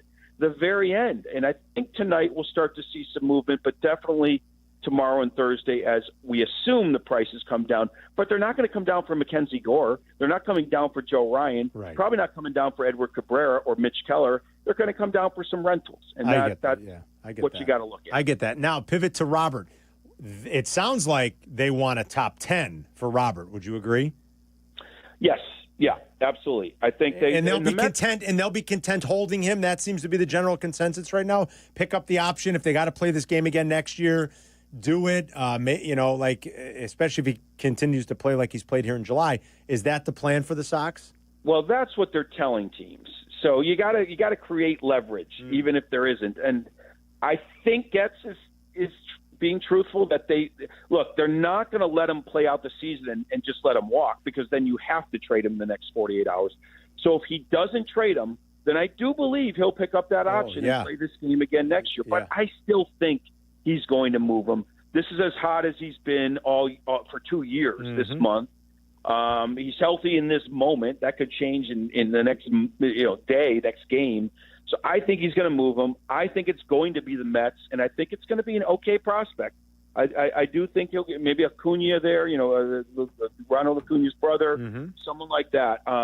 Not top 5, but around 10. I think around 10, 8, 9, 10, something like that. Maybe even better. We'll see. But that's what I think is going to happen. The Diamondbacks can't keep putting Suarez in the lineup, can they? Well, he keeps getting hit. That's what I'm saying. You can't put him in the lineup tonight, can you? Yeah, that's a good point. I didn't really think about it. It's not like he has to prove anything. Right. That'll be the telltale sign if he's not in the lineup. Tonight would be the last game if he is. Oh my God! You dodged 2 bullets here in the last 2 weeks, getting it in the hand. You're playing with fire. I think a few guys will be held out starting tomorrow. There's only 3 games, I believe, on Thursday, so really tomorrow's the last. Yeah, you're right. There's only 3 days. There's only 3 games. You're right, Jess. Yeah. So I think guys will be held out starting tomorrow, maybe tonight, but I haven't seen anything just yet. Suarez, Kelly, good chance of being moved, at least, or Gallen, I guess. But Gallen, I wouldn't trust. It's just like there's not a lot of pitchers I trust out there, to be honest. Edward Cabrera would be 1. Mitch Keller would be 2. And then, obviously you go up the ladder from there, but I don't think they're attainable. Okay, before we let you go, 48 games in a White Sox uniform this year.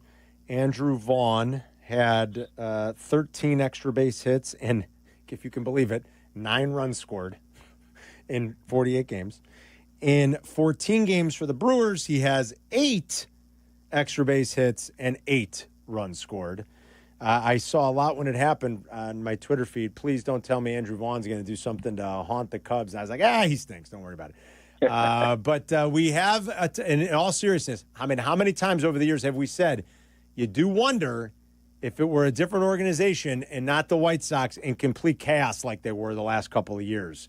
The stupid COVID season and just bad management and player development and La Russa and everything else. We did wonder, boy, how does this guy stink so much? He was the clear consensus pick where the White Sox took him after Rushman and Bobby Witt went.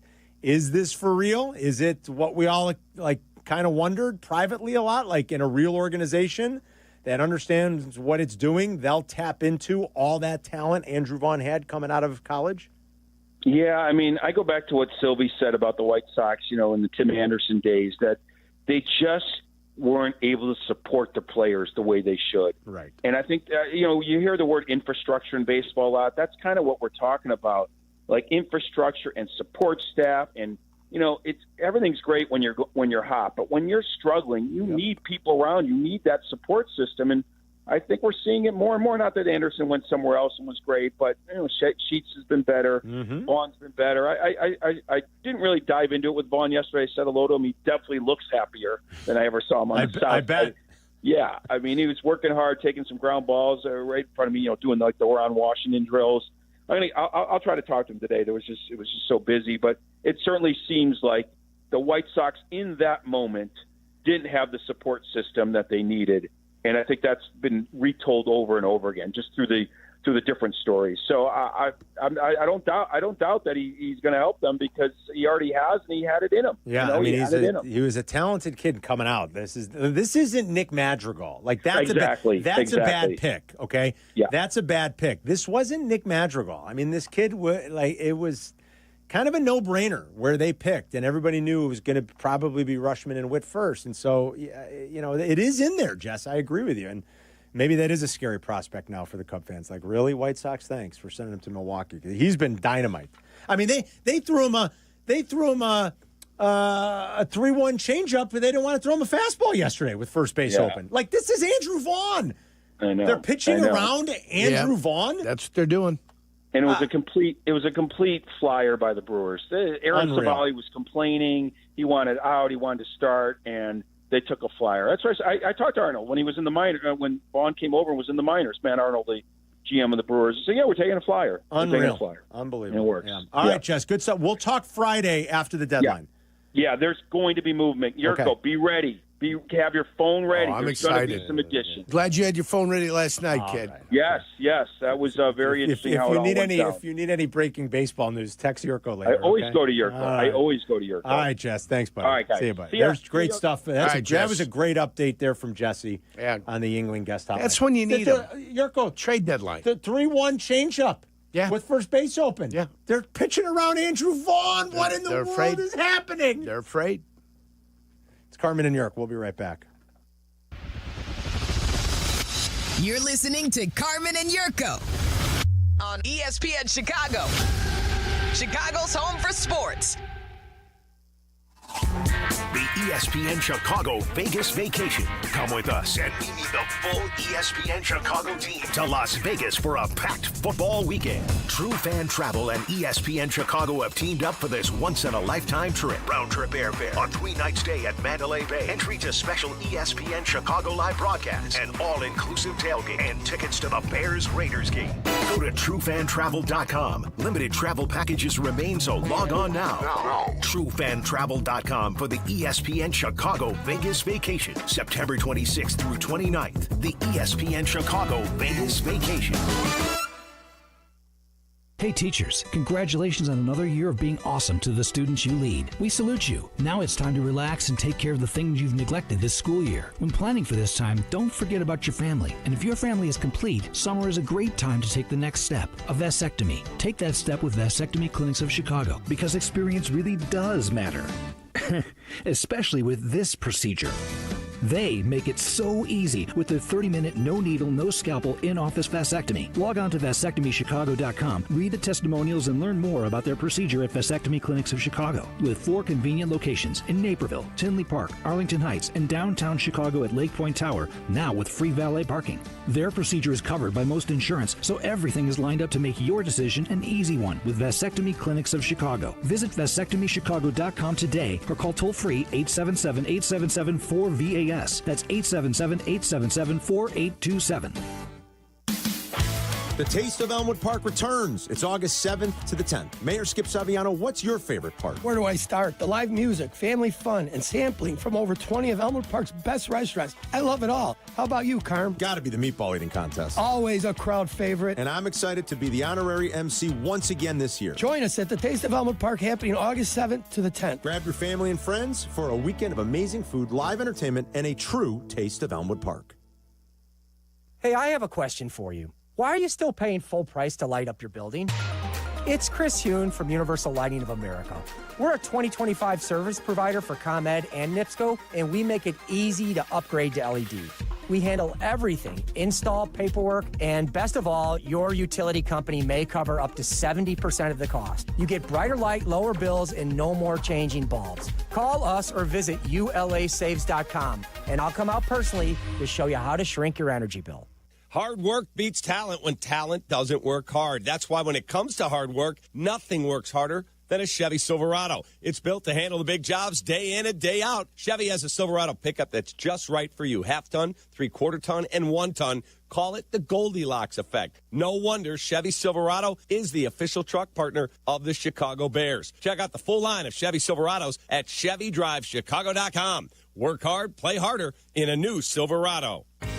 Hey Chicago, your local IKEA stores know that summer is short, so make the most of it. Visit your local IKEA Schaumburg or IKEA Bolingbrook stores between now and August 8th for your chance to win a fully catered suite night for your family and friends at an upcoming White Sox game. Just scan the QR code in the store. And Friday, August 8th, it's IKEA's annual summer barbecue from 4 to 7 p.m. Enjoy a delicious buffet of American backyard favorites with some Swedish flair. So stop by your local IKEA today to enter to win, and then join the barbecue fun on August 8th. Looking for a smarter way to grow your savings? Wintrust Community Banks has you covered with 4.20% annual percentage yield on our 7-month CD special. This limited time offer won't last forever. Stop by your local Wintrust Community Bank or visit wintrust.com/radio25. APY assumes funds remain on deposit until maturity. Minimum daily balance of 1 cent required to obtain APY. Offer subject to change at any time and without notice. Additional terms and conditions apply. Details at wintrust.com/radiocd. Member FDIC. With Robinhood, not only can you trade individual stocks and ETFs, you can also seamlessly buy and sell crypto at low costs. Trade all in one place. Get started now on Robinhood. Trading crypto involves significant risk. Crypto trading is offered through an account with Robinhood Crypto LLC. Robinhood Crypto is licensed to engage in virtual currency business activity by the New York State Department of Financial Services. Crypto held through Robinhood Crypto is not FDIC insured or SIPC protected. Investing involves risk, including loss of principal. Securities trading is offered through an account with Robinhood Financial LLC, member SIPC, a registered broker-dealer. Need assistance with door and window projects? The Home Depot can help. From inspiration and materials to ordering and installation, our free millwork virtual apron service can get you moving and doing. Plus, we speak Spanish too. Our associates can help you tackle complex jobs without you leaving the job site, saving you time and money. Call us at 1-833-HD-APRON or visit homedepot.com/MVA. The Home Depot, how doers get more done. Just 3 tournaments to settle the entire Live Golf season. And it starts at Bolingbrook next Friday through Sunday. DeChambeau, Rahm, Koepka, and more up close, personal, and locked in. Yurko and I are going to broadcast live from the Prime next Thursday at Bolingbrook. Good Charlotte's going to provide the soundtrack. Get your tickets now at livegolf.com. That's livgolf.com. Zoning out on that Zoom meeting? Zoom. Find out what Carmen and Jurko were talking about. Tell your smart speaker to play ESPN 1000. Okay, just cleaning a few things up here, and then it's crosstalk with Waddle and Silvy. Our list today was our favorite fictional robots, Jurk, and a couple that we maybe missed here. Don on Twitter says the robots from Mystery Science Theater. I don't think anybody mentioned that. That's a good one. Terrible Better has a great one, and I did think of it. I didn't say it, but I promise I know where you're coming from on this Terrible Better because I thought of it. The robot in Rocky IV. Do you guys remember the robot that he gets for Paulie's birthday? Happy birthday, Paulie. Remember the robot? Great call. Great call. And I thought about it. I didn't mention it. Terrible Better said, come on, we got to shout out the robot. Happy birthday, Paulie. And then maybe the winner. And again, somebody in the chat may have mentioned it, but nobody called. The winner. Ed, Megamate from Spaceballs. It's Megamate, sir. She's gone from suck to blow. Yeah, that's just that's epic. Great Mel Brooks. I do remember that one. Oh, Megamate. And that line, Carmen. Oh, my God. Excellent. My heavens. Excellent. And so, yeah, just cleaning a few of those things up. What else did I want to mention, New York? Oh, I saw. What'd you see? Adam sent me this. You guys talked about it a little bit yesterday, I believe. Top 10 quarterbacks by the end of 2025. Yeah, Mahomes was 4th on that list. Burrow was number 1. Number 6 was Caleb Williams. Wow. That'd be 5 is Jaden Daniels. Yeah, I mean, I'll take that. You talk about if he a sudden rise. So they went with. So who is this? FanDuel did this. Somebody did it. Just like kind of Burrow. Well, it could have been AI, Carm. We know not to trust AI. It could have been AI. That's right, Yerk. Burrow, Allen, Lamar, Mahomes. Still not sure Mahomes is going to be 4th best, but Daniels, Caleb, C.J. Stroud, Herbert, Hurts, and Bo Nix. At least I'm sure that provides more fodder, Jalen Hurts being in the top 10. That seemed to be a polarizing topic this July. You know it's getting like into the dog days when, everybody's in an uproar over where Jalen Hurts is ranked. I mean, it's just subjective quarterback ranking. That's all it is, and it's a prognostication, on what it's going to look like by the end of the year. I think most people know Jalen Hurts is pretty good. Yeah. I think most of us would probably agree he's not as good as Patrick Mahomes and Lamar Jackson and Josh Allen. I think we agree with that. I don't think he's as good as Joe Burrow. I know he's got hardware. That's awesome. But Who would I rather have quarterback my team? I'd rather have Joe Burrow quarterback my team. That's Is that it. the craziest thing in the world? Period. To say? Don't cry about it. I know Lamar doesn't have the hardware. I'd rather have Lamar Jackson quarterback my team.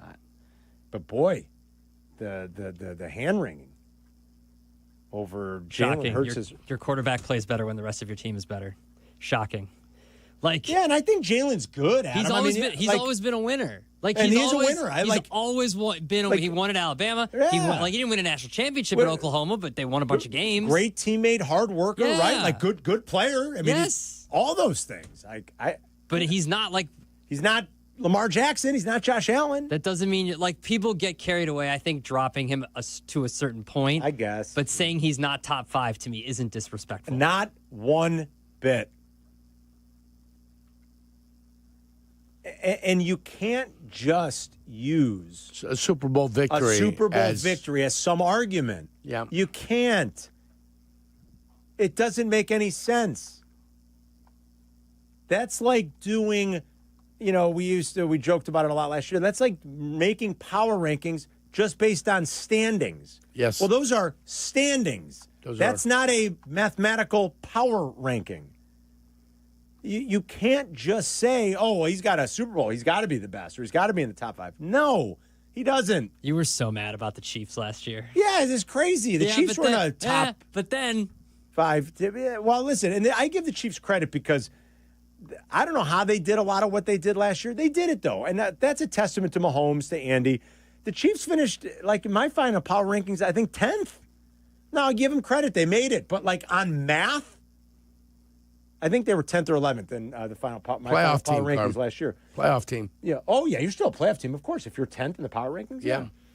But on math, they weren't a top 2 team or a top 3 team last year. No. There's nothing in any of their differentials or metrics that would lead you to that. I don't think it's disrespectful to say that Hurts isn't top 5. I mean, if you take that as disrespect, geez, I don't know. Come on now, guys. I'll give the guy credit. He is. He's a winner. He's a hard worker. He's a good player. It sounds like he's a good teammate. People like him. Yeah. All right, coming up, we'll cross-talk with Waddle and Silvy. And they're going to jump in here next. We'll talk about Ryno and some other stuff. They're going to get you home today until White Sox baseball as they have Game 2 against the Phillies tonight at 6. Ryne Sandberg has the final word. Carmen and Jurko present today's Final Word.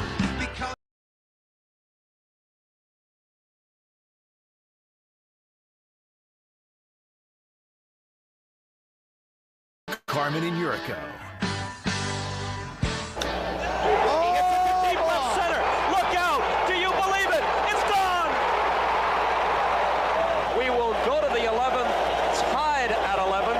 Sandberg, in the Cubs' last at-bat, has twice delivered a game-tying home run, a solo shot of the ninth, a 2-run blast with 2 out of the 10th. You're listening to Carmen and Jurko on ESPN 1000, Chicago's home for sports. Training camp marks the unofficial start of the 2025 season. As such, one must glue themselves to their listening device with it tuned to ESPN Chicago. Go ahead. Okay. Otherwise, you could miss the insights, interviews, and stellar coverage provided by the home of the Bears. Darn. Good. Bears training camp is now open. Catch a glimpse with Peggy and Dion live from Hallis Hall, Saturday 11 to 1. Training camp coverage on ESPN Chicago, brought to you by Hard Rock Casino Northern Indiana and by your Chicagoland and Northwest Indiana Chevy dealers. Hey, it's Jurko here with Mitch Lyons from Mitch Lyons Wealth. Mitch, planning for retirement isn't all that different from football, is it? It really comes down to the X's and O's. You're right, Jurko. We both know from our days in the NFL, doing the basics well, like blocking and tackling, wins games. In retirement, it's protecting your nest egg from the Wall Street roller coaster and creating guaranteed lifetime income so you don't have to sweat retirement. Right. In retirement, every day is Saturday, so you need protection and a reliable income to enjoy retirement like a champ. So true, Jurko. If you're nearing or in retirement, the game changes. You can't afford to suffer market losses and take pay cuts. Kind of like a retirement red zone, huh? Exactly. We help people create a retirement of steel to protect what they've spent their lifetime saving and generate more income than they thought possible. Call Mitch Lyons Wealth at 866-857-8335. That's 866-857-8335. MitchLyonsWealth.com. Your best game plan to protect, grow, and win retirement. Hey friends, I'm Tom Waddle and I drive a Hawk. Find your next car at hawkauto.com. Choose from 12 Hawk Auto locations in Forest Park, St. Charles, Plainfield, Joliet, Carroll Stream, and now LaSalle, Peru. Shop thousands of vehicles from 13 big brands. Save with 0% financing or make no payments for 90 days. Plus save even more with our complimentary maintenance plan. Find your next car at hawkauto.com and drive what I drive. Drive a Hawk. HawkAuto.com. Financing and plan on select models with approved credit. The X Insurance Great Lakes Grand Prix is coming to Michigan City, Indiana. Join me, Jurko, for the official ribbon cutting, launching a weekend showcase for the world's fastest and most powerful offshore boats. See you at the Sunset Grill at Washington Park Beach this Thursday at 5:30. Guys, it's Silvy for Window Nation. Now you can get 50% off all window styles, plus no interest until 2030. Stop procrastinating on upgrading your home. Call 866-90NATION or visit windownation.com to take advantage of Window Nation's best deal of the year. There's a lot of uncertainty in the world, but one thing's for sure. You need a PC you can rely on. Whether it's for school, gaming, or whatever your next chapter holds, Lenovo.com has the tech to help you succeed. Shop PCs right now at Lenovo.com during their back-to-school sale, where students can save more when they sign up for a Lenovo education account. Free shipping, easy returns, flexible financing. That's Lenovo.com. Lenovo. Wesley Financial Group is not a law firm, and Chuck McDowell definitely not an attorney. This is Chuck. If someone talked you into buying something really silly and you want to get out of that silly little thing, my advice, get the facts. Call me and I'll send you our timeshare exit kit absolutely free. Inside, you'll learn how timeshare works and all your options for cancellation. Call Wesley now for your free exit info kit. 800-329-2121. That's 800-329-2121. With Progressive Customer Service, there are lots of ways to connect with us, so you never have to miss a second of your favorite sport. Because you'd much rather watch a ball go through a net 124 times in 48 minutes when you don't really have to pay attention until the last two, and then somehow those 2 minutes will take an hour. You don't want to miss all that. Luckily, you can chat with Progressive on our app, online, or over the phone without missing a single one of those times the ball goes through the metal circle. Progressive Casualty Insurance Company, affiliates and other insurers, not available in all states or situations. Hot damn! Twisted Tea Hard Iced Tea just got harder with Twisted Tea Extreme. The hard iced tea taste you know and love, but with an 8% kick of alcohol. Twisted Tea Extreme is made with real brewed tea, goes down smooth, and brings your daytime drinking to the next level. Just look for the bright yellow cans in the cooler and get ready to dial up the fun. Big flavor, extreme kick. Twisted Tea Extreme. Keep it twisted! Twisted Tea Brewing Company, Cincinnati, Ohio. Please drink responsibly. Summer is the time for making memories, not appointments. It's why you should go to Great Clips. Use online check-in to get in for a cooler, shorter haircut for less whenever you have time. So what are you waiting for? Get in, get out, and get back to summer with time-saving haircuts at Great Clips. It's going to be great. You're listening to Carmen and Jurko. If you missed something, get the podcast on the ESPN Chicago app. This is Chicago's home for sports. ESPN Chicago. Thanks to Jesse Rogers for joining us today. Deadline's 2 days away. Jesse will join us again on Friday. Thank you for listening and calling into today's show, whether it was to talk about Rhino or talk about another great list. Everybody loves the list in the summers. Thanks to Bleck and Abdallah. And we got a short show tomorrow. Sox have a day game against the Phils. I'll ride solo with, and Bleck and Abdallah will be here too tomorrow. Yurko's off to do a little golf with our buddy Mitch Lyons, one of our friends and partners. So enjoy golf. And see some you of Thursday. our good friends over in marketing. We'll be up there. Okay. And, of course, the foursome that we gave away yesterday. Very good. Gave away a foursome yesterday. They're going to be up there. All right. I'll see you Thursday, my man. So let's get a lot of Does Jurko know everyone in Mark? I don't know. Yeah, what's with that? Yeah, a little overmodulated. A little overmodulated. A little hot. Oh, hot guys. Coming in hot. Let's tune them down We'll a little fix bit that. before we get that right, man. My ears started bleeding there. Yeah, that's called overmodulation. Yeah. That's what we, in the biz, call overmodulation. When you come in hot. Yeah, you come in a little too hot. We'll fix that. Too hot and too loud. We've had a few issues down the line at Hallis in the last couple of days. You'd have thought, it was fantastic last year. I don't know what's going on. You got gremlins. You got gremlins in the machine. I saw Ian Rappaport was up there yesterday. He was doing a funny video of all the Bears stuff and like that first floor when you walk in by where the auditorium is. Right, yeah. All the cool memorabilia and stuff that they have down there. I got to find the time to get up to a practice. I want to check out a practice. Today they didn't do any 7-on-7. They just did 11-on-11 today. There was no one-on-one. A lot of team stuff, Carm. A lot of team stuff today. Burton was running with the ones. So quick ramp up. Yeah. Now he got chewed out at one point. Okay, did something wrong. You screw up. You get this coaching staff's going to let you know about it. That's called coaching. It's all good. But he was running with the ones. I mean, doing enough already to get out there and earn a little time with the ones. And apparently the biggest takeaway, I think, from today was probably, we brought it up during the lunch rush, was Ben Johnson wanting to have an idea about who's going to be the starting left tackle when they get to that first exhibition game. So that'll be before you know it. I mean, that's a week from, is it a week from Saturday, Yerk? Is that right? Yeah, a week from Saturday. Yeah. The Hall of Fame game between the Lions and the Chargers is already in 2 days. The boys are back. We got you guys. Hello? Hello. There we go. Is that better? So much better. Yeah, not overmodulated? Not overmodulated. You sound crisp. Yeah, we were screaming. We were screaming from Not House surprised. Yeah. You would have loved it today, Yerk. Why would he have loved it today? Because it was boring. Oh, because it was boring. I'm being sarcastic when I say he would have loved it. I got you. And then they went 15 minutes longer. It was there was not much.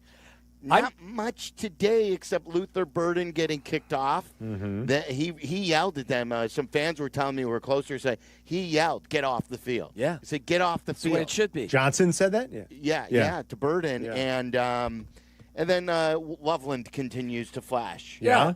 Listen, I think the best way to describe what we've seen so far is it's a very deliberate way of getting the season started. Mm-hmm. It really is. Like everything today was team. It was all team. There was no individual one-on-ones. There was no 7-on-7. There was no situational, passing stuff.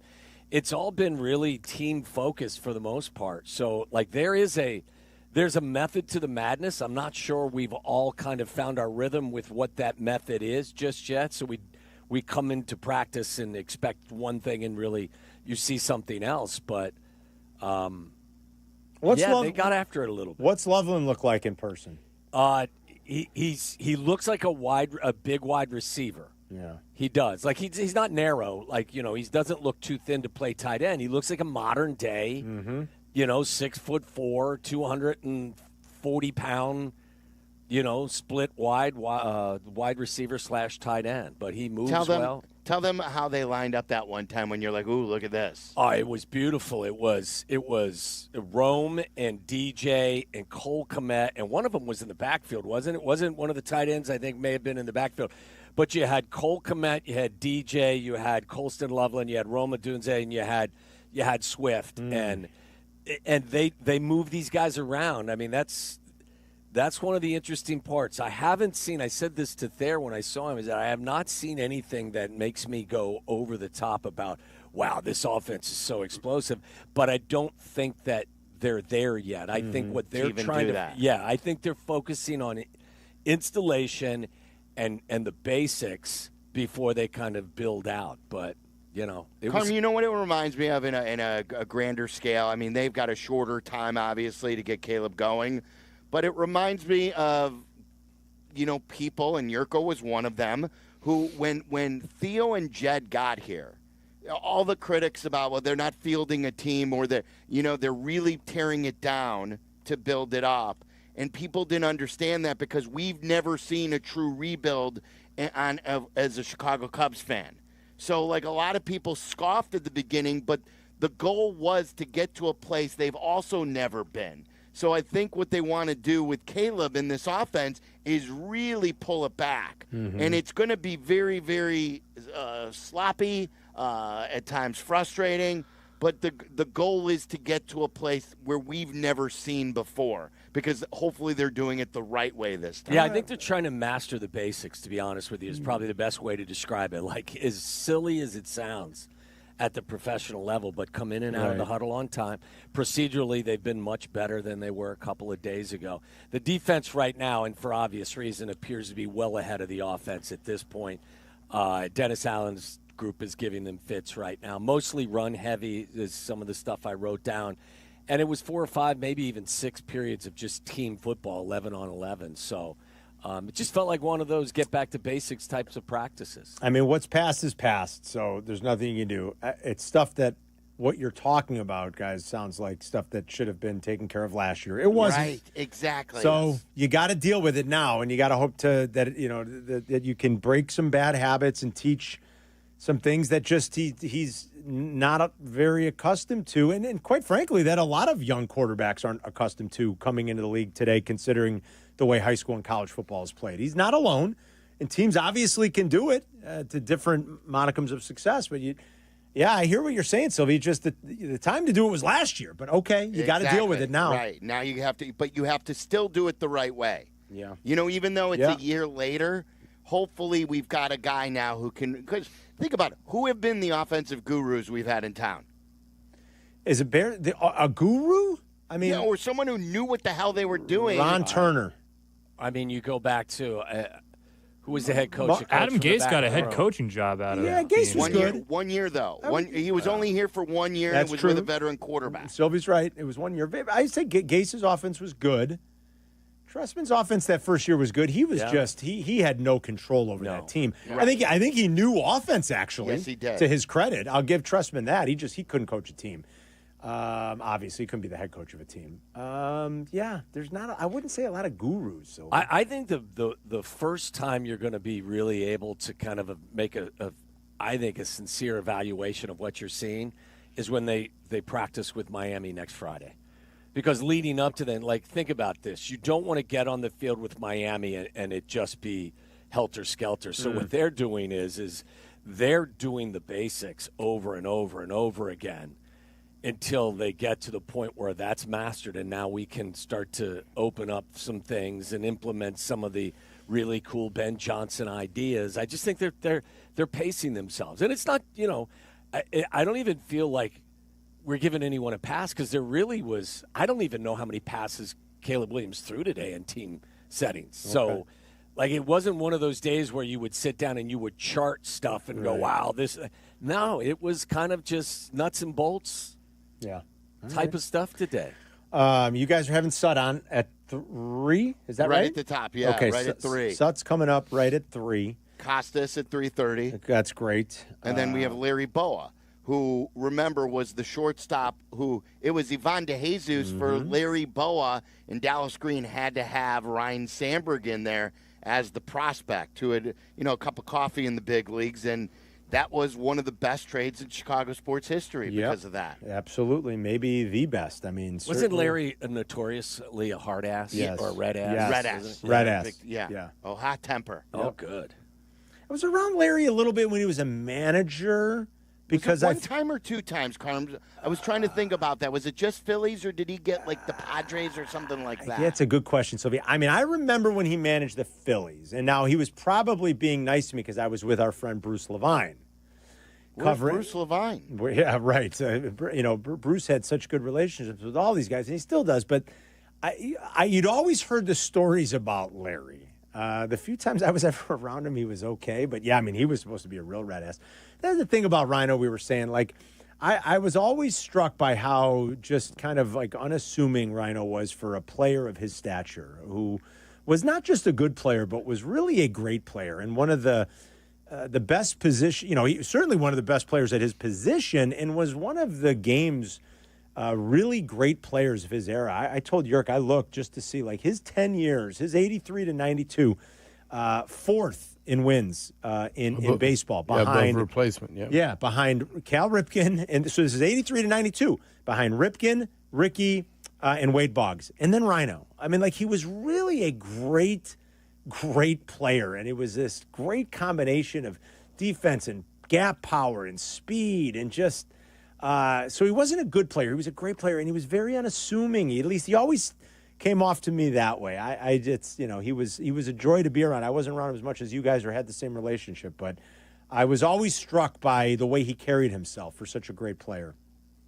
It was, I mean, and even though a lot of us knew it was coming, and if you have followed a lot of the messaging, the way it's been done, the tributes, his message that they released about 3 weeks ago, that didn't sound great. It's still when Jesse texted us, Carm, about this, that this would be publicized here shortly. My heart just sank. Yeah. You know, it's like we always remember. You remember your first concert, right? Yep. You remember the first girl you kissed. You remember like all these firsts, the firsts of everything. You remember that first team or that first athlete as a kid that you just looked so up to. Mine was Pete Rose. I remember vividly. And they just hold a more special place where, you know, they were bigger than life and they did things that you weren't sure about. And remember, before the 85 Bears, before Michael was drafted by the Bulls, I had Sandberg. Yep. He was the first. You know, for me, I mean, I looked at, like Jurko was saying earlier, I loved Bill Buckner too. I loved Bobby Mercer. I couldn't pronounce my R's. I used to go around the neighborhood yelling Bobby Mercer, and everyone used to make fun of me. And then like, so I grew up a huge nerd of the Cubs. But like the first legitimate guy we got, I mean, Buckner was legit. But the first MVP level player of my lifetime was Sandberg. Yes. Totally agree. Before any of that, before the 85 Bears and before Michael started doing his thing. Yeah, I know. And I'm when I saw the message too, like I told you, Eric, like I was flying home yesterday. My phone when we landed and I got service again, I looked at my phone, I was like, whoa, what happened? And two things happened while I was in the air. Rhino passed, and then everybody found out about what had happened in New York, and I was there, so a lot of people were asking me. But when I looked at it, I was like, I know. And then I saw that the string of across a few different text chains about Rhino, and you're right, Silvy, we knew it was coming. I was still like, man, oh man. I texted my dad right away. So hard, yeah. You know, and I was like, did you hear? It's just, it sucks. I keep going back to that day, whenever that was, 10 days ago, 2 weeks ago, when he released that statement. I keep going back to that day, reading it, going, whoa, what happened? You know, I texted Jesse right away. I was like, what happened? I didn't realize that it got to that point. It was just over a year ago that he was on with us. He got the statue. Yeah. We'll play some of those highlights too. Rhino and I pulled the prank on Waddle. Yeah. I want to say one of the anniversaries. We were at Cody's, right? Cody's. Yeah, that's right. We were, and I know Charlie's digging that up. We'll replay that when I said, hey, Ryne from the North Side is calling in, wants to talk some Cubs. And I think I stayed really quiet because I was I didn't know if it was real or it wasn't, but he was such a good sport about it. So good. Jesse was saying he was a big prankster from all the guys he talked to. Which is, you guys would know that better than I. I mean, but that is a pleasant surprise to me to hear that. It's something I'm sure Sut can elaborate on. Sut and Rhino, I believe they drove together. They would carpool from Glenview. Those were the days where... Really? Yeah, where the players lived in the burbs more than they lived in like Roscoe Village or Lakeview or something like that. And I believe it was Sut who would carpool with him, with Rhino, and drive him in every day. It's been a crappy year. My God, you guys! Losing people. It Mongo, really has. Harry, Bobby Jenks, Rhino. Jenks. I mean, it's like this brutal little. We're in this rut right now. It's a rut, guys. You're not kidding. Terrible. All right. So what else, guys? I know Charlie said let's break a little early so that we're ready for 3. And Sut's coming on to lead things off with you guys. Costas, who was, of course, famously on the call for the Sandberg game and the 2 home runs. We just played one of them going, when we ended the show 20 minutes ago or before we started crosstalk, the home run in the 10th to send it to the 11th inning. Costas famously on that game. I mean, it's kind of incredible. Like he almost became, Silvy, like a Rhino 84 Cubs. Like you got to go to Costas to talk about the 84 Cubs because of that game in June. He talks about it. He talked about it last night on Marquee. I saw his interview with and he basically says, I think Carmi says, I was a bit player back then with Tony Kubek, I think it was, and it was Joe always Garagiola. It was always like talk to Costas. Costas was on the call for the Sandberg game. Yes, and we've had him on before. Merck used to always put him on the anniversary. Yeah. There was one time where on the anniversary of the Sandberg game, we put Sandberg on with Bruce Sutter. Bruce Sutter, who's no longer. I think he passed away of cancer too. He did. Bruce has been. And Sutter was a great sport. I mean, like he had a hell of a career, won a World Series. But he talked all about it, and we had the two. You forgot when we had him on together? That was crazy. I remember that. Yeah.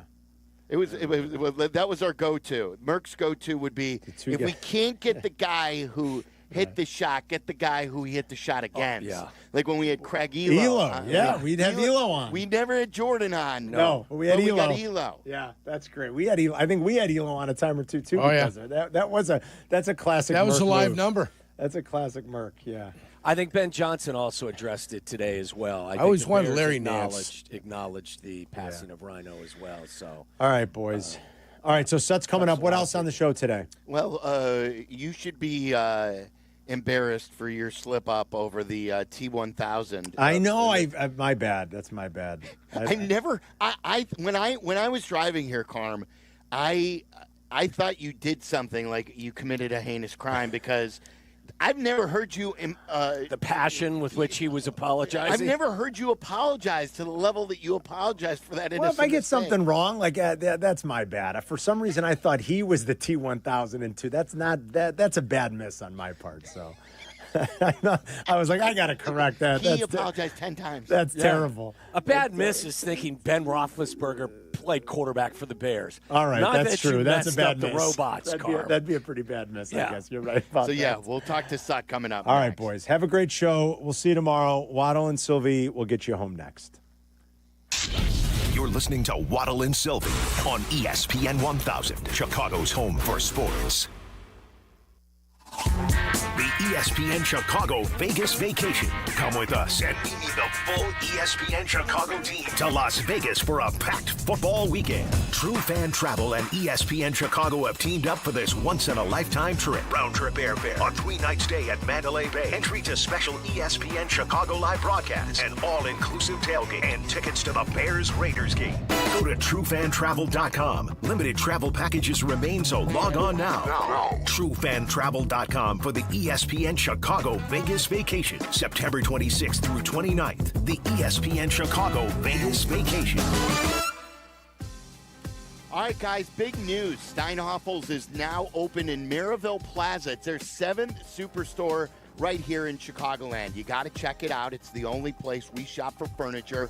They've got all the top furniture and mattress brands, styles for every taste, and prices that actually fit your budget. Steinhoffel's has been helping families furnish their dream homes for over 90 years, and now they're bringing that experience right to Northwest Indiana. That's right. So swing by and see what the Steinhoffel's difference is all about. Now open in Maryville, 7 Chicagoland locations. Shop Steinhoffel's today.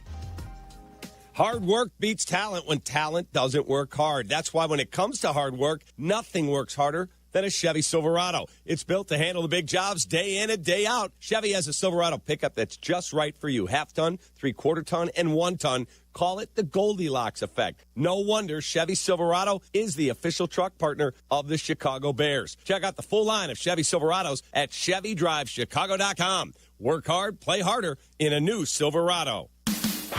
The Taste of Elmwood Park returns. It's August 7th to the 10th. Mayor Skip Saviano, what's your favorite part? Where do I start? The live music, family fun, and sampling from over 20 of Elmwood Park's best restaurants. I love it all. How about you, Carm? Gotta be the meatball eating contest. Always a crowd favorite. And I'm excited to be the honorary MC once again this year. Join us at the Taste of Elmwood Park happening August 7th to the 10th. Grab your family and friends for a weekend of amazing food, live entertainment, and a true Taste of Elmwood Park.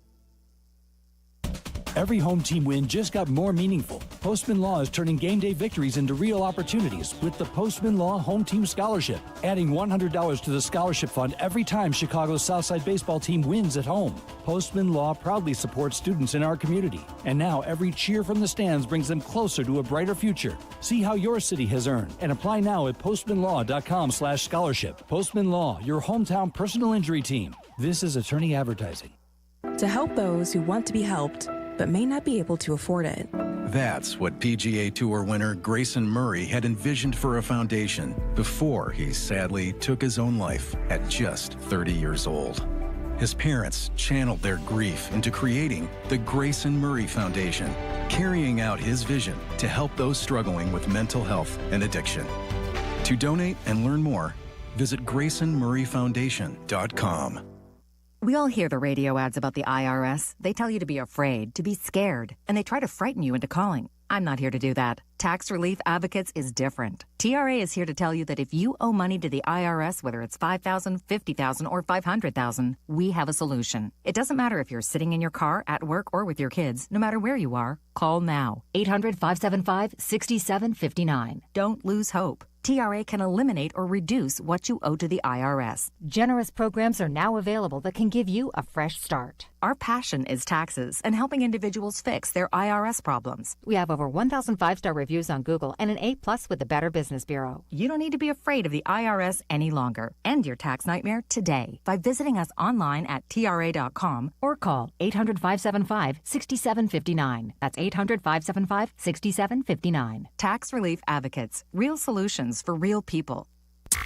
Live from State Street in the heart of Chicago, you are listening to the new home of the Chicago Bears, ESPN Chicago. And this is Waddle and Silvy, WMVP, WTBC, HD2, Chicago, a good Karma Brands radio station.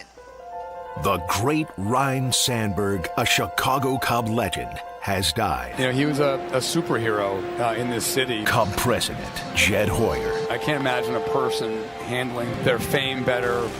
Cub outfielder Bobby Denier. He was so consistent. For me, that was his real trademark. He was the greatest at so many facets of the game. In the minds of everyone, you know, he's always going to be homering off Suter. His last time up, Sandberg homered to tie it at 9 in the ninth. In 1984, the Sandberg game, in which Rhino brought the team back from the brink against the Cardinals in extra innings twice. He's a tying run at the plate now in the 10th.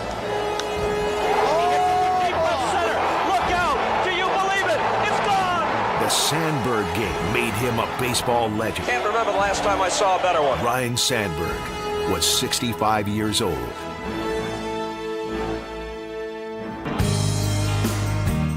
Right, we lost a legend last night.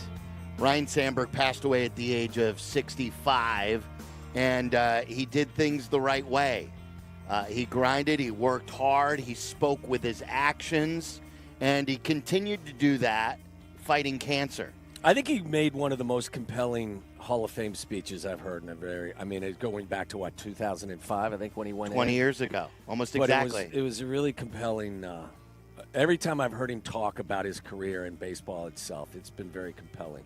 Barry Rosner, our friend, who wrote for many years for the Daily Herald on the Cubs beat, not only wrote a book with Rhino, but he wrote that speech. I was texting with Barry today, with Roz, and I've watched that a little bit, and the person that you and I have talked to more than probably any other Chicago athlete is Rick Sutcliffe. Rick Sutcliffe is outstanding at what he does with his commentary. He was one of the great Cubs pitchers, won the Cy Young Award in 1984, got the Cubs to their first postseason in 39 years. Then they did it again in 1989. The Red Baron, who was very, very close with Ryne Sandberg, and the story goes, and he'll tell it, is like one of his first tastes of Chicago was the Sandberg game because of when he was acquired from the Cleveland Indians. And our friend, the great Rick Sutcliffe, joins us right now on the Yingling Guest Hotline. Rick, like under better circumstances, for sure, you were so close with Rhino. Our condolences to you and the entire Sandberg family. Marco, I appreciate that a lot. You and Tommy have you become close friends over my years in Chicago, and I mean, there's no question that we're all going to miss Rhino in many, many ways. From him out there in the field with the other Hall of Famers to, him and Margaret were in the stands as much as they could be over the last several years. They had season tickets, but I got to be honest, man. I personally, I'm hurting. and it's not getting any better. It's a hurt that my brothers are alive, my sisters are alive. I feel like I lost a brother. Ryno, we met back in '84, and you're right. The Sandberg game was when my wife and I became Cub fans. It was my wife's first game ever at Wrigley, and when I came out, she goes, "Are all the games here like this?" I said, "No, I think what you saw today is something that people will always remember." But, Ryno and I, we met in '84. We grew up to be brothers. Tom, you and Marco know this, but we were neighbors out there in Indian Ridge. We lived across the street. Our kids, Justin and Lindsay and Shelby, they grew up together. For 7 years, you can all relate to it. We rode to the park. We rode to the park every day, and we rode home. And truly, the rides home were just incredible. We had a rule. After every game, depending on what we had that evening with the family, we signed autographs after every game, win or lose. It didn't matter. We were going to do that. We had to take some side roads home because there were a lot of times that people would try to follow us, and it was all good. It was just fans. It wasn't like they were trying to hurt us or anything. But, along the side roads, we could always kind of get away when we needed to. And the one thing I think of, and there's just so many thoughts going through my mind that it's hard to keep it straight. But occasionally, on those side roads, we'd see a baseball game going on. We'd see little leaguers practicing or having a game or whatever, and we'd get out. And it didn't take them long to figure out who we were, and if it was a game, Ryno would throw for both teams. He was legendary for his changeup. He thought it was a pitch that he could have got him a Cy Young award. He said his changeup was always better than mine. He's probably right, but the last thing I'll close with on our rides home was there was a time when and the Pete Crow Armstrong story brought it back to me, in that we went by a lemonade stand, and Ryno said, "Pull over." And I did, and he went back there, and he bought some lemonade, and I could see the kids looking at him and a couple of moms that were there. And I said, "Get your butt back there and tell them who you are. Let them know that they're right. They know it's you."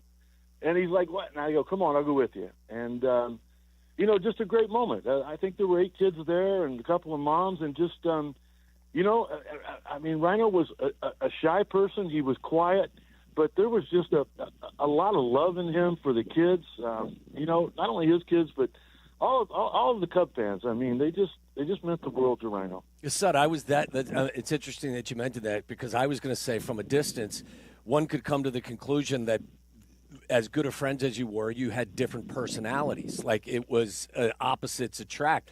But over the course of time, did you find maybe you were more alike than you were different? You know what? That's a great statement, and it's totally true. But it didn't happen while we were playing. We were completely different then. There was I was the outspoken guy. I was supposed to do this and do that and whatever. But what I think about is, everybody knows that Ryno retired in '94, and we know the reason he did that was because he was going through a divorce, and we all know about that. Shelby's going through one now, and it's horrible. A lot of people have had to deal with that, but Ryno retired because he wanted to take care of Justin and Lindsay.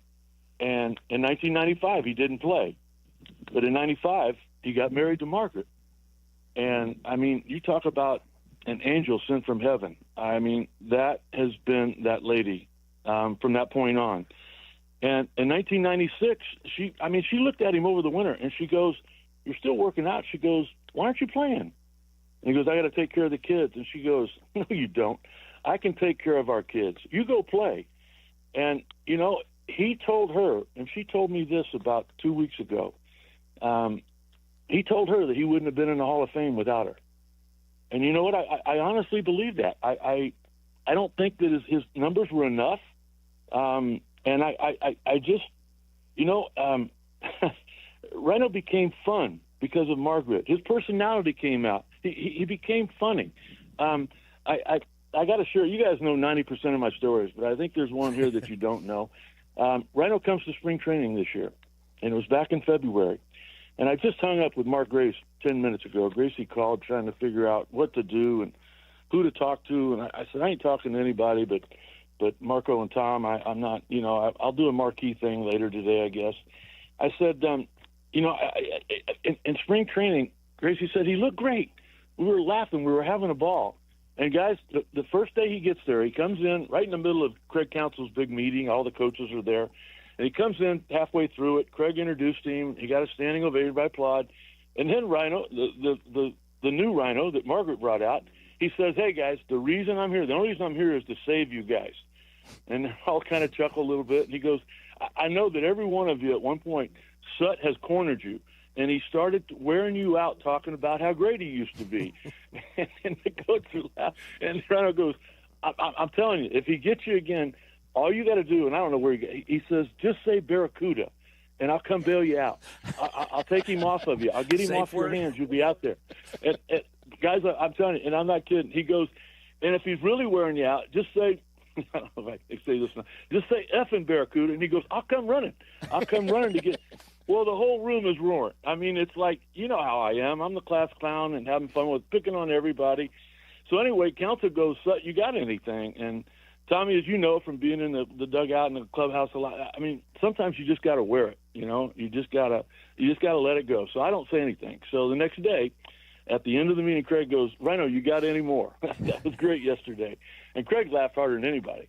And Rhino goes, no, I'm still trying to put out fires. So that's still at it. And anyway. And I raised my hand, and I said, well, I got something.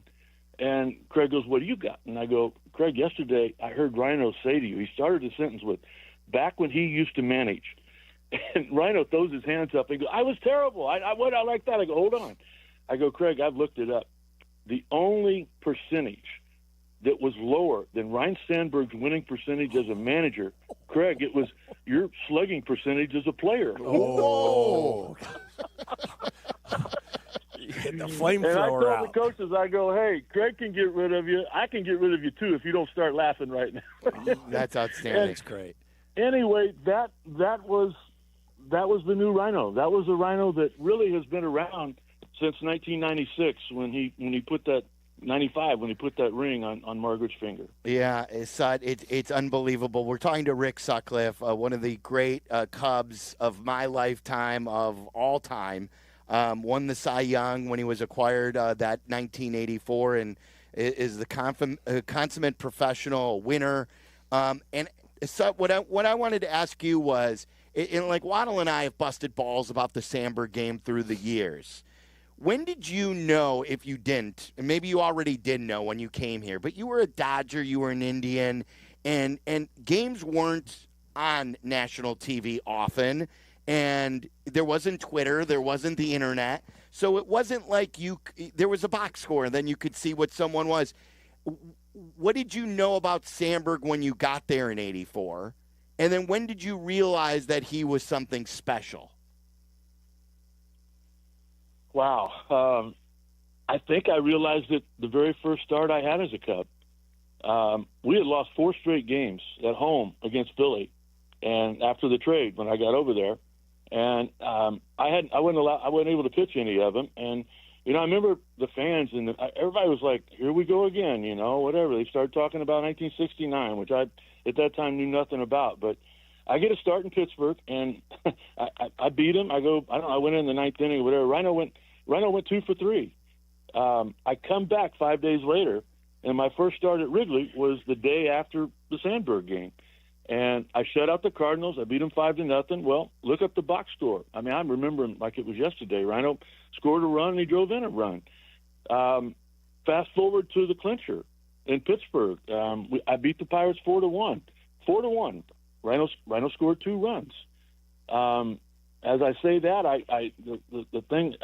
I mean, remember the first night game at Wrigley, or what was supposed to be? In the very first inning, if you guys remember, the first hitter, I give up a home run. Mm-hmm. What happens in the bottom of the first? Rhino hits a 2-run homer and gives me a lead, and we held that lead until it got rained out in the bottom of the 4th inning. I just, I told him one time, I said, Rhino, buddy, and this wasn't long ago, I said, I don't win the Cy Young without you.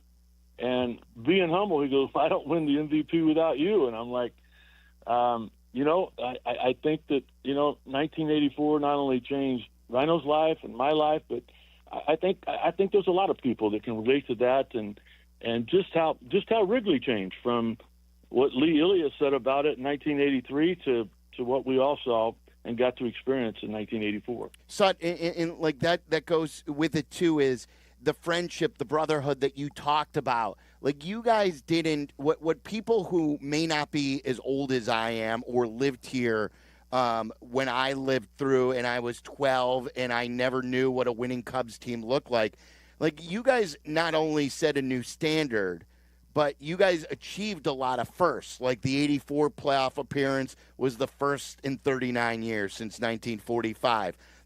Never had lights before. The first night game that you guys achieved. On and on and on. All these different things that you guys – did you guys ever look at yourself as sort of trailblazers of this new era of Cubs baseball? No. I don't think either one of us ever thought about that, or I just, as you say that, Marco, I think about, he's gone, and mixed emotions on that, because I know what he's gone through. I know what happened. Margaret called me and told me that he's ready to go. His body's shutting down, and at that point, I literally started praying that he would be out of pain and that she would be able to start the healing. There's just a lot of things that you get confused with everything going on. Ryno's gone. Yeah, he's gone. But you know what? You guys know this, and that's what you just said, Marco. His impact will live forever at Wrigley Field. I mean, you look at what's going on there now. You mentioned the lights. You mentioned the scoreboard. You mentioned everything around Wrigleyville. What about the Gallagher Square? What about Ryno's statue out there? And I think about Ryno being handed the baton in 1984. And before he left, he handed it to Mark Grace. And I know Sammy was around at that time too. And then Gracie handed it to Kerry Wood and Dempster and all the other guys. Then Woody handed it to Rizzo and KB and that great group of guys. Rizzo, before he left, handed it to Ian Happ, and now Nico. Those guys have been here, and they realize the importance of the fans. And Ryno talked about it many, many times, about how difficult it was to play every day and play all those day games. But once the game started and you looked at every seat at Wrigley being filled, I mean, it filled your body with, just energy. It's like, I'm not tired anymore. Maybe I'm not doing well or whatever, but I'm going to do well today. And, I think Ian Happ and Nico Horner right now, and believe me, I said it about this guy. I argued with people on Twitter over the winter, but the baton is, I think, being handed to Pete Crow Armstrong. He cares. He's passionate. I don't know if there is a ceiling for all the ability that he has. I got in an argument with people on Twitter, and I don't do it very X or whatever it's called. They said, how many home runs is he going to hit? And I said 15 to 20. And people were arguing. There's no way. He don't have that kind of power. Whatever. Well, I honestly didn't know he'd do it by the All-Star break. But right. It's just the legacy that Ryno's going to leave. And I mean, he said it more times than anybody, that there's no fans better than the Cub fans. And Sud, he was a consummate pro, and I ask you, you being with him every day, was he a reluctant superstar, somebody that was uncomfortable with his fame and notoriety? One of the things I've appreciated most about him, speaking about his own career, was, that old adage, when you have some success, act like you've been there, and it seems like that was kind of rule number one for him. But was he reluctant to be the superstar player that he was? Yeah, he really was early. I think even all the things that he did kind of surprised him, especially when he started hitting for power. Defense was always the number one thing to him. He knew that if you kept the other team from scoring, that you weren't going to lose. And obviously, that's the reason that he chose to have his statue of him playing defense. I just, he was just shy. And just, I mean, from the very beginning, I told Robin several times, I said, you know what, riding the park today, and I told you guys this before, but there's people out there that might not have heard. I said, I'm not saying a word to him till he starts talking to me. And literally, we'd get halfway there, and he ain't said nothing. And I'd have some country music on, or I'd see his foot start tapping, and I'd change the channel. I did everything I could to make him mad, make him say something, and he never would. I mean, he was just, pregame he was shy. Obviously, postgame, I mean, he was exhausted because he played every day. But I just, I think about the year he was the Ron Santo Man of the Year for that Diabetes Foundation that Ronnie had. And Ronnie asked him, he says, well, who's your best friend? We'd like to fly him in for the banquet. And he goes, well, my best friend Sut. And Ronnie Santo goes, well, why don't you call him and tell him we'll pay for his flight, well, all that. And Ronnie goes, I can't call him. And Ronnie's like, what? No, I can't call him. I'm not. Rhino he never wanted to put anybody out. He wanted to do his job. He wanted to get the game over. He wanted to come home to his kids. And, his kids were just more important than anything. And that shyness eventually did come out. And he turned into a character, and he turned into, just a really fun guy to be around. But he wasn't like that, when I left right before the 92 season. Talking to Rick Sutcliffe, Waddle and Silvy on ESPN 1000 as we remember Ryne Sandberg. Sut, when was the last time you spoke to Rhino, and what'd you tell him? I did several FaceTimes with him the last, I'd say probably, last year or so. We both got stronger in our faith. We prayed together. We constantly, after every Zoom call or phone call, we said we loved each other. The last Zoom call that I had was with they were in their backyard with Margaret and Lindsay, and I'm telling you, he looked as good as he ever looked. He just was happy. His one of his kids was there. His wife was there. He was just on top of the world. And I know, there's you think 65 years of age and everything he had, how blessed they are.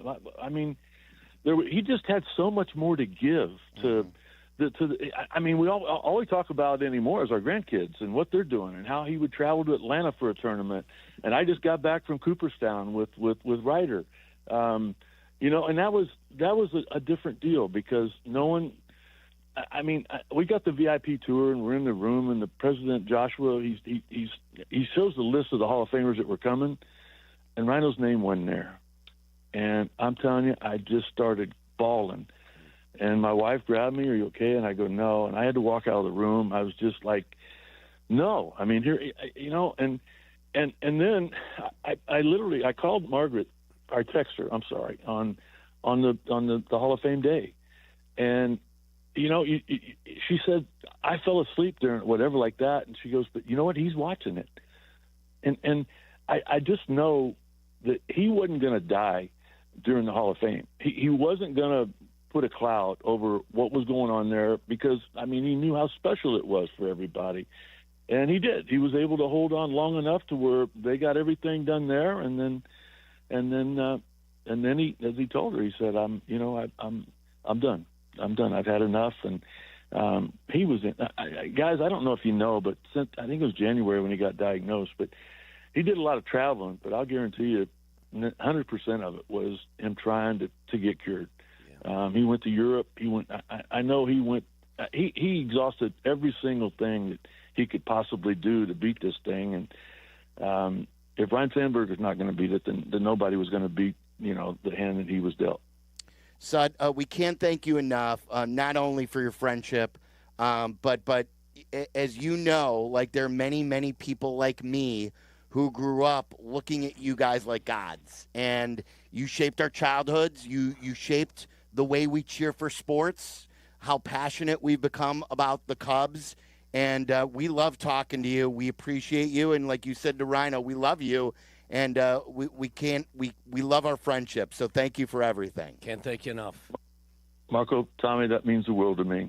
You guys have a good day. I'll see you soon. I'm coming to town Thursday.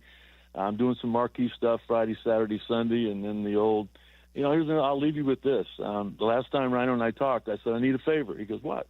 I said I'm going to throw out the first pitch on August the 4th. And he said, "Okay." I said I want you to catch it. And he goes, "Why?" And I go, well, first of all, I don't know that I can even get it there anymore. It might bounce, and I know you got a pretty good chance of coming up with it. I said, but second of all, I think it'd be a great moment for the fans, just to, give a little back to what they've given us. And he goes, I'll see you there, and I'll leave you guys with that. Yeah, he'll be with you in spirit, that's for sure. Sut, you're the best. Thank you. Appreciate you. Thank you, guys. There's Rick Sutcliffe. It's no going one to better to talk to. Yeah, and look, I know this is these aren't easy shows when we go through, especially the older we get, and some of these guys who are not old either. Ryne Sandberg is 65. He was 65 when he passed. Mongo, not old. We lost Bobby Jenks, especially young. Yeah. And these are all people that gave us some of our best sports memories, and that's the entertainment, our escape, the thing that take us away from everyday stress. Look, you wouldn't have gotten into this industry without guys like that. No. So they inspired many people to want to be a part of sports in some way, shape, or form, and it just you knew Sut could talk about Rhino and their relationship in a manner in which would, I'm sure, touched a lot of people listening. Yeah, when we have Bob Costas next. So Costas is really, he's like in that brain. It's like a museum for baseball. He's got everything, and he called the Sandberg game. And they developed a really pretty close relationship because of that game. Yeah, and it's a good place to start. So we'll talk to Costas after that. I want to talk to a lot of sports fans, and even I've heard from a lot of Sox fans who have said, look, I don't like the Cubs. I never cheer for the Cubs. But if there was ever a Cub that I respected, that I grew up and I looked up to, it was Ryne Sandberg. I got that a lot from Sox fan friends. And this is just a day to remember the great things about Rhino and one of the great athletes our town has seen. We'll continue to do that on Waddle and Silvy. This is Waddle and Silvy on Chicago's Home for Sports, ESPN Chicago. Chicago White Sox baseball. Do you believe? Len Casper and Darren Jackson bring you the call of White Sox and Phillies. Coverage starts tonight at 6 on ESPN Chicago, the home of the White Sox. Now backed by the power of the Pope. Hey, you're probably driving past one right now. A neighborhood bank you didn't even realize is part of something bigger. Wintrust has over 200 locally run community banks, and every one of them is powered by people who actually know the area and care. They make decisions right there in your neighborhood, not in some far-off corporate office. And whether it's growing your savings or launching a business, their local experts are ready to help. Because communities are not one size fits all. Your bank shouldn't be either. And when strong communities connect, big things happen. Find your local Wintrust Community Bank and experience banking as it should be at wintrust.com. Wintrust, different approach, better results. Member FDIC, equal housing lender. Steinhaffel's 7th Chicagoland Superstore is now open at Maryville Plaza in Maryville, Indiana. For over 90 years, we've helped families create the homes of their dreams, and now we're proud to be part of yours. Steinhaffel's has all the top furniture and mattress brands, styles for every taste, prices for every budget. So come on in, discover the selection, the service, the savings. Discover the Steinhaffel's difference, now in Maryville. Relax, it's Steinhaffel's. This is an ad by BetterHelp. Workplace stress is now a leading cause of declining mental health, with 61% of the global workforce feeling it more than ever. Hey guys, it's Silvy. You can't escape work, but you can take small steps to care for yourself. A walk, some sun, a favorite song. Therapy is one of those steps. Ongoing support to build resilience for whatever your day throws at you. Balance is tough. Getting help shouldn't be. Visit BetterHelp.com/timeout today for 10% off your first month. That's BetterHelp.com/timeout. 3 games left. Just 3 games to settle the entire LIV Golf season, and it begins at Bolingbrook, August 8th through the 10th, where 54 of the world's best players will come out swinging for glory. DeChambeau, Rahm, Koepka, and more. Up close, personal, and locked in, with special guests Good Charlotte providing the soundtrack. Ready to see things get clutch? Get tickets now at livegolf.com. That's LIVgolf.com. Hey, friends, I'm Tom Waddle, and I drive a Hawk. Find your next car at hawkauto.com. Choose from 12 Hawk Auto locations at Forest Park, St. Charles, Plainfield, Joliet, Carroll Stream, and now LaSalle, Peru. Shop thousands of vehicles from 13 big brands. Save with 0% financing or make no payments for 90 days. Plus, save even more with our complimentary maintenance plan. Find your next car at hawkauto.com and drive what I drive. Drive a Hawk. HawkAuto.com. Financing and plan on select models with approved credit. John, what are you doing? Get in my car. So why are you walking to work? Thanks, man. It's these insanely high gas prices. They're draining my bank account. I can't afford to drive anymore. Dude, don't walk. Just do what I do because I never pay full price for gas anymore. I use the free Upside app that pays you cash back for every gallon of gas you buy. Oh, wait. You're telling me you get paid cash when you buy gas with the Upside app? Yes, I get real cash back every time I buy gas. Does that actually add up to anything? I'll make around $200. Wow, that's serious extra cash. I'm downloading the free Upside app now. Download the free Upside app now to earn real cash back every time you buy gas. Use promo code REFUEL for an extra 25 cents a gallon bonus on your first tank. That's promo code REFUEL. You can cash out anytime right to your bank account, to PayPal, or an e-gift card for Amazon and other brands. Just download the free Upside app and use promo code REFUEL for a 25 cents a gallon bonus on your first tank. That's code REFUEL. Sports icon and equality champion Billie Jean King shatters glass ceilings on and off the court in the world premiere play Billie Jean at Chicago Shakespeare Theater. Performances begin July 18. Tickets at chicagoshakes.com. It all started back in 1971 when Rocco Polisi and his wife Nancy brought a taste of Italy to Chicago. That's right, Nancy's Pizza, home of the original stuffed pizza. Rocco crafted his recipe from scratch, and when you cut into that crispy crust, you get a gooey molten blend of mozzarella and your favorite fillings that's just perfection. Also, try Nancy's thin crust, crispy on the edges with that caramelized cheese. It is sure to hit the spot. Taste a piece of Chicago pizza history. Stop by my guys at Nancy's in the West Loop on your way to the game, or order from any of their locations throughout the suburbs. Waddle and Silvy on ESPN Chicago.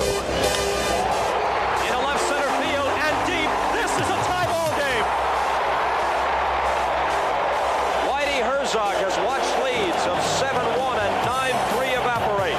Ryne Sandberg with a 4-for-5 day. The 1-2 hitters have been outstanding for the Cubs today. Here comes the man again.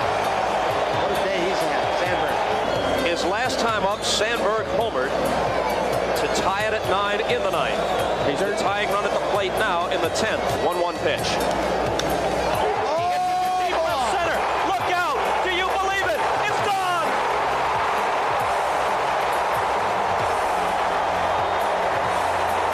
Sandberg, 5 hits, including 2 home runs. That was June 23rd, 1984 on NBC, the game of the week. It was something that we lived for because, you know, we were very fortunate where people grew up here who were Cubs fans, and many people around the country, that's how they became Cubs fans, because they got to see the Cubs on WGN. It was a superstation. And it was on all the cable packages in the infancy of cable. But for those who didn't get to see it or wanted to see the Cubs get national exposure, there was no Sports Center, there was no internet, and you waited for your turn to be on the game of the week, the MLB game of the week on NBC. And that was a day in 1984 that the Cubs got on, and it was like their coming out party. And it's why it's more than just a June game, and we've always talked about it. We've had Bob Costas on through the years on that anniversary date. And Bob Costas, a Hall of Famer in his own right. He was the Ford Frick winner back in 2018. He's an absolute legend when it comes to broadcasting many sports. I mean, he did Michael's last shot in a Bulls uniform in 1998. He had the Sandberg game. There were many great things that Bob Costas got to see even here in Chicago, and he's sort of become an ambassador for Ryne Sandberg in that Sandberg game because he had the play-by-play, and he joins us right now on the Yingling guest hotline. Bob, how are you feeling today? Well, I feel very sad. It wasn't a shock. We knew it was coming, but still, to lose not just a baseball legend, and that's a lot to say that someone's a baseball legend, but such a good person as Ryne Sandberg was, and a friend to so many of us, and someone who fans can feel good about having said he was my favorite player growing up, or he was the signature player of that era of the Cubs. There's nothing that compromises that, nothing that you have to rationalize or put aside when you think about Ryne Sandberg. He was a near-perfect player. Was he the greatest player of his time? No. But he was an excellent player, an almost flawless player. He did everything well. Did he have the overwhelming statistics of a Hank Aaron or a Willie Mays or now a Shohei Ohtani or an Aaron Judge? No. But in every aspect of the game, he was so excellent, and putting those excellent seasons together year after year paved the path to the Hall of Fame. And, Bob, can you talk about how that game itself kind of fueled what ended up being a friendship that lasted decades? Yeah, it was just my good fortune to be there, and as you laid out before you brought me on, the NBC Game of the Week was an institution going back into the 1960s. Kurt Gowdy and Joe Garagiola and later Tony Kubek and the great Vin Scully, and I was just a young broadcaster happy to be part of it. And that game went to the entire country on June 23rd, 1984. Beautiful sunny day at Wrigley, classic setting. It mattered that it was the Cardinals. That added something to it. You had some vivid personalities. Whitey Herzog in the Cardinal dugout, Hall of Fame manager. Ozzie Smith made a couple of incredible plays, Hall of Fame shortstop. Willie McGee was the MVP the next year in 1985 after Sandberg won it in 84. He hit for the cycle that day and still wasn't the player of the game. So you had all the elements, and it became the game that marked Ryne Sandberg as an MVP candidate. He eventually won it, and it let the nation know. I mean, you made this point earlier, that this is when the whole nation kind of focused on a given game. And in this case, the Cubs were in the process of being transformed from perpetual losers into genuine contenders. And as you know, they came within one heartbreaking loss of going all the way to the World Series that year. So if ever there was a game that personified all of it, personified what the game of the week was, personified a Hall of Fame player's career, the signature game of a Hall of Fame player's career, and served notice that the Chicago Cubs were a different thing in the mid-'80s than they had been for many years prior to, one game on that Saturday afternoon brought it all together. The great Bob Costas joining us. It's Waddle and Silvy on ESPN 1000. And, Bob, you've seen it all. I mentioned, you did NBA Finals games. You did Michael's last game in a Bulls uniform. You've done Olympics. You've done all the biggest baseball games. How many games that you've broadcast in a regular season do you remember so vividly like that game? Well, that's the greatest regular season game I've ever been part of, and you mentioned earlier, and then I got off in another direction and didn't really answer it. That one game forged a 4-decade connection between me and Ryne Sandberg. Every time we crossed paths, it was the subject of conversation. There wasn't anything new to say. We just kind of reminisced about it. And then Ryne was kind enough to invite me to be part of the unveiling of his statue at Wrigley Field, which appropriately was on the 40th anniversary on June 23rd, 2024. And it's so poignant to think about the fact that Ryne looked well that day, and he believed that his cancer was in remission, and only a few months later it came back, and it came back with a vengeance. Come to think of it, Chicago in the 80s and 90s, and the number 23 was very good to me as a broadcaster. Mm-hmm. Michael Jordan in the 90s, number 23, and Ryne Sandberg prior to. And, Michael Jordan didn't start with the Bulls until the fall of 84. So the reigning number 23 in Chicago in the summer of 84 and before Michael Jordan arrived was definitely Ryne Sandberg, both of them Hall of Famers. Bob, which home run surprised you more, the first one or the second one? The second one, because is he going to victimize Bruce Sutter, the reigning best relief pitcher in the National League, former Cub, obviously? Is he going to victimize him twice? And it shows you how much the game has changed, because Whitey Herzog had Sutter in the game for, I think, like 3 innings. And he hit it to almost exactly the same spot. Yeah. It was almost as if the same fan could have caught the ball in the left field bleachers. I guess that was the one that was a shock. 2 outs, nobody on. Bob Dernier works a walk on a 3-2 pitch that was razor close. Could have been called a strike. Darryl Porter, the late Darryl Porter, was the Cardinal catcher, and he muffed the catch. The ball popped out of his glove. And Tony Kubek speculated, one of the great analysts sitting next to me in the booth, speculated that had Porter caught it cleanly, it might have been called strike 3. In any case, ball 4 on a 3-2 pitch. Dernier goes down to first base, and here's Ryne Sandberg again. Bob, you summed up what he was as a player and how he was flawless, but he wasn't Willie Mays, and he wasn't the greatest of all time. Would you say the one thing that I always have told people who are younger, and that Ryne Sandberg to me was ahead of his time, where the second baseman was always the slappy hitter who would try and punch and Judy it and, would hit for an average and maybe 1 or 2 home runs. He was, and I know he came up as a third baseman or shortstop, but he really became what a lot of big leaguers are today, where you could be a second baseman and you could be a power hitter and add the speed and the Gold Glove to go along with it. Yeah, there were a few people prior to that era who played middle infield positions and were not the prototypical scrappy little middle infielder, slap hitter, steal bases. But it became more commonplace for someone of Ryne's size, or Cal Ripken Jr. playing shortstop for most of his career with the Baltimore Orioles, to be a bigger player and to hit for power. And to your point, Ryne Sandberg was not a spectacular player. He was an elegant player and a nearly flawless player. Everything he did was smooth and fluid. He won Gold Gloves not so much for making spectacular plays, although he made a few, but for making every play. He had long stretches of games without an error. He once had some 500 chances in a row without booting one. He was just, if you were a baseball coach and said, here's one player you should look at, Ryne Sandberg would be a guy you should look at. He played the game as it should be played, and just as important, the way he carried himself was classy. And the word respect, which he emphasized in his Hall of Fame speech in 2005, was a big part of who he was.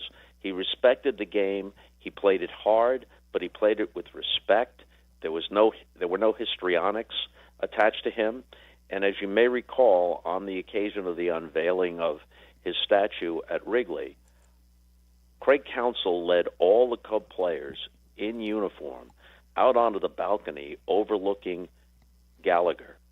That was respect, unspoken, not a word spoken. Big crowd gathered on the lawn out there, and then behind where I was speaking, I didn't see them at first, and people in the audience pointed my attention, and I turned around and saw all those players up on that balcony.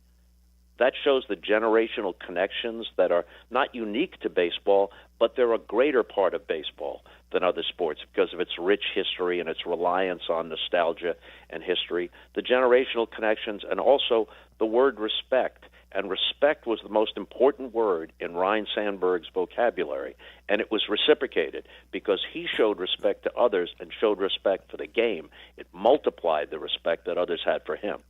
Such a great point. The great Bob Costas joining us, Waddle and Silvy on ESPN 1000. We're counting down the 25 greatest clips of all time, and we put your call of the 2 Sandberg home runs in there because, as you know, it's not just the great play. It's got to be accentuated with the great call. When you hear your call of that, do you like the way you described that? And does it feel like 41 years ago, or does it feel like just yesterday? It doesn't feel like yesterday, but it sure doesn't feel like 41 years ago. It feels like something in between. And I think, I've heard it so many times. It's accurate, and it has surprise in it, especially on the second one. It has a feeling of surprise, which was authentic, and I think it summed up how a lot of people watching that broadcast finally felt. Like, can you believe this? It happened again? Oh, my gosh. Bob, I'd be remiss if I didn't ask you kind of a bigger baseball question here, and I'm sure that Rhino would respect because, the game seems to be in a really good place. Good decisions being made by Major League Baseball. People are watching. Do you feel like the game's in a really good spot despite the fact that there may be a labor issue down the road here, not too far away? Yeah, I think there are a lot of good trends, good indicators, but there are a substantial number of owners who feel that their teams cannot compete or that in order to compete they have to break a sensible business model. And you're probably aware of the confrontation that took place in the Phillies clubhouse with Bryce Harper telling the commissioner to get the F out. And I don't care what the disagreements may be, that's a bad look for Bryce Harper. What the heck is that? He's the commissioner of baseball. He comes in there to discuss the issues. Even if there are disagreements, let's have civil disagreements. If your attitude is, get the F out of here, meaning we can't even discuss what you might want to put forward, that almost indicates if more players and their representatives feel like Bryce Harper, we're not going to get anywhere. But again, there's a push for some form of a salary cap. And alone among the four major sports, baseball's Players Association has always felt that that is a line we will not cross. This is absolutely a matter of principle. We will never have a salary cap or any version of a salary cap. But players in the NBA and the NFL seem to do pretty well in a salary cap situation. The NHL, without it, wouldn't be able really to thrive because their business model is different. At least some adjustments have to be discussed, and one of those adjustments would have to be a salary floor, so that some of these teams that underspend would have to increase their payrolls. And if it's structured properly, that might appeal to the overall membership of the Players Association. But we'll see. It's complicated, but if there's such a hardline stance that we can't discuss anything, then we are going to see a lockout in December of 2026. Yeah, and hopefully we won't. Bob, it's always a pleasure. Thank you for sharing your stories with the fans. We appreciate you. Thank you, guys. Take care. There you go. Bob Costas, the great Bob Costas, Hall of Famer himself, and he was on the call back on that June 23rd day of 1984. I had not realized, maybe I was one of the only people, that Bob developed a really close relationship with Rhino over the course of time because of that game. Yeah, I bet you kind of cool. Yeah, and it's sort of like when Joniak sees Hester, Devin Hester. Yes, like they're a good comparison. Yeah, it's really when you are, and I know he wasn't the local broadcaster, and no one loved Rhino more than Harry Carey. Right, like Harry Carey was Rhino's true ambassador, where he was broadcasting, telling everyone, I haven't seen a player like this since Stan Musial, Stan the Man. And he used to say it was his favorite player, Rhino was. So we continue to remember Rhino today as he passed away yesterday.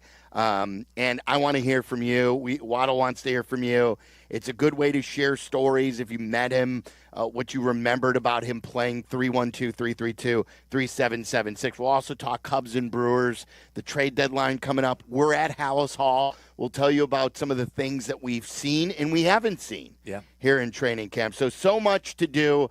We're live at Hallis Hall as we remember Rhino.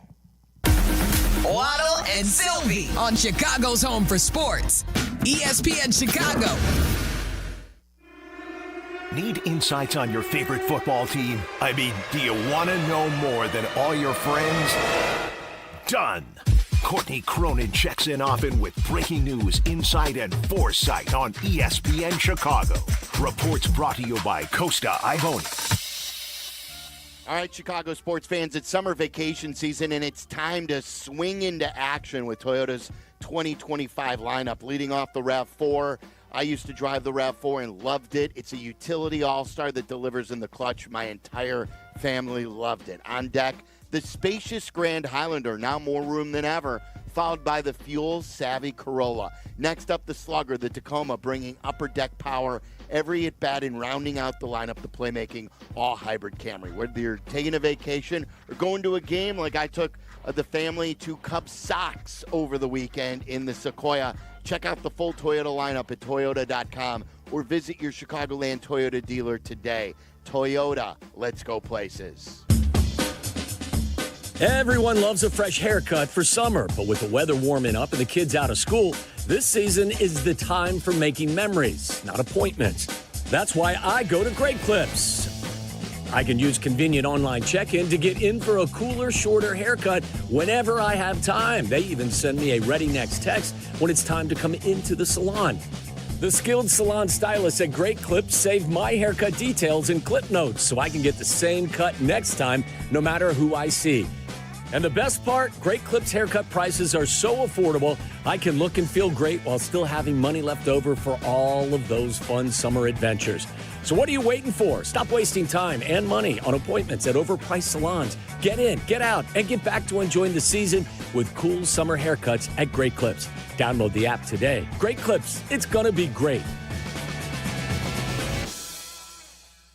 I'm living the life that I lived before I started having knee pain 10 years ago. Meet Julie, a woman who makes the most of every moment in life. But over the last years, those moments were filled with agonizing pain until she discovered QC Kinetics. Finally, the pain got so bad that people around me are like, oh, when are you getting your knee replaced? I was walking, hobbling. I listened to my last QC Kinetics commercial and I said, I'm done. I got to find out about this. What Julie found out was that QC Kinetics treats pain associated with osteoarthritis with regenerative therapy, taking your body's own healing properties and concentrating them in the areas where you feel pain, helping heal and restore those damaged areas. No harmful steroids, surgery, or downtime. It changed how I'm living. I'm able to do the things that I wasn't able to do for a long time. Get back your life before the pain. Call QC Kinetics now for your free consultation. Call QC Kinetics, 312-809-5955. That's 312-809-5955. 312-809-5955.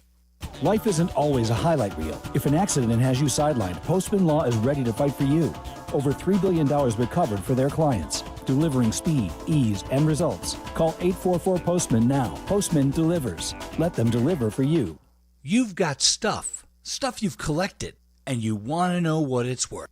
ESPN Chicago suggests you tune in Saturday mornings at 7. It's Sports Collecting with Tom Morgan, brought to you by Huggins & Scott Auctions, ERC Delivery, and REA.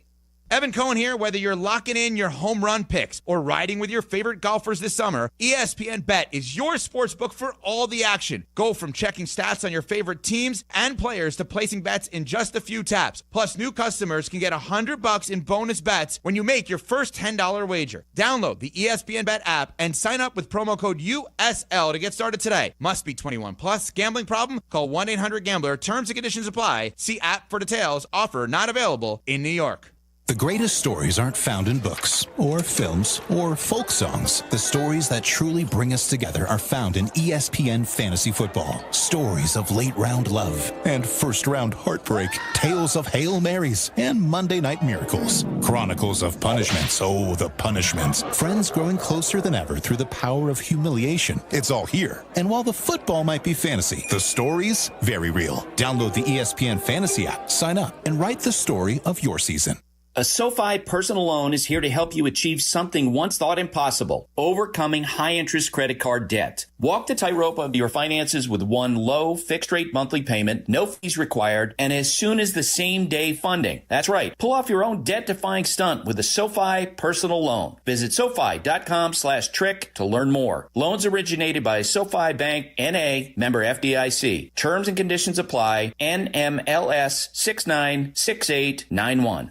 You've probably heard of speed dating, but what if there was something similar for hiring, especially if you're running a growing business? There is Zip Intro from ZipRecruiter. You can post your job today and talk to interested qualified candidates tomorrow. Simply select a time and Zip Intro finds and schedules qualified candidates for you. Then you can choose who you'd like to connect with and meet great people through back-to-back video calls starting as soon as the next day. Try it for free at ZipRecruiter.com/sports. That's ZipRecruiter.com/sports.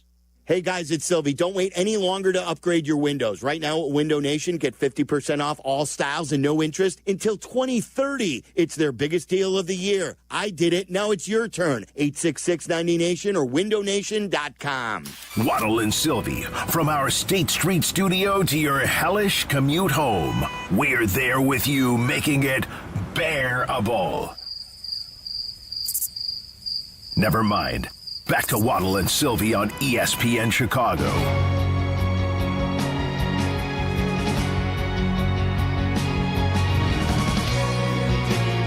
Remember Ryne Sandberg, the great Ryne Sandberg, Hall of Famer, passed away last night. My heart just sank, even though we knew it was coming.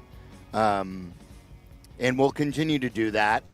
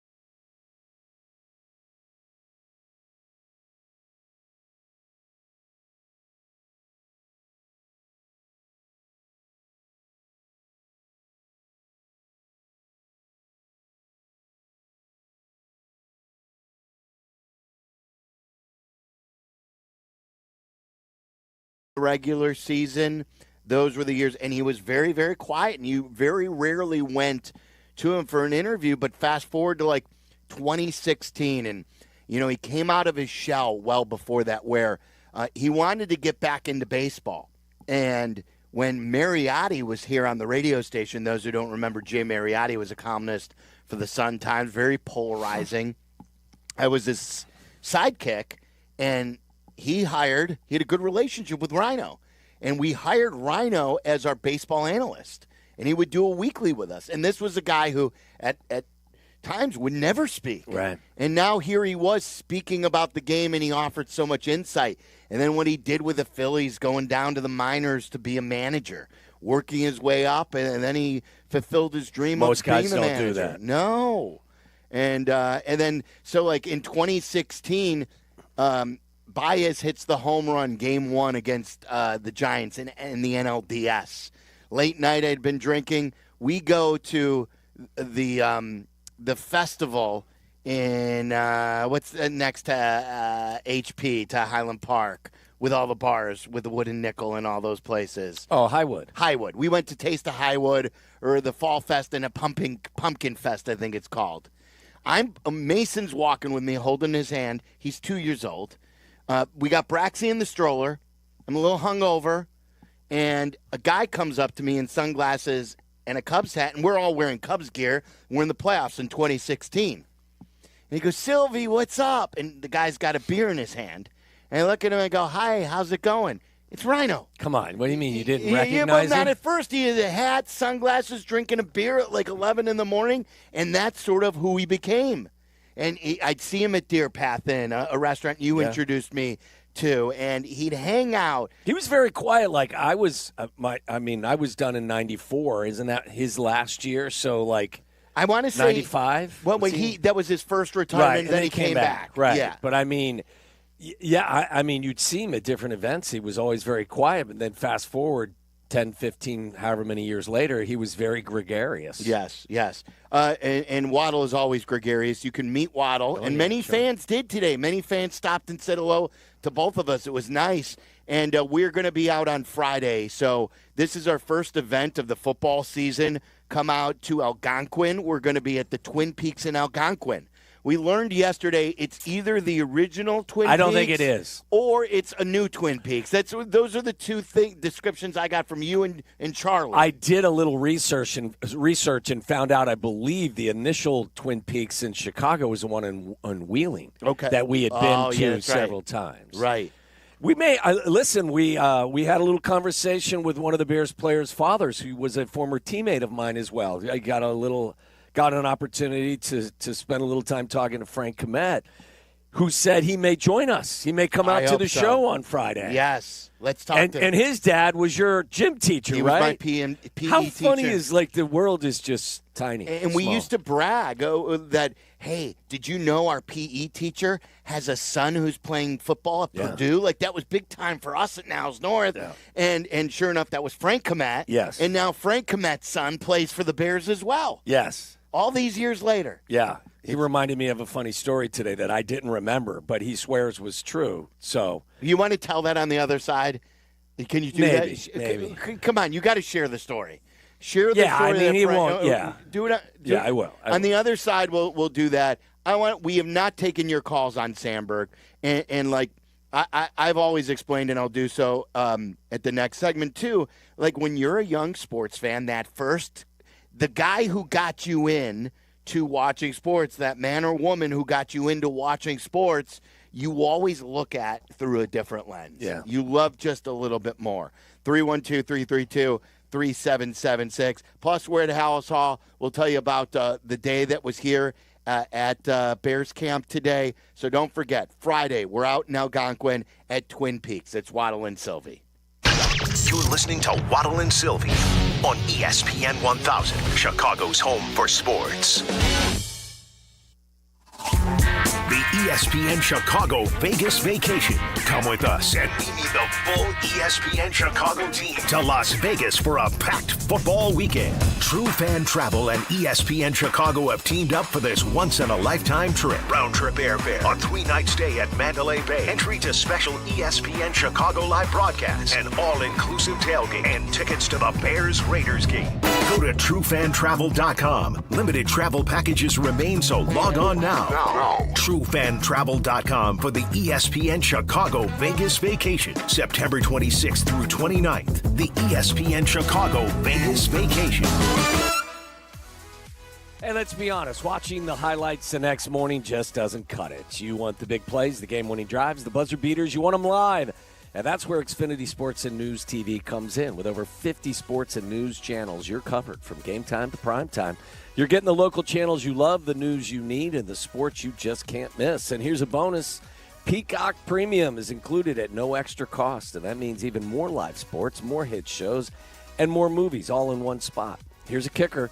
You'll save over $150 a year compared to YouTube TV, so you get all the action, keep more money in your pocket, and that's a win-win. Whether you're streaming the big game, you're catching up on the latest news, or watching your favorite shows, Xfinity has you covered on the most reliable network built for streaming. Here's the game plan. Call them, visit them at Xfinity.com, or head into an Xfinity store today. Xfinity, the Wi-Fi is booming. Savings compares Xfinity Sports and News TV at $70 per month to YouTube TV at $82.99 per month. Peacock Premium is a $7.99 a month value. Hi, it's Chris Hune from Universal Lighting of America. If you own a business or manage a building, now's the time to upgrade to LED lighting and actually save money. We're an official 2025 service provider for ComEd and NIPSCO, and they may cover up to 70% of the project. We make it crazy simple from install to paperwork. I'm not kidding. You get better light, lower bills, and we handle all the hard stuff. Call us or visit ulasaves.com. I'll come out and show you what's possible. Let's light it up.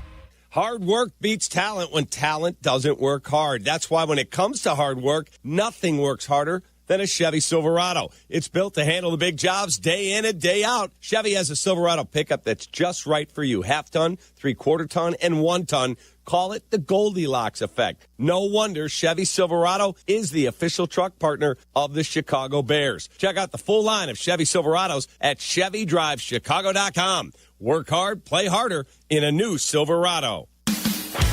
The Taste of Elmwood Park returns. It's August 7th to the 10th. Mayor Skip Saviano, what's your favorite part? Where do I start? The live music, family fun, and sampling from over 20 of Elmwood Park's best restaurants. I love it all. How about you, Carm? Gotta be the meatball eating contest. Always a crowd favorite. And I'm excited to be the honorary MC once again this year. Join us at the Taste of Elmwood Park happening August 7th to the 10th. Grab your family and friends for a weekend of amazing food, live entertainment, and a true Taste of Elmwood Park.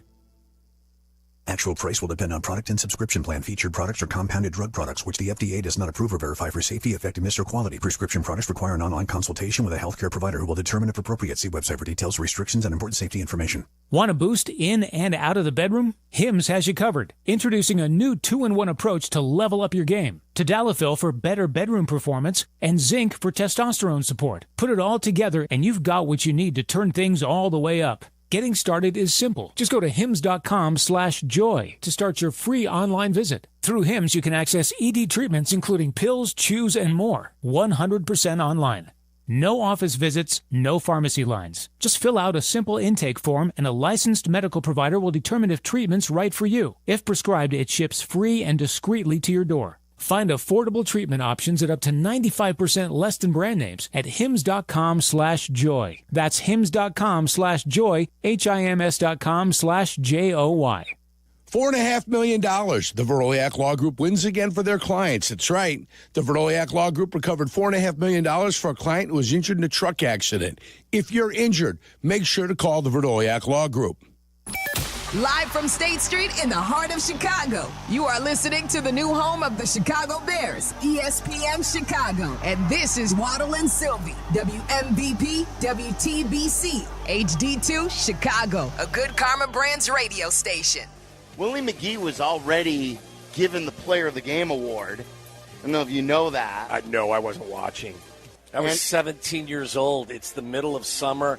I'm probably out having a drink and a smoke and out somewhere in Cincinnati at that point. This is directed at the goobers like you that put this game on a pedestal. It's the third week of June. It's your coming out party. Who's calling in from London right now? Oh, Rhino, would you please set my co-host straight? Hey, guys, how you doing? We are doing great. Happy anniversary. You know what? I appreciate it, Silvy. And you know what? After 39 years, I finally met somebody that did not watch that game that day, and it happens to be sitting right next to you. I have met the millions and millions of baseball fans and people. Rhino, I saw the game. I was at the game. I watched the game. I listened to it on the radio. So finally, one person that did not watch the game or listen to it. So it took 39 years to come up with that person. So there he is. It's Waddle right next to you. I did not have television back then. Oh, don't. I didn't. Don't try and be. Listen, we grew up in a very modest family in Cincinnati. That's we didn't have a television. Yeah, well, anyway, my phone's been blowing up here in London like it always does every year. That's right. It was sort of like a prank. I set Waddle up. I hung him out to dry, if you will. What was it, 2 years ago? At Cody's. On June 23rd. It was a Friday broadcast at Cody's. I was speechless because I thought it was a prank, and then I realized it was really Rhino, so I immediately went to, I'm sorry, Rhino, like we didn't have a TV back then, looking for a little sympathy for my not having knowledge of the situation. Dude, like, I didn't tell Waddle. I told Tyler, I don't know if you remember this. I think this is the same show as when you fixed our remote.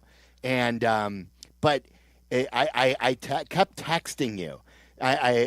You were sitting next to me, and I would say, I go, don't let Waddle know that we're putting Rhino on. I'm going to set him up like we usually do on this anniversary for him to rip the Sandberg game, and then as he's doing it, I'm going to surprisingly bring in Rhino, and that completely threw Waddle for a loop. I remember you were like really stressed out about it too. You're like, you can't say anything. You can't say anything. Don't tell him, because you and Waddle have this like a behind the scenes thing where you guys tell each other secrets or so. Do we share secrets? I don't think so. And I wanted to make sure that you weren't going to save him in that situation. And you didn't. No. You didn't. Rhino was a good sport about it. He was a great sport. And we lost a legend. We absolutely lost a legend. So we're at House Hall today. There is Cubs news currently where Chris Flexen has been DFA'd. Yeah, he had a quick run of pretty solid performances. And then when it went bad, it went really bad. But that's how you do business, right? Yeah, as long as Tyler has predicted that this won't be your last DFA from the Cubs, No, potentially. You'll probably see Drew Pomeranz get DFA'd at some point. Like, you just ride this as long as you can go, and then when it goes bad, that's how you move manage your on. team. He did not. He didn't give up a run against the Sox on that Sunday game, but he put a couple more runners on, and he had to get pulled. And then I forget who the bullpen arm was at the time who got out of the inning. Well, you're going to have to create some space, right, until the roster expands, because you're going to get Tyon back, you're going to get Amaya back, you're going to get Assad back as well, right? And then you're going to hopefully acquire 2 or 3 pitchers. So you're going to have to create some space to begin with. Yeah, like is Colin Ray long for the job? He starts tonight. Colin Ray will be with the team. You think so? Oh, yeah.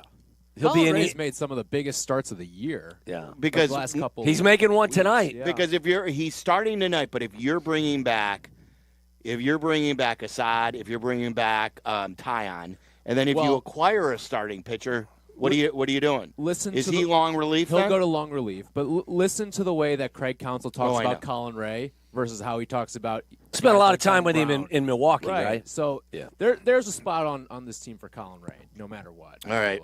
Want to take some of your phone calls. 312-332-3776. If you missed anything, it's on our YouTube page. A lot of people love the Rick Sutcliffe conversation. As always, he's the best storyteller we know. I think he is number one. Yeah. Bob Costas told some really good stories about doing the Sandberg game on how he is tied for his career with Rhino. I can just picture some of those rides to and from ball games with Rhino and Sut. You know, just having different personalities. It must have been just a hoot. Well, we all have. I don't know if you have a friend. I have a friend like that. I think we all have a friend who doesn't say much. Yeah. My guy is Berger. Berger doesn't say much. You could barely hear. He barely talks. He's sort of Berger is just there. He's Berger. That's what we always He'll be say. happy to know that you compared him to Rhino. Yeah, that's a compliment. It is. And he just sort of, takes it all in. And do you have a friend like that who just Quiet? Yeah. Oh, yeah, Jeff Baker. Bakes. Yes, Bakes doesn't, for a while we didn't know if he had a tongue because we never heard him talk. But, yeah, I mean, like when you get him going and he's out at, socially, he's, you can't shut him up. But in other situations, he's just kind of very quiet. Yeah, and then just to get you up to date before we dive into these calls on the Bears, we were at another practice today, so we've been at the Monday and Tuesday practice. I don't think today, in my estimation, there was anything bad. No. There was nothing, though, wow, either. It was a practice. It was like an hour and 45-minute practice, 8:45 to about 10:30. And, they worked on team. Yeah. As we discussed, no one-on-ones, no 7-on-7s. There was a brief situational drive for each quarterback. I think one for each quarterback, but that was really it. And it was sort of a snooze fest. Yeah. Now, with that said, they got a lot of work done, but from the perspective of where we were sitting, first of all, we didn't have a great view. Second of all, there's no really wow moment to relate to the people sitting at home listening right now. Nothing also to tell you that went historically bad. No. It was a day where I think that they really focused on the basics.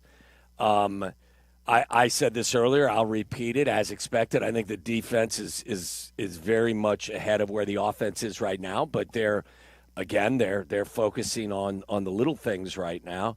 I see a lot more run emphasis the last couple of days than maybe I was expecting. But I think they'll open things up here coming into the week where the Dolphins are coming to town. And I would say to you, that Friday practice will probably be the biggest measuring stick of the entire training camp from start to that point. A week from Friday against the Dolphins. Yes, I think what you see there is the moment where you can actually start to gather some intel. Now, it doesn't mean that what happens between now and then is meaningless or useless. It's not. But I think you'll see it's kind of like a measuring stick situation for another team that comes in. I think then you'll be able to kind of sit down and have a conversation, say, wow, I really like that, or wow, they need to work on that. I think that's when you'll kind of you'll know some stuff. We'll be back out here, too, on Thursday. So we'll get another look at them on Thursday. And I think they're going to, report talking back. to Thayer, too, I think we have the same thought, like as the camp rolls on, I think you'll see them become even more physical. And there was some physicality today, but as you said, there was no one-on-ones. Like there wasn't Right. You're not going to see an Oklahoma drill in the NFL in 2025, more than likely. But there weren't any one-on-one, situations. But I think as the camp goes on, you will see them become more physical. I do believe that. 332-3776. That's where we find Jason in Georgia. Jason, you're on ESPN 1000. What's on your mind? Hey, guys. Appreciate you taking my call. First, want to send my condolences to the Sandberg family, Cubs organization, and all the fans. Hate to hear that about Ryne.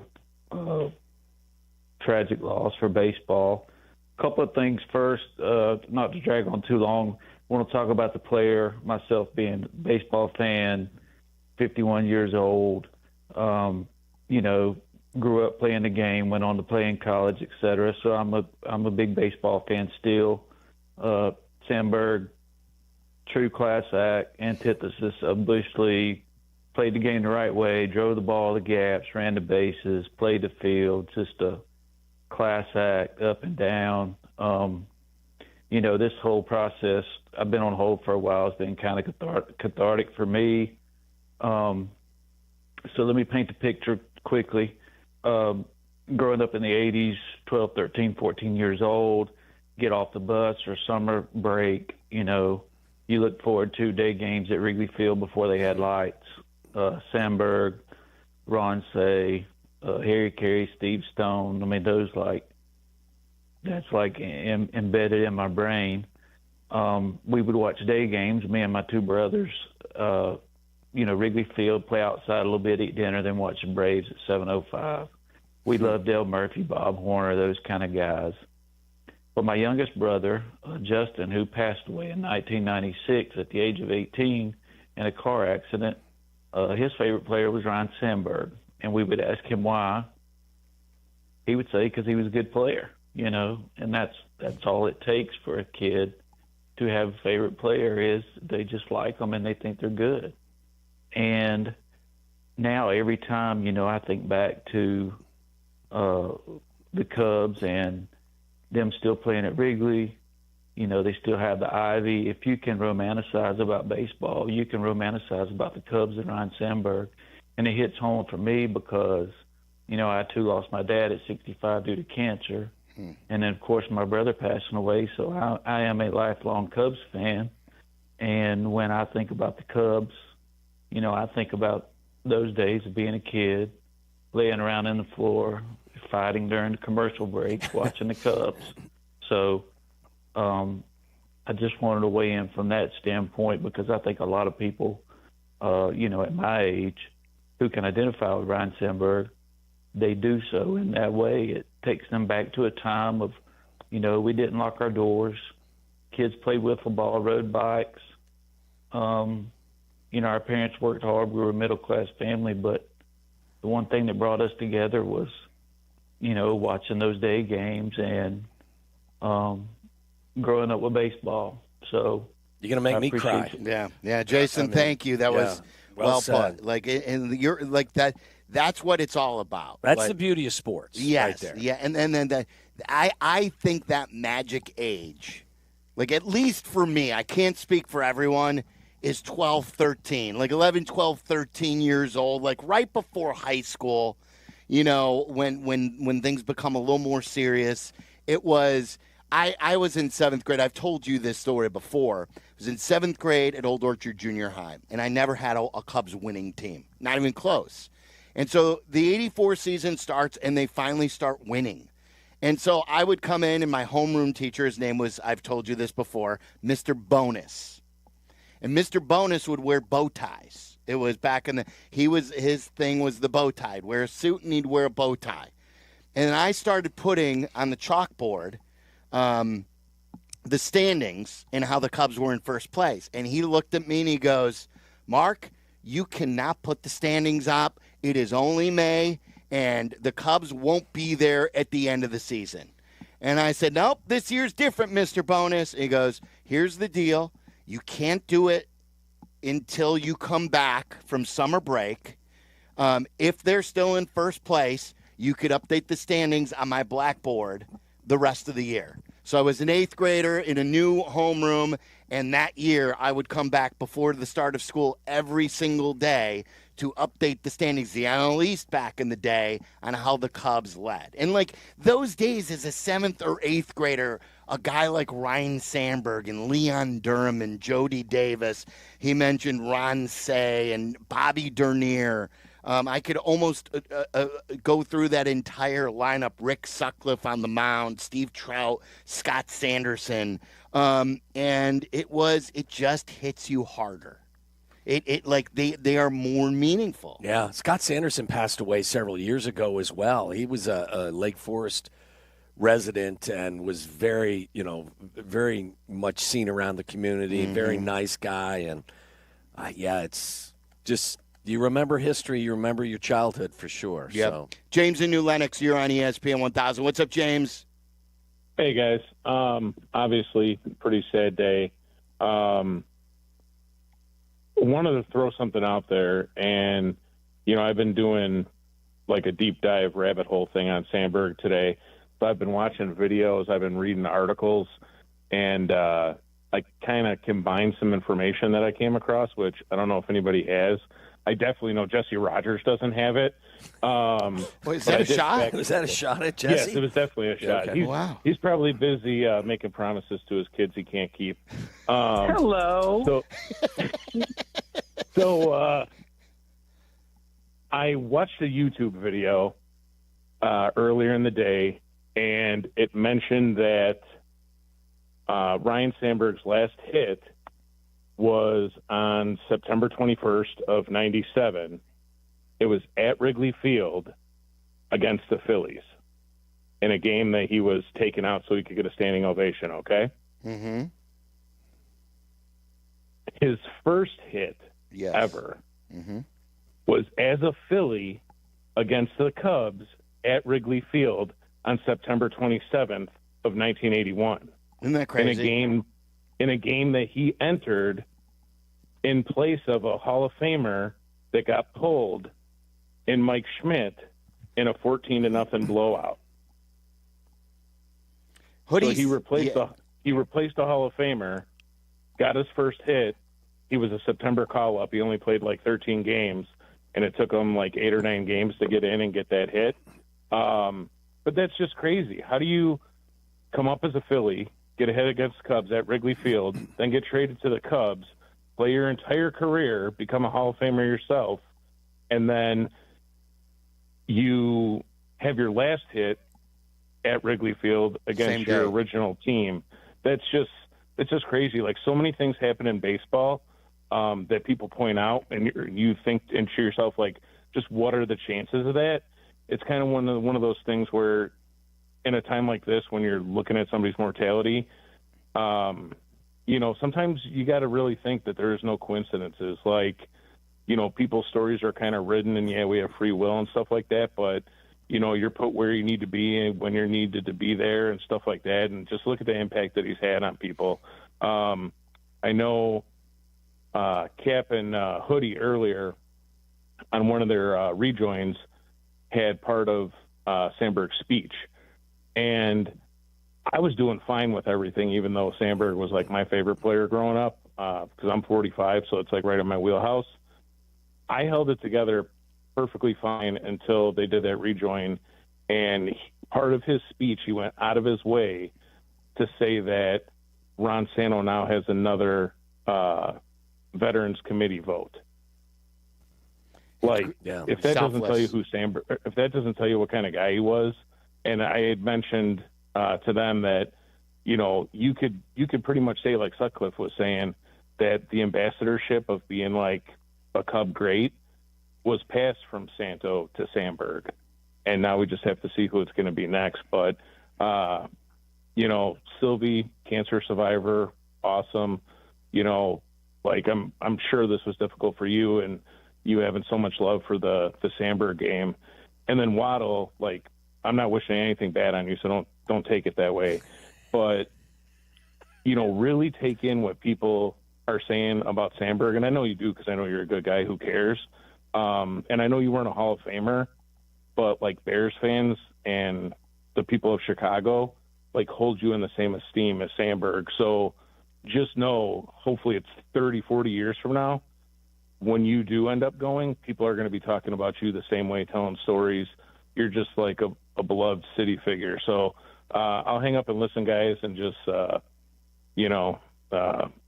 say I love you to the people you love, and, hug and kiss them when you can, because you never know when your last day is. James, thank you. Amen. Yeah. And people I come want up to hold off the eulogy for a while for me. That better be a long time away. Putting him in the dirt there. Yeah, he was. But no, he said 30, 40 years. Yeah, I get it. I mean, listen, kind of scolded you too there. He's like, take it all in. I'm what Rhino is. Yeah. I've always acknowledged that, him as a player. That's a different conversation. But, like, it is weird how the older you get, it seems like time does move quicker. And I know it doesn't.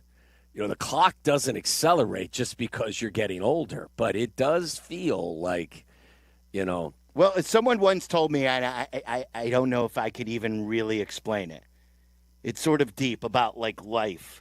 So, like, when you are 10 and the summers seem like they last forever, it's because you've only experienced 10 summers. Right. And this is, like, a big, like... It's a larger portion of your life. It's a larger portion of your life. Yes. 4 seasons a year. There's 40 seasons you've been through. I've been through 57. This will be my 58th So now, summer. Now the fractions are way out of whack. Yes. Where it is a sliver of what we've done. Yes. So that's why it seems like it is quicker. It's fair. Yeah, I was thinking about it yesterday driving home, about how beautiful the day was and, like, how many summers do you have left? I mean, it's really deep. Jeez. It's really deep, I know. I just want them to complete 70% of their passes on a daily basis. Right. That's what I'm thinking about as I'm driving to and from Hallis Hall. At this point, I try to keep the other stuff to the side. Yeah. Maybe that's a me issue, but how do we get to 70% completion, and can we hold teams to under 23 points on a week-in and week-out basis? That really can get us to 9 wins, maybe even more than that. That's kind of where my brain is right now. Yeah, I don't blame you. I don't blame you for that. All right, so we continue to remember Ryne Sandberg. We have one more guest that we wanted to bring you. It was the man who was traded to Chicago with Rhino. It was a guy who's been a multi-time manager in Major League Baseball. He managed the Padres. I believe he managed the Phillies a couple of different times.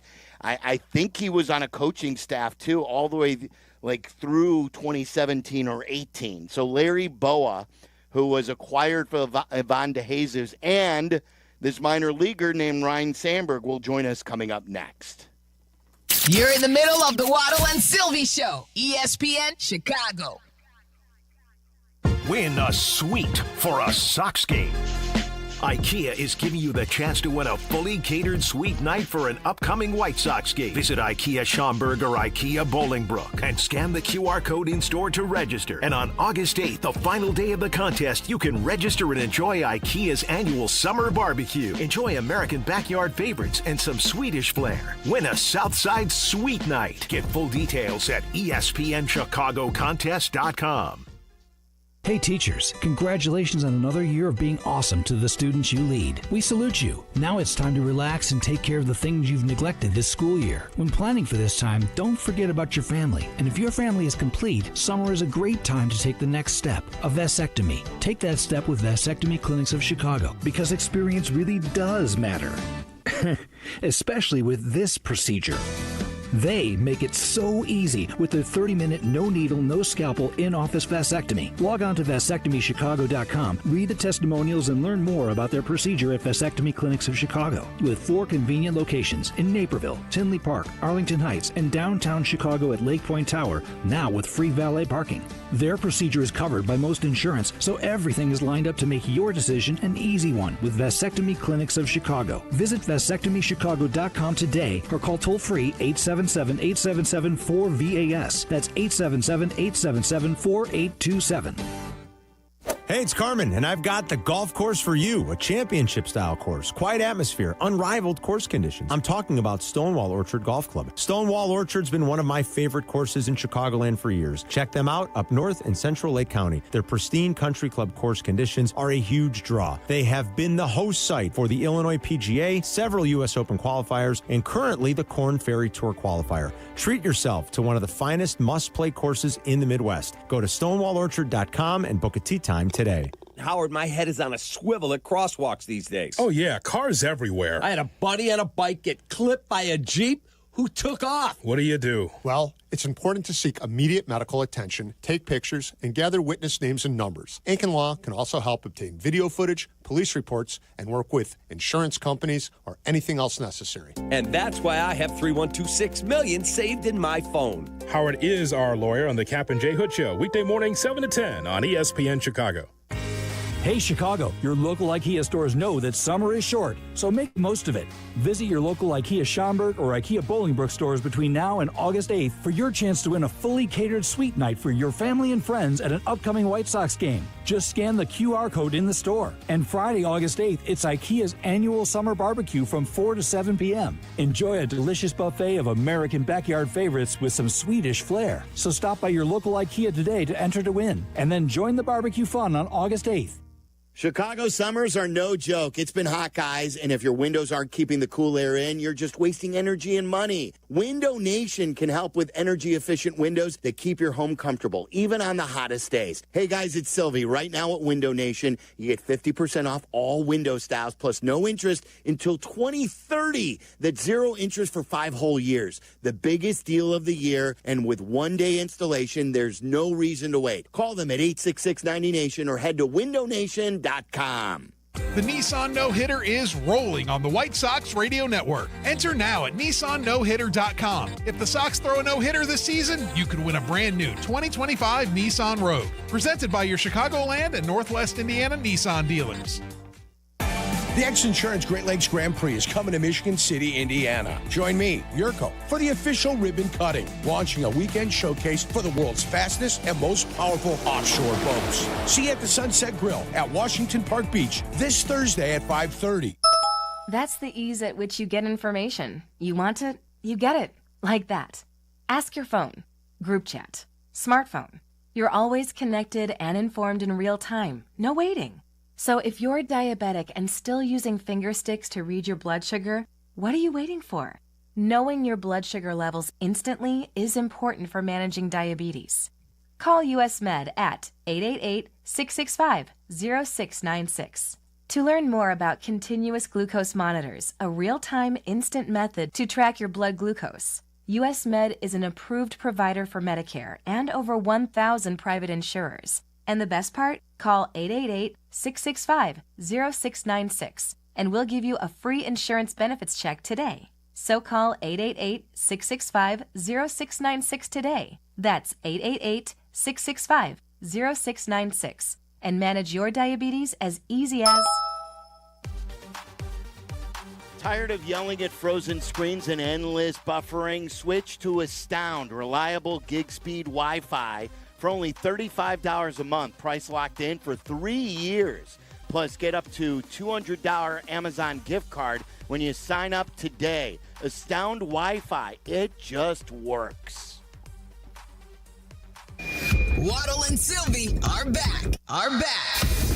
Follow the show on Twitter at Waddle and Silvy and at TWaddle87. This is ESPN Chicago, Chicago's home for sports.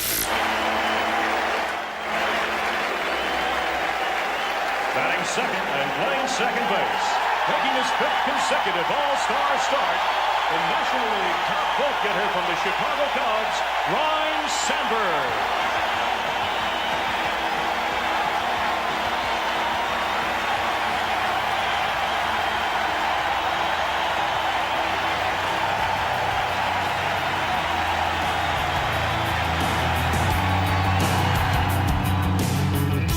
It was the standing ovation Rhino received back in 1990 at the All-Star Game. The last time the All-Star Game was at Wrigley. And coming up here, I know they're officially going to be announcing that Wrigley is getting. I think it's the All-Star game. 2026? Is it 6 or 7? 7. Which, yeah, I think it's 2027 because it's 2026 could be. Well, that's next year. 2027 could be the dicey one, isn't it? Because they're playing next year. Yes, 6 for sure. Yes, and then they could have the work stoppage leading into it. So I'm interested in seeing that one, but that's the last time. I mentioned it to Bob Costas, and Black and Abdallah have been talking about this for a while. Baseball's in a really good place. Like, the last thing you want to see is them not be able to find common ground after next season. Like, work together as partners. I know it's harder. Start now. I've always said that. But and I know that there are some difficult conversations to be had, as Bob Costas told us about, the reluctance for, even a conversation about a salary cap. But the floor has got to be part of the conversation. But baseball has done some really good things. I think their decision-making, some of the rule changes have gone over well. The television interest is there. It feels like young kids are now, more interested in baseball than they have been than in the last several years. So I hope baseball doesn't derail this kind of momentum that they have going right now. And then the other thing that I want them to do with baseball is that they need to, I know the regional sports networks get hurt, but I believe that this is a dying industry anyway. Yeah. I want anybody anywhere to be able to get every baseball game with no blackout rules. Yeah. If you want that, if you want to subscribe to that and be able to watch a team, subscribe to a team no matter where you are. And no blackouts. Right, because it should be, and I know what some of the owners are like, well, if there's a guy who's living in Chicago, I don't want St. Louis, or whatever the case is, or like someone in the Milwaukee area who wants to watch Cubs baseball, but then it hurts the Brewers regional. I think when someone watches baseball, it's better for everybody. And it may not necessarily go right to it, but the more people watching it will grow the game, right? Absolutely. Why put up a wall for someone who wants to watch baseball? It's like the way the Hawks used to think about, well, we're going to protect our season ticket holders and not put the games up. The way you get more season ticket holders is by putting your home games on television.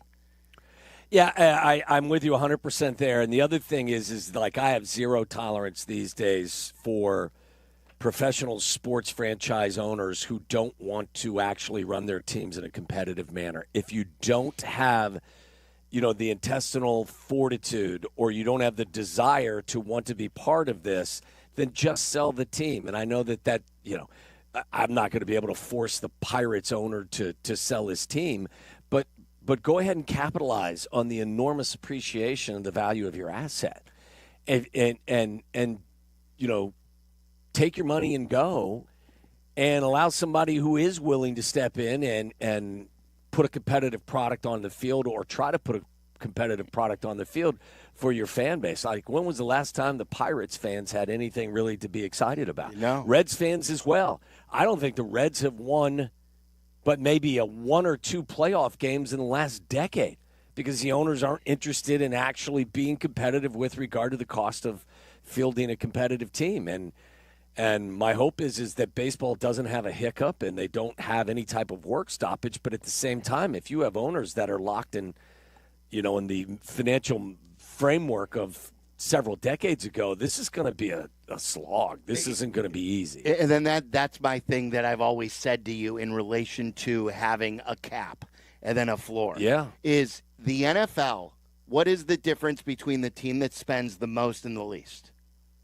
Like, I don't think it's that much. It's not much, because there is a floor that you have to hit in the NFL. I know the salary cap I saw recently, courtesy of Andrew Brandt, I believe for last year, was $255 million. Most people spend as much as you can, or like it's not this rash difference in the NBA. How much of a difference is it between the top spending team and the lower one? And I know not every team goes into the luxury tax, but they all. So what my point is, in baseball, I don't want the floor to be $85 million or $95 million with the ceiling at $235. Like, if you're going to put a ceiling, you better bring everybody up significantly. Like, everyone needs to spend.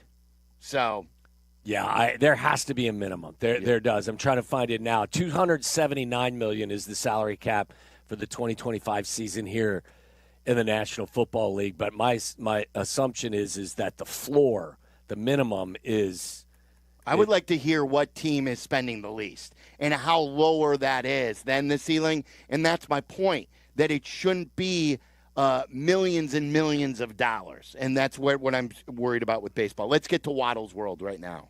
It's that time again when we venture deep into the great unknown. And in Chicago, Tom Waddle. He can't run, he's not fast, but he gets open. A trip inside the mind of a multi-concussed former Bears wide receiver. He caught everything that was thrown and took every hit that they could give him, and he had an all-time day in the use of smelling salt. Buckle up, boys and girls. Tom Waddle, every team wants to have a Tom Waddle. If I had a football team, I'd like to have a Tom Waddle on my team because you draw from that. It's time to go inside Waddle's world. Tom Waddle did have to use a lot of smelling salt. Oh, yeah, Waddle's World.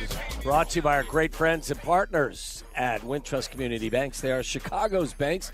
To find your nearest Wintrust Community Bank, visit wintrust.com/find us, member FDIC.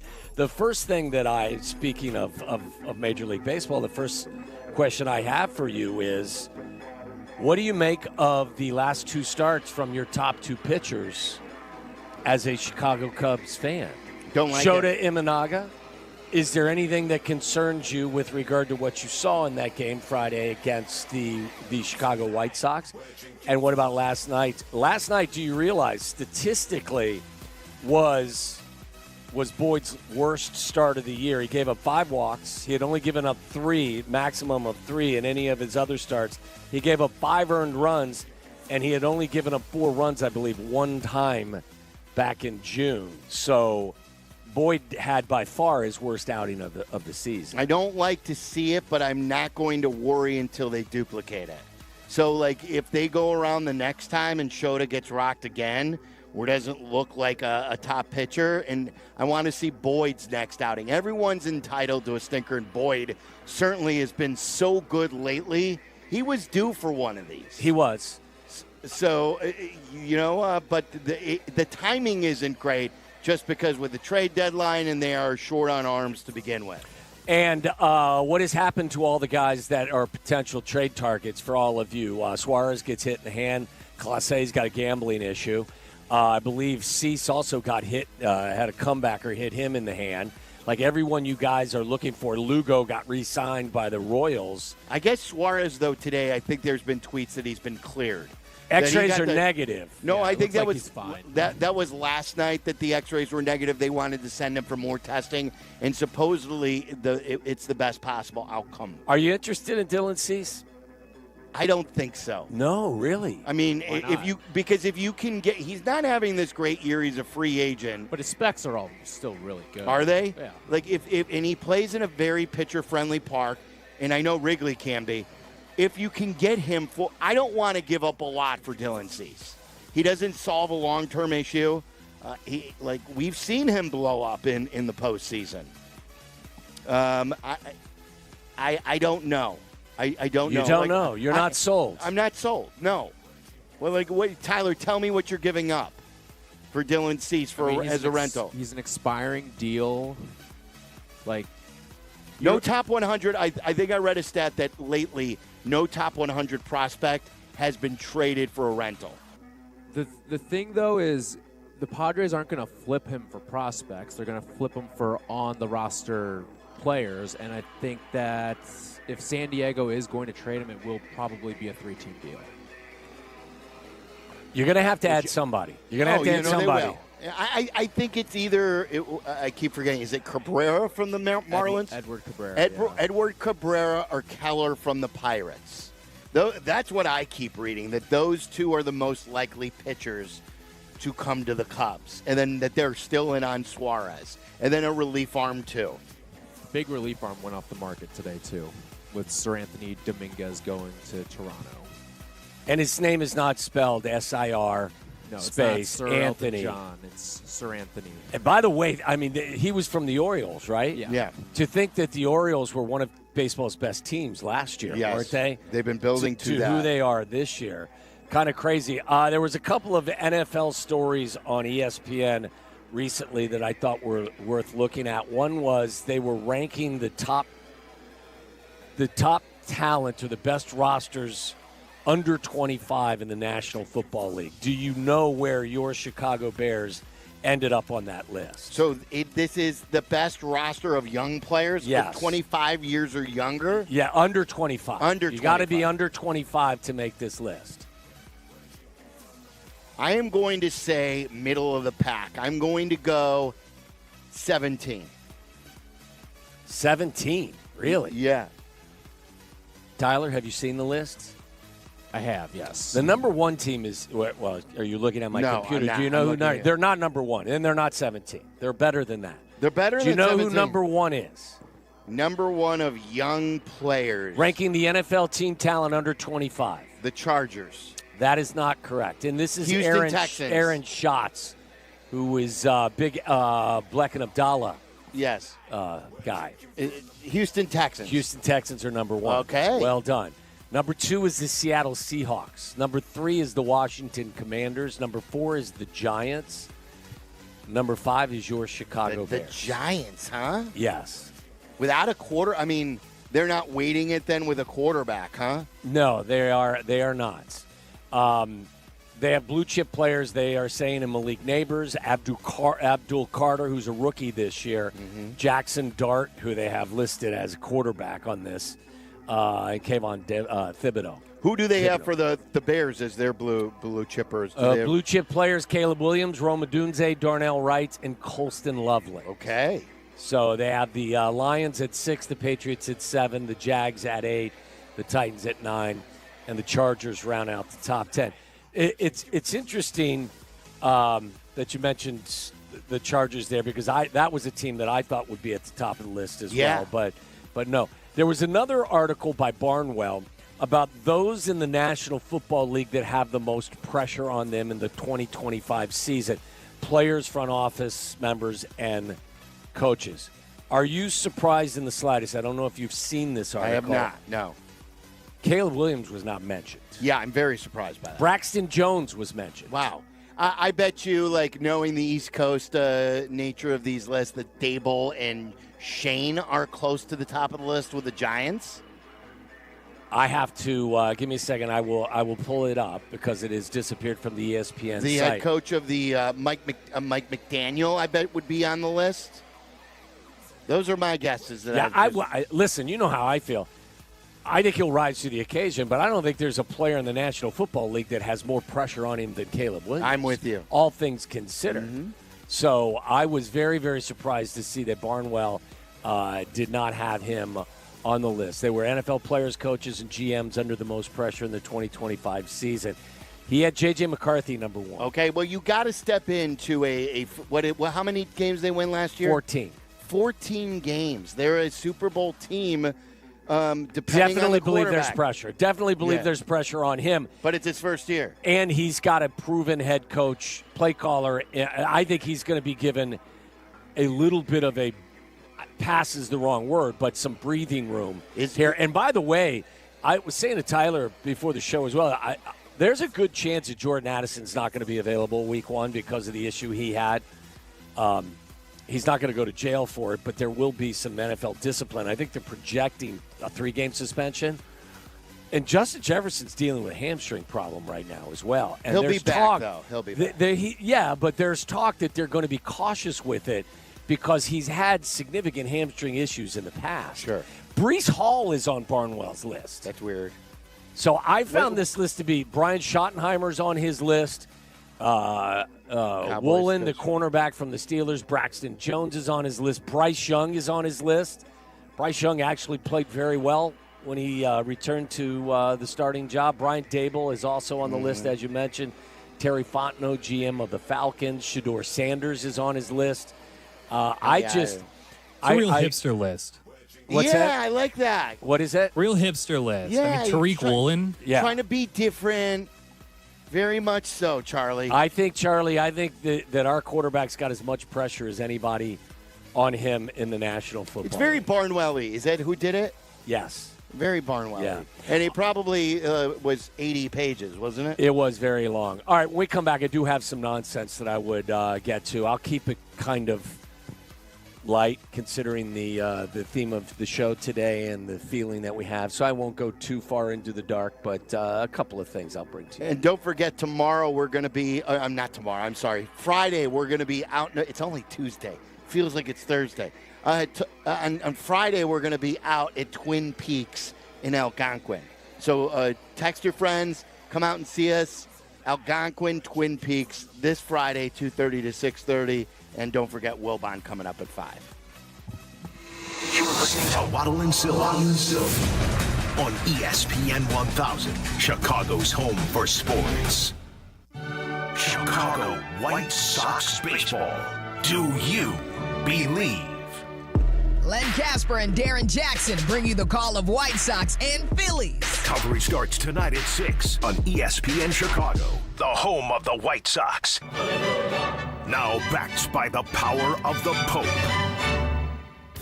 Everyone loves a fresh haircut for the summer, but with the weather warming up and the kids out of school, this season is the time for making memories, not appointments. And that's why you should go to Great Clips. You can use their convenient online check-in to get in for a cooler, shorter haircut whenever you have the time.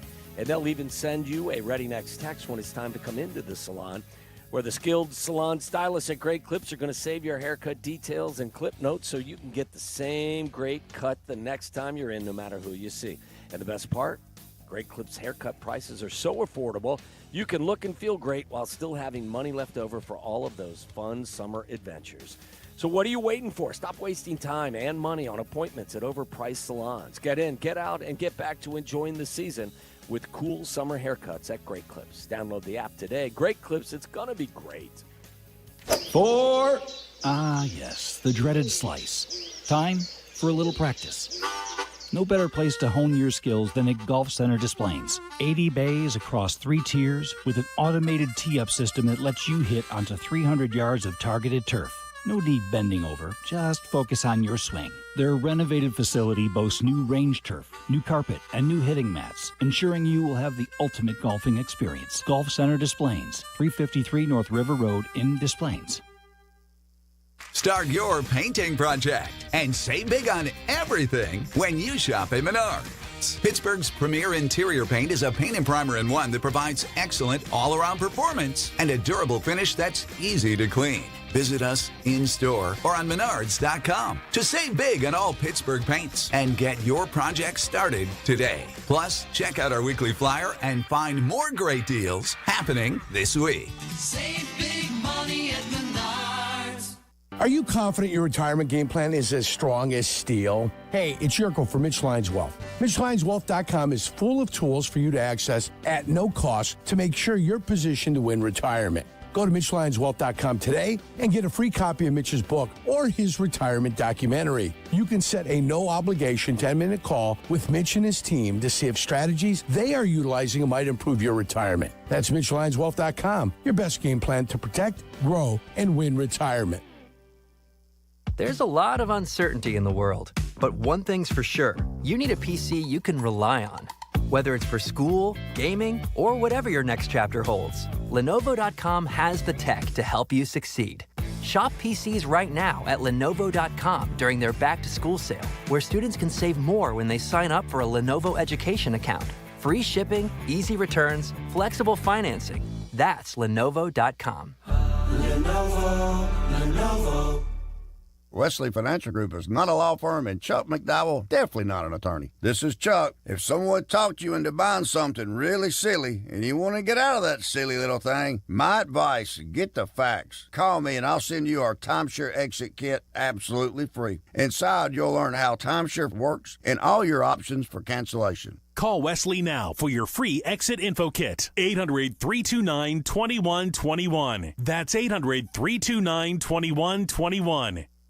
John, what are you doing? Get in my car. So why are you walking to work? Thanks, man. It's these insanely high gas prices. They're draining my bank account. I can't afford to drive anymore. Dude, don't walk. Just do what I do because I never pay full price for gas anymore. I use the free Upside app that pays you cash back for every gallon of gas you buy. Oh, wait. You're telling me you get paid cash when you buy gas with the Upside app? Yes, I get real cash back every time I buy gas. Does that actually add up to anything? I'll make around $200. Wow, that's serious extra cash. I'm downloading the free Upside app now. Download the free Upside app now to earn real cash back every time you buy gas. Use promo code REFUEL for an extra 25 cents a gallon bonus on your first tank. That's promo code REFUEL. You can cash out anytime right to your bank account, to PayPal, or an e-gift card for Amazon and other brands. Just download the free Upside app and use promo code REFUEL for a 25 cents a gallon bonus on your first tank. That's code REFUEL.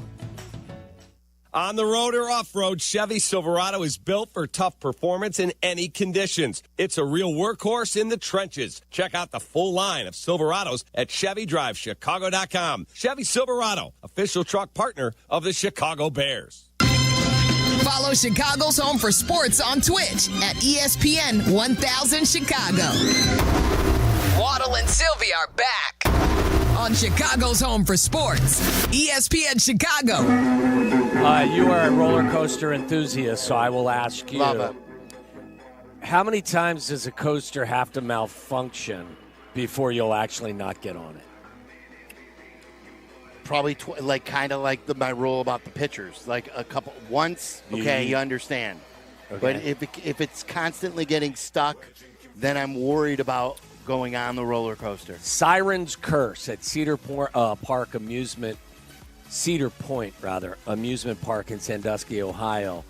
It malfunctioned Tuesday, July 22nd. Riders were forced to evacuate the roller coaster by walking down its 160-foot high tracks, according to a local news outlet. The roller coaster has malfunctioned 3 previous times, including on its opening day on June 28th, when riders were left dangling for nearly 10 minutes. So this is the new one where I've told you about this roller coaster where it's a tilt coaster, it's called. Yes. And it goes up the hill, but then the track ends. And what happens is when the roller coaster is at the top, the track tilts and connects. Yes. To the. I saw the video of it. Yeah. Scared the poo out of me. So the thing about Cedar Point 2 recently is Top Thrill Dragster, which was their fastest roller. It was 400 feet. Yeah. The fastest, 120 some miles an hour.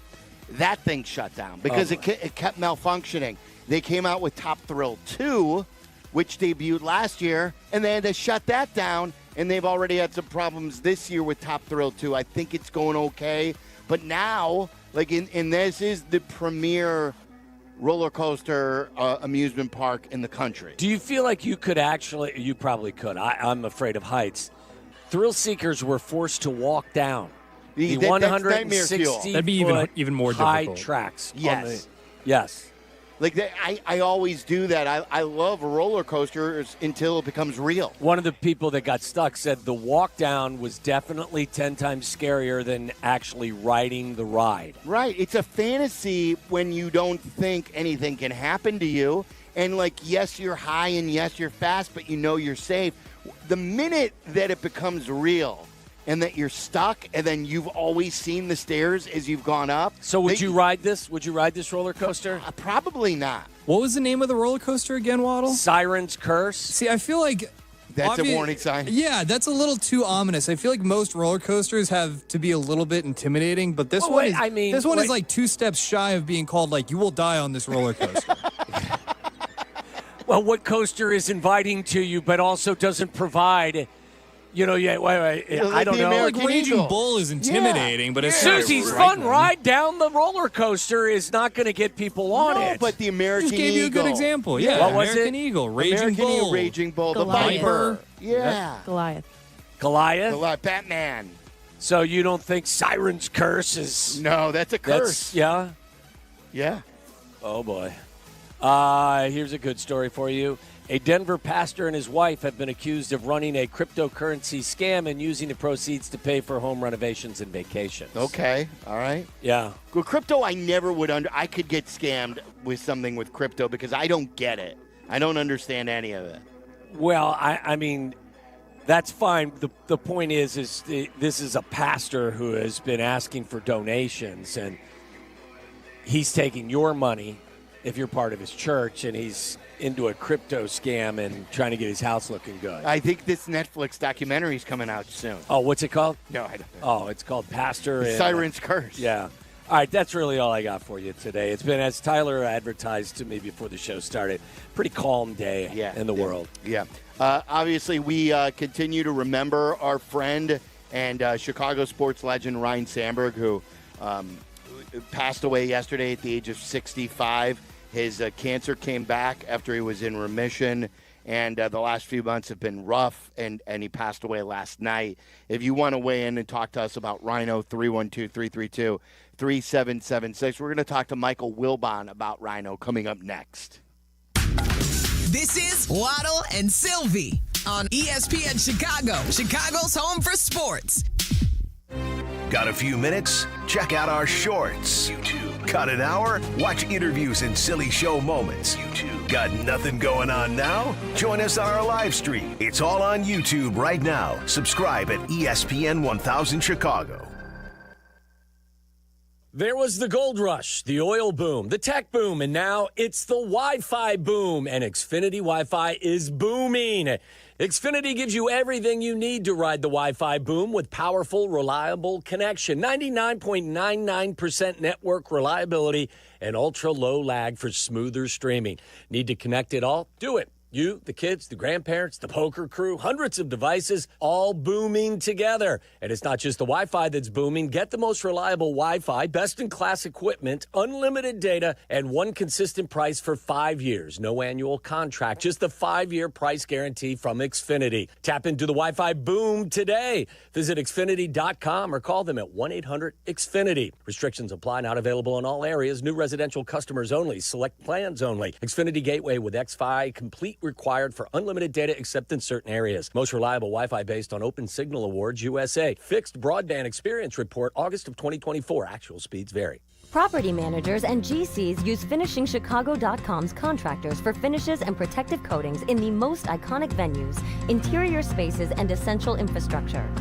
Our painters apply industry-leading commercial and industrial finishes inside and out, so your biggest assets always put their best square footage forward. FinishingChicago.com has your free list of painting, wall covering, glass systems, drywall finishing, and signage contractors. For a great finish, start with FinishingChicago.com. This is an ad by BetterHelp. Workplace stress is now a leading cause of declining mental health, with 61% of the global workforce feeling it more than ever. Hey guys, it's Silvy. You can't escape work, but you can take small steps to care for yourself. A walk, some sun, a favorite song. Therapy is one of those steps. Ongoing support to build resilience for whatever your day throws at you. Balance is tough. Getting help shouldn't be. Visit BetterHelp.com/timeout today for 10% off your first month. That's BetterHelp.com/timeout.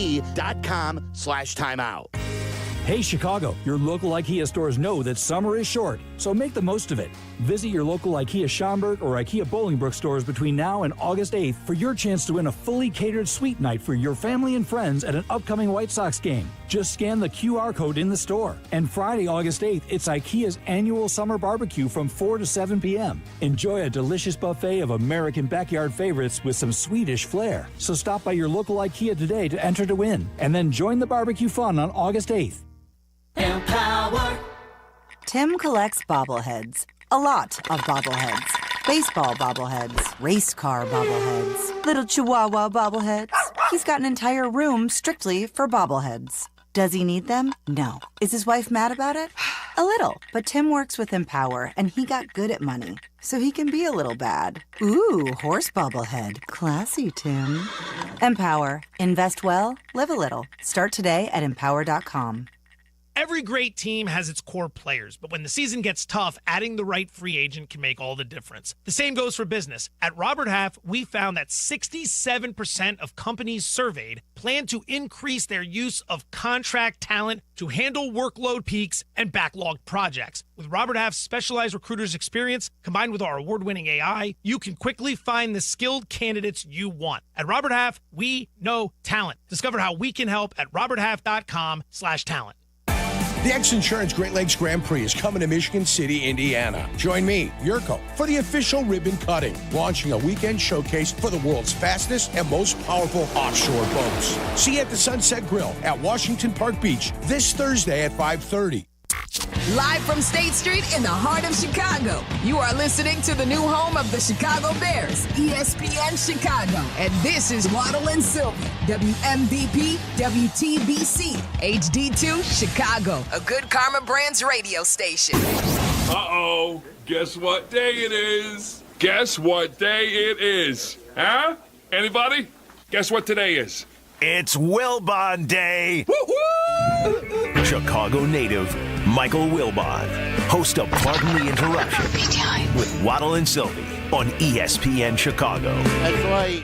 Michael Wilbon every Tuesday at 5 o'clock. He's brought to you by Waddle's guys over at HawkAuto.com. Check him out. All kinds of different vehicles for you, including 9 different convenient locations. Find your next car at HawkAuto.com. All right, let's bring in Michael Wilbon, who joins us on the Yingling guest hotline. Michael, you've talked about it a lot, like when you grow up and you start rooting for a player, there is nothing like your love for that player the rest of your life. Ryne Sandberg was one of those for me. Like Walter Payton brought me to the Bears, and Ryne Sandberg brought me to the Cubs. Even though I like Cubs players before him, it was the first time that I'd hope in my Cub fan life in that 1984 season. We lost a legend last night. What do you remember about Ryne Sandberg? Well, he ushered in, Silvy, to me, the modern Cub era of baseball. It's not the era that I grew up idolizing players, because the guys I idolized came before Ryne, and he got to get to know them, and I know how much he sort of genuflected at first before them, Ernie and Billy and Fergie and Ron Santo, but that was the era in which we had only the individual accomplishments to revel in, and Sandberg and Harry Carey ushered in a new era, and that was '84 and Rick Sutcliffe. There's a game that is a famous game. If you're of a certain age, you may be too young for that. No, maybe you're not too young. I was the 12. Game against the Cardinals, okay. And so I remember that game. I was covering baseball that summer. I was covering the Orioles.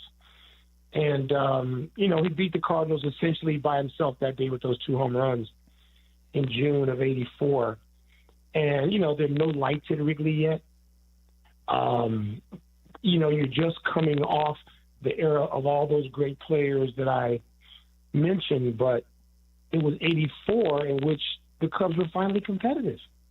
Remember, that may be the first year of your life at 12. Mm-hmm. It was the first year of my life at 25 that they were really competitive, that they could win a division, or so we thought.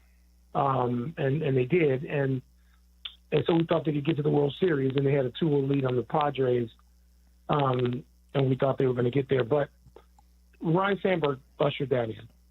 And the popularity of it, and Wrigleyville as we know it today, and Wrigley Field as we know it today, joyous. That was Ryne Sandberg and Harry Carey. Let's be, Hawk had some, it was the MVP award, and whenever that was, 1987 or whatever, and he had something to do with it. But Sandberg, remember, Ryne Sandberg was here in the end of the prime of Walter Payton. He was before Michael Jordan. Mm-hmm. And so Chicago did not have the feel, Chicago sports Sundays did not feel like they have subsequently over the last 40 years. And that was the first one, the way I define it. And so it's just sad. I mean, I'm a year older than Rhino. And to lose him at this part of his life where he's got the end of the prime of his life, with a wife and children and grandchildren, that part is personally sad. And then there's the civic treasure that he was and is and will always be. This is, to have a statue outside of Wrigley and to have those memories and to just conduct himself the way he did, understanding, like you said, he understood what he meant. And I think one of the ways that we're the luckiest in Chicago, as opposed to some other places, is that we have people who understood. We have guys who understood what they meant. Yeah, it's populous. It's one thing, and Mike, it's one thing and I get it. Things evolve, and now we live in an era of bat flips and all kinds of other stuff. But it's one thing to be acknowledged for your accomplishments and the numbers you put up, but to be recognized by your teammates and your peers in the manner in which Ryno's been respected and people have talked about him, that takes it to another level for me. Oh yeah, it's both. It's both. It's when you mentioned some of the names, and I started thinking of the people that I feel grateful to have grown up. They weren't called influencers then, but they influenced the hell out of us. Silvy talks about that with the guys that he came up with. I had Ernie Banks and Billy Williams and Fergie Jenkins and Ron Santo. I mean, seriously. Could I get any better than that? Probably not. Right. And then we had Walter Payton. Yeah, I have to tell you, we had Walter Payton and Ryne Sandberg. It's just the gentlemen they were, the way they behaved in public and privately, the way that they conducted themselves in the fields of play, and the way their peers adored them. That they were influencers, whether we knew it or not, and maybe they would come to influence the rest of our lives more than they did those days, which were long before Instagram and TikTok and things where you got immediate feedback. They had some deep-rooted effect on what you believed and how you believed it. This is for both of you guys. I'll throw you guys a curveball.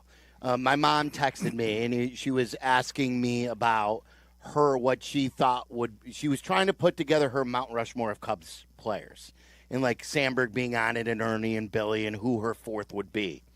And that's kind of a personal decision because different players mean different things to you. Right. Yes. Right. Yes. So, and then I was starting to think if you could put together like a Mount Rushmore of Chicago sports and compare it to the other Mount Rushmores of other cities where we would rank. You have Michael Jordan. Did that this morning. Yeah, it's we got to be careful with that because there's some cities that have. Don't be knocking on Boston's door. Well, and I was thinking I was just starting to cover sports nationally when I was in L.A. and I was with Magic Johnson one day and watched Fernando Valenzuela pitch. That's half one right there. There you go. A modern one, a very modern think about one. what L.A. could put together. They have Shohei, and they have all Kobe and Magic, and on and on. I was thinking about San Francisco with Montana and Rice, and then you can go Barry Bonds. Huh? Steph as well, right? Because Steph, and it would be Steph. Yes. Make mine. It would be Steph, and it would be Barry Bonds. Barry Bonds. Willie Mays. Right. No, you're right. You're really showing your age now. Okay. Who with Barry Bonds ahead of maybe the greatest baseball player ever. Okay, that's what I mean. I don't think Chicago would win. No, in that. I mean, we start with Michael and Walter. That's really good. You got Michael and Walter. You got Kaner? Michael and Walter. Maybe that? Does Kane go on there as the greatest American hockey player? Depends on. I mean, you got. I looked at Philadelphia today. My friend Jeff Nyanek started this morning in a text where I said, "Be careful." I mean, Philly's got Julius Erving, Bobby Clark, Mike Schmidt, and then I forgot Reggie White. I mean, be careful. Be careful. I mean, having Jordan and Peyton is a great place to start. Yeah. I don't even know who my other two would be. It's too hard. I'm too old. I've got people, yes, I might want to put Patrick Kane on. At one time, and not knowing as much as we know now, you put Bobby Hull on. He was the first person to ever score 50 goals. Right. And he won. He did win one Stanley Cup. And so there are people that you would put on if you go back far enough. You've got people on that we're not even thinking about that are fair. That, first of all, Ernie Banks can easily be on that Mount Rushmore. Easily. And so, Chicago, we're right in there. Boston had one. I'm trying to think of what I had this morning with Bird and Tom Tom It Brady. wasn't a hockey player. Yeah. No. Well, yeah. I'm sorry. I was thinking of guys at one time. Like all people time. who were in that place. There's one time and there's all time. All time. And those are different, and they're fascinating to think about. And Ryne Sandberg would be included in both those discussions. Because I was Boston, also you'd beat what? Ted Williams. Yeah. Right. Tom Brady. Mm-hmm. Larry Bird. And who's the best Russell. black? Who's Bill the Russell. Best, Bill Russell. Yeah, I was going to say and then one of the best Bruins of all time. Well, you have Esposito. Bobby you Orr. have all kinds of people. Bobby You Orr. have Orr. You have most people. I guess most Boston, most New Englanders would say Orr, who spent. Yeah. Well, he didn't spend his whole time. He spent 2 years with the Blackhawks. But yeah, but you have that, and in each place, you have people that you celebrate with as much gusto as you can, and then you get to a point where you mourn them, and you do that, and there's emotion that wells up in you that you're probably not ready for. We lost Walter Payton at 49 years old. Tragic. Yeah. Crazy.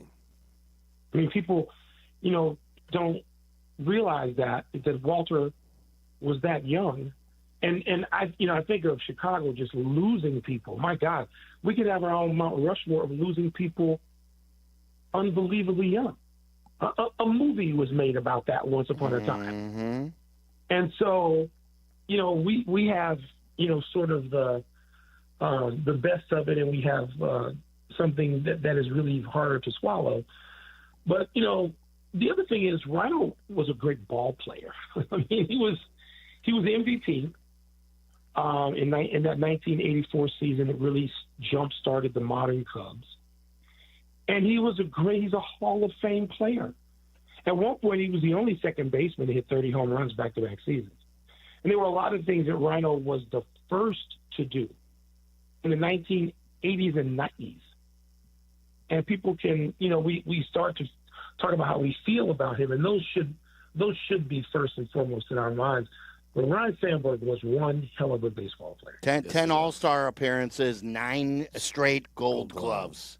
One of the most, and this kind of a side conversation, but one of the things to me that is most stark and telling about just the evolution of the game and Wrigley is when you see the videos from the Sandberg game, and then you see what Wrigley looks like right now. It's mind-blowing and breathtaking to see the renovation that has taken place there.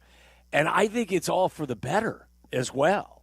I mean, it's crazy. Well, they don't even look like the same place. Well, remember, there's also HD in the way we see it, literally. True. Mm-hmm. And there is manicuring. I mean, the way they take care of baseball fields now, and I've already seen it. It looked like it, Mike, to use a golf term, it looked like a goat track back in '84. But all the parks did. And remember, they shared their fields with football teams, all of them. Yeah. Not a few of them, all of them shared their stadiums.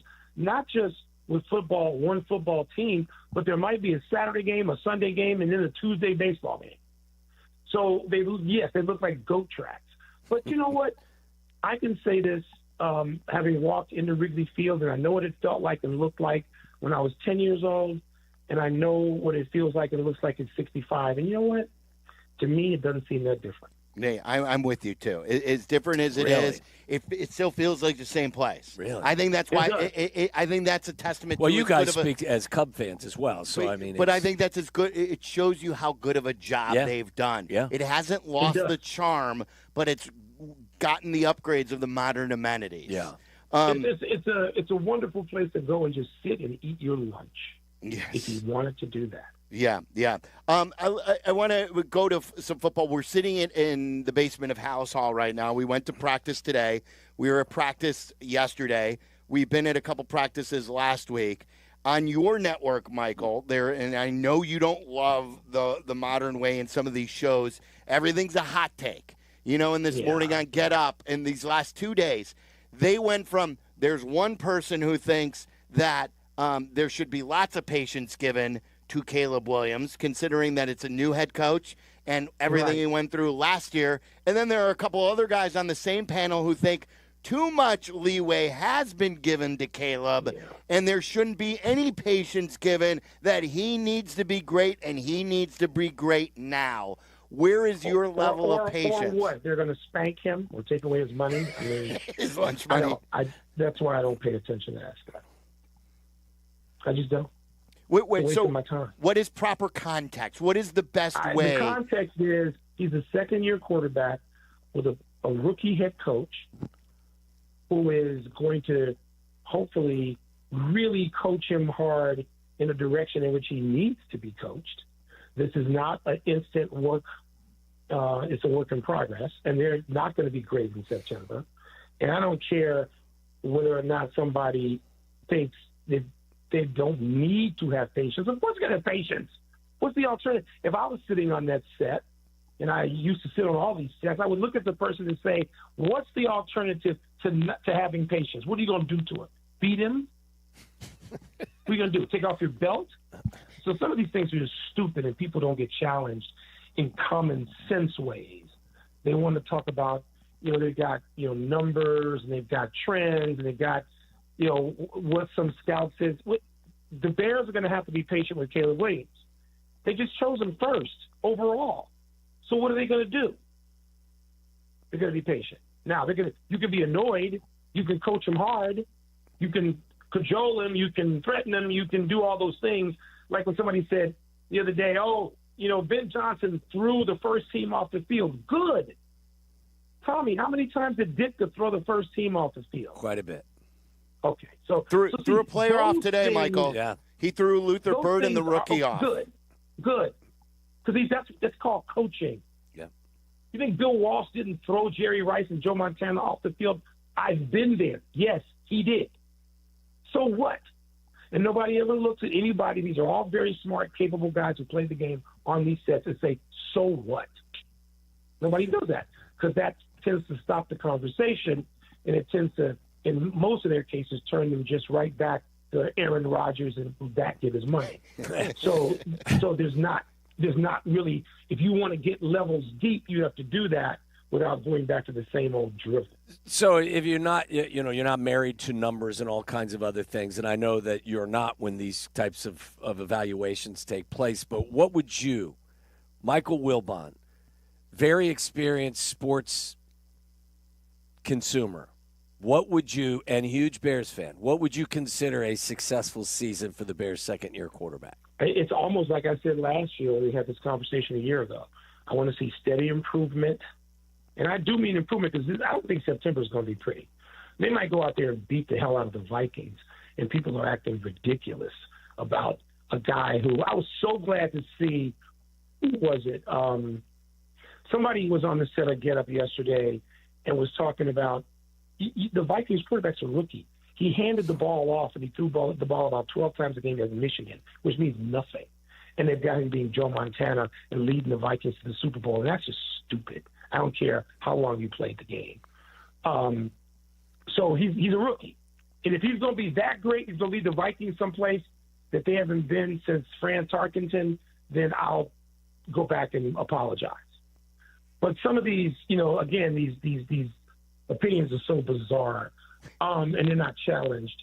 I don't know about a record. I'm more in the 9-8 camp, hopeful. Because the schedule is the third hardest schedule in the league. So would you say, Mike, what's that? I would say, so would you then say, kind of as this is connected, that a disappointing year would be one where you just didn't see the necessary progress, and it would be an eye test. I got to see progress. I got to see improvement and progress. Yeah, I want them to be a lot better in November than they were in September. Yeah, absolutely. And win some games. Yes, there going to be some games where people will say, and Vegas may say, that they're underdogs. I don't care about that. Go to Washington and get revenge for last year. Do that. Yes. There's some games that, they should be crusades. And I think they have the talent to do that. I hope they have the coaching to do it. I certainly hope Caleb will make strides. I do not think that just because somebody had a great year last year, it means they're going to be great again. All we got to do is go to Houston and look at the quarterback there from rookie to second year. And I hope Caleb has the opposite, that his sophomore year will be a year of growth. And I believe that Ben Johnson is just what he needs. And throwing people out of practice is great. Thank God. Yeah, I love it. Michael, before we let you go, did Jed Hoyer deserve his contract extension, and how all in should he be at the deadline? Well, I thought you were going to ask me about Billy Donovan contract extension. I don't care. I mean, he's got bulls to take. It's a lost cause over I can there. tell. I'm okay with it. I'm okay with it. I'm not going to crusade for it. I'm okay with Jed having that. They're back. They're in place now. They look like the farm system is where it should be. The big boy roster is close to where it should be. Some of it will depend on what he does in the next 48 hours. What do you want him to do? Enough help. I don't. I'm not going to pretend I have every answer to that. I don't know that. I would have said getting Rick Sutcliffe was going to affect the next few years and get them into the playoffs like 3 times in the next 5 years in the mid-'80s. Will Suarez, would acquiring Suarez do that? And then what if we give up, our third baseman now, Matt? I'm drawing. I have his last name, Matt Shaw, who's been great since the break. Suppose we give him up and he turns out to be, a 6-time All-Star. These are hard. These are difficult things to call. I do feel we need a starter. Mm-hmm. And whether or not that's going to get the kid from the Nationals or whether or not that's getting a reclamation project from the Marlins that you can convince he can get back to his old Cy Young stuff. I'm not going to sit here and tell you I scout baseball like that. That's what Jed gets the contract extension for. But I hope there's a starting pitcher. I care more about the starting pitcher than I do about Suarez, even though I'd love to have them both. Feel the same way. Yeah, exactly. Well, Michael, great stuff. We appreciate you. Thank you. Thanks, Michael. All right, you guys. Be well. There he is, Michael Wilbon. Always a lesson in there, too. Yes. Lesson on some of the opinion makers out there. I did think that it's so everyone, again, is dug in on how they should feel about Caleb.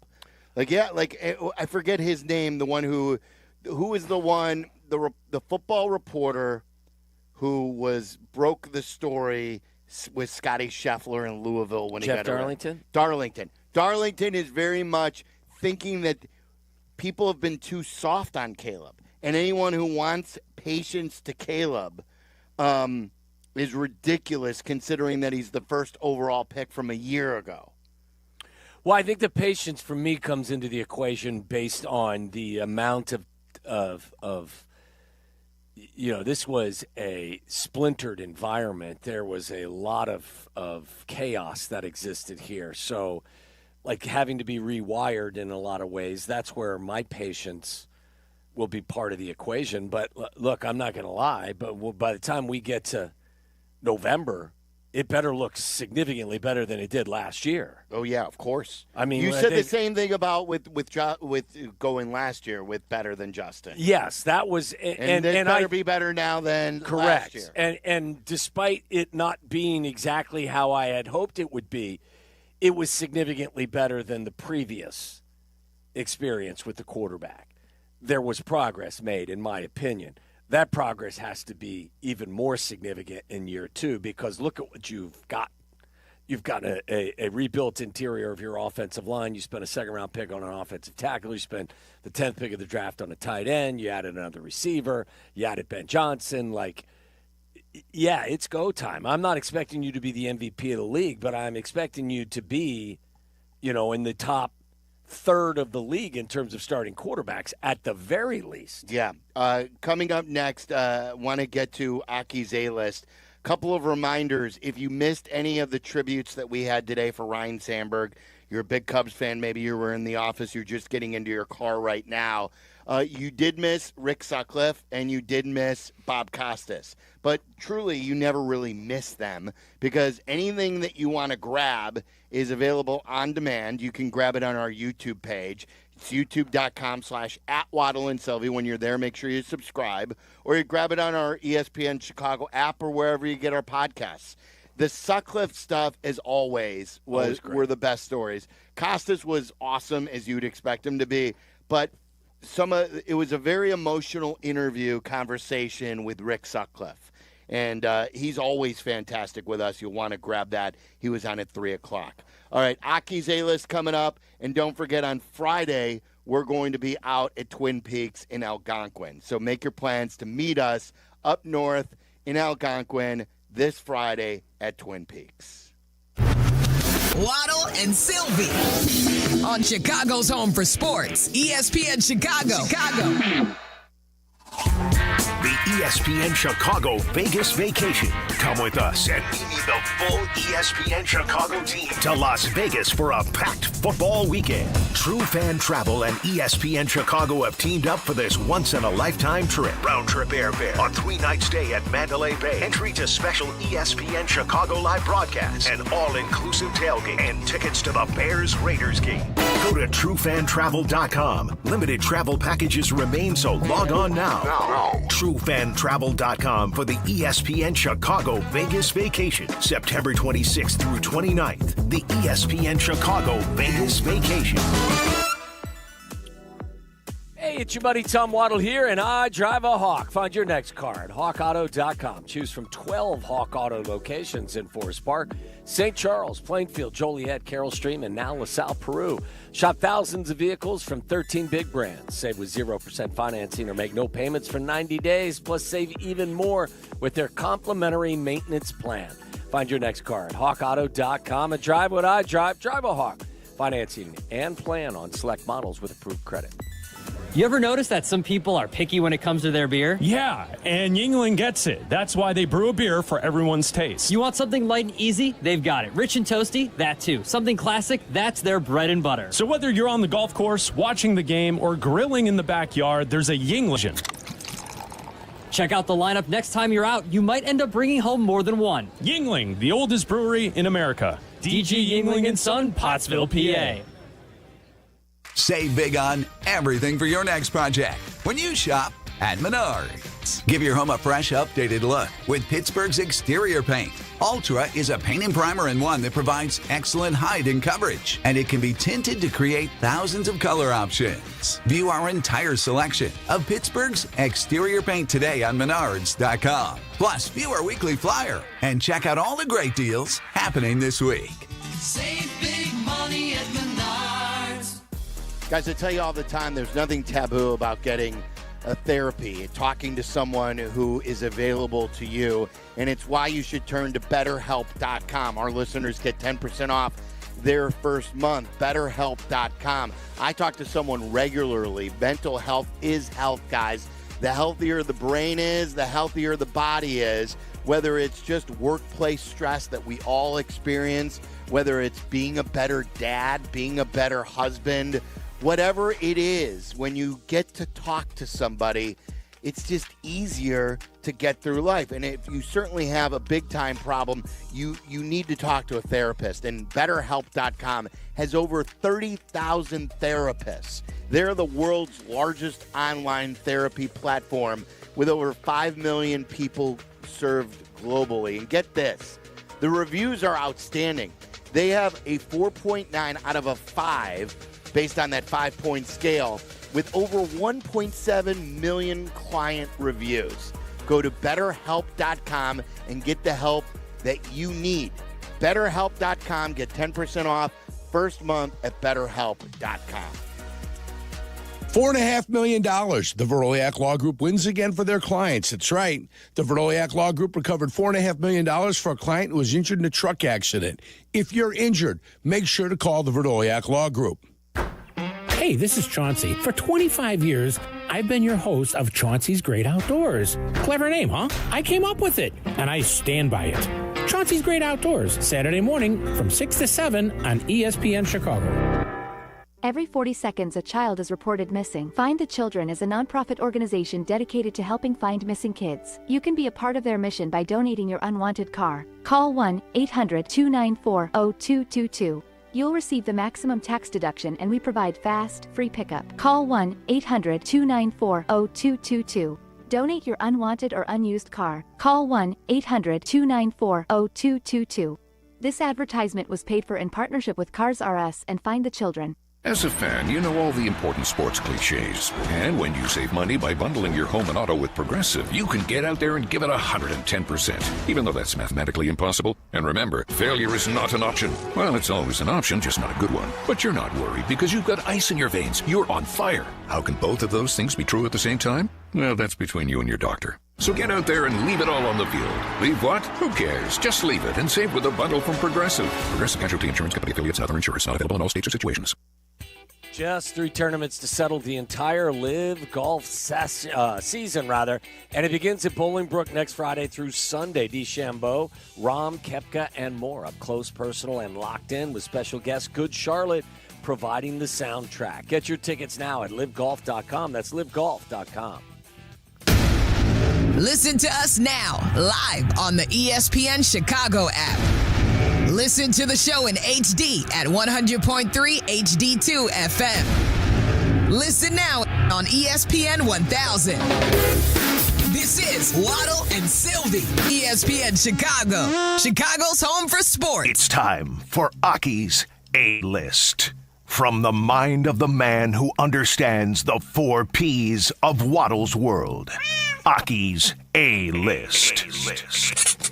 The top questions and topics floating around in Tyler Aki's mind. Are these really the questions that I was called here to answer? Aki's A-List on ESPN Chicago.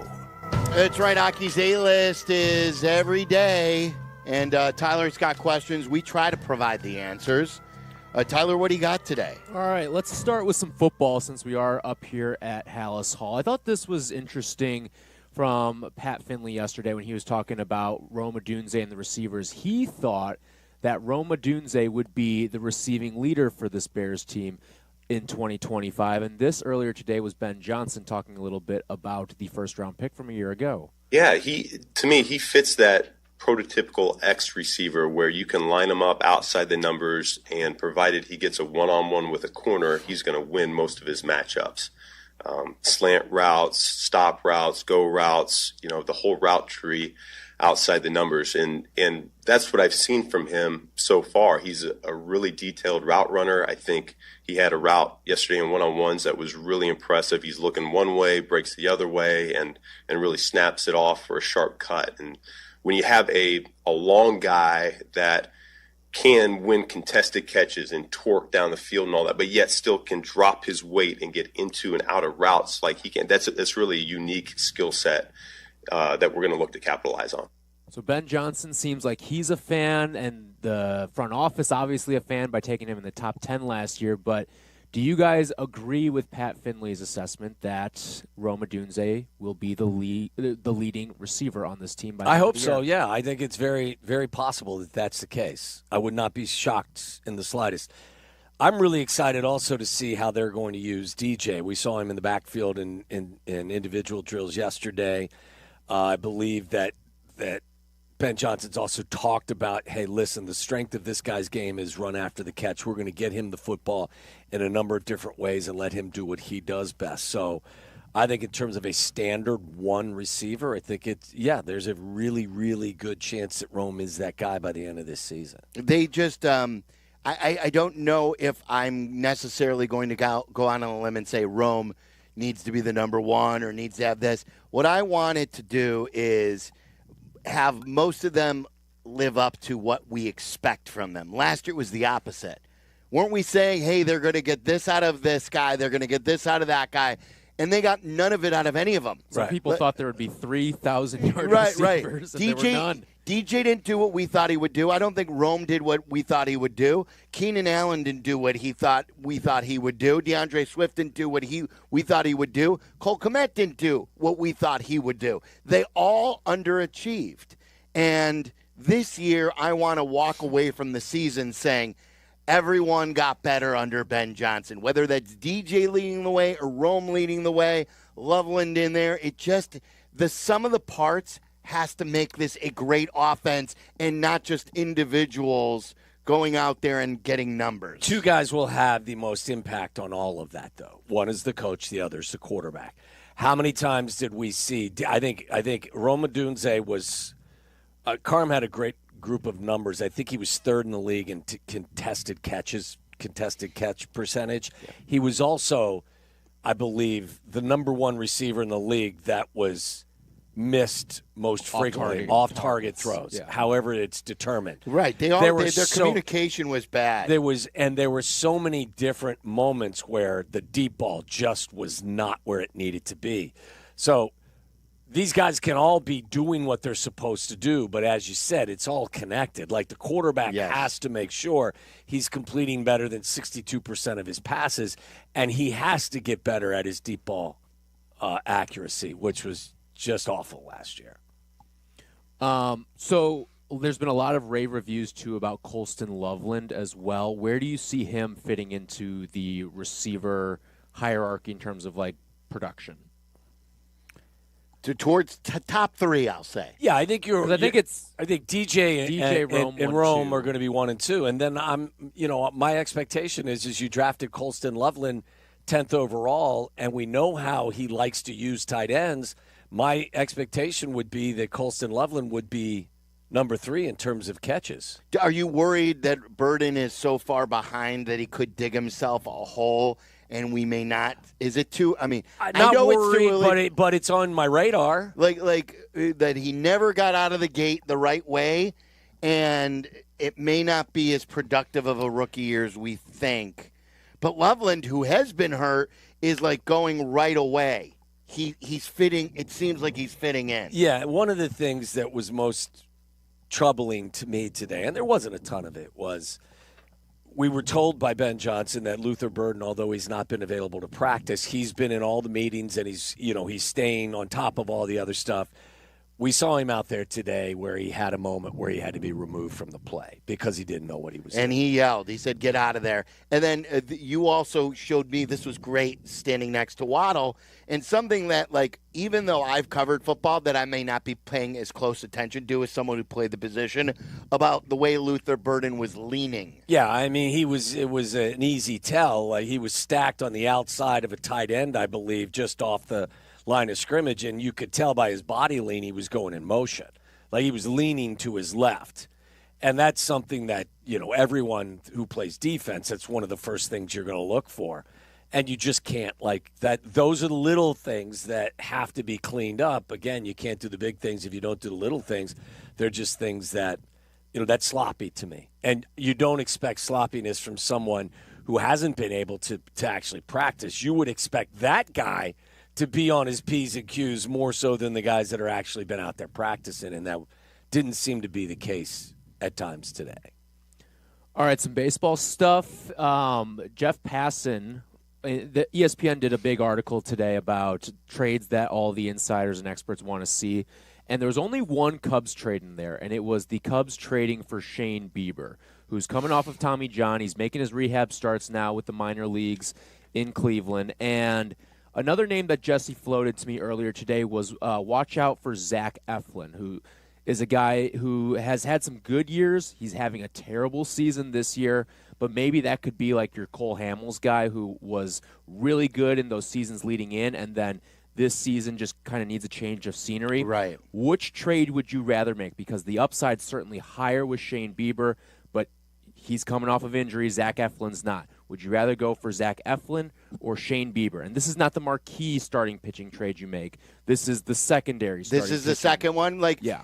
Are they thinking of Bieber as a long-term solution? Like, they picked up – the Cubs back in the day used to do this a lot. I think they did this with Ryan Dempster, too. I think they acquired him while he was rehabbing, and then it turned out to be a productive stay. They've tried it and failed with other guys, but it's been successful with others. Bieber's actually a fairly young guy by comparison. He's only 30. I think Colin Ray and Matthew Boyd are both a couple of years older than now, he the is. thing about Bieber, he does have a player option for next season. So if he does go out, like let's say he goes out and puts together a dominant finish to the year and is great in the playoffs for the Cubs, then all of a sudden he's not taking a $16 million player option for next year. He's going to go out and test the market. Yeah, I don't know where you're at as a Cub fan with regard to your comfort level with that. I think you need somebody who can give you more now. Don't you? I mean, well, he's saying the secondary maybe can at the end. I don't know, but Zach Eflin, to what Tyler was saying, down the stretch, I think he was traded to Baltimore. Was he traded to Baltimore? Yes. Last year from Tampa, and like with them, he had a 2.60 ERA. In 2023, had an ERA of 3.50. He's had a good career. His career is 4.28 earned run average. I probably Bieber then. I think I just talked about with the upside. Yeah. Where's your level of like expectation that, like, I felt all along you're going to see Jed make some. I mean, do you think there's a chance that the market just becomes flat and there isn't?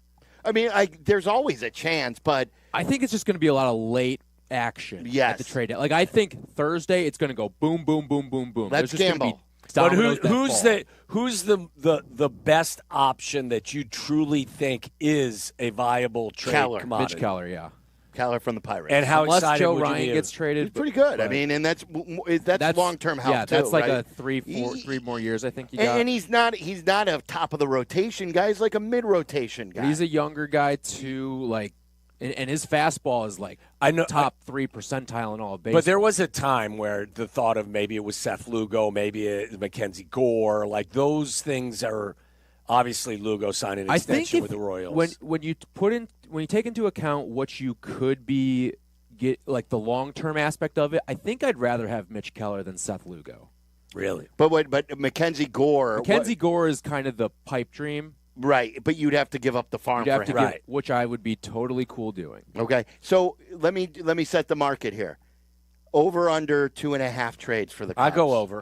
Yeah, me too. I thought the way you were talking that you were concerned at Well, one. I don't. I think there's going to be at least 3 Cubs trades or 3 new players. But I don't know how impactful they will be. Is what I'm saying. I mean, again, I wouldn't rule out talking to the Southsiders.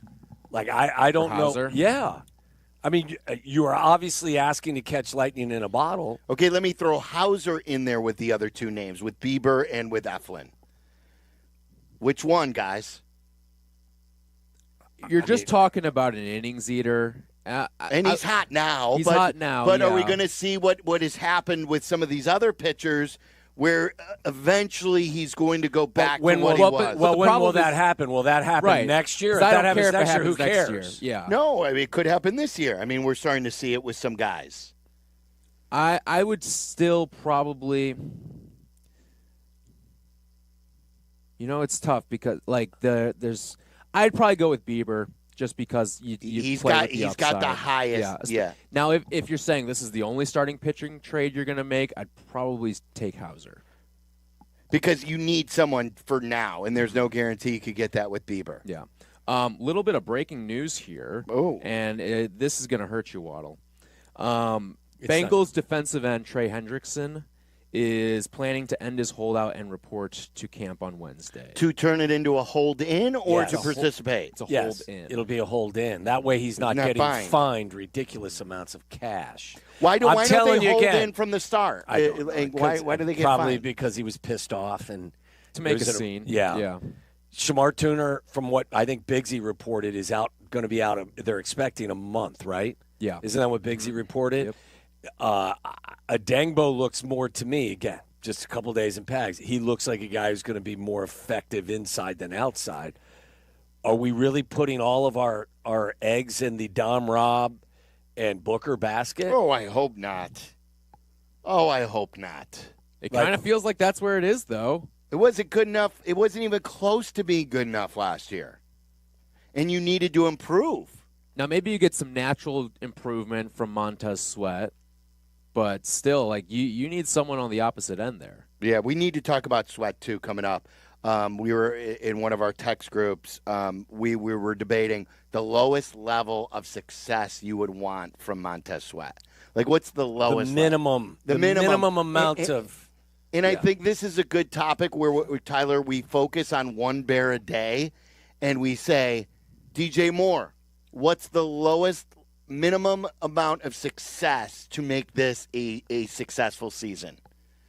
and go through each player where that floor needs to be in order. Can we for this pick to out a particular stat to attach to the player? It could be anything. It could be anything. Like you could say, look, Montez Sweat just needs to pressure the quarterback consistently. So it doesn't have to be a sack total. How would you describe what success looks like for that player? Because for me, DJ Moore, I'd look more at the run after catch, the yak. That would be something that I would look for specifically for him. Jalen Johnson, like on and on. I think some of the premier players we should tackle literally every day, like one, and say what a successful season would look like.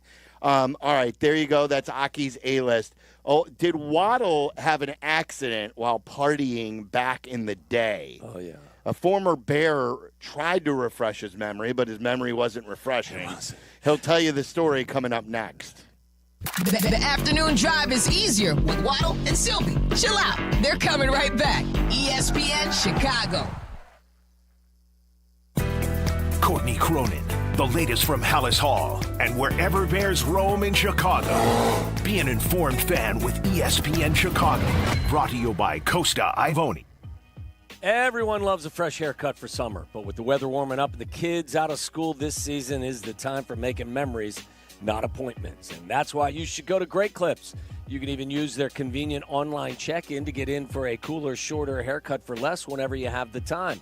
Plus, their skilled salon stylists save your haircut details and clip notes so you can get the same great cut next time, no matter who you see. So what are you waiting for? Get in and get out and get back to enjoying summer with time-saving haircuts at Great Clips. It's going to be great. Life isn't always a highlight reel. One moment everything's going your way, the next, an accident changes everything. Medical bills start piling up, paychecks stop coming in, and the insurance companies try to give you the runaround. This is where Postman Law comes in. With over $3 billion recovered for personal injury victims, they deliver speed, ease, and results when you need the most. Car accident, workplace injury, slip and fall, no matter how you got hurt, Postman Law fights for you, so you can focus on getting better while they handle the rest. No upfront fees, no hassle, just real results. Getting the compensation you deserve shouldn't be a battle. That's why Postman Law makes the process simple, guiding you every step of the way and standing up to the insurance companies so you don't have to. Don't let an injury keep you on the bench. Call 844-POSTMAN now. That's 844-POSTMAN.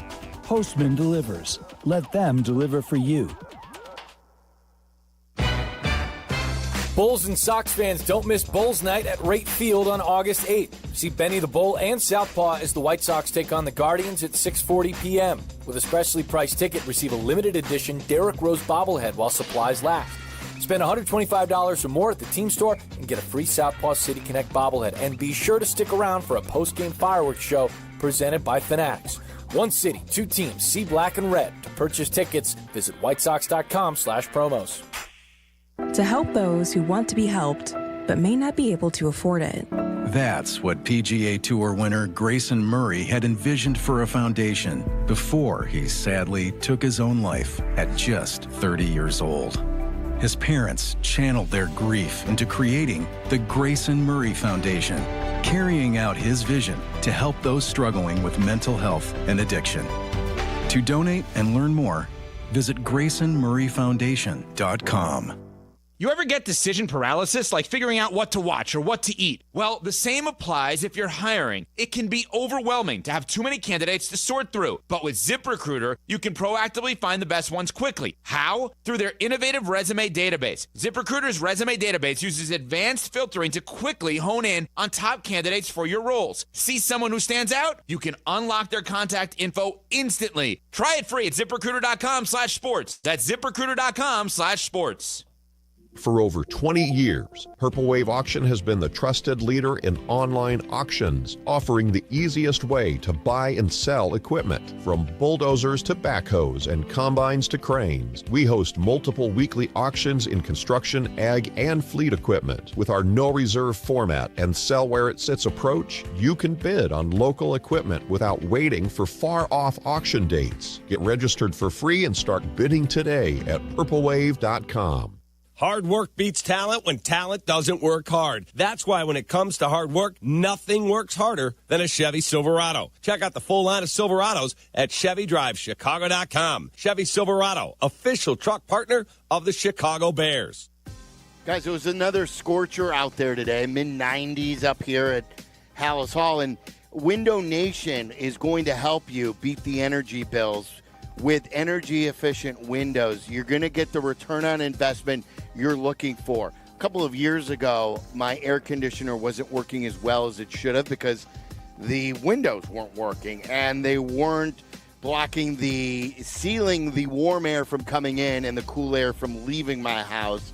I've replaced those windows thanks to Alan Favada and his Window Nation team, and I have put money right back into my pocket. And right now, got a couple days left on their July special savings. Call Window Nation at 866-90-NATION. 866-90-NATION. You get a free in-home estimate.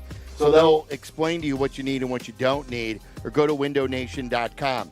Save 50% off all windows. That's 50% off all windows styles. Plus, you'll have no interest till 2030. That's 5 years with no interest payments. All those savings right back in your pocket. The windows work great. They look great. They're going to fit exactly what you're looking for. And call today, 866-90-NATION, or go to windownation.com. Follow Chicago's Home for Sports on Instagram at ESPN_Chicago. This is Waddle and Silvy. Listen now in HD on our app and on ESPN 1000. All right, this portion of Waddle and Silvy is brought to you by Steinhoffels. No crosstalk today. We've got the White Sox. And training camp coverage is brought to you by your Chicagoland and Northwest Indiana Chevy dealers as well. And we appreciate the Bears, as always, for allowing us to use Hallis Hall. Thank you, Bears. Yes, especially with an early day. We took in the practices, and then we host the show, and the rest of the media room is empty by this time. Especially the air-conditioned environment that exists here in the basement of Hallis Hall and PNC. Everyone in the media room have sweatshirts because it's so cool. Like, they keep it at a low temperache, which is good. All right, what happened today with Cole Kmet's dad, Frank Kmet, a former teammate I was of yours? saying earlier, I was teammates with Frank back in the day. I don't know if it was 93, 94, 90, something like that. I don't know, 92, 93, 94. Great guy. I got an opportunity. I hadn't talked to Frank in forever, and just kind of we're catching up and shooting the breeze. And, we're just talking about family and other stuff. And he goes, hey, you remember the time that you kicked my wife in the face?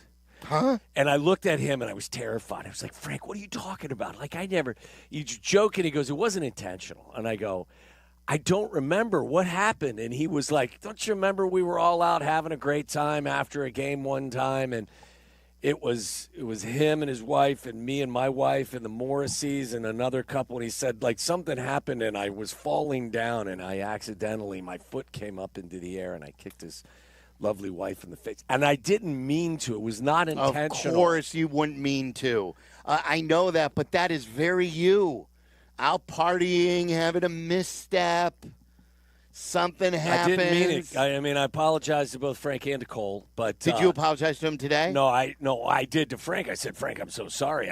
Obviously, he's like, I know, it wasn't unnecessary. I didn't remember the story. So I went home in between for the costume change, as we always do after practice, and I go back to the house and change clothes after taking a shower, and I said to my wife, do you remember this?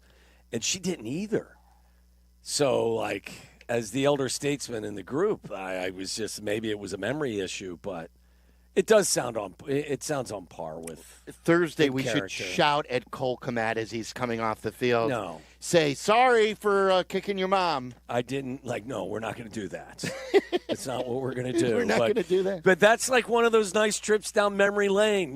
We had those were days where we had a ton of fun. We were young. We were stupid. We didn't really have a bunch of kids that we had to take care of, so we only had to take care of ourselves. Now we're just old and dumb. But it was great to see Cole's dad, Frank, today, and obviously he's a very proud father. His son's doing quite well in the National Football League. Thank you to Rick Sutcliffe. An outstanding conversation with Bob Costas, Michael Wilbon. You can grab all of those on the ESPN Chicago app or our YouTube page, youtube.com/@Waddle and Silvy. Tough day today talking about Rhino. Thank you to Tyler Aki, Hannah back at the shop, Charlie back at the shop.